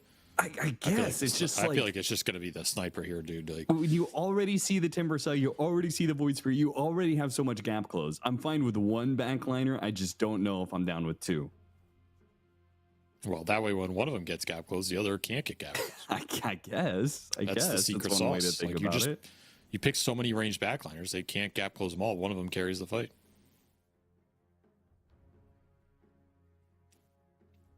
I bet they're thinking about it, honestly. Maybe another option is like Viper here. It kind of fits that archetype, but it's a bit more frontliney and can take some of the team fights and is a decent answer to Timbersaw with the overwhelming magic damage. Ban Underlord. I told you it's going to be the sniper, man. I told you. Don't doubt it. I don't know why you doubted it, Austin. Like, it was always coming. If you don't pick it, they're going to play it. Was there a point in having a draft? But, back and forth drafts, should both teams have just shown up and said, this is the 5 that we're rocking? Because that's what it kind of feels like right now. It feels like both teams went into this and said, these are the 5 heroes we're picking. Or at least the cores, anyway, between the Drow Ranger Sniper on one side and the Void Spirit Timbersaw on the other. It feels like this was predestined. It didn't matter what it was going to happen when it comes to what the other team was picking. Definitely felt like that for 4 Pirates, for sure. But there is the Lycan. Austin, I told you, this is the ultimate punish pick. This Lycan can absolutely decimate this game. You have 0 control for him. You have very little summons clear, and you're playing Drow Sniper against Lycan. Like, what? In theory, this should just be a GG pick. The only reason it's not is because, I mean, obviously, we have a whole game of Dota to play, but I have seen some of these games where Lycan falls off. Like, he just can't stand his ground against these range cores, even in the late game. That said, he has a lot to feed off of here, and I feel like this is a draft win for OG. I feel like OG went into this knowing what 4 Pirates are going to play, and they were just preemptively picking the heroes that they felt were going to be good against it, and they got 3 gap closing cores, and it has to be a draft win. Like, even if 4 Pirates win this game, it'll just be because they're playing better. Sure. But they have stuck to their guns. They have gotten the sniper, the Natty Narwhal sniper. Nobody can beat it. This will be a true test for it, I suppose. Yeah, it will. All right, it's going to be a fun game 1, and it's probably also going to be a really one-sided game 1, right? Because somebody's going to be right about this situation. As you said, 4 Pirates, they might just be executing. They might just have the perfect team to run double backline 1 and 2 positions. Yep. Maybe they're just gods at this style, and it takes only the absolute best teams to be able to best it. Or maybe OG has killed them on the draft and they're just going to get run over. I feel like that is more likely. I just have to believe that if you're running Drow Ranger and you're running Sniper and you have Lycan running at you and Timbersaw running at you, I have to believe it doesn't go well for you. Everything I know about Dota would tell me that it's not going to go well for them. However, they could just be on they could be on the TI 16 meta, right? We don't know. Like, they can be years ahead. Maybe they've broken the game and figured something out that no one else understands. And these double ranged cannon lineups they're just the truth. Like, it's always possible. You never know. I'm going to doubt it till I see it, but hey, I look forward to seeing what they have cooked up with this, at least in terms of, are they going to do anything cheeky to try and execute this game in a way where they don't get gap closed and run over. Did end up being carry Lycan, by the way, worth mentioning here. Shad picked that up, so it pushed the Void Spirit into mid and the Timber into the off lane. It did. That is how they decided to divvy this up in the end. They could have sent these heroes anywhere, honestly. But this will guarantee that the Lycan has the easiest lane, which kind of makes sense to me because this is your real true hard counter to these cores, right? Like, this is the guy who's just gonna make their life miserable, so give him the best game.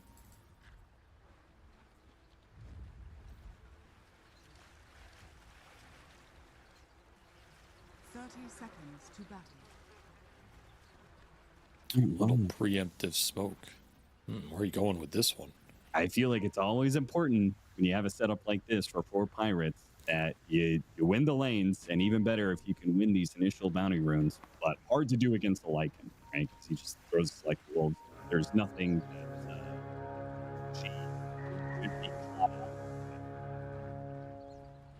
You play for 2 Definitely here. not. and should be able to get both.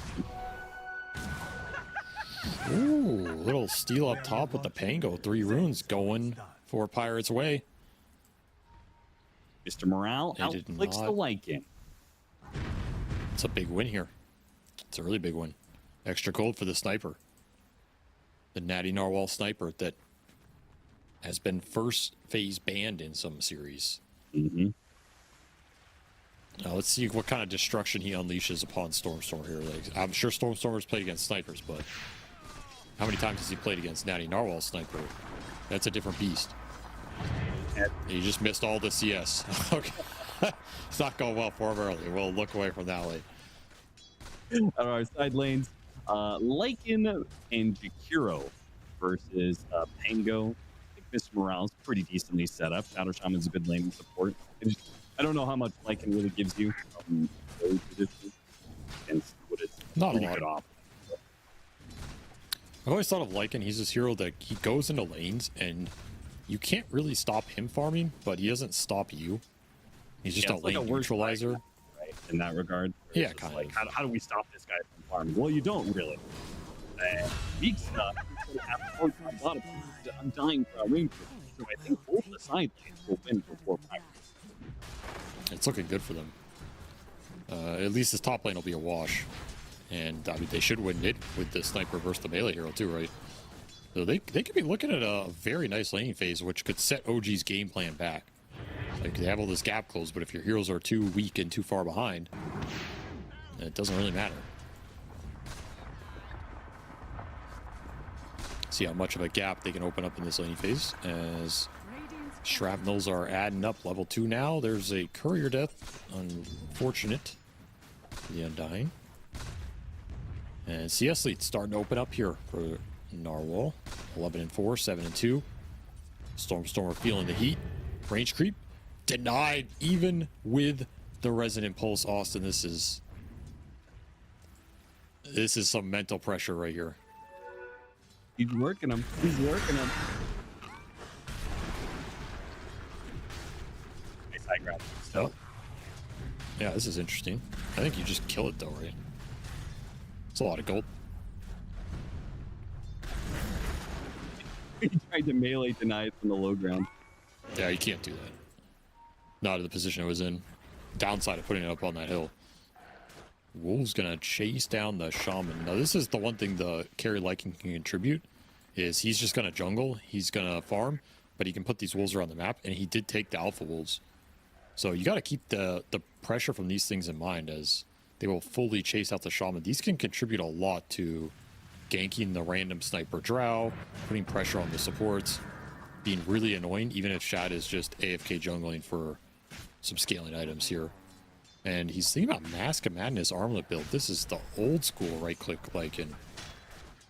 This goes back to the MP days. MP Lycan on Secret. Yeah, I have really liked this build. Control Alpha Wolves. It's crazy how you just play through the world and then you're just kind of like just flicking your Lycan hero through the jungle the entire time. Yep. It's like strong. you're playing two heroes, basically. It's a lot of map presence for an AFK jungle hero, you know? Yeah.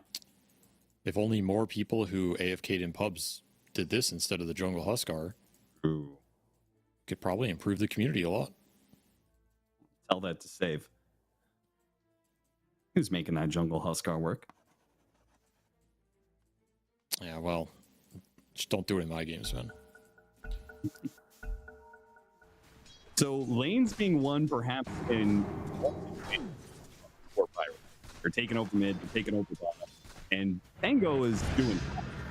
He can only get better for time. So this scenario might end up dying to Wolves here. Lycan to clean him up and they actually get the kill on the Shadow Shaman without Kadaro dying on the Jakiro.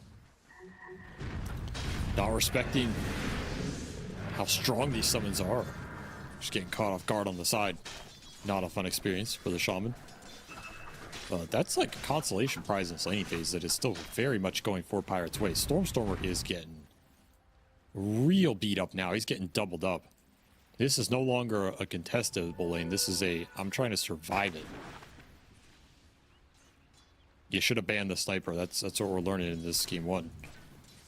Should have banned the Drow too, I guess, because this Timber's not doing much better. It should just ban. That should just be the opening bans: Drow Ranger, Sniper, Clinks, Arc Warden.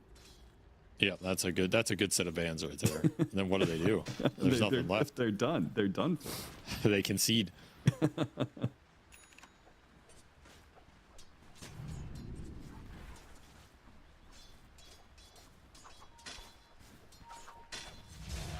I mean, can OG even bail out this mid lane? Not really. No. Not with their supports. Their supports suck No real at gank rotating. potential. Too low level too. Let's see if Natty Narwhal can get the solo kill. That would be the coup de grace here. If you can land like a shrapnel into the level 6, assassinate this guy, really make him cry. It's getting close. And they're lingering around with the shaman from the smoke. Oh, he got spotted though.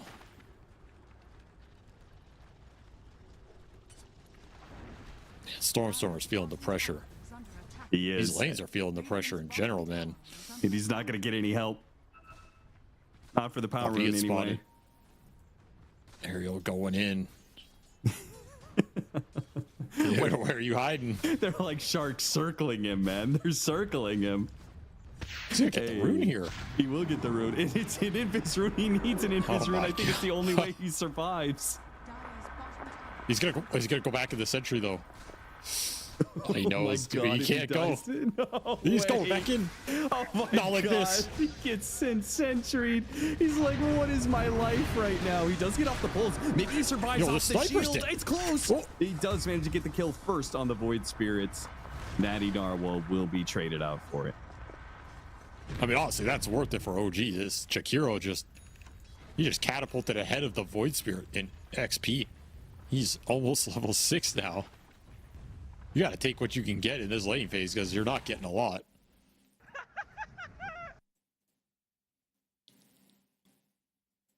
Man, what a rough laning phase for OG here. They have to recover this a little bit. You thought you had all the answers for the game, but we might not get a game if you just get run over, right? That's the downside here. Yeah. They can play from behind, though. Like, they can absolutely take fights from behind because they have really good matchups here. So it's not the end-all be-all. You just can't let it snowball completely out of control. You got to defend your Wisdom Shrine and small things like this as Odeker wants to lead the charge. Contest this. You have a high ground tombstone potential. It's still going to be a hard contest with TPs coming in. Nightmare on 1. They've already gotten the Wisdom Shrine. Odeker goes for the kill on today's, but Stormstormer cutting in from the TP. Easily take down the Drow Ranger and get the extra kill. This was just kind of doomed for failure if OG brought the numbers. Oh, we still got the kill on Mixa. What? That did so much damage. God damn. Got hit by like the last zombie on the tombstone into the decay. Well, that's a massive pickup because otherwise you got nothing out of that play. But now this Timber is still not feeling great. Almost have Rolling Thunder top. I don't think Shad wants to linger here too much longer, as he is getting swarmed on, but he doesn't know it. They're even bringing the Narwhal sniper up here. They really want this Lycan. They might get him. They are going to be able to get him. Not having level 6, no way out of this situation. So for Pirates, they say, okay, you want to put 4 heroes in a side lane? We could do that too. And we have the benefit of being able to hit the tower immediately. Nice little move. Give up the amp damage. It spawned at that 8 minutes to Stormstormer. A nice rune pickup for him. Let him make some moves and some aggressive play, even though he got bodied on the lane. And 3 points in Liquidfire is going to melt your towers here. So you have to watch where this Chikiro goes, or he's just taking your tier 1s down.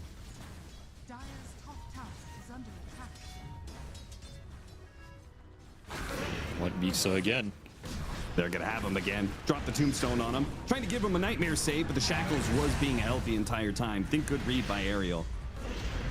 And now with the sniper coming in, OG stumbled some heroes into them. Now they're going to get the Undying, but can they get out? They've only got one jump.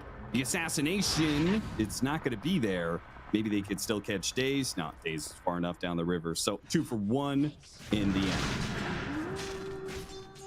Pretty good fight there for 4 Pirates. You bring in those long-range heroes around those towers. That's a really tough fight, especially with the tombstone going down early. You just get so much vision and control off it. Straight back into hitting some of these towers. Not a rune that Stormstormer got max value out of this amp damage, but he gets something out of it. And he's recovering. Radiant are scanning. There's your Mask of Madness for the Lycan. So we'll have to see at what point Shad decides to try and join fights with this shapeshift. Or if he just wants to AFK jungle until like a level 10 to 12 territory when you have second and a half item and are way more confident to have impact in the team fights than just running and feed. He's making the move to mid though. They actually want to take it to the sniper right now. It's a bold move, could backfire. Daddy Narwhal in some trouble with the shapeshift coming in from behind. Big damage for the Drow Ranger though, and the sniper doesn't even go down. Shad can't commit. And with the Void Spirit now gone, Kadaro pushed up against the wall. Will fall as well. Good response from 4 Pirates. This is why you go for one of them, but the other one is free. If you go for the sniper, the Drow Ranger comes in and cleans house, and vice versa. Too much damage to run into. This is what I was saying. Like, if you go for these moves with the early Lycan, they're not guaranteed to work because you don't offer that much this early. It's a majority in the Wolves, which is, you know, independent of your hero anyway. He's probably better off ulting in the jungle and running the Wolves in while he was hitting Ancients or something. Oh, they missed the connection. Still Got him on the Timber Saw, though. And looking for more. Stormer. They'll chase down the Undying, slow him down a bit, and it's too far to get to a tower. They'll eventually die here. They gotta work for it.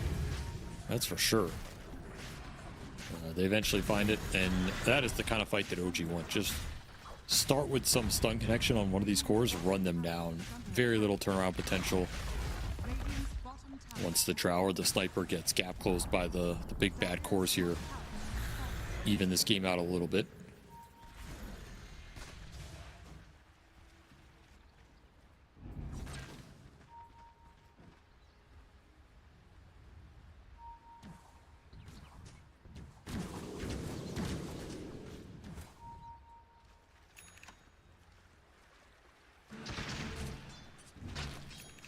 Do have the defusal on the Pango. Mr. Morale just going classic Pango build. We haven't really seen a lot of Aura Pangos from this offlane. Even in these games where it makes sense with the lineup, it's just not the preferred build-up. Too weak, I guess.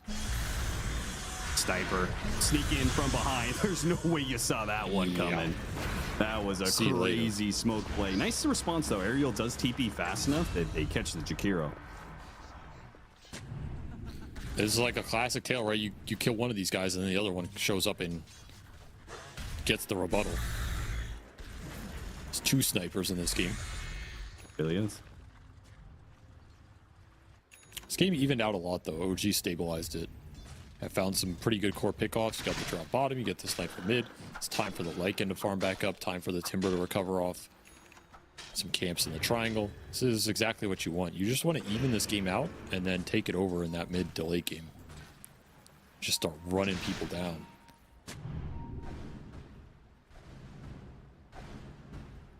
How's our Lycan doing, by the way? Item progression for him. He wanted to show up that last fight and quickly bails. Just got the Mask of Madness, soon to be armlet. But I guess the bigger point is you just got to max out those wolves so they can help out the team. I feel like this is normally why people go Midas, just for the extra levels. Yeah. I just feel like he's a little low level here. Not that he's behind, but if he's level 9 or 10, then you already have this Wolves max. Can impact the game a lot more.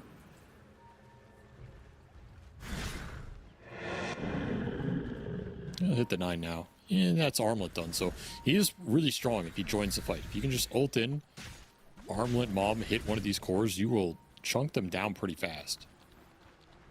Dire are scanning. Sniper shows bottom as the smoke goes into the triangle, so looking for this jungle Lycan, and he's gonna TP right into them. It really is. That is so sad for was him. that? He dies near instantly. What? That's crazy timing. He was trying to TP to dodge that gank, I think, that he felt was going into bottom. Sure. They just next leveled him. Under attack.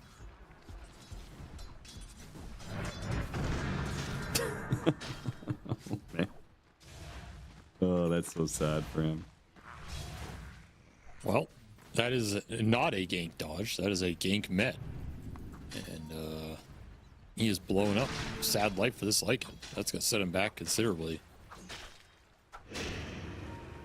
Everybody's farming on the side of 4 Pirates. We've seen this before, man. They just out-execute people.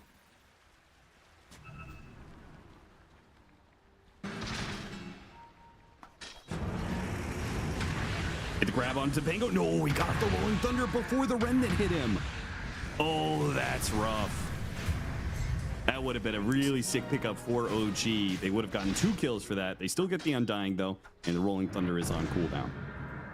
I like the ambitious TP there from Undying. You know, I'm sure I'll make it out, guys, in the middle of everybody. Yeah. Do you get your Wisdom Shrine here? That's pretty nice. I mean, they're farming the Sniper and the Drow. Like, they're getting what they want here, which is going to be double Hurricane Pike. You get that up, you're a lot harder to gap close and bring down in the fight. You're going to jump in with this Void Spear, get Hurricane Piked. You're going to jump in again and get second Hurricane Piked. And then you're, and then you're going to be left wondering what the hell you're supposed to do. Radiant's I mean, surely that's where the Timbersaw and the Lycan are supposed to cover your bases. You've got 3 gap line closers here. Oh, they get Hurricane Pike too, Austin. You don't understand. Like, Yeah, okay. everybody's getting Hurricane Piked. There's no ability to gap close. Then there's a concussive grenade. There's a Manta. That's true. That's true. Concussive is grenade going sounds pretty on? sick right now. I don't know. Some little support duo. Runs to the Drow Ranger though. Odeker. Ice Path, Macro Pirate, not dead yet though. The Pango with the response will kill the Jakiro. Odeker's still alive. And he doesn't die to the pop. He doesn't die to the damage over time. No way. Who's on 30 HP. Timbersaw will die in the river. 4 Pirates. They're winning on both sides. They win both sides, man. They're working him right now. They're absolutely working him. And this Lycan is just not contributing to any of these early fights. He's farming up. He's going to get a BKB. In theory, he's invincible in the BKB. But you might also just get chunked by the right-click power coming out from this lineup. This game is not looking too hot for OG right now. They got to find some openings. They're getting outmaneuvered, outfought, outfarmed. What's going better for them in any of these categories? Not much.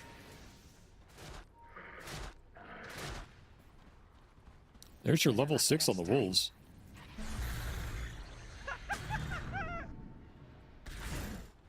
See what these Alpha Wolves can do. Definitely really strong. Should be able to scout out, fight around them, look for pickoffs. Ideally find the Sniper or Drow, because they've constantly been farming on opposite sides of the map. A very greedy setup, but they're getting away with it. They're getting so many Ancient Camps down, off cooldown.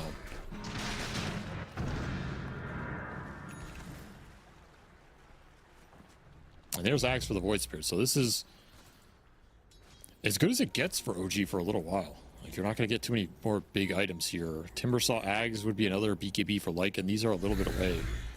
If you want to take a fight, now's the opportunity to look for it or look for some pickoffs. Continue to try and play around the Lycan Wolves, find these cores. under attack. Dire are Just not happening.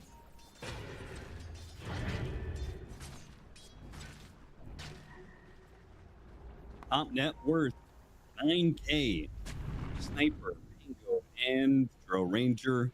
Radiant's Lycan's up there with bottom them. tower is under attack. But the Void Spear and Timbersaw failing to find success around the map. Them to fall behind. A little nasty here. You have the shard pushing in from the Lycan, so you do have that constant game presence. They haven't really taken many towers. Mid, offlane, still up. Middle tower is under attack. Radiant's middle tower has fallen. This feels really bad. This is not a Roche you want to give up for free. Radiant's bottom tower It's crazy. They're doing it with mostly just the tombstone and the serpent ward. That's the strength of this duo. Quite good around these objectives. They just get it for free, man. This game is this is such a weird game. I feel like OG can fight, but they're not finding openings to take those fights. Yeah, it feels like they've lost confidence in their ability to fight because nothing has really gone right. Fell behind in the lane phase and just haven't really found anything with this Lycan. He is level 12 now, closing in on BKB. I mean, BKB on Shad has got to be a point to get him involved. That is his biggest power spike for a large portion of this game until you get to the later big items. You know, you're going double small item into this BKB. That's kind of time to put him to use. is under attack. I'd be very surprised if OG do not try and do something with that. Unfortunately, it's giving a lot of objectives to 4 pirates here. They're going to get a Roche into a Tormentor. Shard for the Undying. Not a bad one, honestly, in this game. You can tombstone some of these cores that get wrap closed. Yeah, that's a pretty super big sick. deal. And I mean, that's another issue for OG. Like, who kills tombstone in this game? They don't have a lot of good tombstone killers. There's not a lot of these heroes that want to sit there and right click it down.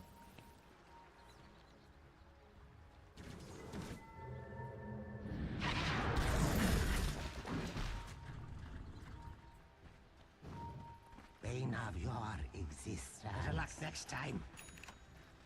How do you feel about late game for OG? Because this game is clearly not going to be a game where they just snowball and take over the mid game. That's just, I feel like that ship has already sailed. On paper, the late game's fine, as you have like good core matchups. Though in actuality, I don't know if they're gonna win it. Honestly, I can kind of see this Drow sniper just dealing enough damage that you die trying to kill them.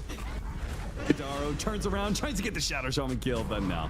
There's some heals available. I think it was a Lotus play. The Alpha Wolf, but there's the Shard from the Tombstone, so lots and lots of saves available. On the other side of the map, though, ooh, Pango almost dying, but OG, they got to get out of here. They're coming through the gate. They managed to get a Hex. Double Shot catch. with the Void Spirit. He's got no more steps. He's dead. Screwed. They're just getting outmaneuvered. Like, it's just as simple as that. They're getting found around the map. They're getting caught out. These wolves are not pulling their weight right now. And here's another maneuver into a smoke. Gonna try and catch even Gets more. caught like this. No way. Brothers, ability what to is use that going axe. on? They're just crumbling around the map. This lead is growing. These cores do so much damage that the second they have a numbers advantage, they're just gonna run at you. These guys don't care. They have nothing to lose. They are making it work, man. BKB done for the Lycan, by the way. Ag's done for the Timber. I mean, this is your item time. And what are you gonna do with it? You can't fight the Aegis. There's still 2 minutes left on this. That's a lot of time to give up. More defensive items for this Drow sniper. Dire structures. Radiant structures are fortified. Radiant's middle tower is under attack. They'll take the first tier 2 of the game. Dire's bottom tower has How far do they want to push it? It seems like they even want to have a poke at the high ground here. You can do it. You have Tombstone Shaman Ward. You have some tools to help you if you really want to commit. Could just be trying to bring OG back, but there's some real threat here. Still a minute left on the Aegis. Smoke is ramping behind them. Radiant's It's a good middle idea. tower is under It's a very good idea if you can catch supports with this. The scan, Oh, it they finally get goes red. scanned. It got scanned on the last half second of it, so they know what's coming. but are they ready for it? They're going to just try and fight it through. The jump in right into the middle of them. Manage to catch the Pango with a beautiful Ice Bath macro fire. They burn out 2 of them. Now they got the Fiend's Grip. Nightmare on one, Fiend's Grip on the other. I mean, just beautiful setup from OG. Things have not been working their way, but this time they execute beautifully. Unfortunately, it looks like it's still going to cost them a barracks. That Mega Ward went ham. It did. So they lost one of the buildings, but honestly, the way this game was going, I'll take that. I'll take that trade-off. Feels like we've got some momentum now as they take down the Aegis and Otakura a second time. So they get 4 kills out of that? Did they get 5? They surely the Undying was in that fight, right? Yeah, they got the Ceaseless Dirge out of him. So that's that's a 6-man wipe in exchange for Rax. You'll take that for sure. In this type of game where you're just trying to get your heroes to even footing, it counts for a lot. You have Lycan to push waves out a little bit anyway, so Rax is not a game ender by any means. Just caught off guard. I'm surprised they got flanked that bad when the scan hit. Like, that really did them dirty. They got the Pango and the Undying before any sort of save or anything can come out. The silences from the Void Spirit did an insane amount of work here because it's silencing the Pango and the Undying who could save him. So that is the dream scenario. And then you get a sleep on Drow and a grip on Sniper. I mean, this is... You honestly cannot ask for a better scenario in the setup on this fight. Like, there's no better scenario. OG looking to claw their way back in this game. They re-even it out by a lot.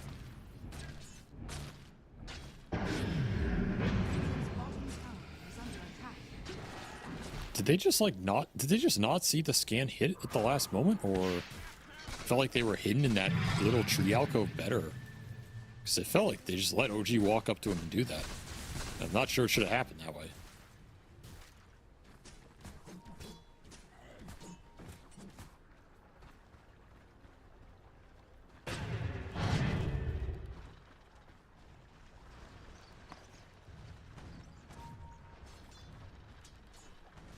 See if 4 Pirates can restabilize this game. You have a minute 30 till potential Roche spawn. Some time to get some more damage online for your cores. So much this game is still about who finds the right angle into the fight, particularly if you're OG. Gotta get your heroes in there, gotta get this Lycan and Void Spirit in there on the right targets. What a great bit of relief for OG as they start getting to those next round of items. Manta or the Void Spirit will help deal with some of these disables, particularly the Silence from the Draw Ranger. AC almost done for Lycan. Huge armor upgrade. It's going to help up the whole squad. The Pizza is the first person to try and hold the high find their positioning elsewhere. Fortunately, there goes your ward. Dealing with circle wards. Got a glyph for that, but that's it. You did bring OG back. Now you have to bail. It's a wasted smoke from OG. Outmaneuvered a little bit here. See if 4 Pirates can get the lanes out again, though. Again, Roche can spawn in 20 seconds. This map control counts for a lot.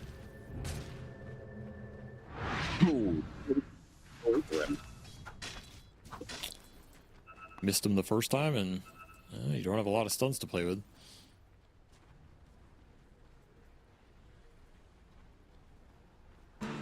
Roche is going to be a pretty fast spawn here. It's going to put some pressure on OG to make a move towards that pit, or at least control it a bit with the wolves and everything. They are close to an Ags on the Bane. That would be pretty big, but I don't know if he's going to be able to finish it going into this next fight.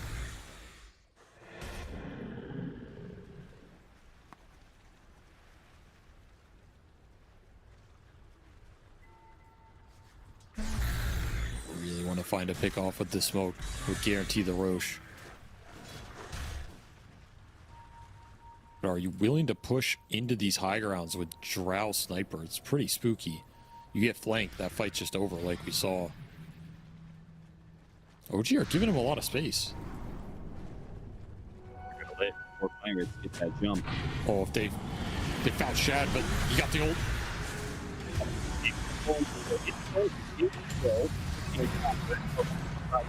Odegaard needs some help. Forstaff trying to get away from the Sniper Saw, away from the Lycan. Shad's going to deal with Undying real quickly. Got him, but now the Void Spirit's joining in on the hunt for the Drow Ranger. They've got him and the Sniper. The Sniper couldn't protect either. And that will be OG clearly taking control of team fights now. They have reached the point they're strong enough. The damage is no longer a threat. They just seem to be able to run down these heroes. We're seeing the draft advantage, right? You needed to close this game out, snowball it. We saw 4 Pirates making some good moves to do that, but the second you're stuck in these team fights where OG press their buttons and just take it head up, feels impossible. Like, a Lycan just runs at your entire team and nobody can do anything about it. Nobody can stand their ground. You can only Hurricane Pike away so many times. This game just feels completely one-sided now. OG getting a little outmaneuvered in that mid game, but they stabilized it long enough, got that one fight on that bottom barracks, and now they get to play their lineup to its full capacity, which is just gap close these heroes and dice them up. Damage is coming through now. 4 Pirates in trouble. Have not lost a map this qualifier. About to lose with some signature heroes if they can't get a team fight going. Shrapnel in the pit. Rolling Thunder got the blink in onto the Jig hero. Didn't go inside the pit after the cores. Opted for an easier kill. Meanwhile, the Bane, what is he doing out here? Got hexed up, controlled up. 3 cores of OG will have to sit in the side, wait this out. They're gonna jump in, try and grab the Aegis. Meek's gonna go for it. Meeks activates the BKB, got the Aegis just in the nick of time. And now here with the rest of the BKB, TP's out. Astral step out on the Void Spirit. They grab and they run. Oh, nice execution there. That was not a fight that was going well for you. As 4 Pirates take advantage of the Lycan form just coming up. Did the banner get killed? What happened to the banner here in the pit? I didn't see anybody pick it up. I feel like he got denied or something. Whatever. I mean, nice little snatch from Misa. Slows down this game a lot for 4 Pirates. Now they're stuck in this kind of straight up team fight hell for even longer here. Can't push high ground without that Aegis. And man, if you could have just rolled in here and hit everybody, could have been like the dream scenario. Instead, he chose the Jakiro. And this was their Roche to get. Like, at this point, I think OG are kind of out of the fight. But yeah, able to make a very clutch snatch. Bit of a miscommunication from OG. It works out well, but like the Bane walked in to Nightmare the Sniper, but the rest of the cores were out, right? They were like, no, we're just resetting.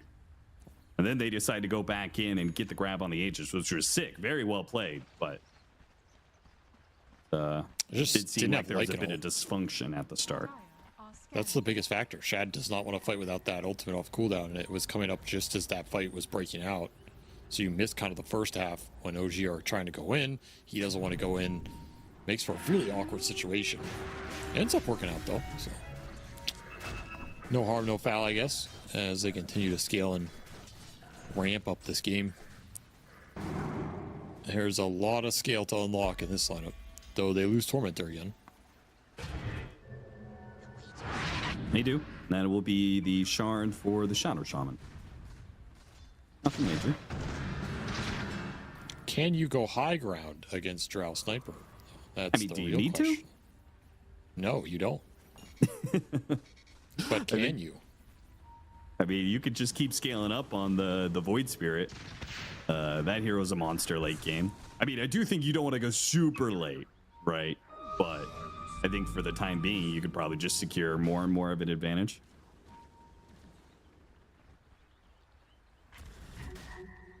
Well, they want to fight. Still have Aegis for 2 minutes. Why not? Oh, Drow just running into him. Oh, yeah. Gotta take that. They have no idea they're being watched this entire time. That was beautiful setup for an Ice Path Macro Pyre. I mean, 4 Pirates is making it easy for them. They're the ones getting outmaneuvered now. Their read on this game has absolutely crumbled. Shad looking for the bash. 2 hits, no bash. Wow. That is pretty unlucky right there.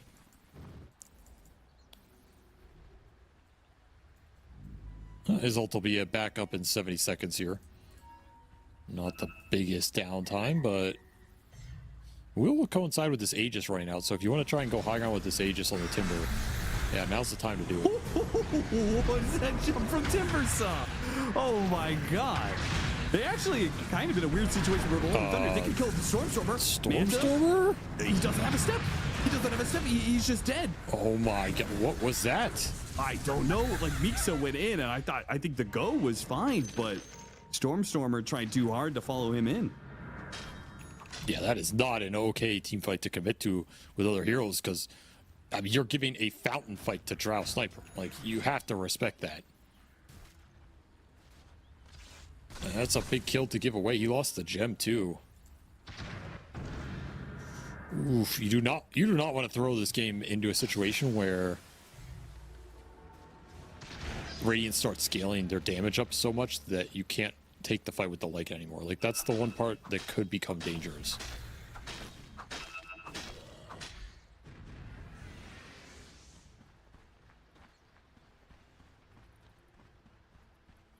Still a 2K net worth difference in this game. Still very even. And there's still a lot of slots that can be put to use on a bunch of these core heroes. So really have to think about how you are itemizing to scale here. Ags potentially on the menu for Shad. You can like and bite the Void Spirit, I guess. And you got 2 wolves running at the Drow and the Sniper. Yeah, he no longer has to rely on his astral steps to move around as much, which might help him. It's the Astral Wolf. True. Gets into your dreams. Nightmares stop the TP. Nice try on dying. It's looking for the Wisdom Shrine and will only find death. Why would you drop the Tombstone? It buys you 5 more seconds, but gives the enemy team 200 gold. There's no way 5 seconds is worth it. What can you do? Maybe he just thinks they won't look inside, you know? They can't see me, they'll leave me alone. Yeah. Or maybe they're afraid of zombies. Saw Dawn of the Dead too early as a kid, you know?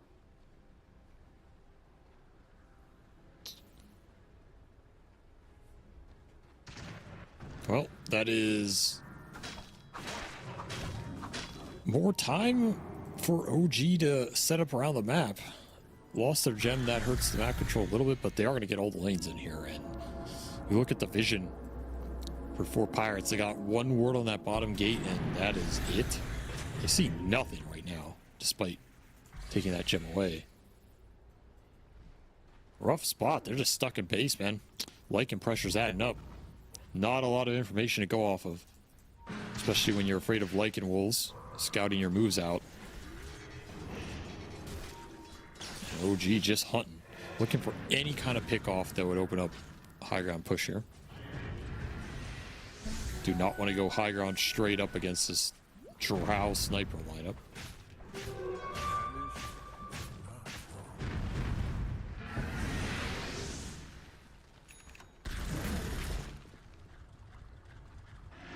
Big items continue to roll in here. Tankier and tankier. Double Shiva's Guard, huh? It's one way to get some armor on the board.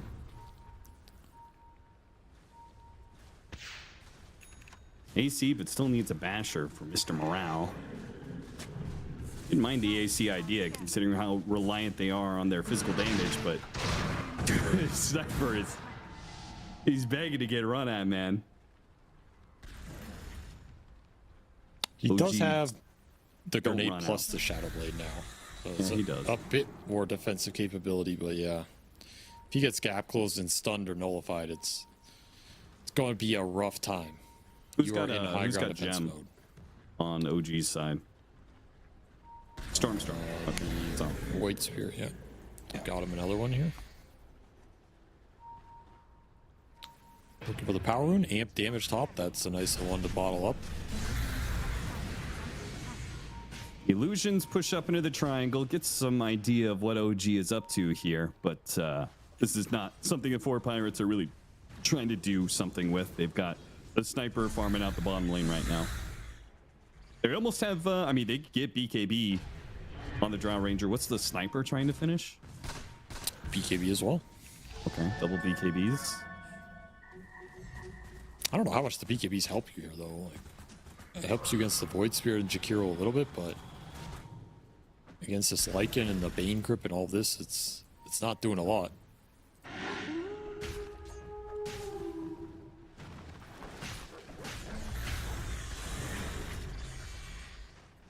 They're gonna smoke out. Aggressive move for 4 Pirates here. It's hard to make Dyer's bottom aggressive plays with Drow Sniper, I must be honest, but they'll look for it. Very dependent on this Shaman catch.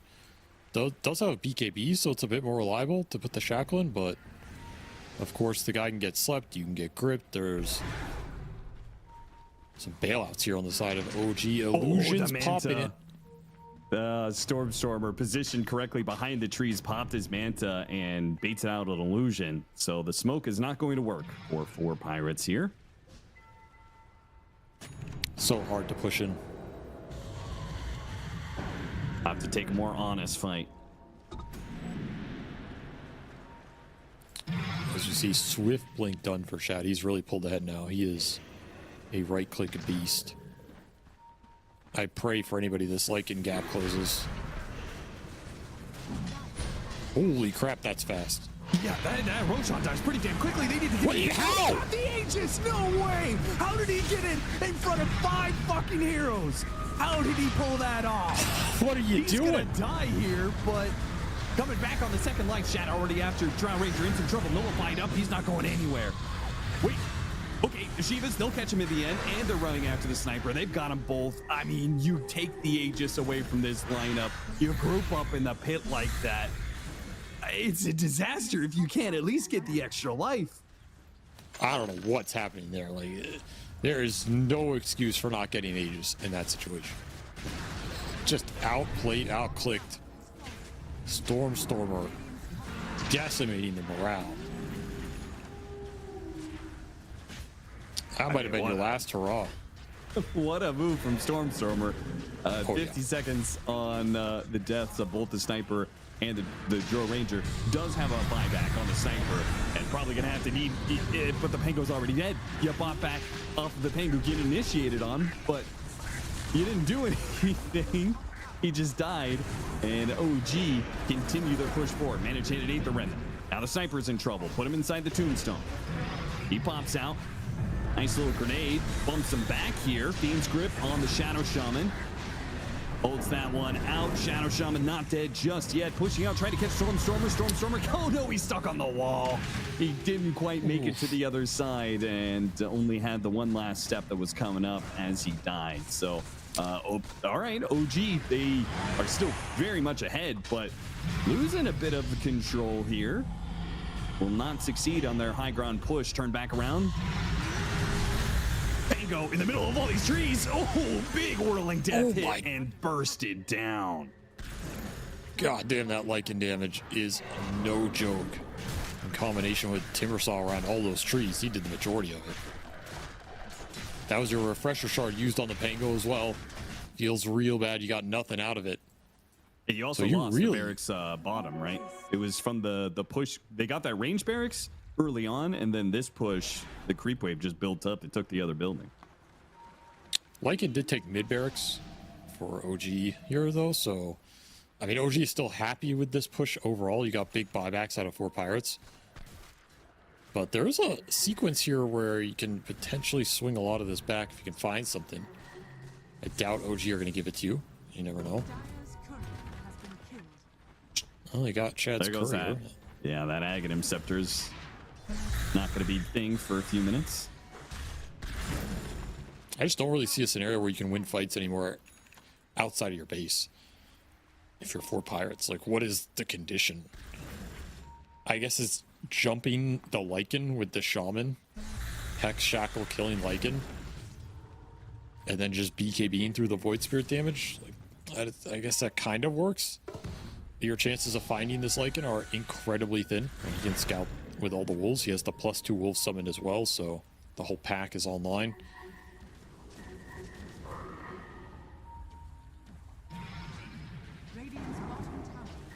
Could Push start hitting coming in the in. tower. Let Stormstormer hit the building. He actually jumps into them and then quickly decides better the situation. Ice Path lands onto the Drow Ranger, but OG, they're not diving into the base again.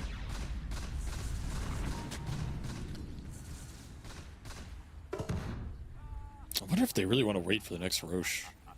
It's a while away. But the straight up high ground is pretty difficult here.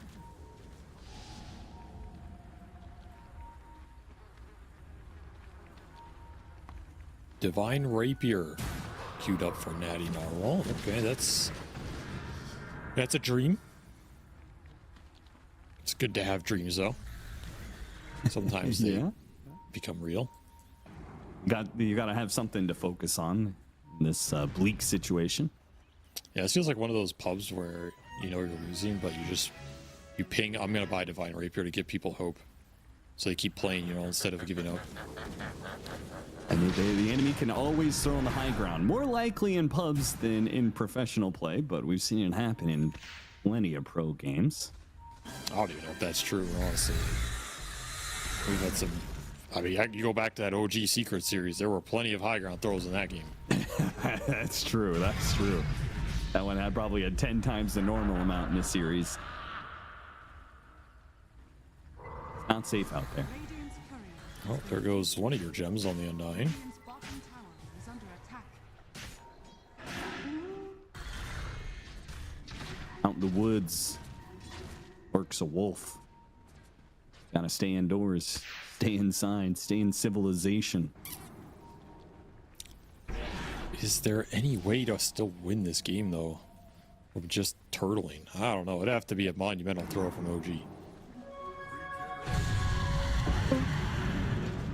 OG might oblige. Stormstormer playing around with these illusions right now. Okay, they got the high ground ward. The Drow Ranger gets They're just gone going on. on it. Ripped with a Void Spirit. OG are not responding. They got a Fiend's Grip on stop of the Rolling Thunder, but the rest of the team did not want to go into that. What was that? Is that not a fight you want to take if you're OG? 4 pirates going out of the base, going up into your high ground, your ward, and you have a free jump on the drow. Like, why would you not want to take that fight? I mean, they're just not ready for it. Didn't Yeah, have I everybody guess. there. Very awkward though. Oh, you see how fast that Void Spirit died, man. He died in 1 hex, basically.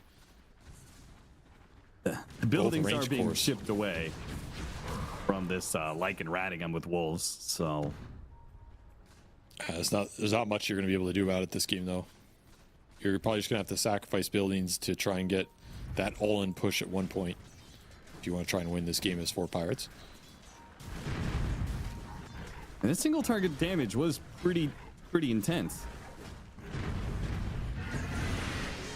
That's a dream scenario, though, right? Like, you get a stun plus another stun on the Void, and the sniper and the drow are both instantly hitting him.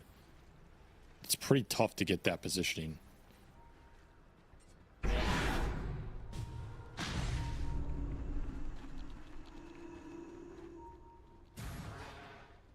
OG afraid to go out on the map now. The shard for 4 pirates. Anybody left that doesn't have their Nope. shard? No. It was just gold. Just team gold. Honestly, decent gold in this position.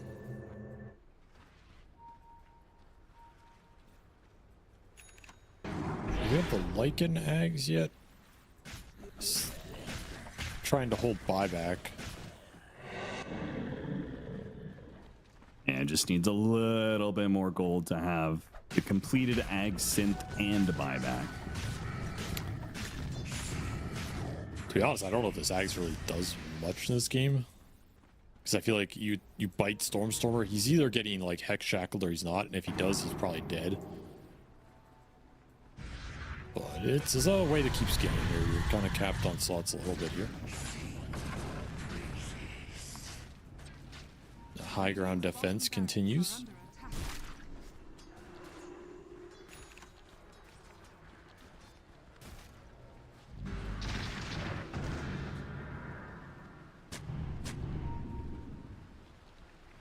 50-minute mark, huh? I feel like OG ends up in these games a lot. I'm not gonna lie.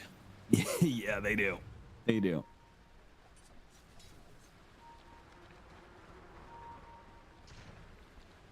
It's crazy. Ariel has so much farm. He's gonna get a Shadow Blade next. It's the highest farm support in this game. Anything that saves you from those wolves, man. You gotta do what you gotta do. So. Oh, Daze? Okay. What? Clicks into him. That was not the solo play to attempt. Don't know what that was, but yeah.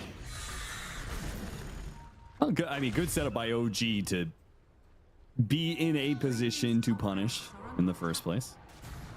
Noticing a building is gone bottom. Now a building is being gone on top to this light. Yeah, these wolves. Just, he's chipping away at these range barracks. They're just gonna die.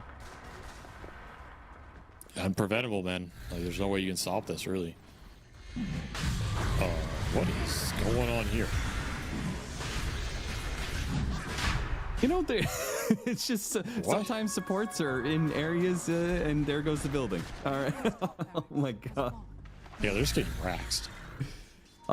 Roshan's going to switch to the other side, so don't commit just now. Odegaard on the high ground, throws out a couple multi-shots. The sniper, Aether Remnant, gets the grab of the Drow Ranger. The sniper's already dead, and now with a nullifier onto the Drow Ranger, he still has BKB. Put inside the tombstone when he comes out. He can BKB, but can he do anything? Nah, he's just taunted the entire time.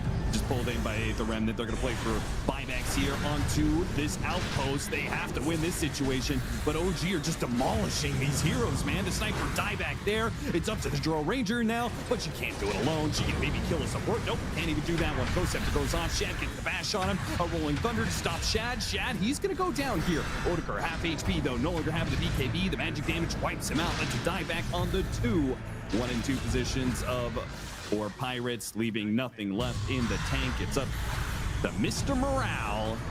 And I suppose the very farmed aerial Shadow Shaman, it's just an impossible ask. Pango does some serious damage. Shadow Shaman does what he can, but ultimately they both will fall. And so will the base. OG will close out game 1. I like how Kadara just went to their base and was just like slowly throwing them with Jakiro. Don't worry, guys. I'm the real threat. I mean, I feel like that game went kind of how we expected in the end once OG stabilized it. Like, I just don't see how you take these fights against Lycan, Bit Void Spirit, Timbersaw, all gap closing you, all out damaging you. It just feels too one-dimensional from 4 Pirates. We've seen it before. OG were ready for it today. Even with that ridiculous laning phase and some good maneuvering, it wasn't enough to close this game out. 1 or 2 more one-team fights, they can win that game, but is this the kind of game you want to play if you're 4 Pirates? Like, do you want to be in this position where if the second you botch one push, the game just swings so much and it feels so difficult to keep scaling and keep taking these This was the push that was botched, right? Yep. They had the scan on it a little bit late, and they just kind of set up in this defensive turtle, and Stormer, I mean, he got a sick initiation, drove right through them, got the multi-hero silence, and then the Bane covered both the sniper and the Drow Ranger with a Nightmare and a Fiend Script. I mean, it was perfect initiation from those two. They pretty much carried like 80% of the engagement just there. And that evens up the net worth, and then the rest of these fights become a whole lot easier for OG. Oh yeah, I mean, at this point in the game, when you have BKB on Lycan, you can just run in. Like, there's no counterplay. There's very few things to stall the fight out. There's very few things to kite him. Your Drow just spends the whole fight running away instead of being able to sit there and hit people. Such an awkward game to play at a certain point. And props to OG for dragging it back. There's definitely some decent pressure on them in this game, especially after that laning phase and that mid matchup. They also got 2 Aegis snatches in this game, right? Yes, they did. That's pretty brutal for 4 Pirates. Like, you got to be better controlled and disciplined around this Roche pit. That's just unacceptable for the way they got snatched. And those are really pivotal Aegises. You can say maybe it doesn't win you this game automatically, because you can definitely just lose the fight 6v5 anyway, but the fact that OG get them makes that fight impossible for you. And that one refresher shard they did get out of that last Roche that was on the Pango, it got used right before he died, so that gave them nothing either. Big problems around the pit for 4 Pirates in this game. 10-3 and 23 on Chad.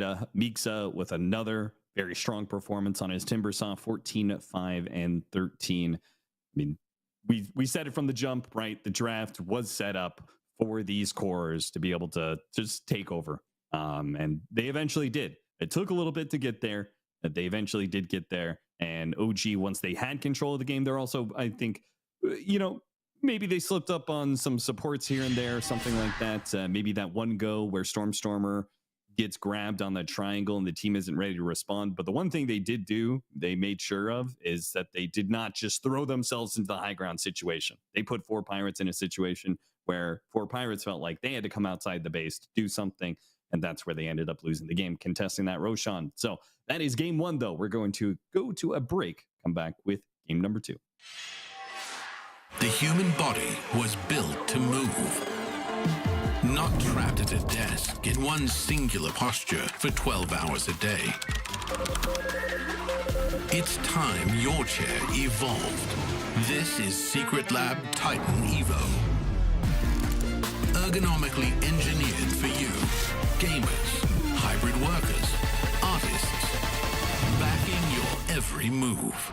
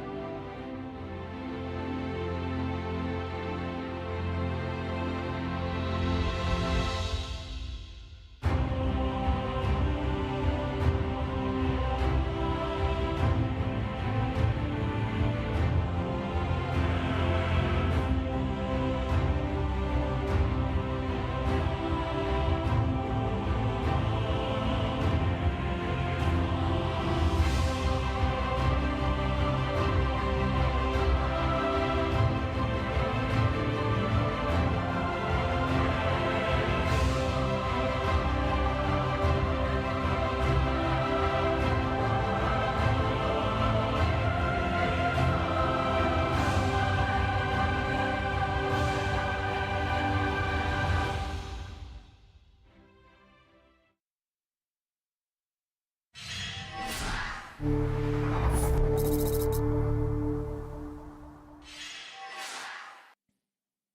take the lead against 4 Pirates, and through a draft that, Avery, we said it should work. Like 4 Pirates are running the same thing this entire qualifier, and somebody's got to put a stop to it. OG proves that you can put a stop to it. They are not gods. You can't you can't just keep running this kind of drafting archetype and expect it to always work, right? There's no way. Like, good teams are going to exploit this. You cannot be this one-dimensional. So they're going to have to change it up, or maybe they'll just do the same thing again and like ride or die with it. I mean, it's not too bad if you feel like you're underdogs and you're just going to play one style and go with it, and it simplifies everything, right? You're not sitting here thinking about how to change up drafting or switch things up. You're just going to go with what you know, and if the enemy beats it, cool. If not, might go to TI. OG, they proved they can beat it now, so there's a bit of an onus on 4 Pirates to shift things up and try something different, or at least make some sort of big adjustment in terms of why that game ended up being so difficult. Do you think there's any way that 4 Pirates look back at that game and say, we won that game, we just screwed up that like one team fight? Maybe, but I also think that's reducing too many of the things in that game to like a very binary situation, you know, where it's, oh, like we can win this game if we outpace OG and we just go high ground. But that can always be true. I just think there are still better ways you can put yourself in that position. Like, I still think that type of game it's a lose one fight, lose the game type game. And those are always very difficult to execute. Fair enough. Well, we'll see what ends up coming down the pipeline here as draft number 2 is now underway. We'll see if 4 Pirates do give us a little bit of variety in their draft, or if they stick to their guns. I will also say, if you're going to play that kind of one-dimensional style and you know you're going to go for these ranged archetype heroes, then you can ban differently too, because you don't have to ban popular meta heroes if they're really bad against you. Like here, we already see Death Prophet banned. This is not a hero I would ban if I'm going to end up with Sniper Drow, right? It's going to be a bad DP game. Like, who cares? You would rather ban the heroes that might be weaker meta-wise, but better for OG to play against you, like the Timber, like the Void Spirit, if you think they're going to first phase these heroes again, and set yourself up differently. So I feel like the ban here indicates that we're going to see something different out of 4 Pirates, and maybe just go for a more well-rounded lineup with a later pick ranged carry that isn't as all in on this one-dimensional gameplay.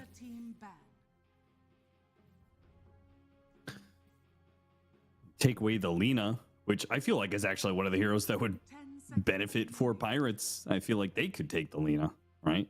That's another, we haven't seen them play it, but it fits into that same type of drafting that they prefer. It can be run as 1 or 2 position as well. Very true. See what No Tail wants to first pick here. I would not be surprised if he just takes the Timber Saw, honestly, like the way they've been prioritizing it, playing around it. What are you afraid of? Yeah, I think that or Bristleback are pretty good. Oh yeah, Bristle's still in the pool. It's been banned for quite some games now. And the TA. There's the TA, but they ignore the TA. God damn, that is... Well, they're going to take it here, so... Okay, that's pretty fair. I was jumping my gun there, you know, I was thinking if they didn't ban it, then... Like, are you going to leave it? But no, of course, you just take it first pick. What am I talking about? It's crazy talk. So they left the Bristle and the TA. And normally if you did this, you would leave a third hero that you feel is equally as good or powerful. So you do this like triangle trade with the last ban. Yeah. But I don't know if that really exists here for 4 Pirates. It would have to be some... You know, like maybe that Dawnbreaker if it was left because they really like that hero. But out of all the stuff they've played so far that we've seen, I don't think they have really good answers to TA naturally in their hero pool. So it's kind of an awkward hero to give away. Back to the Pango. I mean, this is whatever to me. Like, this is not stopping my TA doing TA things. On that idea of the triangle, I think this used to be a lot more common in older ages of Dota. The concept that there are so many broken heroes, and sometimes you would not ban out some of the broken heroes, and as you said, you would give up multiple of them so you could get it on second pick. Do you think second pick is worse now because you do not have a 2-pick scenario? Where now, if you're trading out OP heroes, you're just giving them 1 for 1, right? And you get the leftover. Whereas, there was a drafting era, older Dota, you would have gotten 2 heroes. So you potentially could have left more out there in the pool in that first pick, second pick exchange. It's definitely harder to pull off, especially with so many bans. Like, you have to ban something. So it feels like if you want to leave broken heroes, you really have to leave a lot of them and just kind of ban trash, and then you'll get 2 by, pick out of phase type deal. But then you're leaving maybe 5 or 6 you feel are really top tier. And the issue is some of these are just good against the rest of the pool. Like, I think TA is just good against most of the rest of the broken heroes as well. So you're not even really getting a good exchange here. Just an awkward hero to give away. Like, you banned Lina over TA, it's like, come on, what? First pick Lina? Like, I know it's strong, but there's no way you'd rather play against TA than Lina, if it really comes down to it. I just refuse to believe that is true. Yeah, there's too many tools that Templar Assassin has right now. Traps feel so good, right? Vision and silence. So say the Pango is a good example of a hero that, he's got Swashbuckle, maybe that helps deal with refraction, but you hate the TA trap silence. You hate it so much. You're way too reliant on your spells for mobility, way too reliant on getting off Rolling Thunder at the right time. So yeah, I feel like Templar Assassin is just like too multi-dimensional of a hero to give up first pick. But 10 seconds remaining. The laning's also just a big problem. Like, there's not a lot of heroes that want to go and lane into this guy. 5 seconds So you can't really shut him down early. If you do force him jungle, he's like the best jungler in Dota. So you don't even really win that way. And then he gives you Roshan. He gives you great damage over the entire course of the game. He gives you an ancient clear. I mean, the hero just sets you up really well. You can pick almost anything. yeah, this hero used to be a mid hero, and you would stack for it off the triangle, and she would go mid straight into the ancients. That felt super good. Now you could do safe lane TA, and she's got an ancient camp right behind her. So the map changes Super favor efficient. this hero quite a lot. It's also not easy to pick carry answers into this hero either. Like, she out carries a lot of the proper meta carries, because most of her answers are that illusion pool, and the illusion pool is just garbage right now, right? Like, Phantom Lancer, maybe the worst hero in Dota. Carry Naga Siren Yeah. is kind of viable, but has also fallen off considerably. Chaos Knight, I mean, who the hell Haven't even seen knows that where in a that while. hero is? The only real one is Terrorblade, and of course they banned it here. So most of that real cheese pool that gets you is not that popular. And some of the carries that could outpace you or push, which used to be another one of this hero's kind of minor exploits you could take advantage of, are also not that good. So, like, there's just not a lot that threatens this hero in the first pick. They will grab 2 stunning supports to back this hero up, 2 very strong laners as well, and 2 heroes that cause Tusk problems. That's the big thing here. Like, the Jakiro and the Willow both have AoE spells to throw down that you can get stuck in as the Tusk.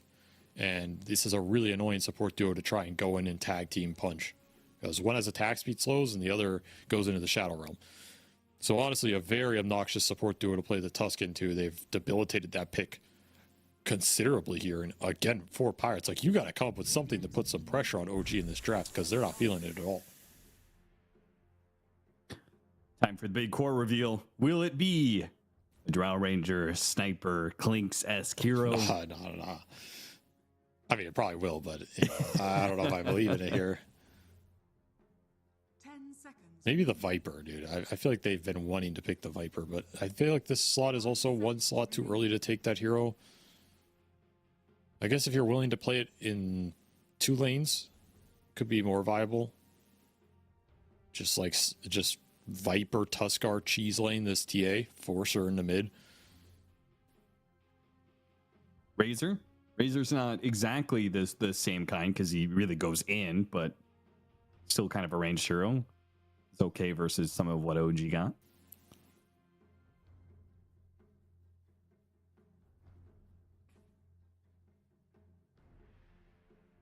Let's see what they come up with here. Not an easy pick.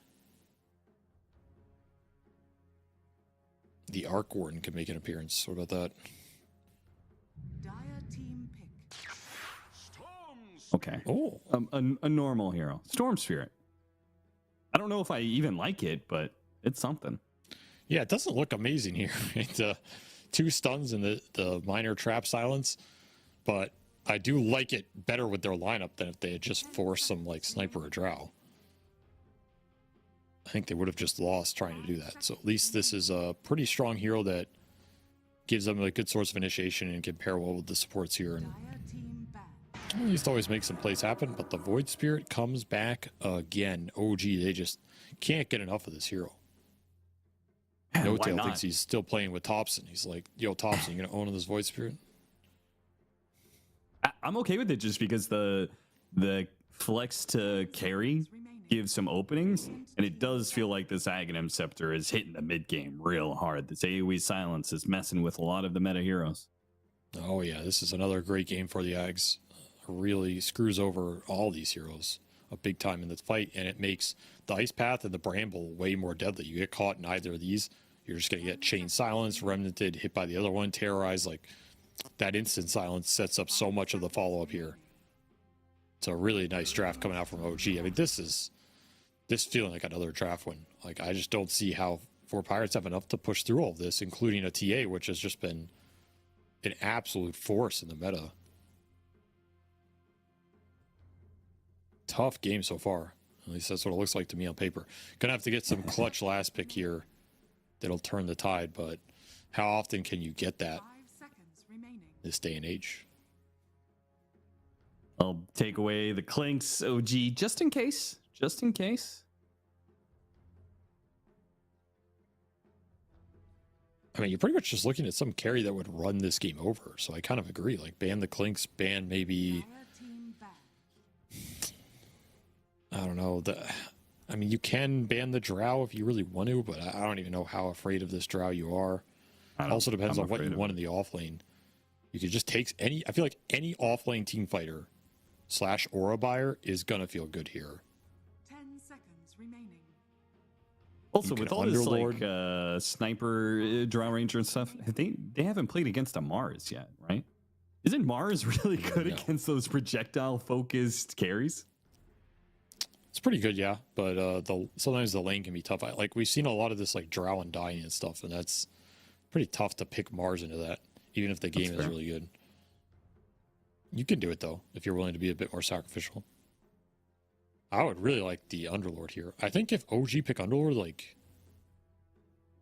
I just don't see how 4 Pirates win. I think the sustain, the auras, and the pit are just way too nasty to fight into. And you just back these other 2 cores up really well. Like, you don't need more stun, catch, initiation, or objective taking. You just need some guy to make your lineup unkillable when you ball. And I think Underlord does that the best. Other options would be like the Centaur we saw. The Brewmaster could do similar things. It was probably a little greedier and not the best Brewmaster game here.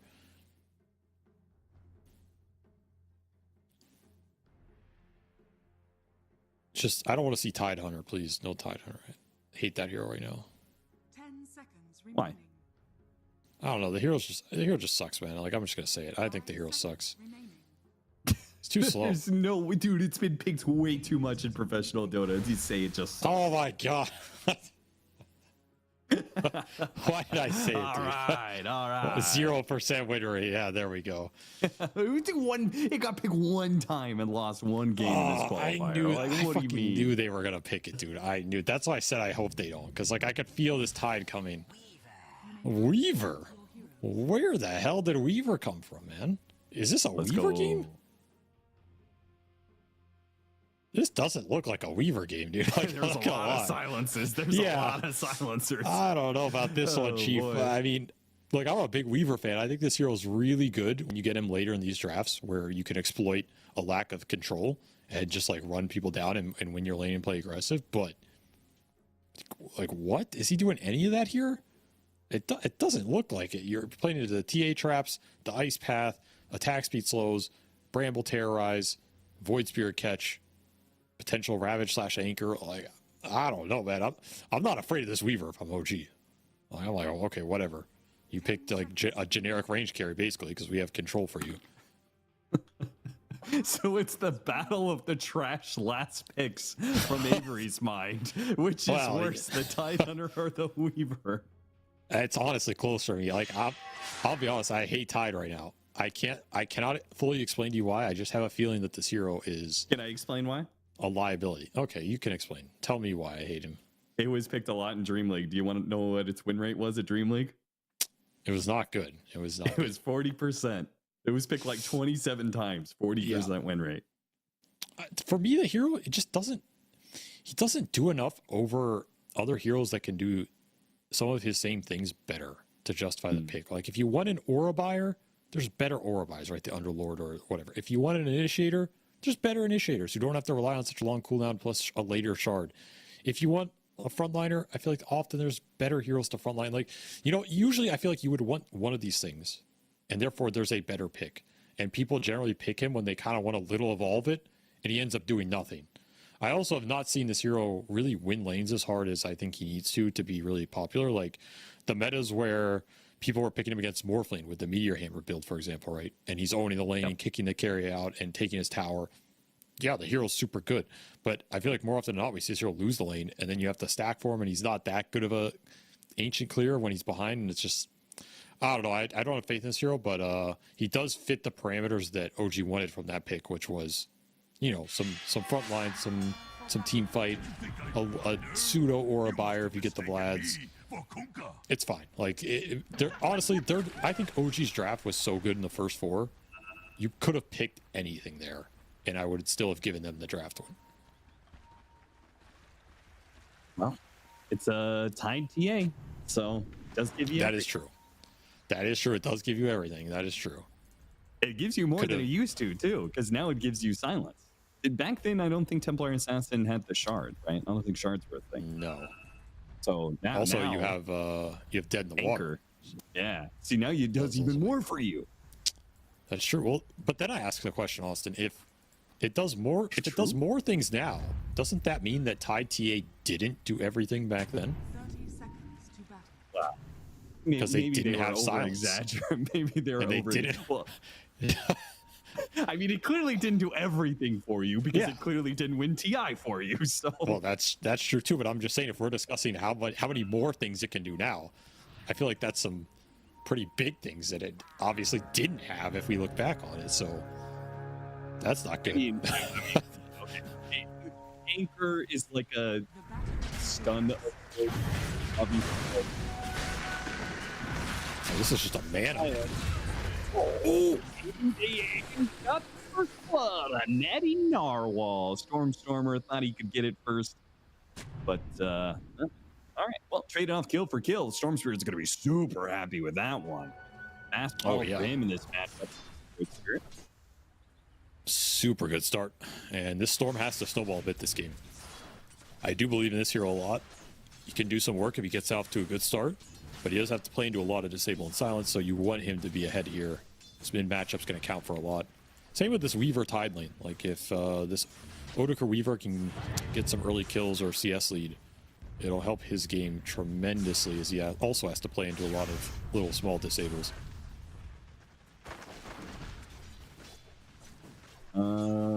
Weaver Tusk sounds like a pretty tough lane, but Tidehunter is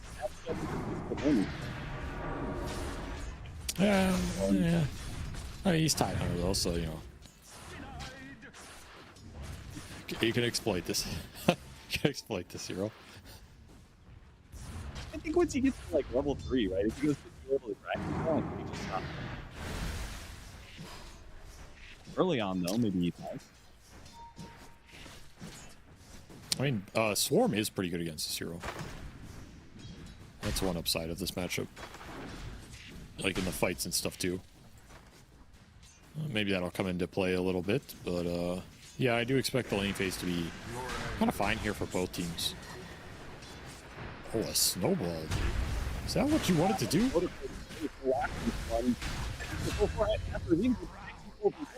Tidehunter recall and Tusk will be traded out. So another core for support situation that favors. Yeah, I mean, lucky for them, they're playing as Tidehunter, so they they win that trade pretty handedly. Okay. No Kraken Shell available yet either. Of course, have to skill your other skills to try and fight. This is the window where you abuse this hero, because he has very low armor compared to a lot of the popular meta offlaners. So if you don't have early Kraken points, he's not that tanky. Particularly just some physical damage. These Tides going 1-0-1 at the start. I feel like this is a lane where you should not go that way. Because, well, I mean, he went Gush for that rune fight, and that ends up costing him a bit here. Otherwise, I think he would just go 0-1-1. Got the flag bearer though. Shad's courier slain with boots. That hurts. Yeah, that does hurt. I think the safe light can put as much pressure on the Tide Hunter as they can. Yeah, heroes, tough thing. Oh yeah, that's about as tough as it gets in this meta. If you're up here as Mr. Morale, you're wondering, like, why the hell do I have to play against this? I have to play against it all day in my pubs, and now I get to go in competitive and we don't ban it. It feels bad. Matchup 16-2 compared to 17-4. So your early middle talisman and follow a bottle on Narwhal. He's cruising, man. He's cruising. Laning phase looking solid for 4 Pirates again. I mean, they did really well in the game 1. That was not the issue that game. And they're continuing to step it up here. Odeker taking it to Daze, but he's left alone on the lane. It's a little awkward right now for him. He would like to continue putting some pressure. These early waves if he can. Instead, he's tanking the hits. Lotus, and he may need to use them here because he's kind of in Shanghai. Level 1 Shikuchi. There's courier. What? Where's the courier, Michael? Gonna fall here. The ice shard's trying to separate him, but it doesn't work. Oh Odeker my, loses that is... courier, loses his life. You must have mistaken me. That is absolute disaster. You lost Lotus, full wand, died anyway, gave them bug kills, lost your courier with full Falcon Blade on it. I don't think it could have gone any worse there. And just because this Tusk left you alone, and why? Like, what was he achieving in this period to leave the lane as a Tusk this early? There's no stacks up. There's nothing really to scout. Yeah, it was just no gank happened.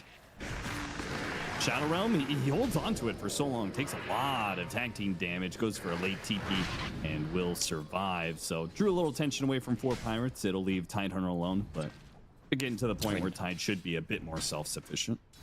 Yeah, he's chilling now after that kill. All that gold injection. He is cruising here. 2 points in the Kraken. He's invincible, according to Austin Walsh. Not what I said. Said self-sufficient. He will literally never die again in this game. It's impossible. Yeah, I mean, what if he doesn't, though? He might not. I'm not exaggerating. He could never die again in this game. Now, what if he never dies again and he loses? That would be the ultimate irony. That would be perfect. That would be perfect. 6-minute power rune. Tusk was already making that rotation for the water rune. You know he's going to be here for the power runes. It's a spirit versus spirit matchup. Hex and Shackles, snowballs, and Stormstormer is barely saved by a beautiful ice path from Kadaro. Hits onto 2. A regen Jump rune that cannot rune. be saved. Natty Narwhal picks it up. Now he's got to activate it. I think he is fine here. Zips to the other side. Joins his Tusk. Maybe they can still get him. Stormstormer's after him. They got him. And in the river here, almost got off a good ice path. Maybe still can. Gets to. Kadaro is definitely dead, but at least he could do some damage on his way out. That's where you wish you had the old regen rune. Like, it's just not ticking up fast enough to bail you out of that situation. And nice chase down from OG. Very clutch shackle cancels the ice path in the middle of the river, bailing Stormstormer out. He was dead there otherwise. And continuing to put this draft to good use. Way better time in the lanes this time around for OG, and that is a worrying sign for 4 Pirates because this mid game looks tough as well. Pango is suffering versus the TA. The Weaver's not getting a lot done versus Tide, and now you're losing this mid trade between the Storm and the Void Spirit. Oh, look how slow that regen ticks up. Yeah, it's really doing nothing for him there. Absolutely no sense. Almost would have been better off just dying and saving the rune, to be honest. Yeah, seriously. I mean, of course, I don't think anybody ever makes that play, but in hindsight, it's like unfortunate that you tried to use this region to escape and then you died and lost it anyway. It's doubly bad.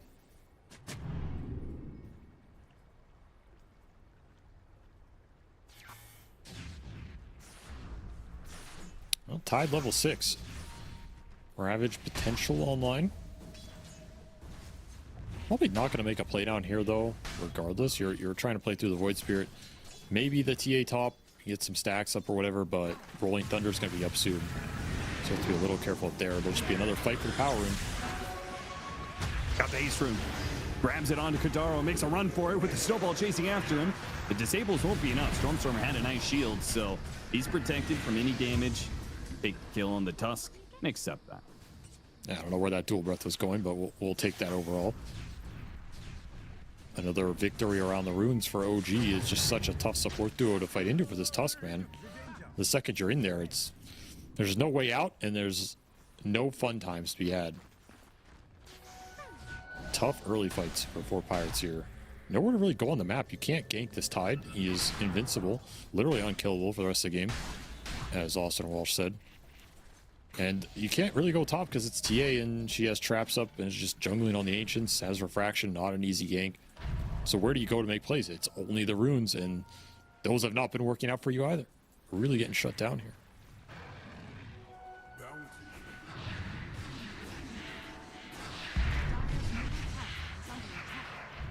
This is the problem with the Templar Assassin.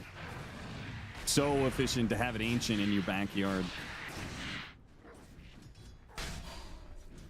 OG got some good neutral items too. Just looking across the board, they just got the Chip Fest on the Tide. That's the real juicy one here. The Spark of Courage, extra damage on the TA. Cobalt Cup on one of the supports, I feel like has become pretty nice as well. Looking good across the board. Triple Sister Shroud. We have seen a lot of that. I've seen a lot of people keeping it into the tier 2 as well. It's a decent amount of survivability. So, unsurprising, we see it picked up pretty often. I feel like anytime you give neutral items mischance, they tend to get prioritized. A la Gossamer Cape. 10-minute power rune. OG, are they going to win another rune fight? They get an amp damage. Now, the hero is already dead, but with an amp damage, Stormer, does he want to turn and fight, or does he want to just jump away? It's tempting with the amp damage to turn back and hit it at Astral Step. Meanwhile, Mixa, unkillable as he is, will not die to the Tusk Weaver. Need more points in the tag team plus the punch probably to bring this Tide down. As he goes in now. Terrorize? Okay, he's just going to be... Wait. Terrorize helps him out, but he didn't have to step away. He didn't step away. What was he doing? Danny Orwell doesn't end up going down. He had an opening there to just jump out, right? Daze, maybe he can get the kill on an aerial at least. They're diving in pretty deep, though. And it's going to be cleaned up. Both supports, maybe, as the Weaver's going to chase after the Jakiro. And got the bugs on him. Will be able to get both of the supports for that dive. Poorly timed situation there for OG. They were winning this game and just because the TA and the Tide are free farming side lanes. Like, you don't have to make anything crazy happen mid. You were getting the runes as well. That's the worst case scenario. Not only do you try and make something happen, it goes bad. And you gave a lot of gold to this Storm Weaver who needed it. Like, you just got to take a step back, breathe here, and look at what's happening around the map. And you have a Tide free farming an empty lane. You have a TA free farming. It's effectively an empty lane. Shad is very far ahead here, which is what happens with this hero. You just got to play to your lineup strengths, which is that mid game. Just get there on stable footing. You're happy. They are going to smoke the Tide Hunter, who is unkillable. It's truly invincible, according to Austin Walsh. See what they can do with this. Looking for a Ravage play if they can connect on it. Dire's bottom tower is And Oh my god. way by Natty Narwhal. He's hit over the rune, so he didn't get hit by the brambles or the ice path. Very well played. Honestly, I would have just ravaged that. I don't know how he didn't. It's not like level 1 Ravage is that important of a spell anyway. I felt like you might have caught him there, you know, because he's zipping in. Who knows? Maybe you wouldn't have had him. Yeah, exactly. It's like a 50-50. I would have gambled on it, but Misa, he wants to hold it. Wants to have the threat of the Ravage online. Did lose his tier 1 tower to the Shaman Ward. Got the Shaman Ward in return. But a little sad at play.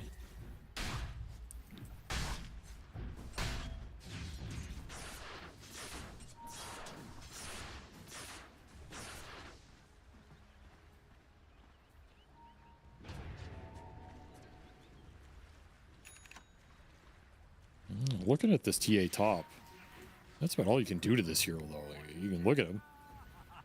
Can't do anything to him. I guess you have Diffusal Pango. Nope, TP in mid, looking for the counterplay.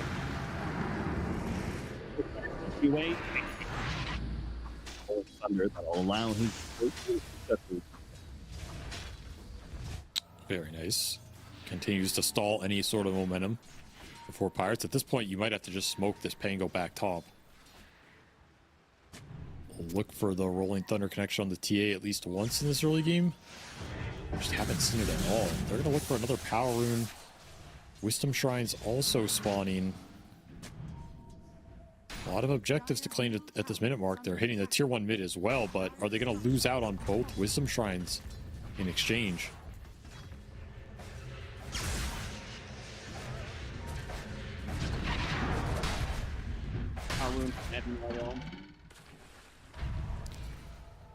That was not a good sequence.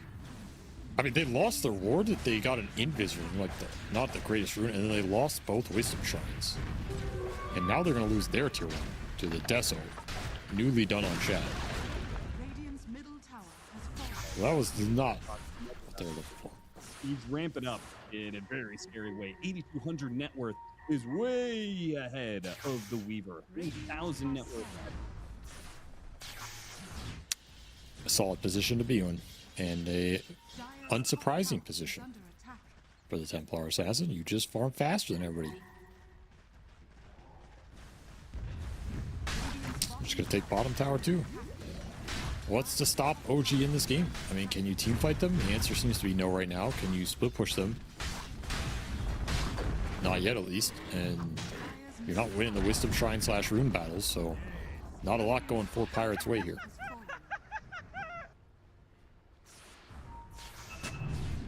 Ag's almost done for that Void Spirit as well, and that is when this Storm's game becomes pretty difficult. You have to go early BKB here. The Pango's game becomes a lot more difficult.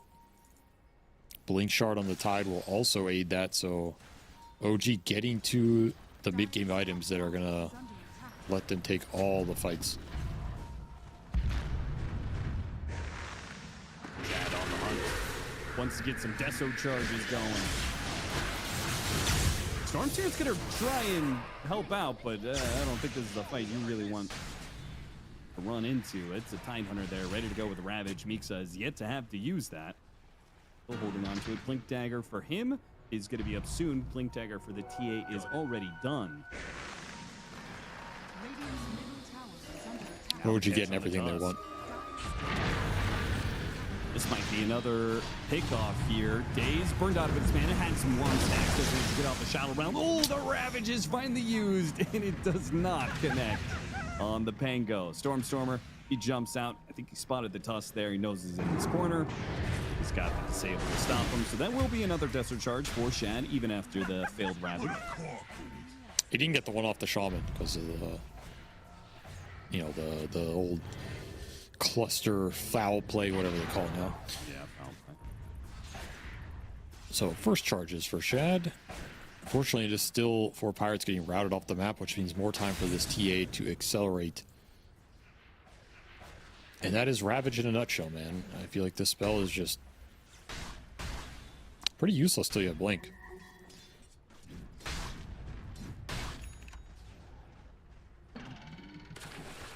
There's the Blink, though. And now you don't have Ravage. So kind of unlucky on the timings here.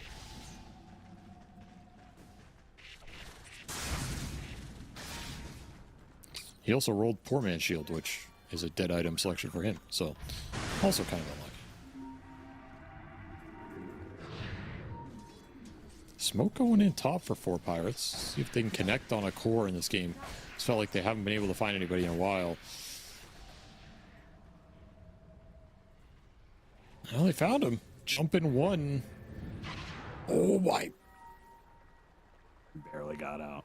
That was a close call. That would have been a sick pick for Pirates. Because they got to play off of picks. They can't. I don't think you really want to take team fights.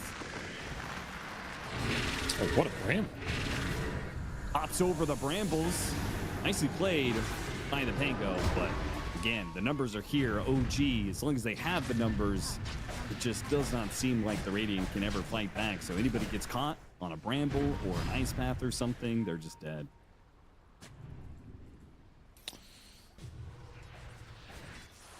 It feels so hard to find timings against TA. I think that's one of the reasons this hero is really tough to deal with. It's like the lane phase, not really an opening.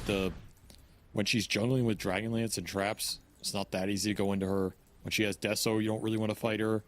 Then she gets this Blink Shard, and she kind of kills your mobility hero's ability to play that part of the game until they have BKB, so then you have to farm. And by then, she has BKB and is forcing Roshan. It's just so hard to line up some sort of timing where you feel confident going into this hero, especially since he's usually ahead of you. And we'll take another tier 1 tower for free. Well, Pirates just don't feel like they can take the team fight. Radiant's top tower has fallen. Hard to blame him until you have some BKBs that let you jump in. There's just no way to do it. And BKB on the Storm is coming shortly. We'll have that soon. It's a good sign for them.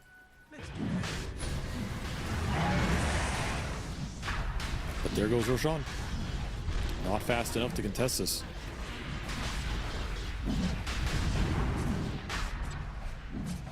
Totally free for OG.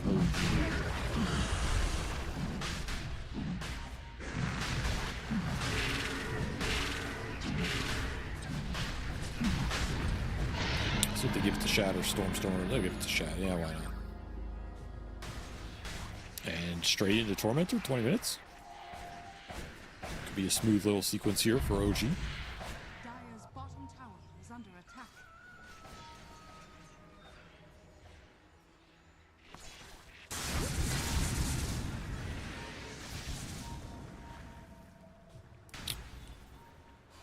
Looks like they will do just that, or at least Shad wants to do it.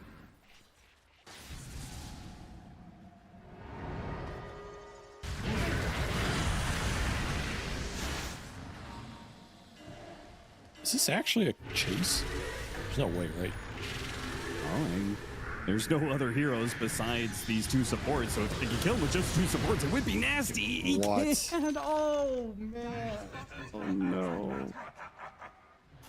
Oh, dear. You know that Dark Willow literally got the shard as they were chasing him down, and it procced the extra Cursed Crown Brambles. That's Because the TA did the Tormentor. That's pretty nice lineup right there. They're going to get another Wisdom Shrine.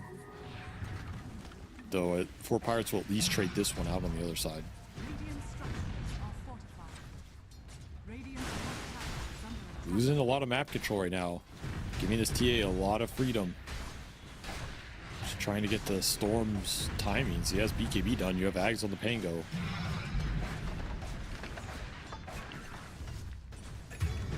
Radiant's top tower is under attack. Oof. This makes Radiant's top absolutely tower no has sense. fallen. At some point, you have to stop this. You're going to have to pick a place to fight.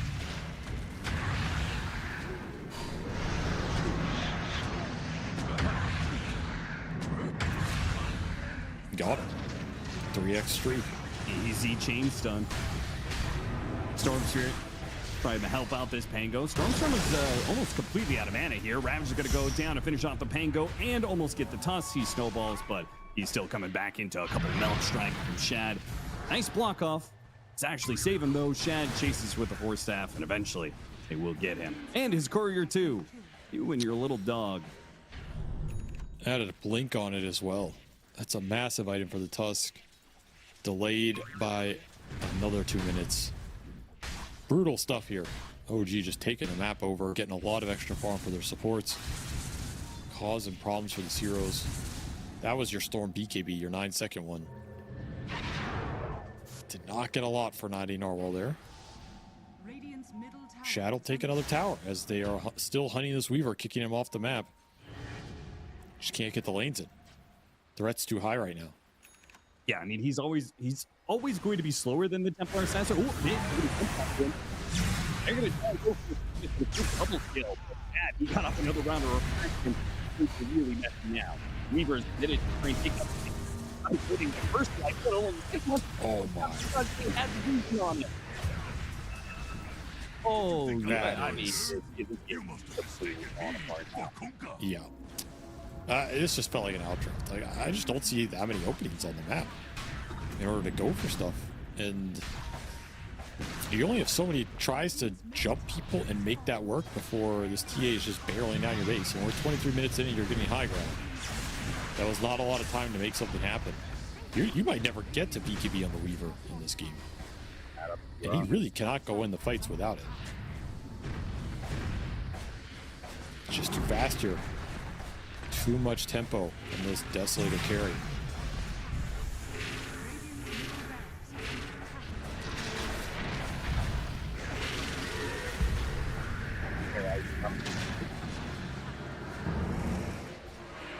War has been make it work. Gotta find Get the something kill here. in the Dark Willow, but the lockdown of the Weaver's just gone. One disable, and the damage of the Templar Assassin overwhelms him. They got days. It's a kill. They got one. But you know who They they might have haven't lost the gotten, game. Avery?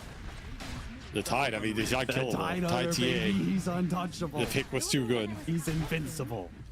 I'm not gonna lie, Austin. I genuinely think they could have picked any hero in this game that looked very similar.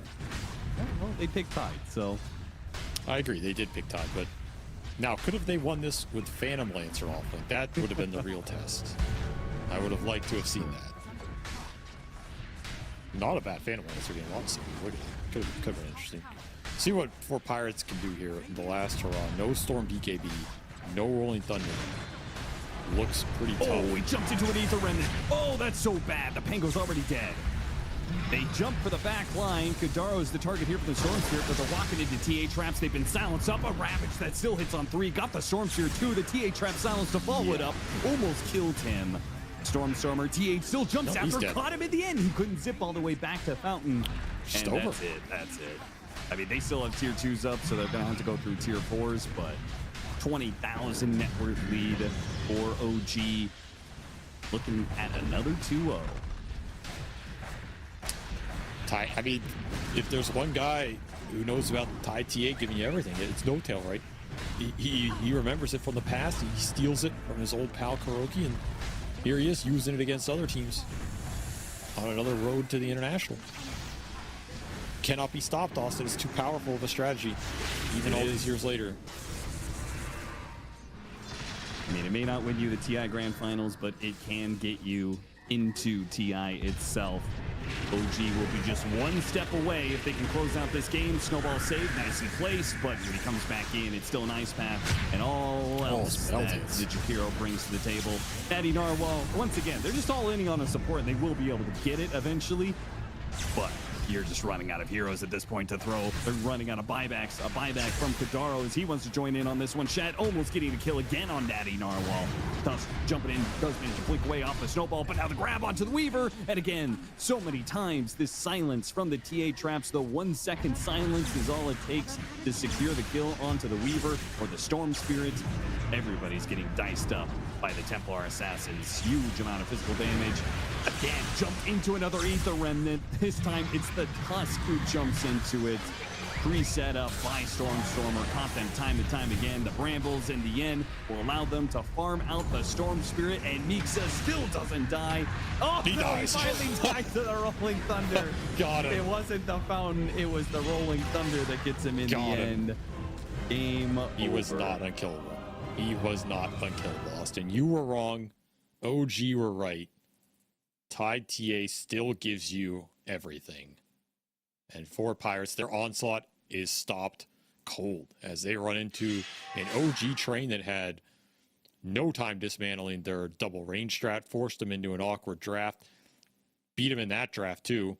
You're left with this awkward situation where you have to play into first pick Templar Assassin with mediocre responses, right? This is not a draft that punishes this hero enough to justify giving it away. Shad ends this game 12-0-9. The only question you're left to ask yourself is, why did we give him TA? Because apparently we didn't have anything for it. Yeah, just an easy game for OG. Like, just a complete draft in my opinion. Yeah, seems like it. It just was a very thorough victory. I would say both times drafting. I mean, No-Tail, he did a great job here, that's for sure. Out drafting 4 Pirates. I mean, they dismantled the Sniper Draw Ranger. Past 30 minutes, there was really no hope for that lineup. And this time around, they got a Templar Assassin, and then they enabled that Templar Assassin. Void Spirit is a scary pickup for them, just because they've shown the flexibility of this hero now with a win on the Shad carry Void Spirit twice now, and now we get to see Stormer pull out a win with the mid Void Spirit as well. It's a scary hero to give away to this team. They are really upping the value on it. They make it work really well. And not a lot of teams have very good counters to it. Like, it's kind of a hard hero to counter. You kind of just have to outplay it. There's no real, oh, we got you with this or that. You know, like a lot of these mid heroes can counter each other if they're ahead, but when you show supports early and you get this hero later, you're pretty confident in it, and it can do a lot in terms of disruption. We saw a lot of times this game that the Tusk Shaman go in the fight, and their spells get disrupted by either AoE Silence for the Void Spirit or TA Trap Silence. Multiple times that Shackle got canceled very early on, so they really took advantage of what they saw here. Like, I really think this draft was one of the more one-sided ones we've seen, and every step through the way it felt like OG were just debilitating 4 Pirates picks, and the 4 Pirate picks were not putting enough pressure on OG to force them out of their comfort zone. Nasty stuff.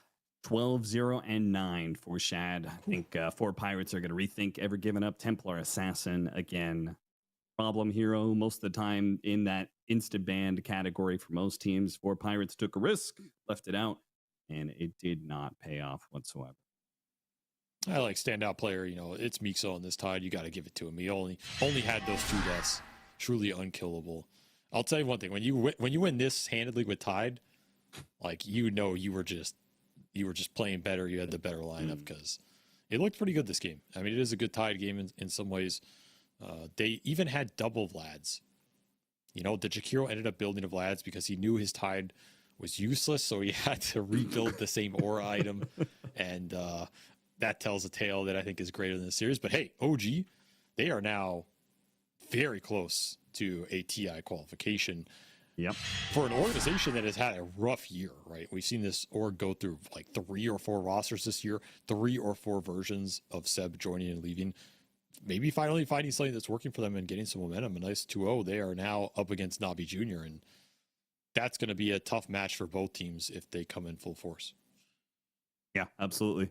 And bracket-wise, we could see it's Navi Jr. versus OG at the top part, which I think all of us talking about, we talked about it for a while, what the matchup is going to be. Winner of that will be qualified to the International. What is going to be spicy? The lower bracket matchups. 4 Pirates, Nigma Galaxy. That's one of them. 1W versus Yellow Submarine is the other matchup. And then they play against each other. And then whoever wins that matchup then have to play up against the loser of the OG matchup. So this will be the games for tomorrow. We just have 3 of them: 1W versus Yellow Submarine, 4 Pirates, Enigma Galaxy, and then we'll close out with the upper bracket matchup of Navi Jr. and OG. I mean, that's the star-studded match right there. Like, one of those teams going to TI, the other will have another chance. But let's be honest here, Austin. The real storyline is, can Enigma Galaxy make it through the lower bracket gauntlet? That's what everyone's here to see. Like, every match on the knife's edge, how much can they pull it out? How many teams are they going to take out along the way? And are they going to make it all the way and then lose in the final series? That would probably be the most Enigma Galaxy thing of the entire year. Yeah, after finally defeating their nemesis in Virtus Pro, right? They overcame Virtus Pro finally, but there's still so many teams standing in their way. It's tough, man. It's tough. But if there's one team that can make a deep lower bracket run, it is a Kuroki squad. So their fans will have a lot of faith in them as OG's fans. And at this point, Navi Juniors fans, I think they're getting a lot of fans in the past few tournaments, honestly. Like, these are going to be some fan favorites going at it in the final 2 days. Yeah, they've just gotten better and better over the season, and it might just culminate for a spot at the International. Super exciting to see as we are closing out all the qualifiers for the International. I believe we still have Southeast Asia as the other last region that is currently going on, which probably starts up again in a few hours. But for now, that is going to close out today's bit for the Western European qualifier for the International. Thank you very much for watching, and we'll see you for more action tomorrow.